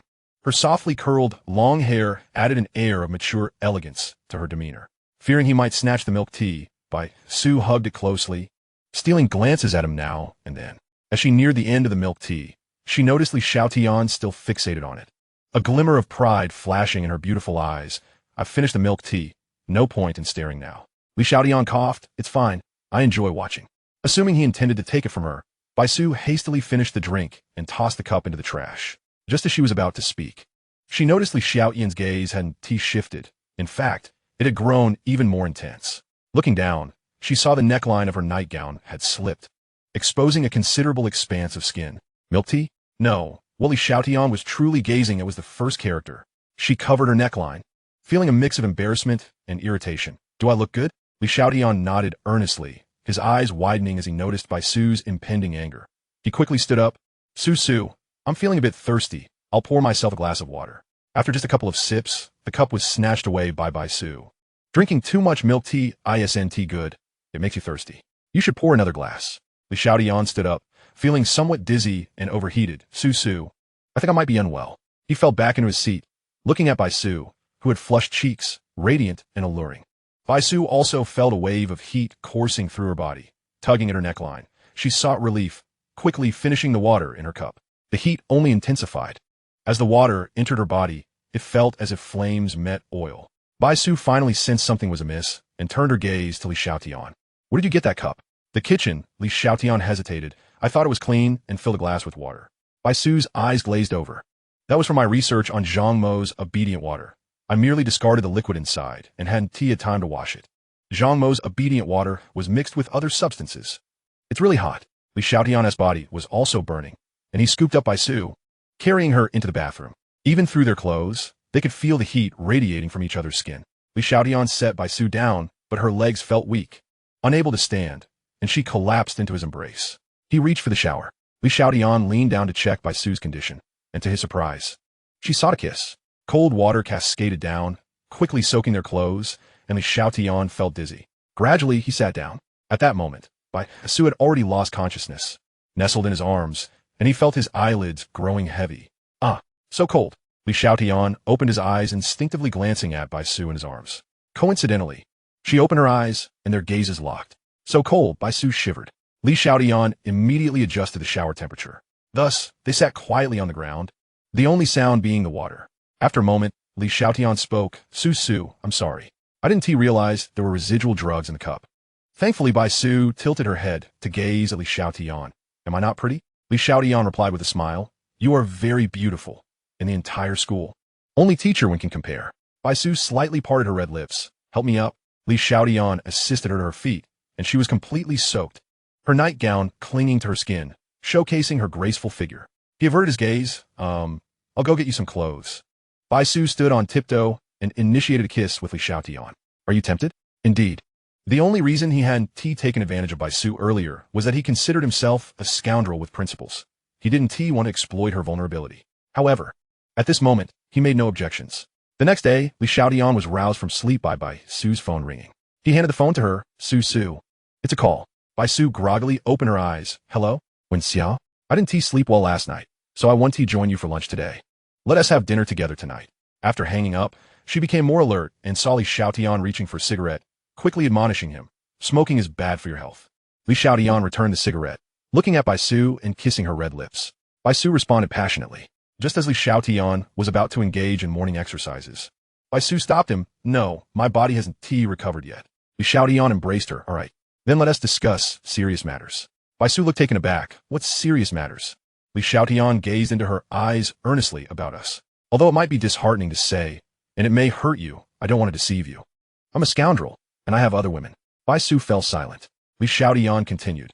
If you're angry, feel free to hit me or scold me. Just don't. Bai Su emerged from Li Xiaotian's embrace. If I ask you to break up with them, would you agree? Li Xiaotian shook his head. In my heart, you are all equally important. Bai Su replied, you are quite honest, but you are also a complete scoundrel. By the end, a smile graced Bai Su's face. Li Xiaotian looked puzzled, wondering why she was smiling. Was it a reaction of anger, turned to laughter? He cleared his throat. Su, are you all right? Bai Su chuckled. I'm fine. Compared to your previous women, I'm more of a third party, perhaps even a fourth. I'm the one intruding. How can I be angry? She nestled back into Li Xiaotian's embrace. Moreover, since I've given myself to you, I won't regret it. If you're a little scoundrel, so be it. At least you are sincere and responsible. Li Xiaotian was pleasantly surprised by Bai Su's thoughtfulness. He kissed her deeply, eliciting a playful disdain from her. They frolicked for a while. Li Xiaotian helped Bai Su gather the bed sheets that held special significance before leaving at her insistence. Upon returning to the company, as Li Xiaotian entered Wang Jie's office, his phone rang. It was a call from Wu Di. He placed the phone on Wang Jie's desk. It seems our plan is going smoothly. Wang Jie nodded with a smile. Wu Di has shut down 3 of his 4 online stores. The remaining 1 has also raised prices. His cash flow likely won't last 3 days. Boss, you truly are impressive. Li Xiaotian found a couch to recline on. Of course. Just then, a knock echoed at the door. Wang Jie said, come in. A receptionist entered. Manager Wang, boss. The security downstairs says there's someone named Wu Di who claims to be our business partner and wishes to meet you both. Should we let him in? Li Xiaotian waved his hand dismissively. Not seeing you. Downstairs, Wu Di's face was filled with impatience. Did I not tell you? I'm a partner of Drunken Spring Breeze. A friend of General Manager Li Xiaotian. You, a mere security guard of this building. How dare you obstruct me? The security guard's walkie-talkie crackled with a voice. The people from Drunken Spring Breeze said they don't know him. Do not let him in. The guard pushed Wu Di aside. Did you hear that? Friends, you say? General Manager Li treats us guards with utmost courtesy. If you were truly his friend, would he refuse to see you? You underestimate me. Today I'm specifically watching you. Do not even think about stepping foot into this building. Wu Di was expelled from the building, letting out a heavy sigh. Chapter 66. You do not know your mistakes. You merely know you are doomed. Under the watchful gaze of the guards, Wu Di dialed Li Xiaotian's phone. No one answered. From the afternoon until evening, now it was autumn. The southern city was not like Yangcheng. The temperature was quite cold at night. Wu Di had come in haste, forgetting to bring a thick jacket. Leaving made him anxious about missing Li Xiaotian, so he could only crouch in a corner, smoking to keep warm. At Tianyu Company, Li Xiaotian lay on the sofa. The outside world having already clocked out. You can leave work now. There's no need to accompany me. Wang Jejia stood behind Li Xiaotian, massaging his shoulders. I enjoy being with you. Li Xiaotian smiled faintly. Then stay. We can have dinner together. Glancing at the quartz clock on the wall, 3 hours remained. Time ticked away. The temperature continued to drop. Wu Di finished his cigarette, shivering from the cold, and could only pace back and forth for warmth. At that moment, Li Xiaotian and Wang Jejia arrived at the entrance. Wu Di rushed over. Xiaotian, Miss Wang, finally I see you both. You haven't eaten yet? Let me treat you. Li Xiaotian scrutinized Wu Di. Dinner is out of the question. Wu Di rubbed his hands together. Well, Xiaotian, for the sake of our past friendship, forgive me this once. I promise I won't challenge you again. The idea of opening an online store was spurred by my secretary. I've come to my senses and have already fired Secretary Wang. Look, Li Xiaotian smiled lightly. General Wu, when I last visited Yangcheng to see you, it was also around this time. Wu Di chuckled awkwardly. Xiaotian, I was misled by petty rumors. I know I was wrong, truly. Li Xiaotian fixed his gaze on Wu Di. When I last met you, Drunken Spring Breeze no longer needed your manufacturing services. Do you know why I still traveled to Yangcheng to meet you? Wu Di lowered his head in silence. During the day, he might have claimed that Li Xiaotian was lulling him into complacency, but after waiting for so long, he had contemplated much. Why Li Xiaotian sought him out? Was it not to offer him another chance? Regrettably, he had not only failed to cherish it, but had also seized the opportunity to humiliate Li Xiaotian. Reflecting on his own disgraceful demeanor, his face flushed with shame. Slap! Slap! Wu Di struck his own face twice. Xiaotian, I have wronged you. Please, for the sake of our previous collaboration, forgive me this once. We can sign an agreement. I can give you half of the factory shares without you investing a dime. Li Xiaotian chuckled. Come with me to a place. Then, Li Xiaotian drove a second-hand Jetta, taking Wang Jejia and Wu Di to the outskirts. In the car, Wu Di touched his swollen cheek, the truth dawning upon him. Li Xiaotian, you hold the absolute advantage. But I also possess your secrets. If I wish, your Drunken Spring Breeze could collapse overnight. A merger would benefit us both. Li Xiaotian made his mind in silence. They arrived at a warehouse. Li Xiaotian opened the door, revealing stacks of intimate apparel. These are the goods you supplied. The product quality is appallingly low, with some carcinogenic substances exceeding permissible limits. When you played this card, you not only aimed to ruin me, but also sought to imprison me. The secrets you speak of must be these items, right?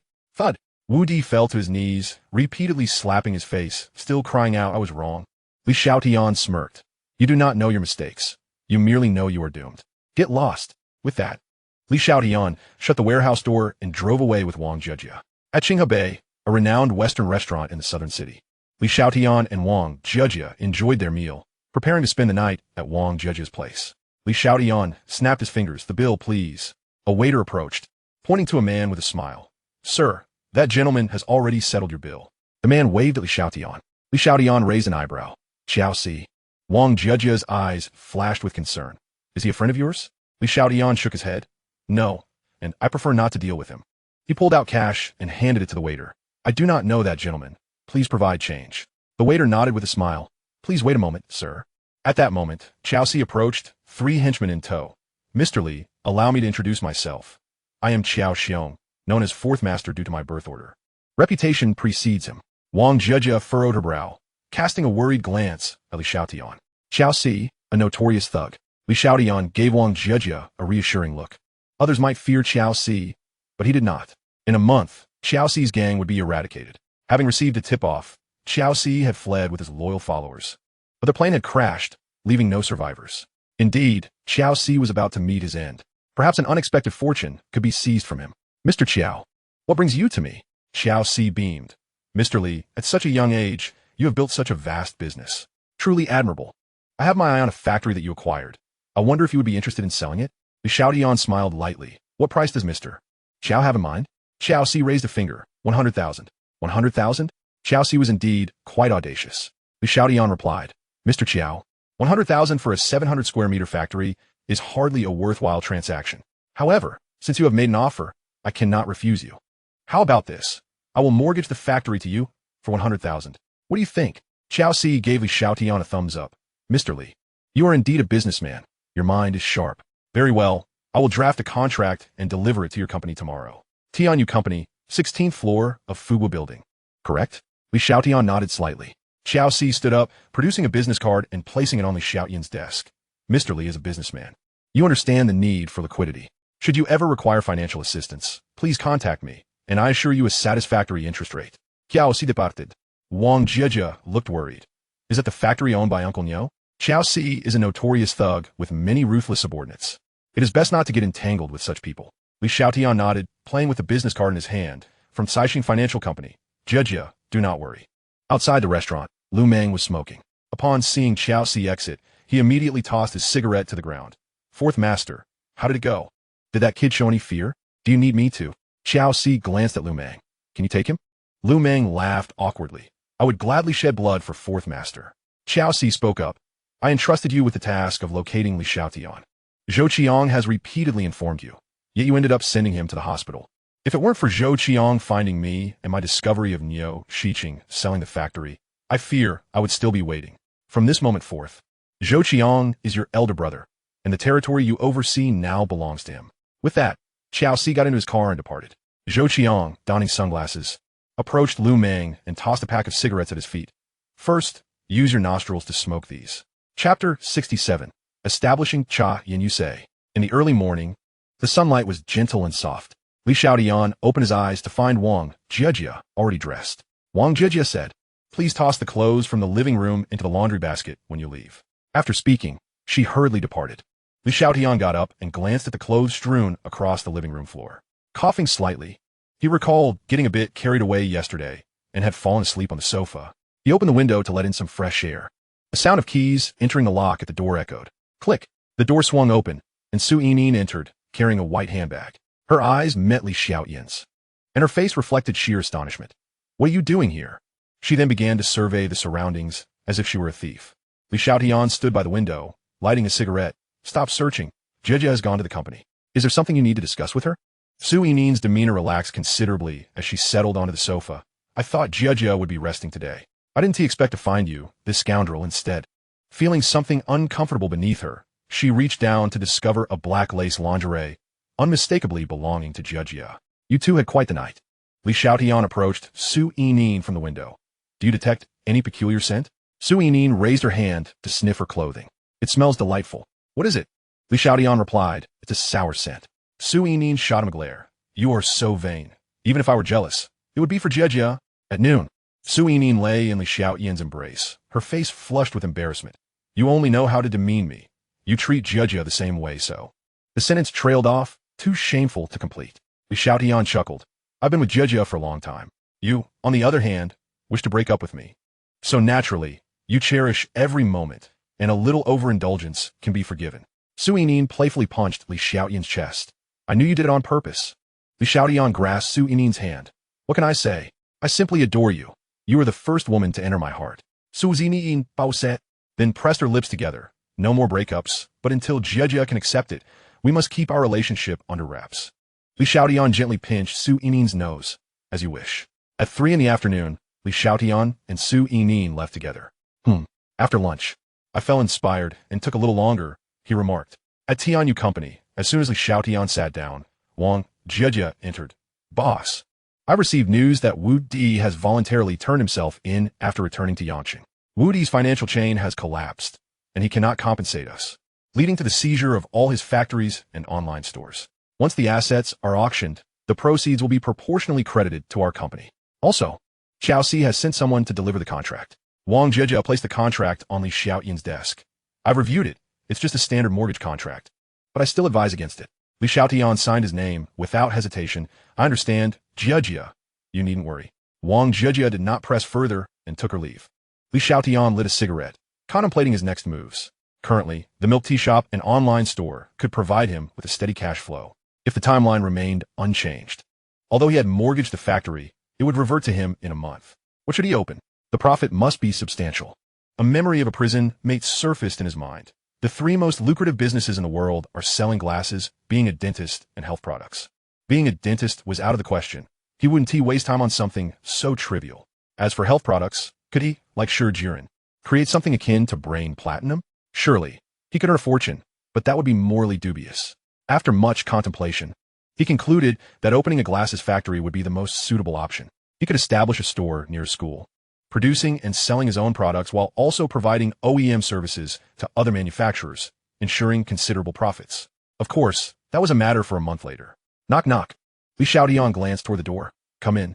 Xiao Hong entered, smiling. Boss, our Cha Yinyu has already appeared at the entrances of various universities. Should we consider expanding into major shopping malls and high-traffic office buildings? Li Xiaotian looked at Xiao Hong in astonishment. Sister Hong, have you completed the objective so quickly? Xiao Hong tucked a strand of hair behind her ear. The profits are substantial, and we're seizing the opportunity. Every new store is generating revenue. We've also encountered some competitors. Their flavors don't match ours, but their prices are quite attractive. Thankfully, our product diversity is our strength. Li Xiaotian stroked his chin. Let us establish a subsidiary named Cha Yinyu, focusing on health and upscale markets, with stores in bustling areas.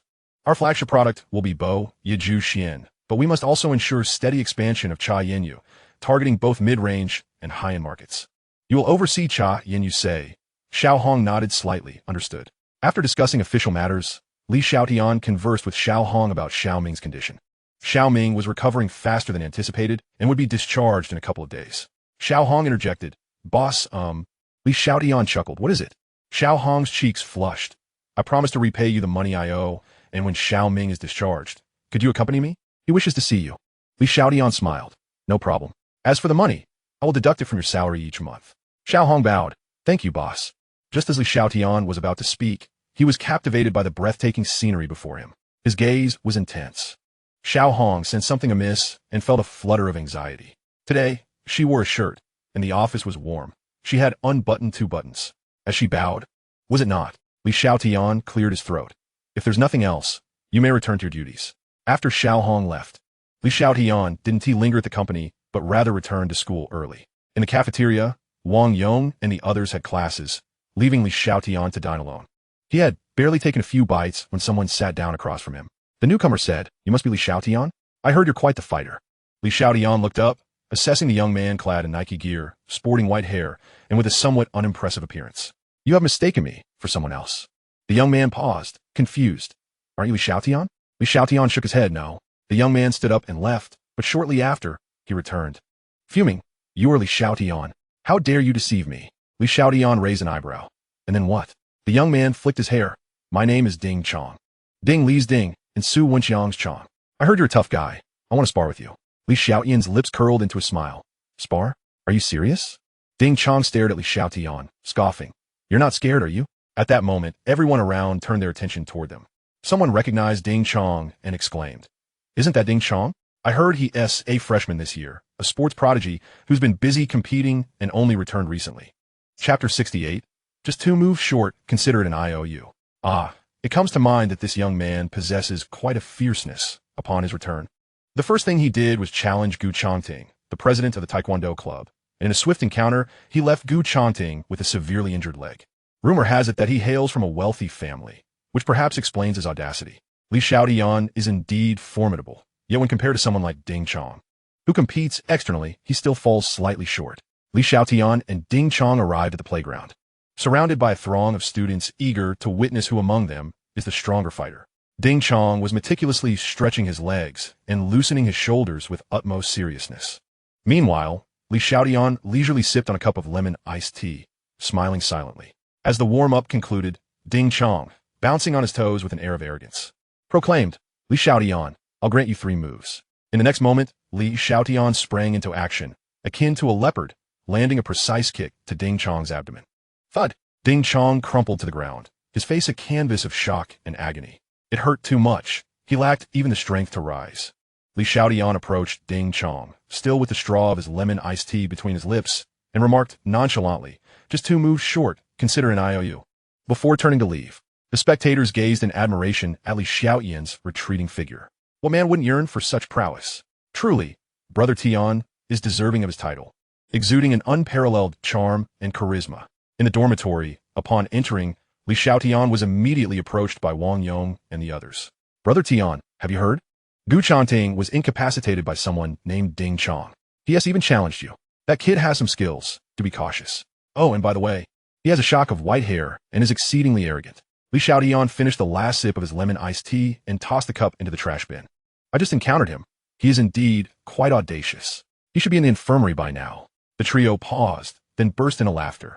The following day at noon, Li Xiaotian received a call from Wen Xia, requesting his presence in the office. In the office, Li Xiaotian entered with familiarity, finding not only Wen Xia, but also Ding Chong and a couple who appear to be Ding Chong's parents. Upon seeing Li Xiaotian, Ding's mother glared at him as though she wished to devour him whole. So you're the one who injured my son?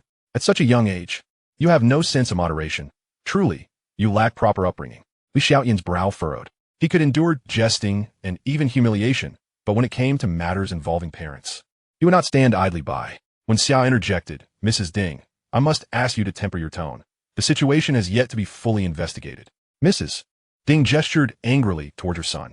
My son is in this condition. The facts are clear. What more do you need to investigate? Oh, I see. Li Xiaotian is your student, so you wish to shield him, do you? Let me tell you, that's not happening. If you cannot resolve this, I will take it to the principal. If the principal does not intervene, we will go to the police. When Xia's brows knitted in concern, what was initially agreed upon, a simple apology from Li Xiaotian to resolve the matter, now seemed to be spiraling out of control. Anger surged within her. Mrs. Ding, are you threatening me? Mrs. Ding placed her hands on her hips. Indeed, I am threatening you. If you do not provide me with a satisfactory resolution today, do not expect to have an easy time. Li Xiaotian stepped forward, positioning himself protectively in front of Wen Xia. All right then, what is your price? How much will it take to settle this? 50,000. Mrs. Ding glanced at her husband, who had remained silent, then revised her demand. No, 100,000.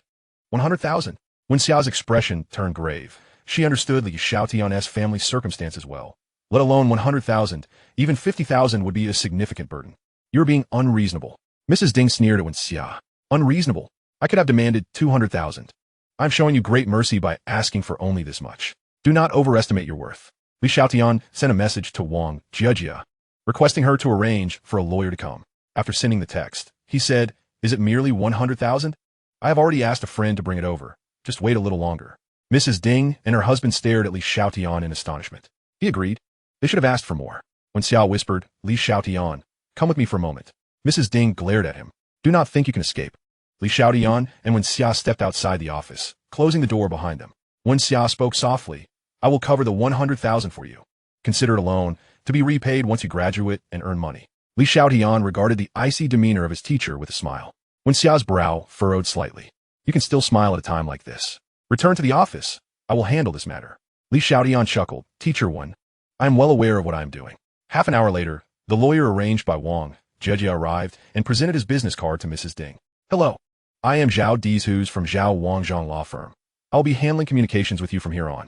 Mrs. Ding glared at Li Xiaotian. Is this lawyer your friend? What about the 100,000? Li Xiaotian smiled at Zhao Dizhus. Lawyer Zhao, last night while I was dining, Ding Chong initiated the provocation and invited me to the playground for a contest. He even arrogantly offered me 3 moves. As a result, he fell after the first move. Now, they are attempting to extort 100,000 from me. I suspect this is a premeditated scheme to defraud me, and I am demanding compensation for my mental distress and lost wages. Zhao Dizhus replied confidently, Rest assured, I have never lost a case like this. Mrs. Ding's expression shifted. If she continued to be unyielding, are you trying to intimidate us? Fine, I will call the police. Mrs. Ding pulled out her phone. Once the police get involved, you will face expulsion at best. Think carefully. Li Xiaotian shrugged indifferently. Under the scrutiny of the onlookers, Mrs. Ding dialed the police. Soon, officers arrived, and when Xia was asked to step outside, all matters concerning Li Xiaotian were handled by Zhao Dizhus. Initially, Mrs. Ding believed that with the police present, Li Xiaotian's side would relent, but she soon found herself on the defensive. When the police summoned security and confirmed that the playground had surveillance cameras, and that there were numerous witnesses to the event, Mrs. Ding's bravado evaporated. Ding Chong, panicking, exclaimed, Officer, my mom insisted on calling the police. Both Li and I are martial artists. This was merely a friendly exchange, not a case of creating trouble or extortion. Please see the truth of the matter. The police turned to Mrs. Ding. You were the one who called the police. Do you still wish to file a report? Mrs. Ding shook her head vigorously. No report. No report. The police, with serious expressions, stated, when children engage in fights, it is essential to clarify the reasons and set a positive example rather than cause a scene. At this moment, Zhao Dizhu's presented his business card. Officer, if they do not wish to file a report, then we will. They're suspected of extortion. And they have insulted my client, requiring compensation for mental distress and lost wages. Just as Mrs. Ding was about to refuse, her husband, worried about the impact on their son's future, interjected, we will compensate. Will 100 yuan suffice? Zhao Dizhu chuckled. Our demand is for 100,000. Chapter 69. Teacher 1. Do you wish to support me financially? Mrs. Ding was furious. A poor student, what lost wages could you possibly claim? Do not think that just because you're a lawyer we fear you. We have money too. If it comes to it, we will go to court. Ding's father furrowed his brow. Do you earn 50 a day from part-time work? I offer you 100, which would be double your usual wage. Is that not enough? Such greed at such a young age.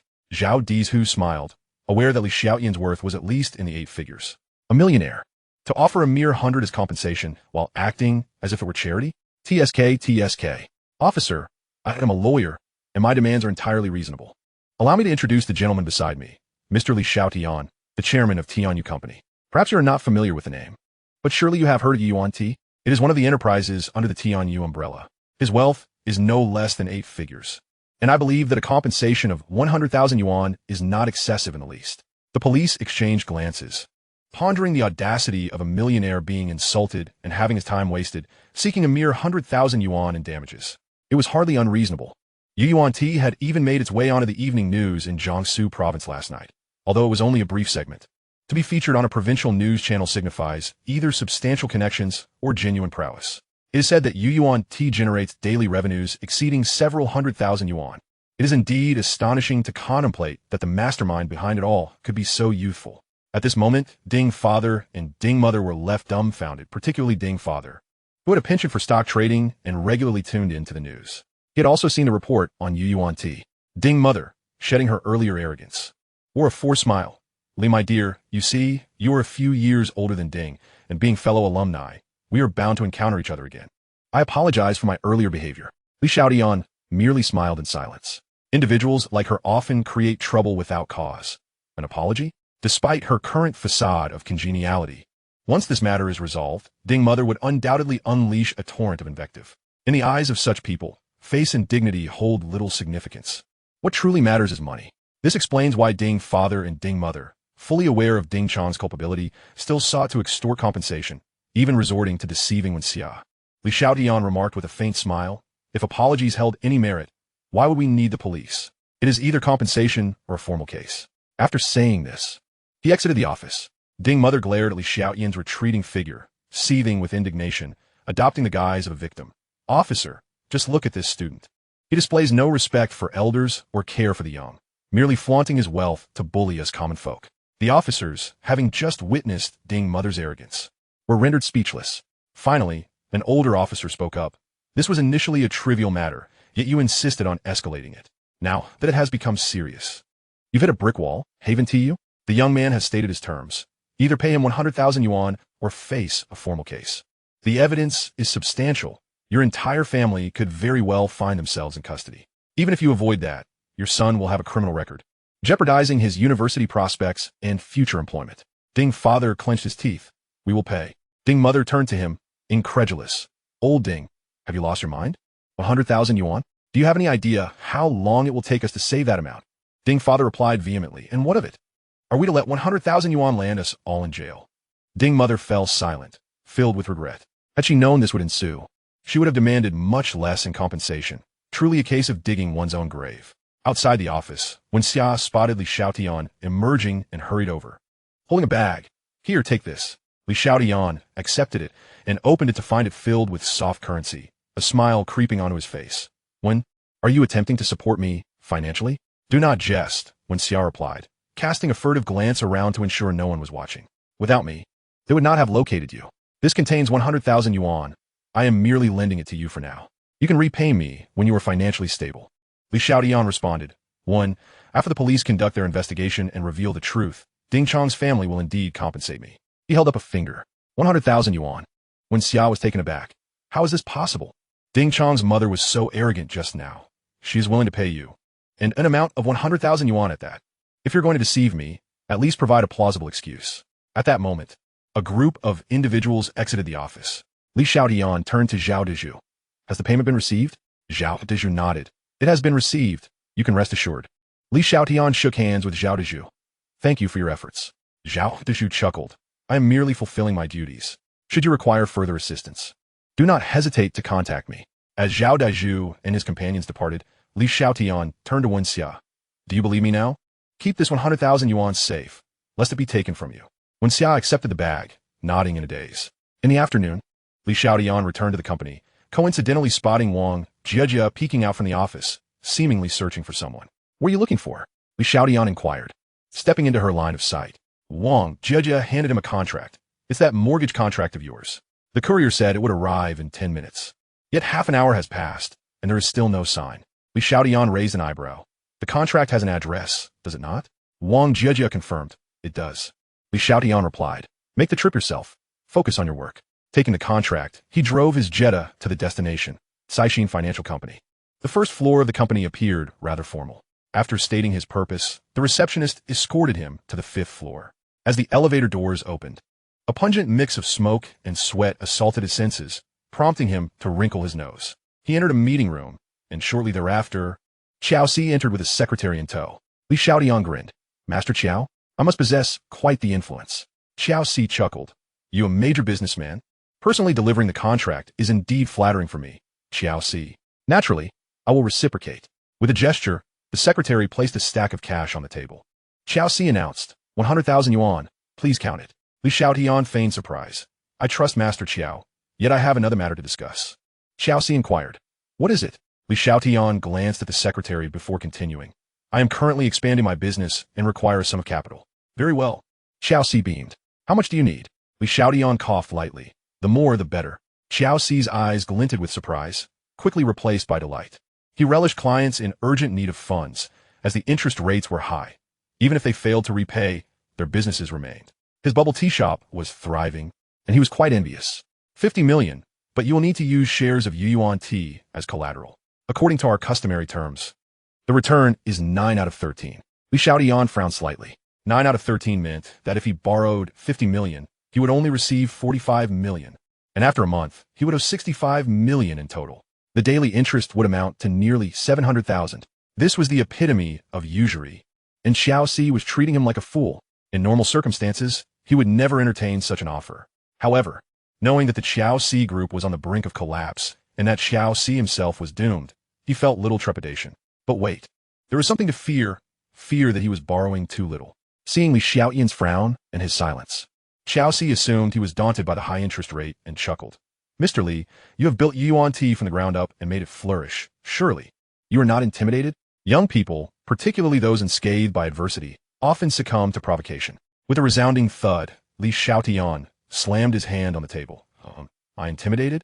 I have reached this point precisely because I dare to take risks. Fine, I accept. A barely perceptible smile flickered across Qiao Si's face. Ah, youth, Qiao Si mused, before turning to the secretary, who promptly exited to draft the contract. In 3 minutes, the secretary returned, placing the contract before Li Xiaotian. Qiao Si, removing a pen from his breast pocket, handed it to Li Xiaotian. Mr. Li, please sign. Once you do, the 45 million will be transferred to your account today.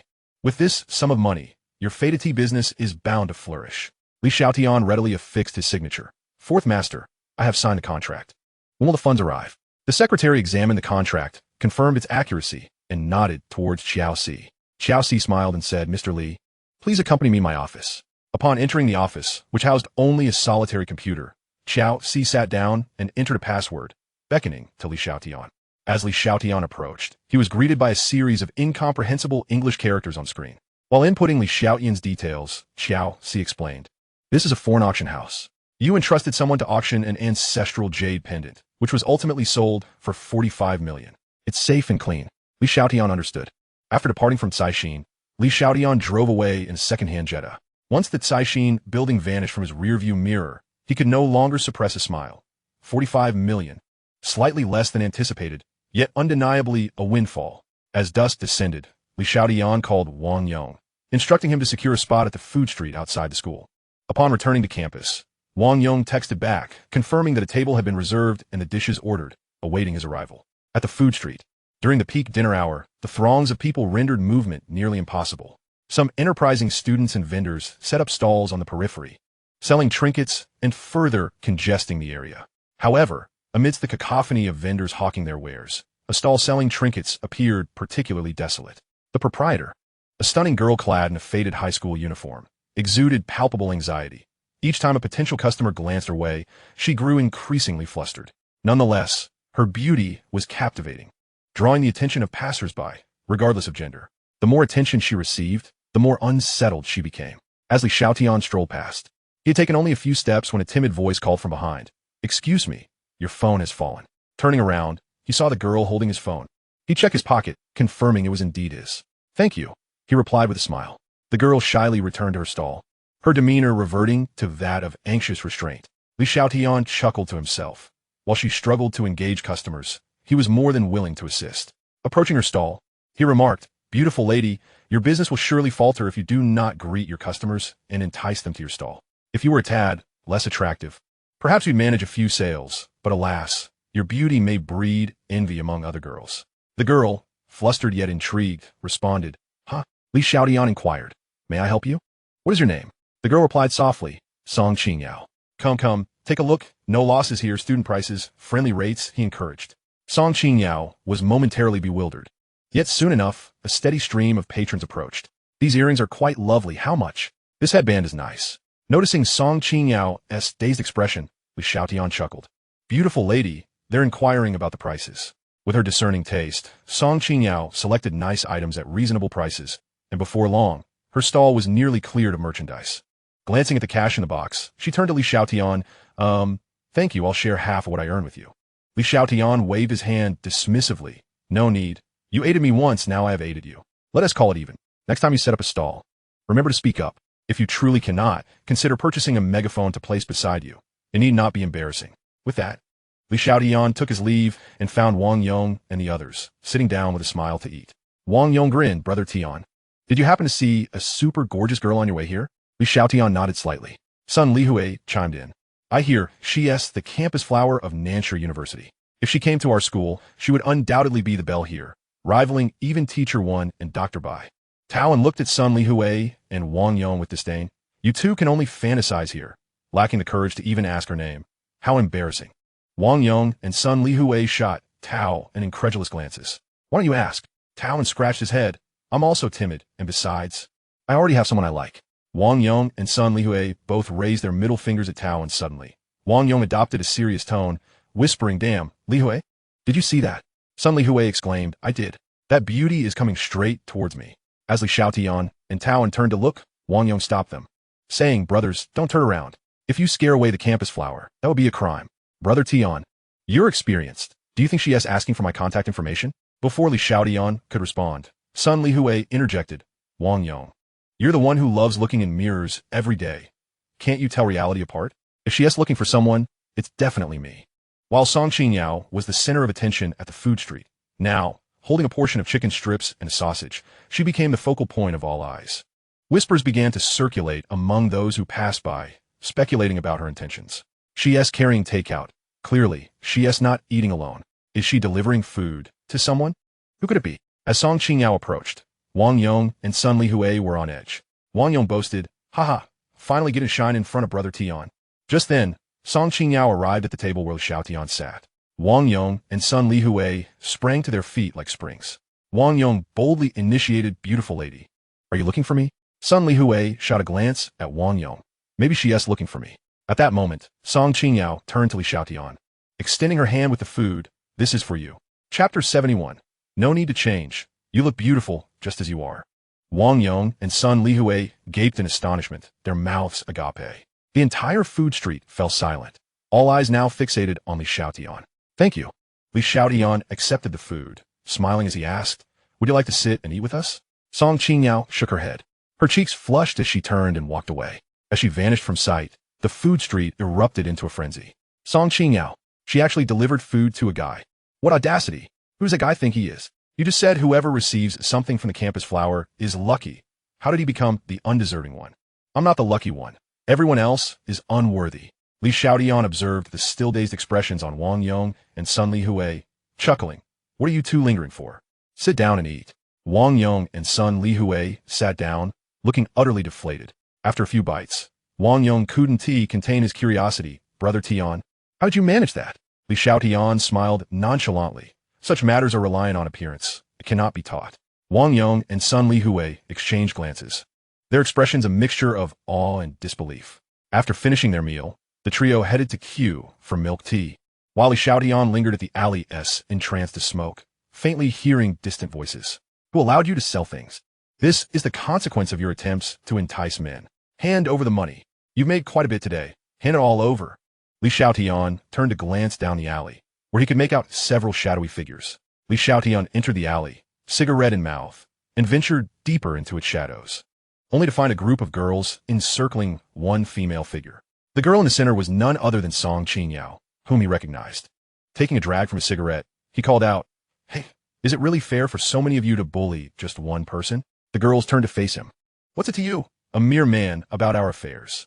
This is a private matter between us and Song Qingyao. Don't think we fear you just because you are a man. If you provoke us, we won't hesitate to retaliate. Now scram." Li Xiaotian raised an eyebrow. "I intend to intervene today. I am not one to enjoy striking women, but I certainly can if necessary." His words ignited an uproar among the women, who advanced toward him. "Who do you think you are?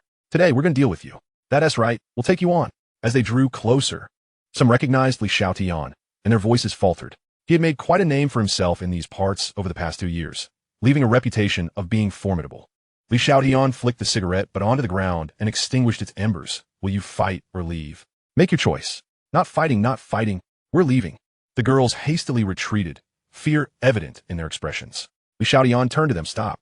The girls trembled, the leader among them nearly on the verge of tears. Li Xiaotian, what else do you want?" He smiled. "Song Qingyao is my friend.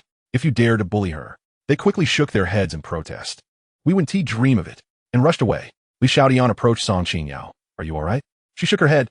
"Thank you." He lightly touched her forehead. "No need for such formality. After all, I did enjoy your chicken skewers. Rest assured, they won't dare to trouble you openly again. Be bold in your endeavors, and remember, you're not mute. If someone bullies you, even if you can't fight back, you must call for help." In the enveloping darkness, Song Qingyao felt a sudden warmth at the spot where he had touched her, a heat that spread to her cheeks. Even her ears felt flushed. Seeing her silent, Li Xiaotian added, "For the sake of your chicken skewers, let me escort you back to school." "No, it's unnecessary. I'm fine," she insisted, shaking her head. Li Xiaotian made no further demands and turned to leave, with Song Qingyao following closely behind. At the alley's entrance, Wang Yong and his companions, having just finished buying milk tea, were taken aback upon seeing the two emerge. Their shock quickly morphed into admiration. "Truly, he is the legendary Brother Tian." Li Xiaotian glanced back. "You should head back now. Be careful on the way." Song Qingyao nodded and departed. Wang Yong and his friends were left in awe, practically worshipping him. "I want to be returning to the dorm today. You all go ahead," Li Xiaotian instructed, and they nodded in agreement. Holding a cup of milk tea, he made his way towards the faculty dormitory. Upon arriving downstairs, he sent a text to Bai Su, requesting her to open the door in advance. Reaching the door, he gently twisted the handle. Click! The door swung open, revealing two figures in the living room. Wen Xia was also present. Bai Su, clad in black yoga attire, and Wen Xia in green, were following along with the television instructor on their yoga mats. Upon noticing Li Xiaotian, both girls paused, a flicker of panic crossing their faces. Li Xiaotian stepped back out of the room, feigning ignorance. Bai Su broke the silence first. "Li Xiaotian, is something wrong with your health?" Wen Xia's gaze was fixed on him, anxiety evident. It was a lapse in judgment. Next time, a key should be given to Li Xiaotian to avoid such awkwardness. Clearing his throat, Li Xiaotian replied, "Indeed, I've been coughing a bit lately. I was hoping to get some medicine for Dr. Bai. Bai Suregainit had composure. Is it urgent?"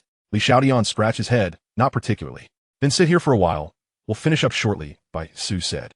Li Xiaotian nodded slightly, taking a seat on the sofa, appreciating the sight of the two women. Both Bai Su and Wen Xia had splendid figures and clad in yoga attire. Their forms were accentuated beautifully. Words could scarcely capture the allure of their curves. Particularly Wen Xia. She ought to be named Wen Yurong instead. Whether due to the difficulty of the poses or nerves, both women were flushed, beads of sweat forming on their foreheads. After a brief, while their practice concluded, and Wen Xia stood to stretch, Li Xiaotian, since you're here for the medicine, Bai Su can fetch it for you. I'm off to take a shower. With that, she exited, closing the door behind her. Bai Su let out a sigh of relief. You nearly gave me a heart attack. Why didn't you announce your arrival? You almost exposed us. Li Xiaotian waved his phone. I did send you a message. Bai Su picked up her phone, glancing at the message from him, and smacked her forehead. I was so focused on yoga that I didn't hear the notification. Stay here for a bit. I'll change. As Bai Su headed to the bedroom, Li Xiaotian followed. This outfit looks fine. No need to change. Bai Su turned back, puzzled by his remark. In the next moment, Li Xiaotian stepped forward, enveloping Bai Su in his arms and kissing her softly on the lips. Bai Su's face turned crimson.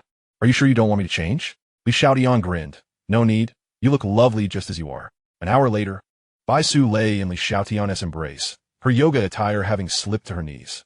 She kicked her legs playfully, laughing. The medical reports were right. Men really do have a fascination with uniforms or special attire, and it's quite pronounced. Chapter 72. The only thing of value is myself. The following day, Li Xiaotian received a call from Wen Xia early in the morning. Bai Su, frowning, asked who was calling so early. Shu. Li Xiaotian gestured for silence, whispering, It's Teacher Wen. Wen Xia? Bai Su's surprise was evident. Li Xiaotian nodded slightly. It's probably about the medication. She is not just my teacher, but also my advisor. Bai Su shifted her position. Take the call in the living room. Don't let her overhear. Also, I'm really tired. You can leave by yourself later. Don't wake me. Last night, you were quite the bully. She yawned and closed her eyes to drift back to sleep. Li Xiaotian entered the bathroom. Good morning, Teacher Wen. When Xia responded, You're unwell. How are you feeling? Not too bad. I intended to find you, but ended up at the wrong door. Have you been sleeping well? Just average. Do you have plans tonight? Li Xiaotian chuckled. Nothing much. Need a companion for the night? Come over tonight. I'll give you a key to avoid any more mix-ups. After freshening up, Li Xiaotian gently kissed the sleeping Bai Su. He then drove off in his Jetta, as he had promised Xiao Hong to pick up Xiao Ming from the hospital, heading to their previous meeting spot. At that moment, Xiao Hong had been waiting for quite some time, holding a thermos. A BMW slowly approached, and upon seeing Xiao Hong, it reversed. The window rolled down. Hey there, where are you headed? I can give you a ride. Xiao Hong glanced at the man in the car. I have a ride coming. The man, Chai, was momentarily taken aback. He had successfully flirted with numerous women while driving this car, boasting a success rate of no less than 90%. Those who rejected him would often smile and request his contact information. Such a direct dismissal was a first for him. He parked the car by the roadside and squatted down to smoke, occasionally casting curious glances at Xiao Hong, genuinely intrigued whether the vehicle she awaited would surpass his in allure and prestige. Li Xiaotian soon arrived, pulling over as he spotted Xiao Hong. He rolled down the window. Waiting long? He asked. Get in. Chai Rang watched as Xiao Hong took the passenger seat in the Jetta, glancing at his brand new BMW in disbelief. Had the Jetta truly eclipsed the BMW in terms of prestige? At the hospital, Li Xiaotian encountered Xiao Ming and exchanged fist bumps. How's the recovery going? He inquired. Xiao Ming patted his chest. I'm in great shape now, Brother Tian. I'll surely repay your kindness. Li Xiaotian ruffled Xiao Ming's hair. If you wish to repay me, focus on your studies and aim to bring home a certificate next year. I've yet to see one. Xiao Ming grinned. No problem. Xiao Hong opened a thermos, handing one portion to Xiao Ming and another to Li Xiaotian. Without hesitation, Li Xiaotian accepted, while Xiao Hong attended to the discharge paperwork. Li Xiaotian and Xiao Ming engaged in light-hearted conversation. After surveying the surroundings to ensure no one was listening, Xiao Ming whispered, Brother Tian, my sister cooks delicious meals, is stunning and quite capable. How about I set you two up? Li Xiaotian gently tapped Xiao Ming's head with his chopsticks. Quit joking about your sister. Xiao Ming rubbed his head, chuckling. I'm serious. My sister has a wonderful personality. If you're interested, I can create opportunities for you. You're a good person, and I'm sure you'd make a great brother-in-law. She has endured a lot to take care of me over the years, but since you visited last time, she has been smiling more and seems full of energy. That is definitely your influence. I know you have money, so rest assured if you marry my sister, I won't ask for a dime. Once I start working, I'll save up to give you both a generous gift. Li Xiaotian laughed. I may not have much, but I don't need your chopsticks. Let us eat. Xiao Ming grinned. Brother Tian, does that mean you're considering it? Don't worry with me around. I'll ensure you and my sister end up together soon. Just then, Xiao Hong returned, witnessing the camaraderie between Li Xiaotian and Xiao Ming, which warmed her heart.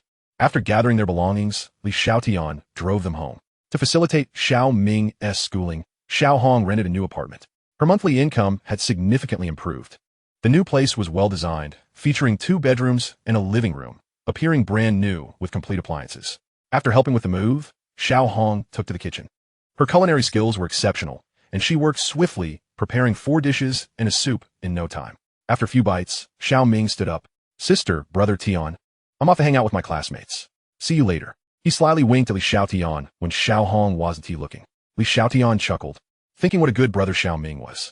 After his departure, Xiao Hong spoke softly, "Boss, I truly appreciate you. Without your help, Xiao Ming would still be in the hospital, and I'd be cramped in that tiny rental room. Let us celebrate today with a drink." She retrieved a bottle of red wine from the kitchen. "This was a gift from Jujia. She said it's quite good." Li Xiaotian smiled as he accepted the bottle and opened it with a corkscrew. After sniffing the cork, he confirmed its quality. Lacking proper wine glasses, they used water glasses instead, each taking one. With autumn in full swing, Xiao Hong, having moved and cooked, felt warmth from the wine.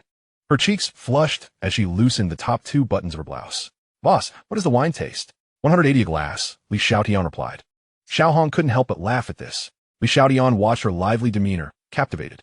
"Actually, I'm not well versed in wine either. What with aeration and lingering flavors? I know nothing. Drinking is about the mood. As long as you are happy, even bitter wine can taste good," he said. Xiao Hong nodded emphatically. With a clink, they toasted. Today, Xiao Hong felt exceptionally joyful. Though she was unaware of her family's circumstances, the burden of caring for her ailing brother was immense. Now, their lives were finally stabilizing, leading to a lifestyle she had never even dared to dream of. Who could not be happy? Xiao Hong downed her glass of wine, and Li Xiaotian naturally followed suit. She stood up, slightly swaying as she poured more wine for him. "Boss, I'm truly grateful to you. Without you, I would be where I am today. I toast to you." Lifting her glass, she drank it all. With a dreamy gaze, Xiao Hong continued, "I want to toast you again, not for myself, but to thank you on Xiao Ming's behalf." Before she could grab the wine again, she lost her balance and fell into Li Xiaotian's embrace. Their eyes met, and perhaps due to the wine, Li Xiaotian felt a surge of heat. "Hong Jia, you're drunk." Xiao Hong shook her head. "I'm not drunk. Boss, I can't repay your kindness, but the only thing of value I possess is myself." Chapter 73, 45 million received. Xiao Hong leaned in, attempting to kiss Li Xiaotian. He gently cupped her face, smiling. "Then focus on your work. I'm a scoundrel. Easily tempted. If they're essay next time, I might not be able to resist." Xiao Hong paused, taken aback. Li Xiaotian helped her up and prepared to leave. She bit her lip lightly. "I know about you, and Jujia. I won't come between you, nor will I ask for title."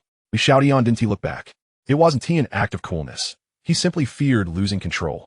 "Let us talk when you're sober." As he exited, his phone vibrated. He received a message, 45 million deposited into his account. A smile crept across his face. He didn't plan to invest this sum into the company. Half would go towards properties in Shanghai and the capital, as real estate prices were slowly recovering. For him, buying property was not the most lucrative investment, but provided stability, akin to having funds securely placed in a bank. The other half would serve a different purpose. Upon returning to the company, Wang Jujia greeted him with a smile. "Boss, remember our last bet? You lost. Today, you're accompanying me to meet a good friend. She is the young owner of a building, and we'll have dinner together tonight. Make a good impression and aim to negotiate a favorable price to rent out this entire floor." Li Xiaotian nodded slightly. "Sure." As night fell, Li Xiaotian accompanied Wang Jujia to wait at the entrance. Soon, a familiar Maserati approached and came to a stop. Su Yining, sporting sunglasses, called out to Wang Jujia, "Jujia, get in. Is this your boyfriend?" She removed her sunglasses, feigning curiosity. "I feel like we've met somewhere before." Li Xiaotian chuckled. They had indeed met before, and it was more than mere acquaintance. "Miss Su has a good memory. I was the one who rented the office space last time, and I owe you thanks for facilitating such a great deal." Su Yining nodded thoughtfully, recalling her earlier assumption that he was merely a company errand runner, only to discover he was the proprietor. It was no surprise that he exuded such confidence. "I have reserved a private room at the restaurant."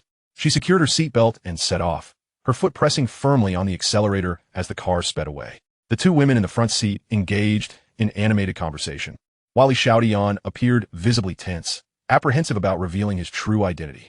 Indeed, he was genuinely nervous, fearful of exposing himself. Upon arriving at the restaurant, the 2 women ordered a selection of dishes before passing the menu to Li Xiaotian, who glanced over it and added 2 more items. As the women chatted, he focused intently on his meal. Suddenly, Su Yining turned to Li Xiaotian.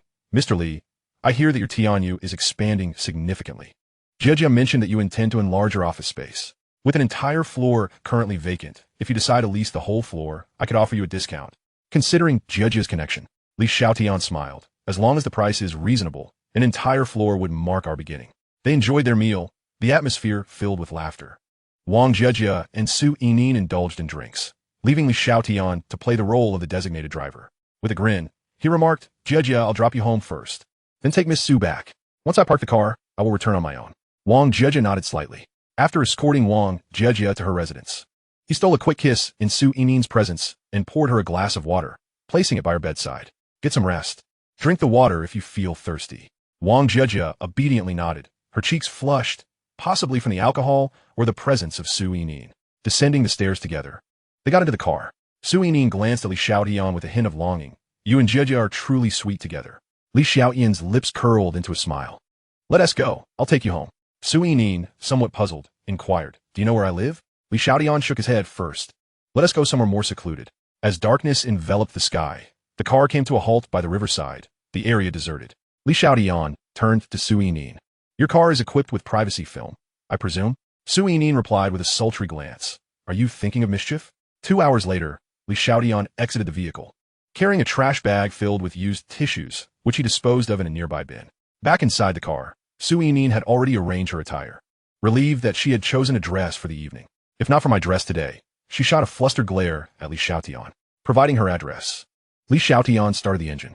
Jiangnan No. 1, one of the most prestigious villa districts in the southern city, where every inch of land was invaluable. He parked in a private underground garage.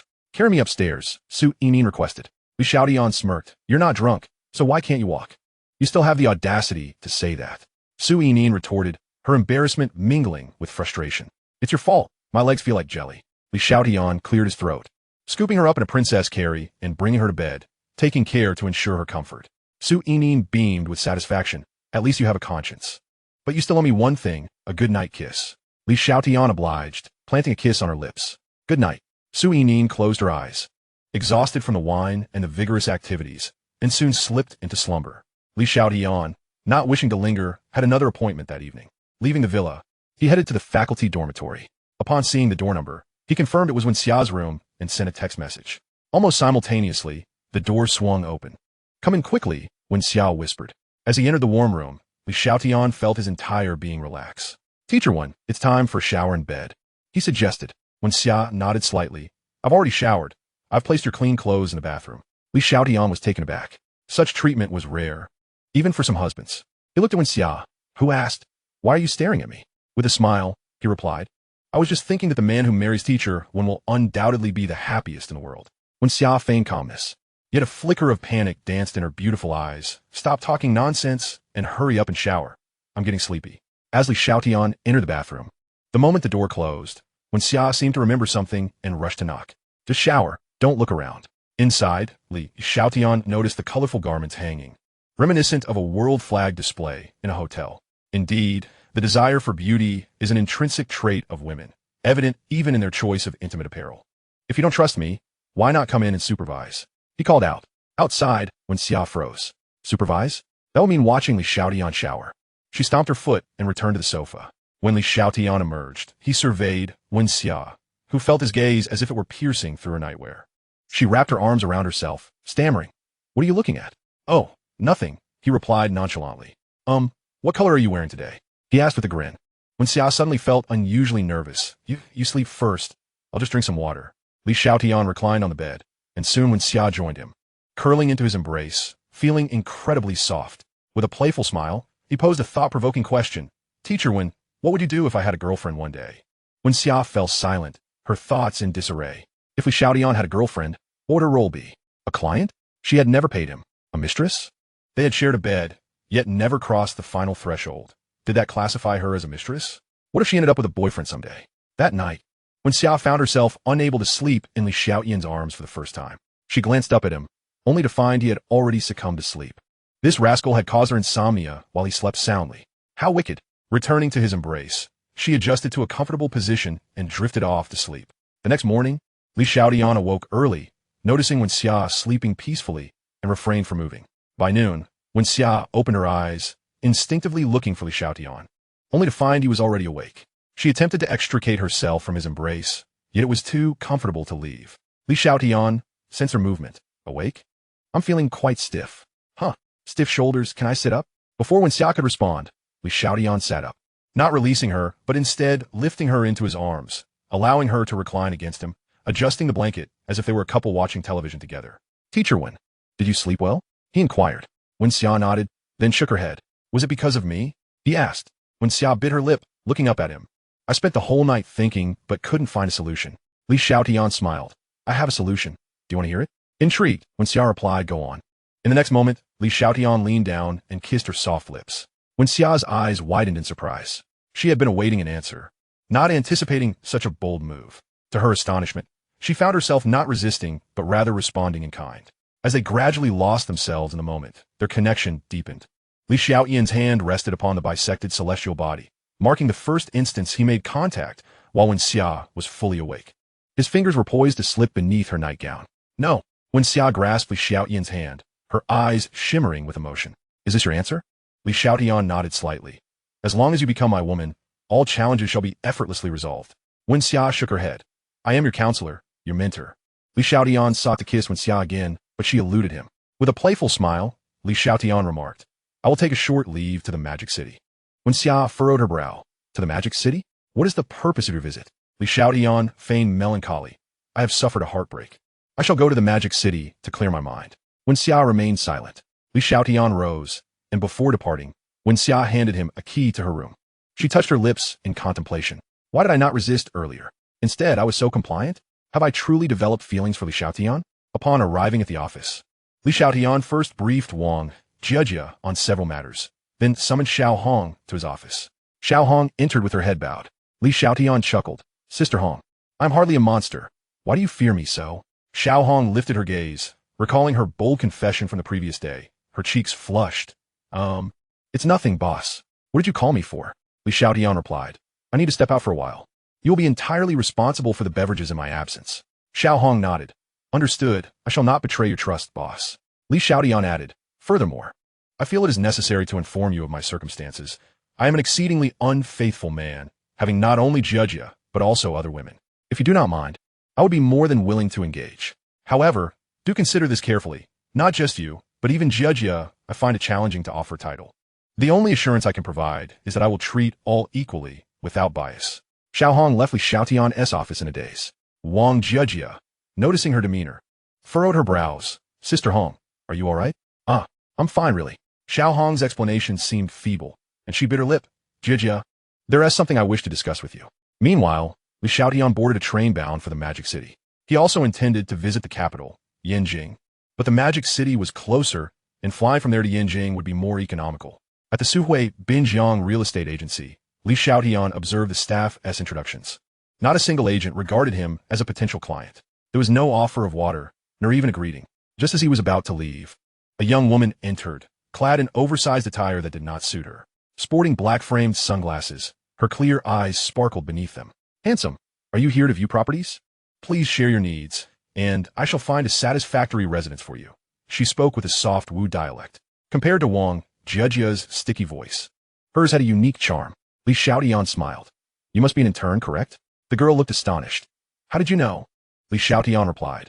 I would like to view some properties. Would you be willing to show me? The girl was visibly excited. Of course, no problem at all. Where would you like to look? Li Xiaotian, Suwei Binjiang. The girl instantly extended her hand. Hello, I am a newcomer Su Dong, a fourth-year law student at Magic City University, interning here. Rest assured, I will provide you with excellent service. Li Xiaotian shook her hand. A law major. How apartment? When can we go view properties? Su Dong replied with a smile. Right now is perfect. Please wait here while I fetch the keys and contact information. Li Xiaotian interjected. No need. I will wait for you at the nearby cafe. Contact me when you're ready. With that, he departed. Su Dong exclaimed joyfully. I finally have a client. The other agents erupted in laughter. Su Dong puzzled asked, what are you all laughing at? They chimed in. Little Su, that young man is clearly not wealthy.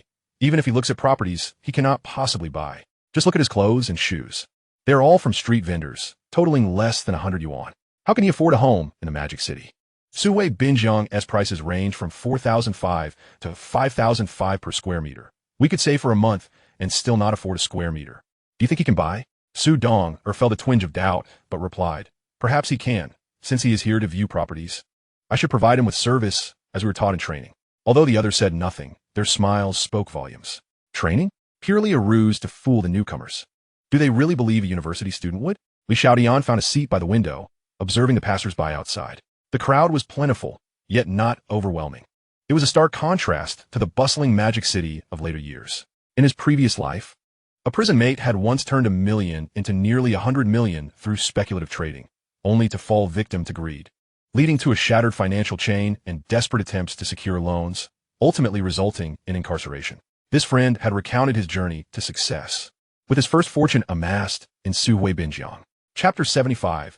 I live on 1,000 yuan a month. A glance earlier revealed Suhui Binjiang as current property prices at 4,005 to 5,005. By 2015, the average price had soared to 80,000. An investment return of 1,500%. His 20 million investment, if held long-term, could yield over 3 billion. Although the profitability paled in comparison to investing in milk tea shops or online stores, it offered stability akin to securing a fixed deposit for himself. Moments later, Su Dong-er approached with a stack of documents, appearing somewhat apprehensive. Despite the cafe's proximity to her work, she had never visited before, wishing to avoid unnecessary expenses. Li Xiaotian snapped his fingers, summoning a server. Sir, how may I assist you? Li Xiaotian turned to Su Dong. What would you like to drink? It's on me. Su Dong-er nervously replied. I don't drink coffee. Li Xiaotian instructed the server. One matcha latte, please. Soon, the latte was placed before Su Dong-er. Give it a try. It should be quite delightful, he remarked with a smile. Su Dong-er glanced at the matcha latte. Smiling. Thank you. Shall we discuss after you finish your coffee? Li Xiaotian raised an eyebrow. No need. Su Dong-er, could you share your budget and your requirements, such as area and floor? Li Xiaotian took a sip of his coffee. To be forthright, I consider myself a property investor. I require an excellent location, preferably an area with repurposed old factories and a desirable layout. As for the rest, the higher the cost-effectiveness, the better. Su Dong-er appeared perplexed. Li Xiaotian added, you have a budget of 11 million available. 11 million. Given that the average price per square meter in Suhui Binjiang is 5,000, excluding various taxes and fees, that would allow for the purchase of 2,200 square meters. If we consider 100 square meters per unit, that equates to 22 properties. Su Dong-er snapped back to reality, struggling to believe Li Xiaotian's words. So young, and he can produce over 10 million for property investment. Sir, you aren't jesting with me, are you? Li Xiaotian offered no further explanations, simply displaying his SMS balance to Su Dong-er 45 million. Su Dong-er was ecstatic. According to industry standards, she would earn a 5% commission, amounting to 55,000.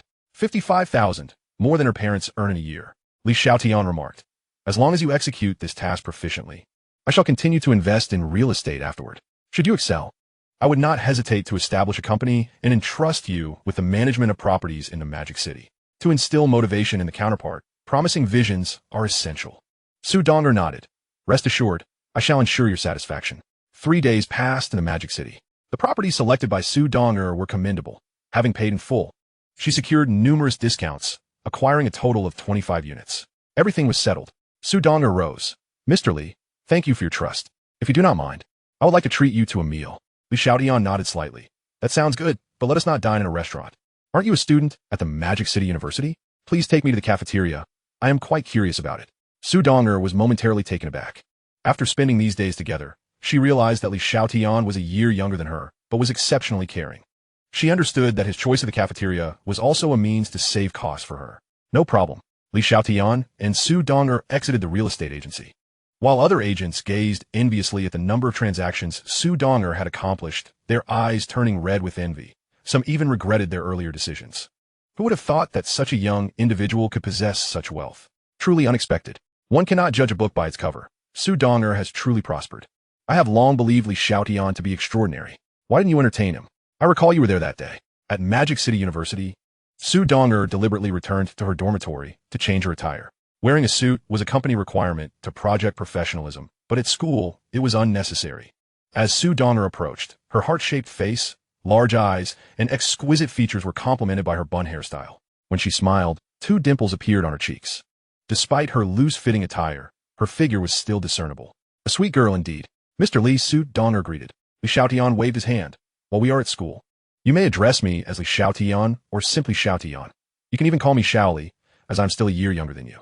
Su Dong-er chuckled. All right, classmate Li. Throughout their walk, Su Dong-er took her role as a guide seriously, narrating the scenic beauty of the campus to Li Xiaotian. They exchanged laughter as they entered the cafeteria and found a place to sit. Classmate Li, please relax here while I order some dishes. Our cafeteria Annie's culinary skills are quite commendable. As soon as Su Dong-er stepped away, Another individual approached, curiously sizing up Li Xiaotian.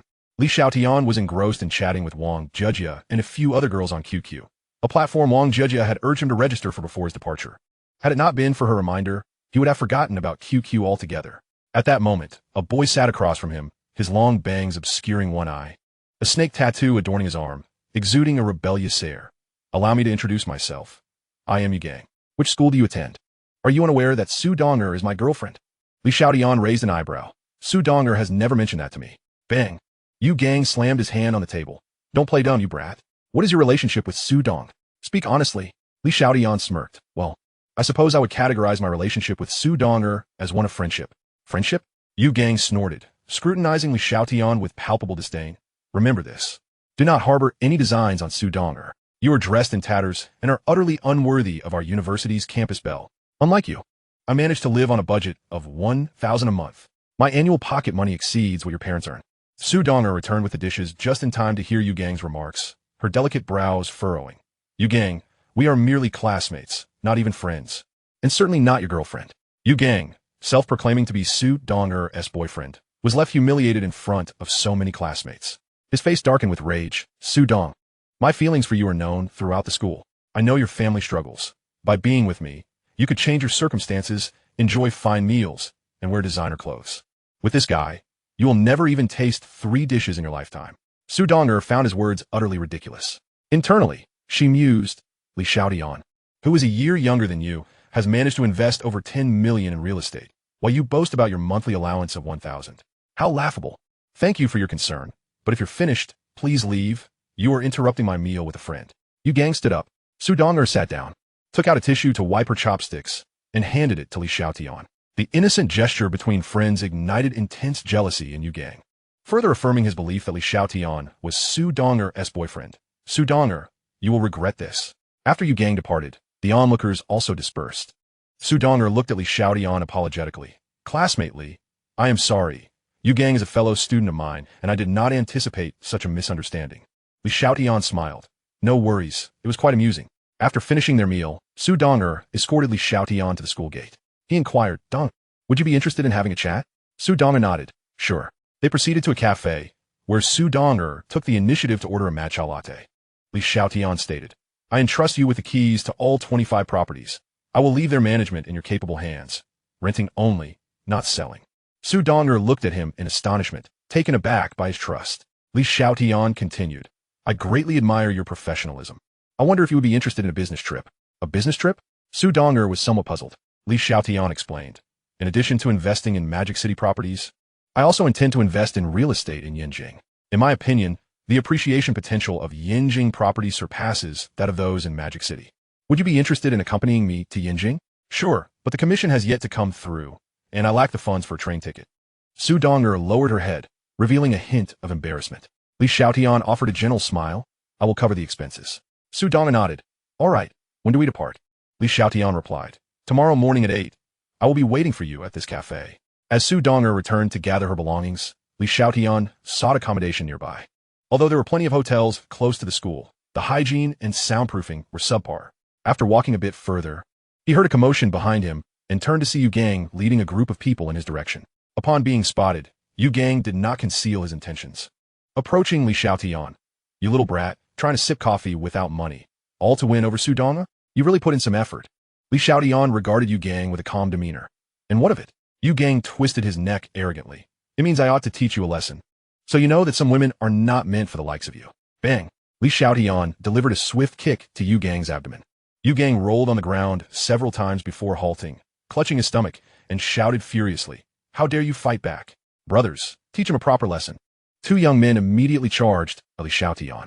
With a sweeping kick, Li Xiaotian sent them both crashing to the ground, one losing his front teeth in the process. The others, who had previously been eager to join the fray, halted in their tracks, exchanging glances. Realizing Li Xiaotian was skilled in combat, they deemed it unwise to engage, especially for the sake of a mere cigarette pack.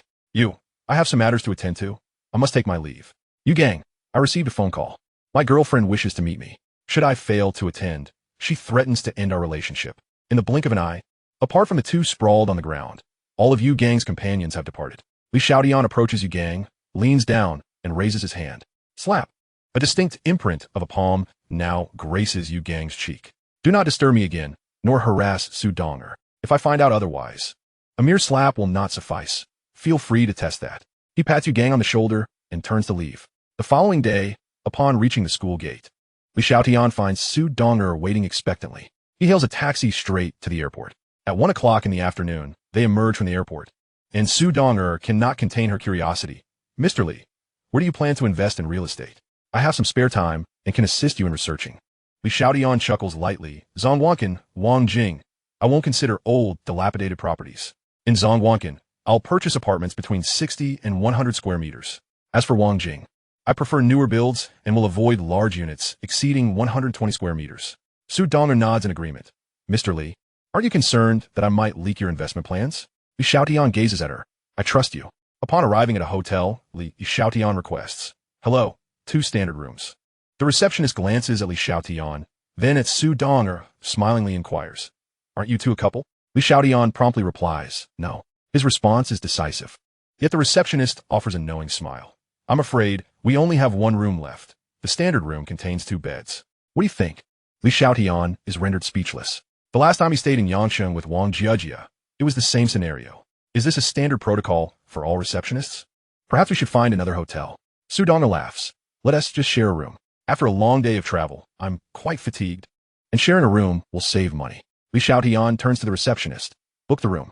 After registering, they ascend in the elevator. Xiaotian regards Su Donger, a solitary man and woman sharing a room. Are you not apprehensive? Su Donger beams. I have faith in you, Mr. Li. Xiaotian retorts. I appreciate your trust, although I have my own doubts. He then jestingly adds, by the way, I should warn you, I'm somewhat of a rogue. When you sleep, it's advisable to cover up thoroughly. Otherwise, should your long legs or other features be exposed, I might lose my composure. Before he could finish, Su Donger bursts into laughter. Mr. Li, I lack extensive social experience, but I've encountered many men at school. None have looked at me with eyes as pure as yours. So, do not frighten me. I am not afraid. Upon entering the hotel, Xiaotian reclines on the bed, contemplating his investment strategy. With average prices in Zhongwankan at 7,000 to 8,000 and slightly cheaper in Wangjing at 5,000 to 6,000. Investing over 10 million as in a magic city would hardly secure many properties. After much deliberation, he resolves to adjust his plan, allocating 20 million from the remaining 30 million for real estate, leaving himself with over 10 million. He hopes for a smooth progression the following day. Just then, the sound of running water from the bathroom indicates Su Donger is showering. Instinctively, he glances towards the bathroom. Xiaotian is taken aback. The scene within the shower is fully visible to him from the outside. Yet, Su Donger remains oblivious, as if she cannot see him at all. He has always considered her physique commendable, but now it transcends mere commendation. It is simply flawless. Noticing that Su Donger is nearing the end of her shower, Xiaotian hastily feigns sleep on the bed. The footsteps draw nearer. Clad in a bathrobe, Su Donger, seeing Xiaotian asleep, kindly covers him with a blanket. However, he inadvertently holds down one corner, preventing her from covering him properly.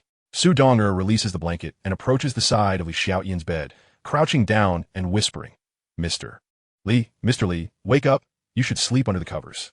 Xiaotian drowsily opens his eyes. Thank you. As Su Donger stands, the bathrobe has loosened considerably, slipping from her shoulders, exposing a significant expanse of skin to the air, right before Xiaotian's eyes. He is momentarily stunned, wondering if Su Donger could possibly be doing this intentionally. Chapter 77. A heavy blow to the foreign devil. At this moment, Su Donger's eyes are filled with panic. Her delicate face flushed with a rosy hue, quite enchanting. The temperature in the room suddenly skyrockets. Xiaotian takes the initiative. Donger, are you all right? Su Donger snaps back to reality, speaking softly. Mr. Li, please close your eyes. All right. Xiaotian complies, and soon he hears the rustling sounds of her getting dressed. Moments later, Su Donger, suppressing her shyness, speaks. Mr. Li, you may open your eyes now. When he does, their gazes lock, and the atmosphere turns awkward. I need to take a shower. Once inside, Xiaotian lowers the bathroom curtain. Su Donger watches this action in slight surprise, realizing that the interior of the bathroom is indeed visible from outside. How embarrassing. Her cheeks flush as she comprehends why Xiaotian pretended to be asleep. He must have caught a glimpse of her, diving under the covers. Su Donger reflects on the earlier scene, reassuring herself. Mr. Li didn't overstep. He truly is a man of principle, though perhaps that principle isn't set very high. is still commendable. Upon Li Xiaotian's return, he sees Su Donger on the bed and cheerfully asks, "Would you like some water?" "No, thank you," she replies. "I'll turn off the lights now." After extinguishing the lights, Li Xiaotian climbs onto the bed, exhausted from the day, and quickly drifts off to sleep. Su Donger, however, tosses and turns. Somehow, every time she closes her eyes, visions of her shower and the awkwardness of her robe slipping away flood her mind, intensifying her heartbeat. The next day, Li Xiaotian awakens to find a somewhat haggard Su Donger, a hint of concern creasing his brow. "Donger, are you all right?" Su Donger yawns. "I couldn't sleep last night." Li Xiaotian advises, "You should rest a bit longer." Su Donger shakes her head. "No, since I'm here for business. I must give it my all." Unable to argue with her determination, Li Xiaotian acquiesces. They spend the day eating, viewing properties, eating again, and viewing more properties, returning to the hotel only after dark. Both are utterly exhausted, collapsing onto the bed, devoid of appetite. On the third day, in the afternoon, Li Xiaotian successfully invests 2 million, acquiring 31 properties, a task accomplished splendidly.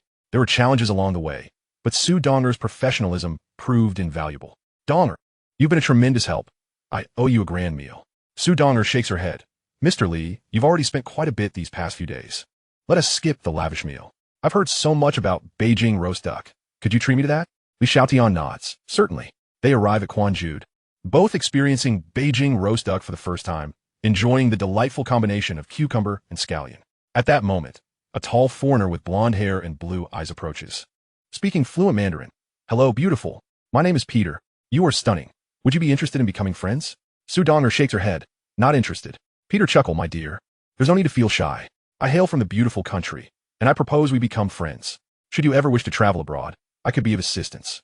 The more friends you have, the more avenues you can explore." Su Donger reiterated her refusal. "I have already expressed my lack of interest." Peter persisted, "Come now. It's merely an exchange of contact information." At this, he cast a disdainful glance at Li Xiaotian, proclaiming, "You needn't worry about your boyfriend. Should he choose to part ways with you, I would gladly take his place." Su Donger furrowed her brow, casting a desperate glance towards Li Xiaotian for help.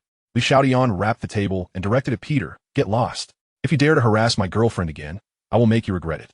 Peter stepped back 2 paces, adopting a boxing stance, gesturing left and right with mock punches. "I forgot to introduce myself. I am a boxing coach. Not just you, but every man in Quanjude combined is no match for me. I could even take you on with one hand tied behind my back." Li Xiaotian raised an eyebrow and slowly stood up. "Are you serious?" Peter arrogantly replied, "Of course, but you better think carefully, for I could easily knock you out with a single punch." At that moment, Peter's bluster drew the attention of those around them.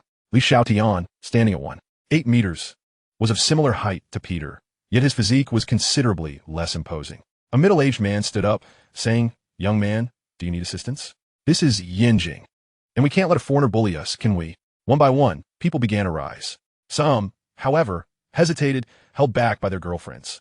Unfazed, Peter cracked his neck. "No matter how many of you there are, you're all just this." He pointed his thumb downwards. Li Xiaotian declared, "Thank you all, but I can handle this foreigner alone." He turned to Peter. "Shall we commence?" "Begin," Peter exclaimed, before the words had fully left his mouth. He aimed a punch at Li Xiaotian. "Despicable. Damn, this foreigner is quite cunning. Trouble. This young man is going to be at a disadvantage." Su Donger felt a surge of anxiety, her heart racing in her throat. She regretted not calling the police sooner. Bang! A dull thud echoed as Li Xiaotian remained unharmed in his position, while Peter stumbled back 2 steps, staring in disbelief at the shoe print on his chest. He was a retired professional boxer who had come to Yinjing to coach for monetary gain, often sparring with fellow professionals. Few could match his speed, let alone evade his punches, much less deliver a kick to him. The security personnel had arrived, yet they hesitated to intervene, aware that they could not act without the manager's orders when it involved a foreigner. Li Xiaotian beckoned Peter with a finger. "I'll give you another chance to strike." Peter threw a right hook, the punch swift, and Su Donger, standing nearby, could almost hear the rush of air. Her expression turned to one of concern. Li Xiaotian's foot shot out first, landing a kick on Peter's wrist, and without pause, he delivered a second kick directly to Peter's armpit. Peter let out a wail akin to that of slaughtered pig. Li Xiaotian then executed a sweeping kick. Bang! Peter fell to the ground with a resounding thud. "Bravo. Well done. Huh. Does this foreigner really think he can bully us in the Qing dynasty?" The crowd erupted in cheers. Li Xiaotian approached Peter and said, "You should have called for an ambulance yourself. By the way, I've already covered your medical expenses." Peter, bewildered, asked, "When did you pay?" "I wasn't aware." Li Xiaotian replied, "The Empress Dowager took care of it for me." If you have any objections, no. Peter hastily interjected, fearing another blow from Xiaotian. Foreigners have one trait. They bully the weak and fear the strong. The softer you are, the more they will take advantage of you. But if you stand firm and deliver a beating, they will respect you instead. Xiaotian turned to Su Donger. Shall we head back? Chapter 78. Su Donger's First Kiss. After settling the bill, they exited Quanjude. Stepping outside, Xiaotian took Su Donger by the hand and ran, leaving her puzzled yet compliant. After more than 10 minutes, they paused in an alley, Su Donger gasping for breath. Once she caught her breath, she couldn't help but ask, "Mr. Li, why did we run?" Xiaotian replied, "We can't rule out the possibility of someone reporting to the authorities on behalf of the foreigners, so it's best to be cautious." Back at the hotel, Xiaotian and Su Donger lay on their respective beds. In truth, they could have booked 2 rooms the day after arriving, but since Su Donger hadn't mentioned it, he refrained from doing so. The room was silent. Su Donger, while chatting with classmates on her phone, discreetly observed Xiaotian. He was handsome, skilled, caring, and affluent. She recounted her experience to her close friend, who urged her to seize the opportunity, stating that men like Xiaotian were rare and worth pursuing. Furthermore, she had developed a fondness for him. "Mr. Li, may I ask you a question?" Su Donger inquired. Xiaotian looked at her. "Feel free to ask." Su Donger fought to suppress her bashfulness. "Do you have a girlfriend?" "Yes." Xiaotian paused before continuing, "and not just one." Su Donger was taken aback. "Mr. Li, you're quite honest." Internally, she felt a wave of disappointment. Indeed, there are no perfect individuals. Xiaotian added, "You may not know this, but I'm a scoundrel. A complete rogue. I plan to establish a property management company. Would you be interested in joining? The compensation would far exceed what you earn at the agency." Su Donger replied, "That sounds great, but while I'm still in my internship, the school won't approve if I wish to leave Shanghai. So," Xiaotian chuckled, "the company will be headquartered in Shanghai. The properties in both Shanghai and Yinjing will be entrusted to you for management. As for the company's operations, that will be your responsibility. You just need to report to me regularly." For a moment, Su Donger was at a loss. Just a week ago, she was an intern without any deals, and now she was on the brink of managing a company with assets worth millions. This was beyond her wildest dreams. "Mr. Li, do you truly have such faith in me?" Xiaotian smiled. "I have been observing you these past few days, and I can confidently say that you are deserving of my trust." That simple statement left Su Donger elated. "Thank you for your trust, Mr. Li.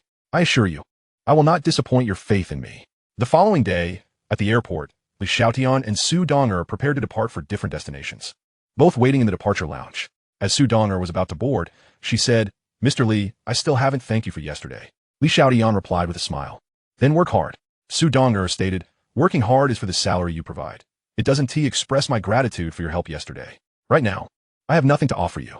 Just as Xiaotian was about to respond, Su Donger leaned in and kissed him gently. It was a fleeting kiss.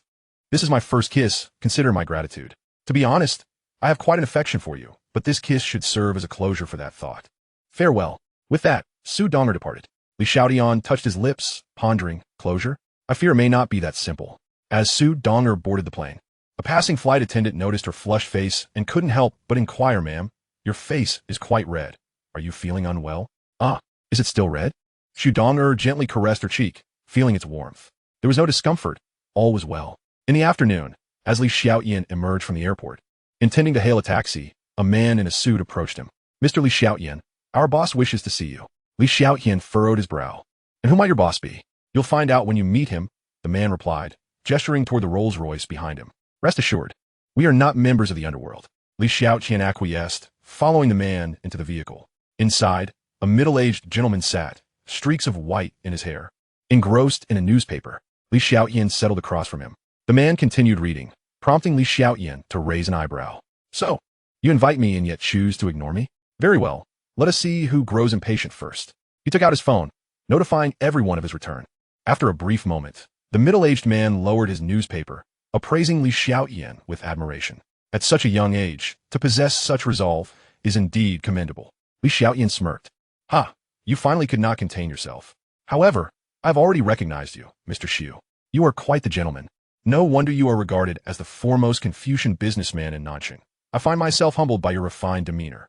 Xu Bojun, the head of the Xu family and the wealthiest man in Nanjing, father of Xu Yining, responded, "Since you have identified me, I shall be direct.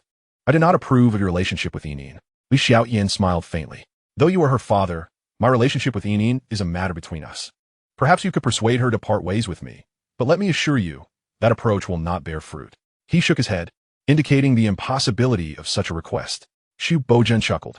Acknowledging him as Yinin's father had led Li Xiaotian to address him as uncle, but upon learning of his disapproval, he reverted to Mr. Xu. How very pragmatic. What will it take for you to leave Yinin alone? Li Xiaotian was rendered speechless. So, the absurd scenarios depicted in melodramatic television series are indeed reflections of reality? Mr. Xu must have the means to uncover my activities. He should be aware of my business ventures. While they may not rival the Xu family's long-standing legacy, I'm certainly not lacking in resources. Xu Boujun remarked, yet, you are not worthy of Yinin, especially considering your ambiguous ties with numerous women. Li Xiaotian countered. I acknowledge that my current status does not entitle me to publicly claim to be Yinin's boyfriend. However, I implore you, Mr. Xu, to grant me a bit more time. I assure you, I can prove that Yinin's judgment surpasses yours, and that her choice of me will be the Xu family's most prudent investment. As for the women in my life, Yinin does not oppose. Initially, I was quite taken aback, but upon reflection, it seems she has been influenced by certain individuals or has come to a realization of reality. Capable men are indeed highly sought after, much like yourself. Xu Boujun cleared his throat, acknowledging his own reputation for numerous romantic entanglements. How long do you require? Li Xiaotian raised a finger. 1 year. Very well. I shall grant you 1 year.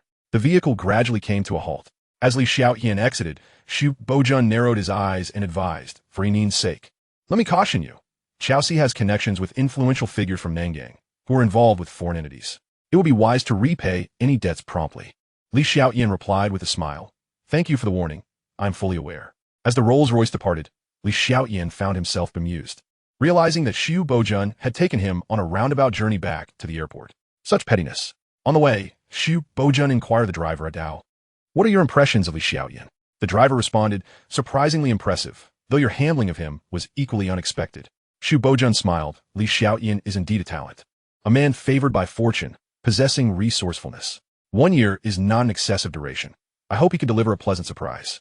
After all, allowing Yinin to marry someone she loves is far superior to a mere arranged marriage.